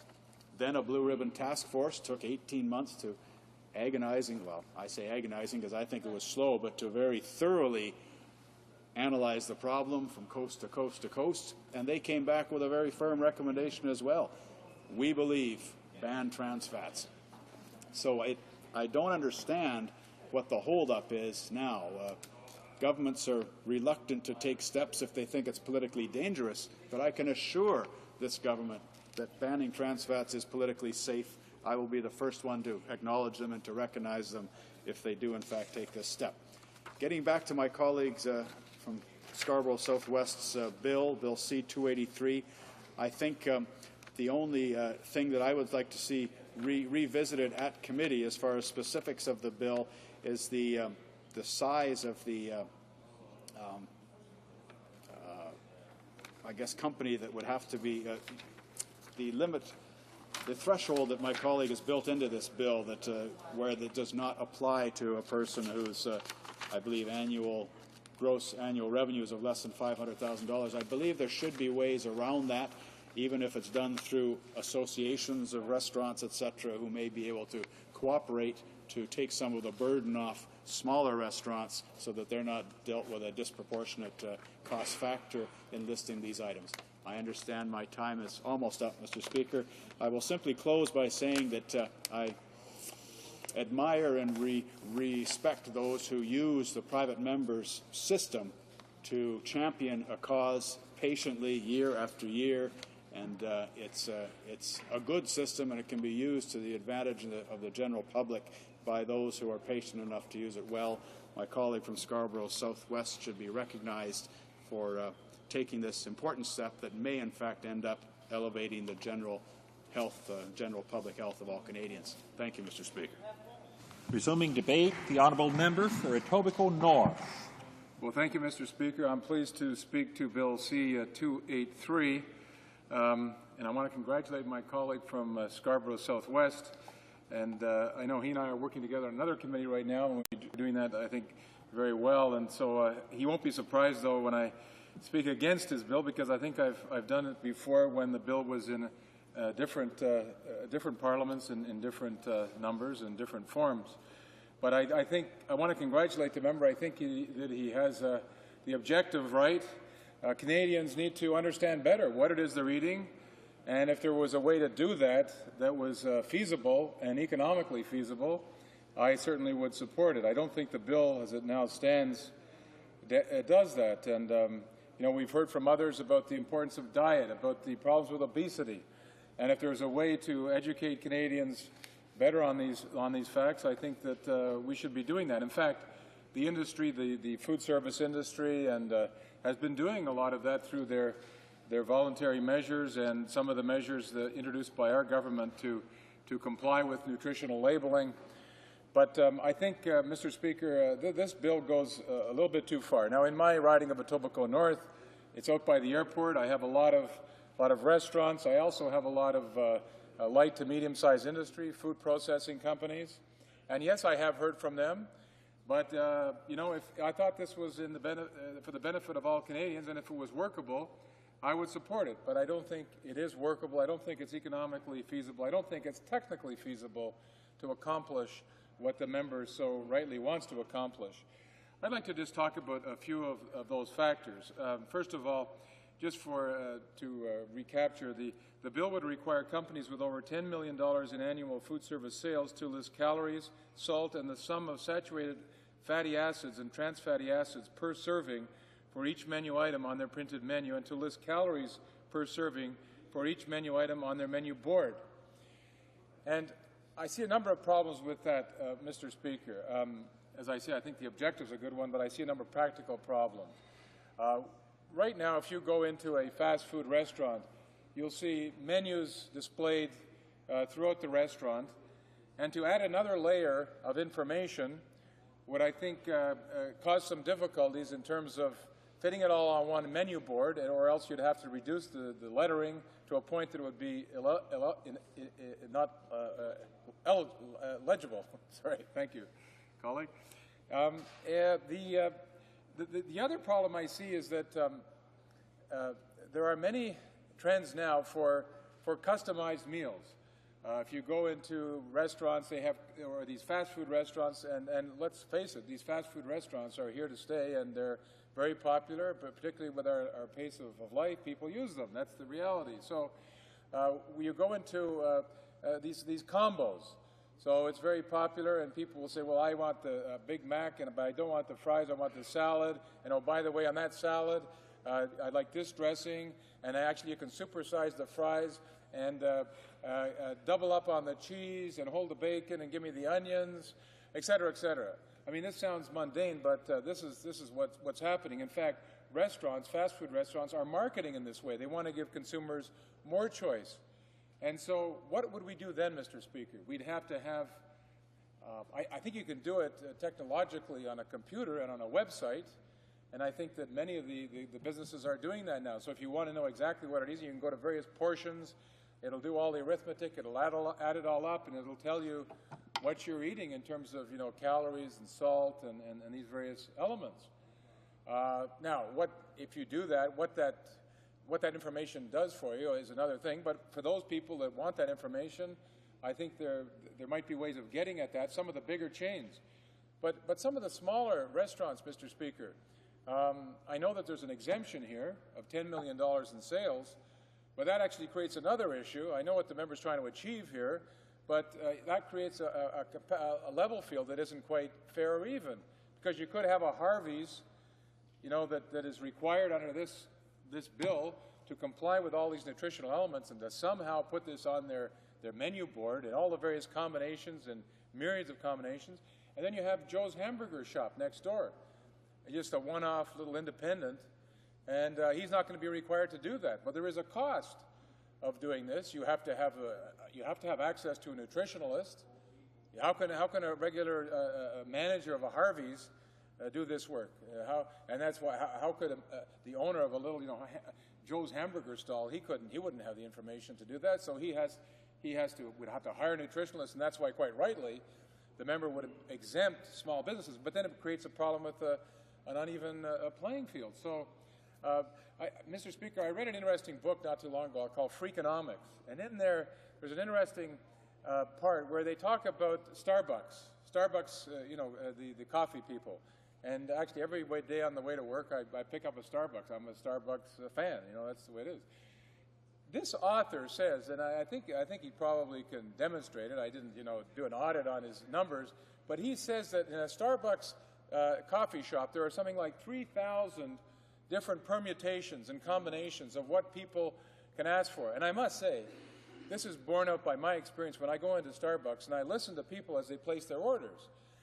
And I'm not that conversant with all the products, but they'll say, I want a double latte, top up this, warm it up, do it this way, double up on this and add that. I want a Halloween or pumpkin sauce, and I want this and that. I mean, apparently there's about 3,000 different permutations and combinations. So how would Starbucks, I'm just asking the question, how would Starbucks do that? I can see how they could do it on a computer, on a website. Someone wants to go in, okay, I'm going to do this combination, this permutation number 1,876, boom, and plug it in, and that'll give me all the nutritional content. How could you conceivably put this on a menu board, Mr. Speaker? I have no idea how that would work. The other problem, Mr. Speaker, is that there are many restaurant chains that have operations, of course, right across Canada. And there is an issue, I believe, with supplier variability. I think that some are discounting this argument, and I'm not going to argue that it's the insurmountable issue, but it is an issue. So you have, let's say, for example, Harvey's, or I'll use a better example, Tim Hortons. I know they backward integrate, they standardize, in a very holistic and very professional way. But if you're buying your flour and all the ingredients, let's say in Nova Scotia, and you're making your muffins there, and you're buying them up, your ingredients in British Columbia from a different source, notwithstanding, that they're going to have very tight standards and requirements, there is going to be some difference, I think. And I used perhaps a bad example because probably Tim Hortons chains would have the most standardized and the most integrated supply chain management system around. But I can think of other examples where they might not have that consistency. So what do you do then, Mr. Speaker? You say you make an assumption that the flour that's bought in Halifax is the same as the flour that's bought in Trail or something. I don't know. I think it's an issue. And don't forget, Mr. Speaker. Thank you. We're asking these restaurants to comply with these laws and these rules if this act is passed. So it's not, to be taken lightly. You must comply. I would just like to touch on the aspect also from, I have a lot of food service or food processors in my riding, and they're also concerned about Section 5.3 of the bill. They are concerned because 5.3 basically requires manufacturers. So these are people making biscuits or, bread or what have you. And it says that manufacturers to prescribe in the ingredient list the percentage by weight of the 3 most prevalent ingredients and all those that are vegetable, fruit, whole grain, legume, or added sugar. Additionally, manufacturers would be required to list the percentage by weight for ingredients emphasized on a food label using words or pictures. Mr. Speaker, the companies have told me, first of all, to comply with the requirements that our government, or our previous government and this government is requiring, has cost the industry, in terms of mandatory nutritional labeling, has cost the industry about $300 million. This would cost a lot of money, Mr. Speaker, and the industry argues, and I think with some merit, that it would create not necessarily more knowledge, more information, but it could add, in fact, more confusion. So I want to applaud my colleague. I never like speaking against the private member's bill. I brought in a private member's bill a couple of years ago on user fees, C212. It took me 2 years, a lot of blood, sweat, and tears. So I congratulate the member for taking this initiative, but I won't be supporting it. Thank you. Resuming debate, the honourable member for Prince Edward Hastings. Well, thank you, Mr. Speaker, and I'd like to thank the honourable member from Scarborough Southwest for bringing forward Bill 283. I well recognize the intent and the spirit in which this is brought forward. We've shared some of the finer nourishment that is available in many parts of the globe, and I well recognize the desire to enjoy, as all the public should, food that is safe, food that is consistent, and food that we recognize is going to provide a long-term benefit to society. So with that having been stated, I'd like to actually make comment on this because I have reservations. And I'd like to make comment from two perspectives, both as a legislator with the inherent responsibilities that come along with passing legislation that is reasonable and responsible, but also as a 30-year veteran of the hospitality industry, from a person who has been involved both as a builder, owner, operator, consultant, teacher, and has been exposed to the many, many different facets of the hospitality business for literally a lifetime. And so from a legislative point of view, it should be noted that Health Canada carefully considered this issue, the issue of the provision of nutrient information for food sold in restaurants and food service establishments during the development of the nutrition labeling regulations for prepackaged foods. Health Canada at that particular time chose to exempt these foods from these requirements due to the inherent variability associated with the food service industry. As we all know, the food industry is it's a very, very complex and diverse business. It is not a one-size-fits-all. The unique challenges associated with the food service industry, where recipes and ingredients are often unstandardized and customization is common, makes it difficult to provide accurate nutritional information to consumers. And I can say that from experience. There are many, many menus that are changed on a daily, a weekly, a monthly, a quarterly basis within restaurants and within food service operations, even within cafeterias. So it is almost improbable to suggest that every time there's a menu change, which could be done on a daily basis, that we should come up with and be expected to provide data to the public on a consistent basis. I note that before the introduction of mandatory nutrition labeling on prepackaged foods in Canada, provision for the voluntary labeling of these food products has existed since 1988. And I think we've seen a recognition. The public does want to know more of what they're eating. There has been a move to seek more information, and I think the industry has responded. In a voluntary fashion, there's been a great move from those that have the capacity and the capability to do so. Now, we've had considerable research and information on consumer use and interest in this information and on the industry implementation. Now, the nutritional labeling regulations were developed after an extensive 5-year consultation period.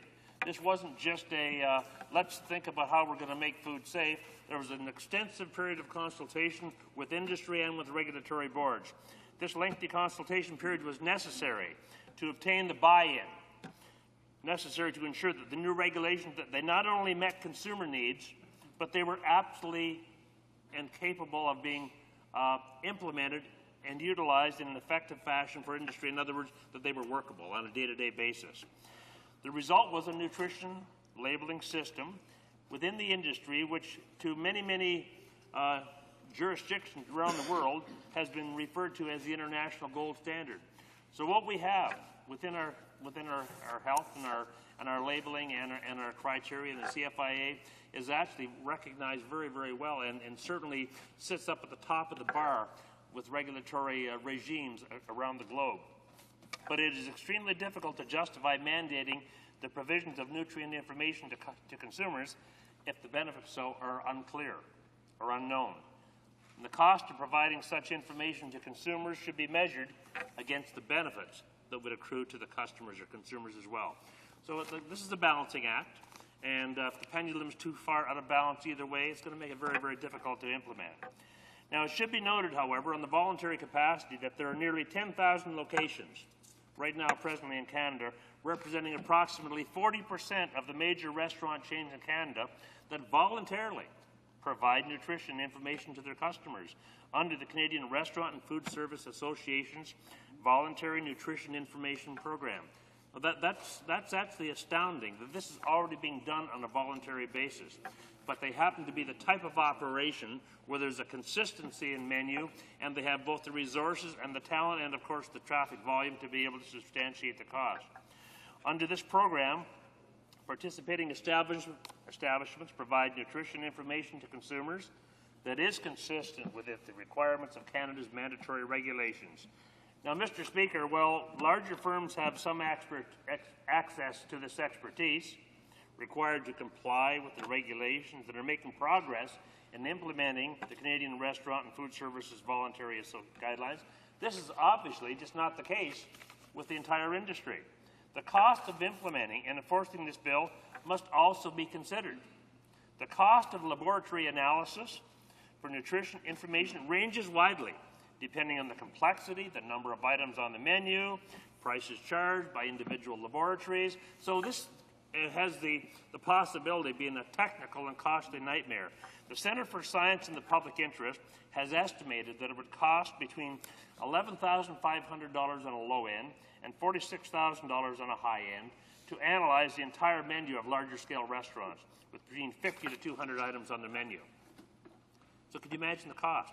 Now extrapolate that across the entire population and realize that this is assuming that the menus never change. Well, as I said earlier in my comments, sometimes they change monthly, quarterly, weekly, daily. So it's just not practical at this particular point. And I also note that in addition to these initial costs, there will also be ongoing associated costs with the analysis of new items as they're added to the menu every day, and the analysis of reformulated items because menus change and products change. A rice product today might be a different rice product tomorrow, might be from a different manufacturer. We might have seasonal implications whereby we're getting oranges from one particular area one day, and the next week we might be getting oranges from a different area. Then they might be of a different nutritional component. So I say to yourself, this just doesn't really make a whole lot of sense. Now, then of course marketing. Marketing is crucial in business these days, and all of these businesses, regardless of the size, have to market. And the cost of marketing tools, equipment, and of course of reprinting of materials for menus is astronomical. Is it enough to ask a small business operator to bear the cost of that once a year? But as their menus change weekly or daily, to go on an ongoing cost is just not feasible. And of course, not to mention this are the significant costs then of enforcing the law. Having a law is one thing. Now let's try to enforce it. It's estimated, what are we going to need for a bureaucracy there? It's estimated that Canada has 50,000 restaurants, 24,000 grocery outlets, 5,300 unregistered manufacturing plants, 1,710 registered fish, seafood, and meat establishments, and 3,400 unregistered importers that would be subject to the inspection to verify the provisions of this bill. So, Mr. Speaker, there's a number of other items we could discuss on this, and one of them, of course, is just well, it's not just a fad; it's a reality. It's one of the problems facing society right now, and that's obesity. So it's important to stress that there are many factors which may contribute to obesity, and it is important, as the Honourable mentioned from Scarborough.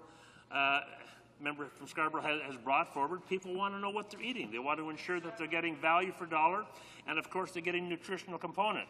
And now I know the member opposite, I'm not sure if he was pointing to my waistline when I mentioned obesity on this, but I can assure you that this runs around the corner. So, Mr. Speaker, while this might be laudable to deal with all this, the reality that it's our duty to ensure that we mandate by law, and the law has to be practical, cost efficient, and it has to provide the results that we're seeking.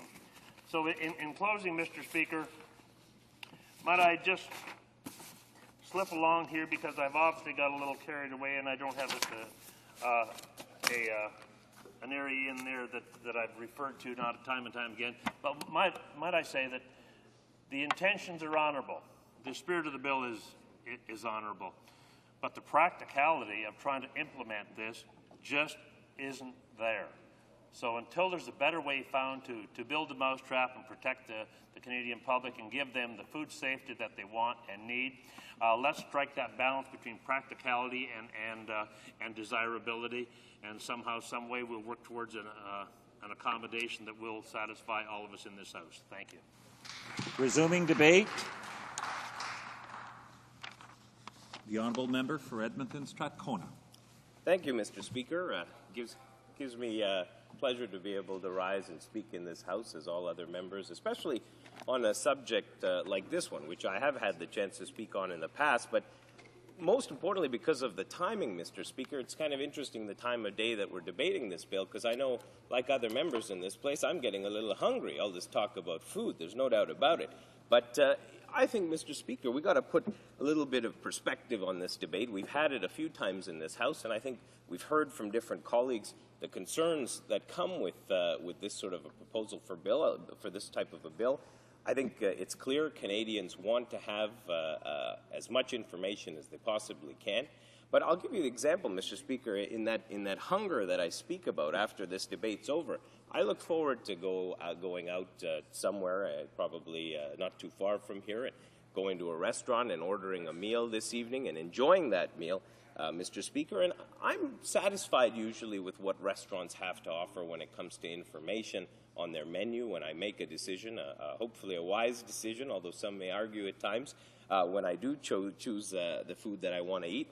And, Mr. Speaker, I don't want to see incredible detail that often will be lost on the majority of consumers going to these restaurants. I think, if anything, if Canadians who do want to know exactly what's in their meal, they'll find that the restaurants are more than willing to provide that information to the type of detail that they may require.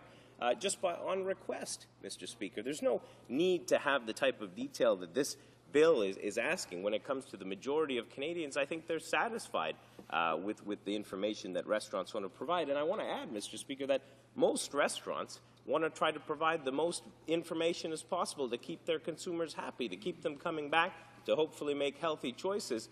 And so it seems to me a little bit redundant to be able for governments to step in and force particularly restaurants who, as many of my colleagues have mentioned, very costly measure when you consider what the ramifications of this bill are when it comes to what they would have to label on their menus and the extent of detail that this bill is calling for.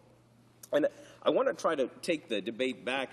Our colleague from the NDP raised the issue of trans fats, and I do recall that particular debate that took place in this House, Mr. Speaker. It raised awareness. It gave us a chance to hear the positive and negatives of that particular product. But in the end, there was no action taken by government at the time other than a motion being passed in this place. There was no legislation that was enacted or law forcing the banning of these trans fats. And I think at the time the motion initially was talking about banning trans fats, but then went to actually suggest we should be studying the effects of trans fats. But even from doing that, Mr. Speaker, and that's why I think this is a healthy debate to have, but from doing that, you already see, as I think our colleague mentioned, a huge shift when it comes to producers in the restaurant business, people supplying food service products. You see a shift of people moving away from that type of a product of trans fats because consumers are demanding healthier choices. So, Mr. Speaker, that speaks to the point right there of should government in fact get involved to regulate to such detail as this bill is calling for, when in fact on a voluntary basis, due to the fact of the mighty dollar, the market actually dictating choices, allowing for these things to happen quite quickly. And in fact, Mr. Speaker, if consumers demand certain things from their product, I think from their products or their choices, you're going to find that those people providing those products or services are going to react by providing that type of change. Because if they don't, obviously their business is going to suffer. Obviously, people will look to other alternatives in the market. And clearly, that's not the nature of the business in the restaurant world. I'll tell you for sure, Mr. Speaker, having had experience in the restaurant business, you want to try to cater the best possible product with the most up-to-date information to the consumers that are coming to your establishment because you want them to come back. And I want to take a moment, Mr. Speaker, leaving that trans fat issue, because I think that does demonstrate the importance of raising awareness. But as I mentioned, the fact that government should take a step back often and see what negative effects by going too far and legislating certain things and certain bans, for instance, could have on certain industries, particularly the food service industry.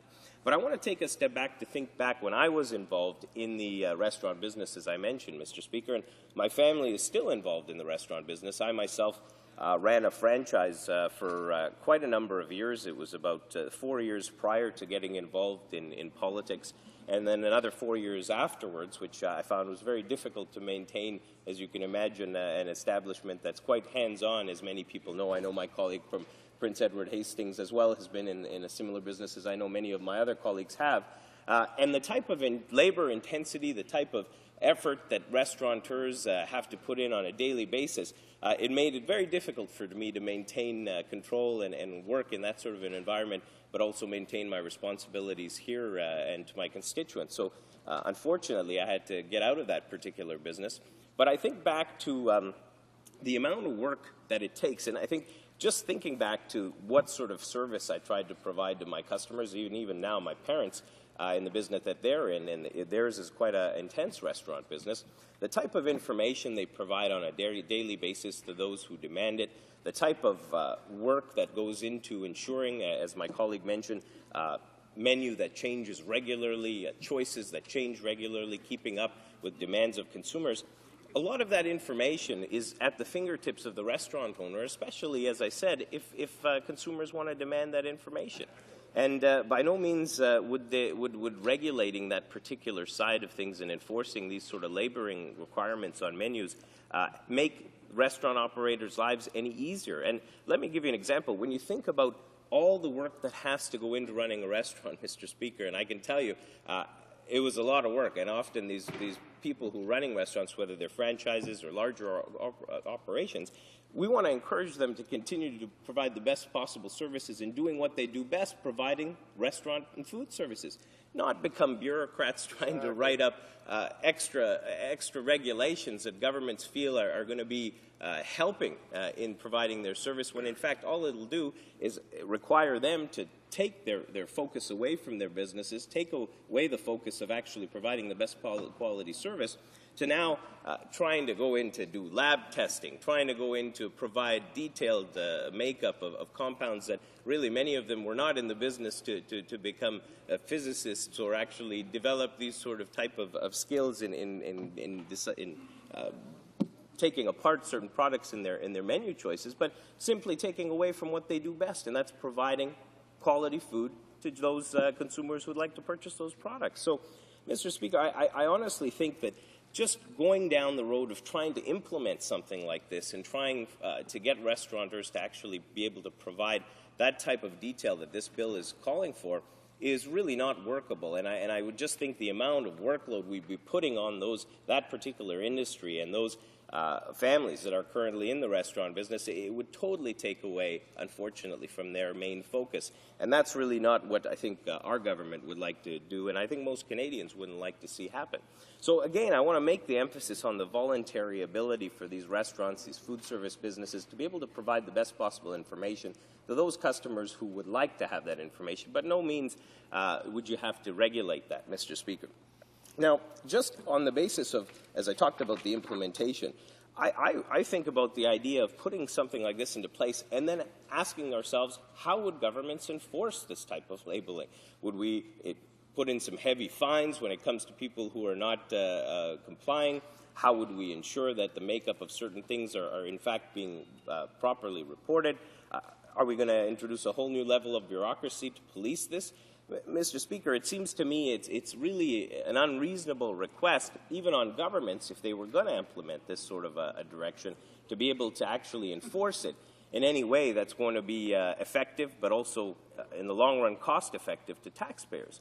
So, Mr. Speaker, it seems to me that in fact, would create a whole new set of problems that unfortunately, as I mentioned, would not only cause extra burden and extra unnecessary work for restaurant owners, but really almost be impossible for governments to really implement and enforce.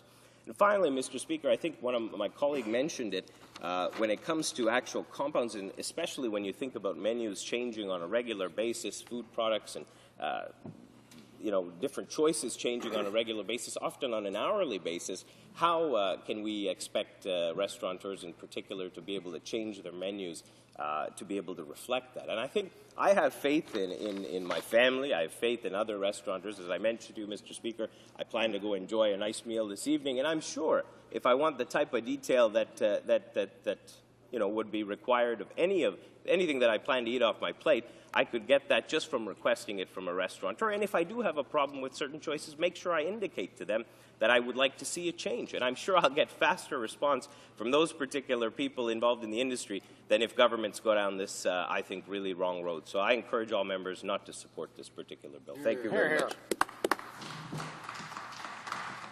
Resuming debate.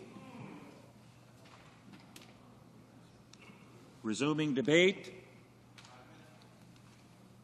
The last speaker will be the mover of the motion. 5 minutes for a rebuttal. I recognize the honourable member for Scarborough Southwest. Thank you very much, Mr. Speaker. And the nature, unfortunately, of private members' business is such that I'm only allowed 5 minutes to attempt to make some points in relation to the points that have been made in the 2 hours of debate. Allow me to begin by saying that this is really the second hour of debate on second reading, with a request that if the bill passes its second reading, it would go to committee. This is not a debate on passing the bill in the House of Commons and suddenly having this legislation passed tomorrow and causing all kinds of undue hardship on the restaurateurs of this nation.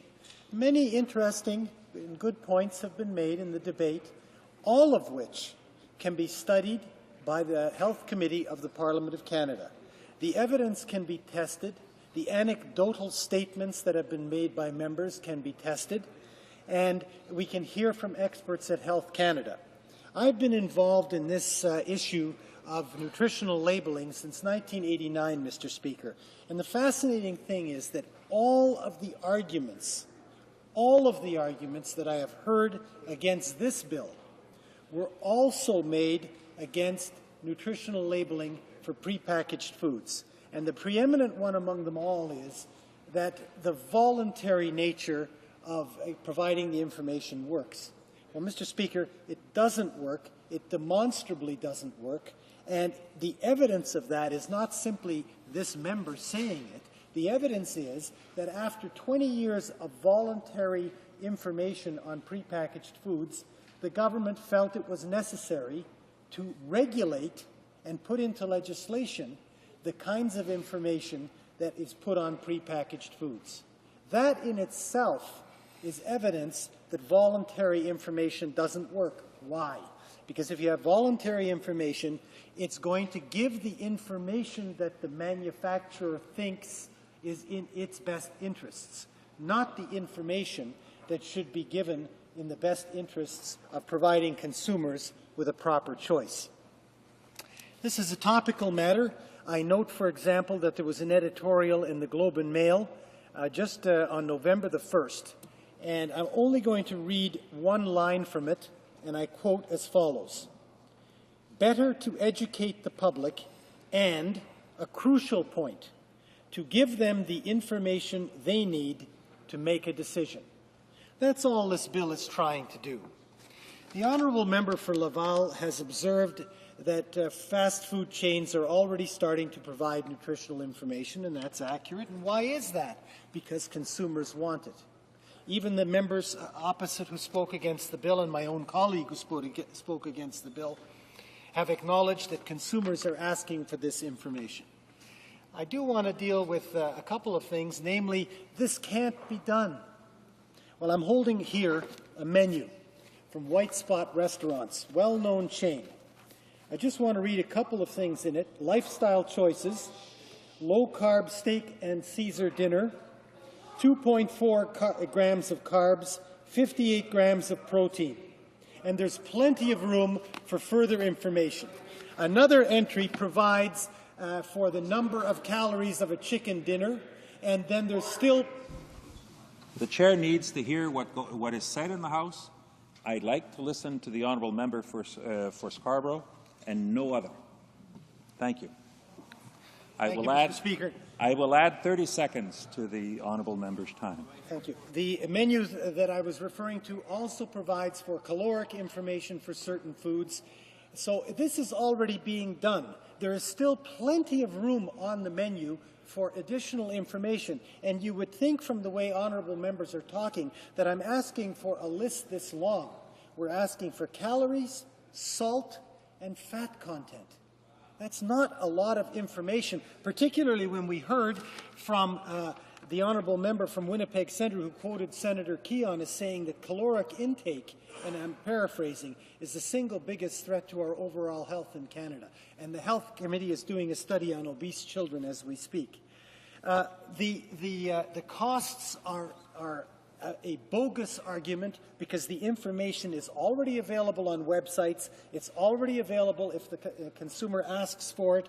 It's in fact available on the back side of the menus, the tray liners. You would think that we're asking for all this information on a menu board. In fact, for businesses that have a menu board, we're simply asking for the number of calories. Nothing else. How can that possibly crowd a menu board? I'm just urging members to send this bill to committee so that the committee can examine the comments that have been made, so that the committee can hear from the Health Department officials who will testify why they had to bring in mandatory nutritional labeling because voluntary nutritional labeling didn't work. I'm not asking for the House to pass the bill. I'm asking for the House to let it go to committee for further study. Thank you. Is the House ready for the question? The question is as follows. Monsieur Wappel, appuyé par Mr. Wappel, seconded by Mr. Szabo, moves that Bill C-283, an act to amend the Food and Drugs Act, food labeling, be now read a second time and referred to the Standing Committee on Health. Pleasure of the House to adopt the motion. All those in favour of the motion will please say yea. Yay! All those opposed will please say nay. Nay! In my opinion, the nays have it.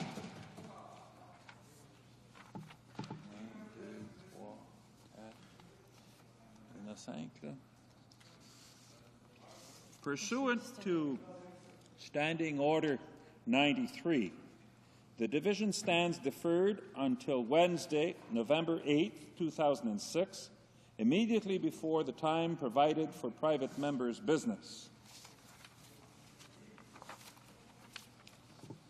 À l'ordre. Order at this time. Pursuant to Standing Order 38, a motion to adjourn the House is deemed to have been made and seconded. Therefore, the question is as follows, that this House do now adjourn. Member for Davenport. Mr. Speaker, it has now been 5 months since I first asked my question to the Minister of Foreign Affairs why Canada has yet to ratify the option protocol on torture. So let us talk about torture and Canada's role in ending the horrendous practice across the globe. Canada has always been a leader at the United Nations and around the world. Canada was a leader in bringing peacekeeping to the United Nations, a leader on Kyoto, a leader on many other fronts. But now we have simply abandoned our role in the world. We walk away from international treaties like Kyoto. We leave people of Darfur to their suffering. We ignore the plights of Africa as ravaged by AIDS. Truly, this is embarrassment of national proportions. Canada can and should be working on a global scale to fight injustice and torture. Capital punishment, which in my view is a form of torture, continues unabated across the world. Gay youths are stoned to death in Iran. Prisoners are electrocuted only to be found innocent afterwards. The death penalty is simply unconscionable and represents one of the most backwards forms of punishments. It eliminates any chance of redemption and cannot be reversed when applied in wrongful convictions. In many countries, it is used to blackmail prisoners into coerced confessions or to implicate other innocents. The psychological effects of such treatments are analogous to torture, and the death penalty must be eliminated from this earth. We have partners we can work with on these issues, such as Senator Robert Badinter of France, whose tireless work against the death penalty in that country is an inspiration. As a country that should be leading the world on human rights, it is not enough to eliminate such practice at home, but we must also work tirelessly around the world to see that an end to these practices. We can and must do better, Mr. Speaker. Many of our European allies, from France to Portugal to Great Britain, have signed the optional protocol on torture, and enough countries have ratified it to make it international law. Shocking in that Canada still has not. On June 1st, this government said that it was following the issue closely. I therefore ask the Minister, why has he allowed Canada to be sidelined on this important issue when we should have been leading? Recent events have shown just how torture affects us here at home. Canadians expect action on this issue, so much so that they assume that we are doing the right thing, without being aware that in the past year, Canada has stalled on this issue. I just don't get it, Mr. Speaker. It makes no sense. Why aren't we ratifying this treaty? Mr. Speaker, there is no doubt in my mind that the Honourable Minister, along with all members of this House, abhor torture. That is not the question. The question is, what are we going to do to stop it? After another 5 full months of inaction, are we going to sign and ratify the optional protocol on torture or not? The time to act was 5 months ago, but feeling that now will have to suffice. The Honourable the Parliamentary Secretary to the Minister of Foreign Affairs. Mr. Speaker, this government is firmly committed to international efforts to prevent and eliminate torture in all its forms. Our core values in relating to the world are clear. We stand for freedom, for democracy, for human rights, and for the rule of law. An examination of our track record on the international stage reveals strong, consistent support for international measures designed to investigate allegations of torture, support victims, bring perpetrators to justice, and strengthen the protections afforded to persons deprived of their liberty. Canada was one of the first states to ratify the Convention Against Torture and has accepted the competence of the Committee Against Torture established under the Convention to consider individual complaints. Canada supports the resolutions on torture adopted by the United Nations, as well as the work of the UN Special Rapporteur on Torture, and Canada contributes to the United Nations Fund for the Victims of Torture. Closer to home, Canada has many mechanisms to protect persons in places of detention from torture at the federal, provincial, and municipal levels. These include correctional investigators, police oversight agencies, human rights commissions, the courts, ombudsmen, and others. Canada supports the principles of the optional protocol on the prevention of torture, and Canada voted in favour of its adoption first by the Commission on Human Rights on April 22, 2002, and then by the United Nations General Assembly on December 18, 2002. Since then, 28 states have ratified the optional protocol, and it entered into force on June 22, 2006. Since coming to power, this government has taken up the issue and is considering becoming a party to the optional protocol, which requires state parties as a main obligation to establish or designate one or more domestic bodies which will conduct regular visits to places of detention in order to prevent torture. As the honourable member is no doubt aware, Canada's reputation on the world stage is grounded in large measure on the fact that when we undertake an obligation, whether it be our mission in Afghanistan, our work in Haiti, or treaty obligations, we take those obligations very seriously. We say what we will do, and we say when we'll do something, but after we say it, we go out and we do what we say. And that means doing the homework necessary to ensure that we live up to our word. Our track record of strong, consistent support for efforts both internationally and domestically to prevent and eliminate torture speaks for itself. On this issue, that is precisely the task that this new government is undertaking, ensuring that we live up to our word and preserve our international reputation. Thank you.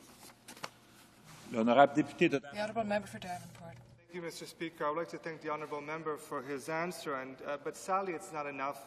What is needed is action.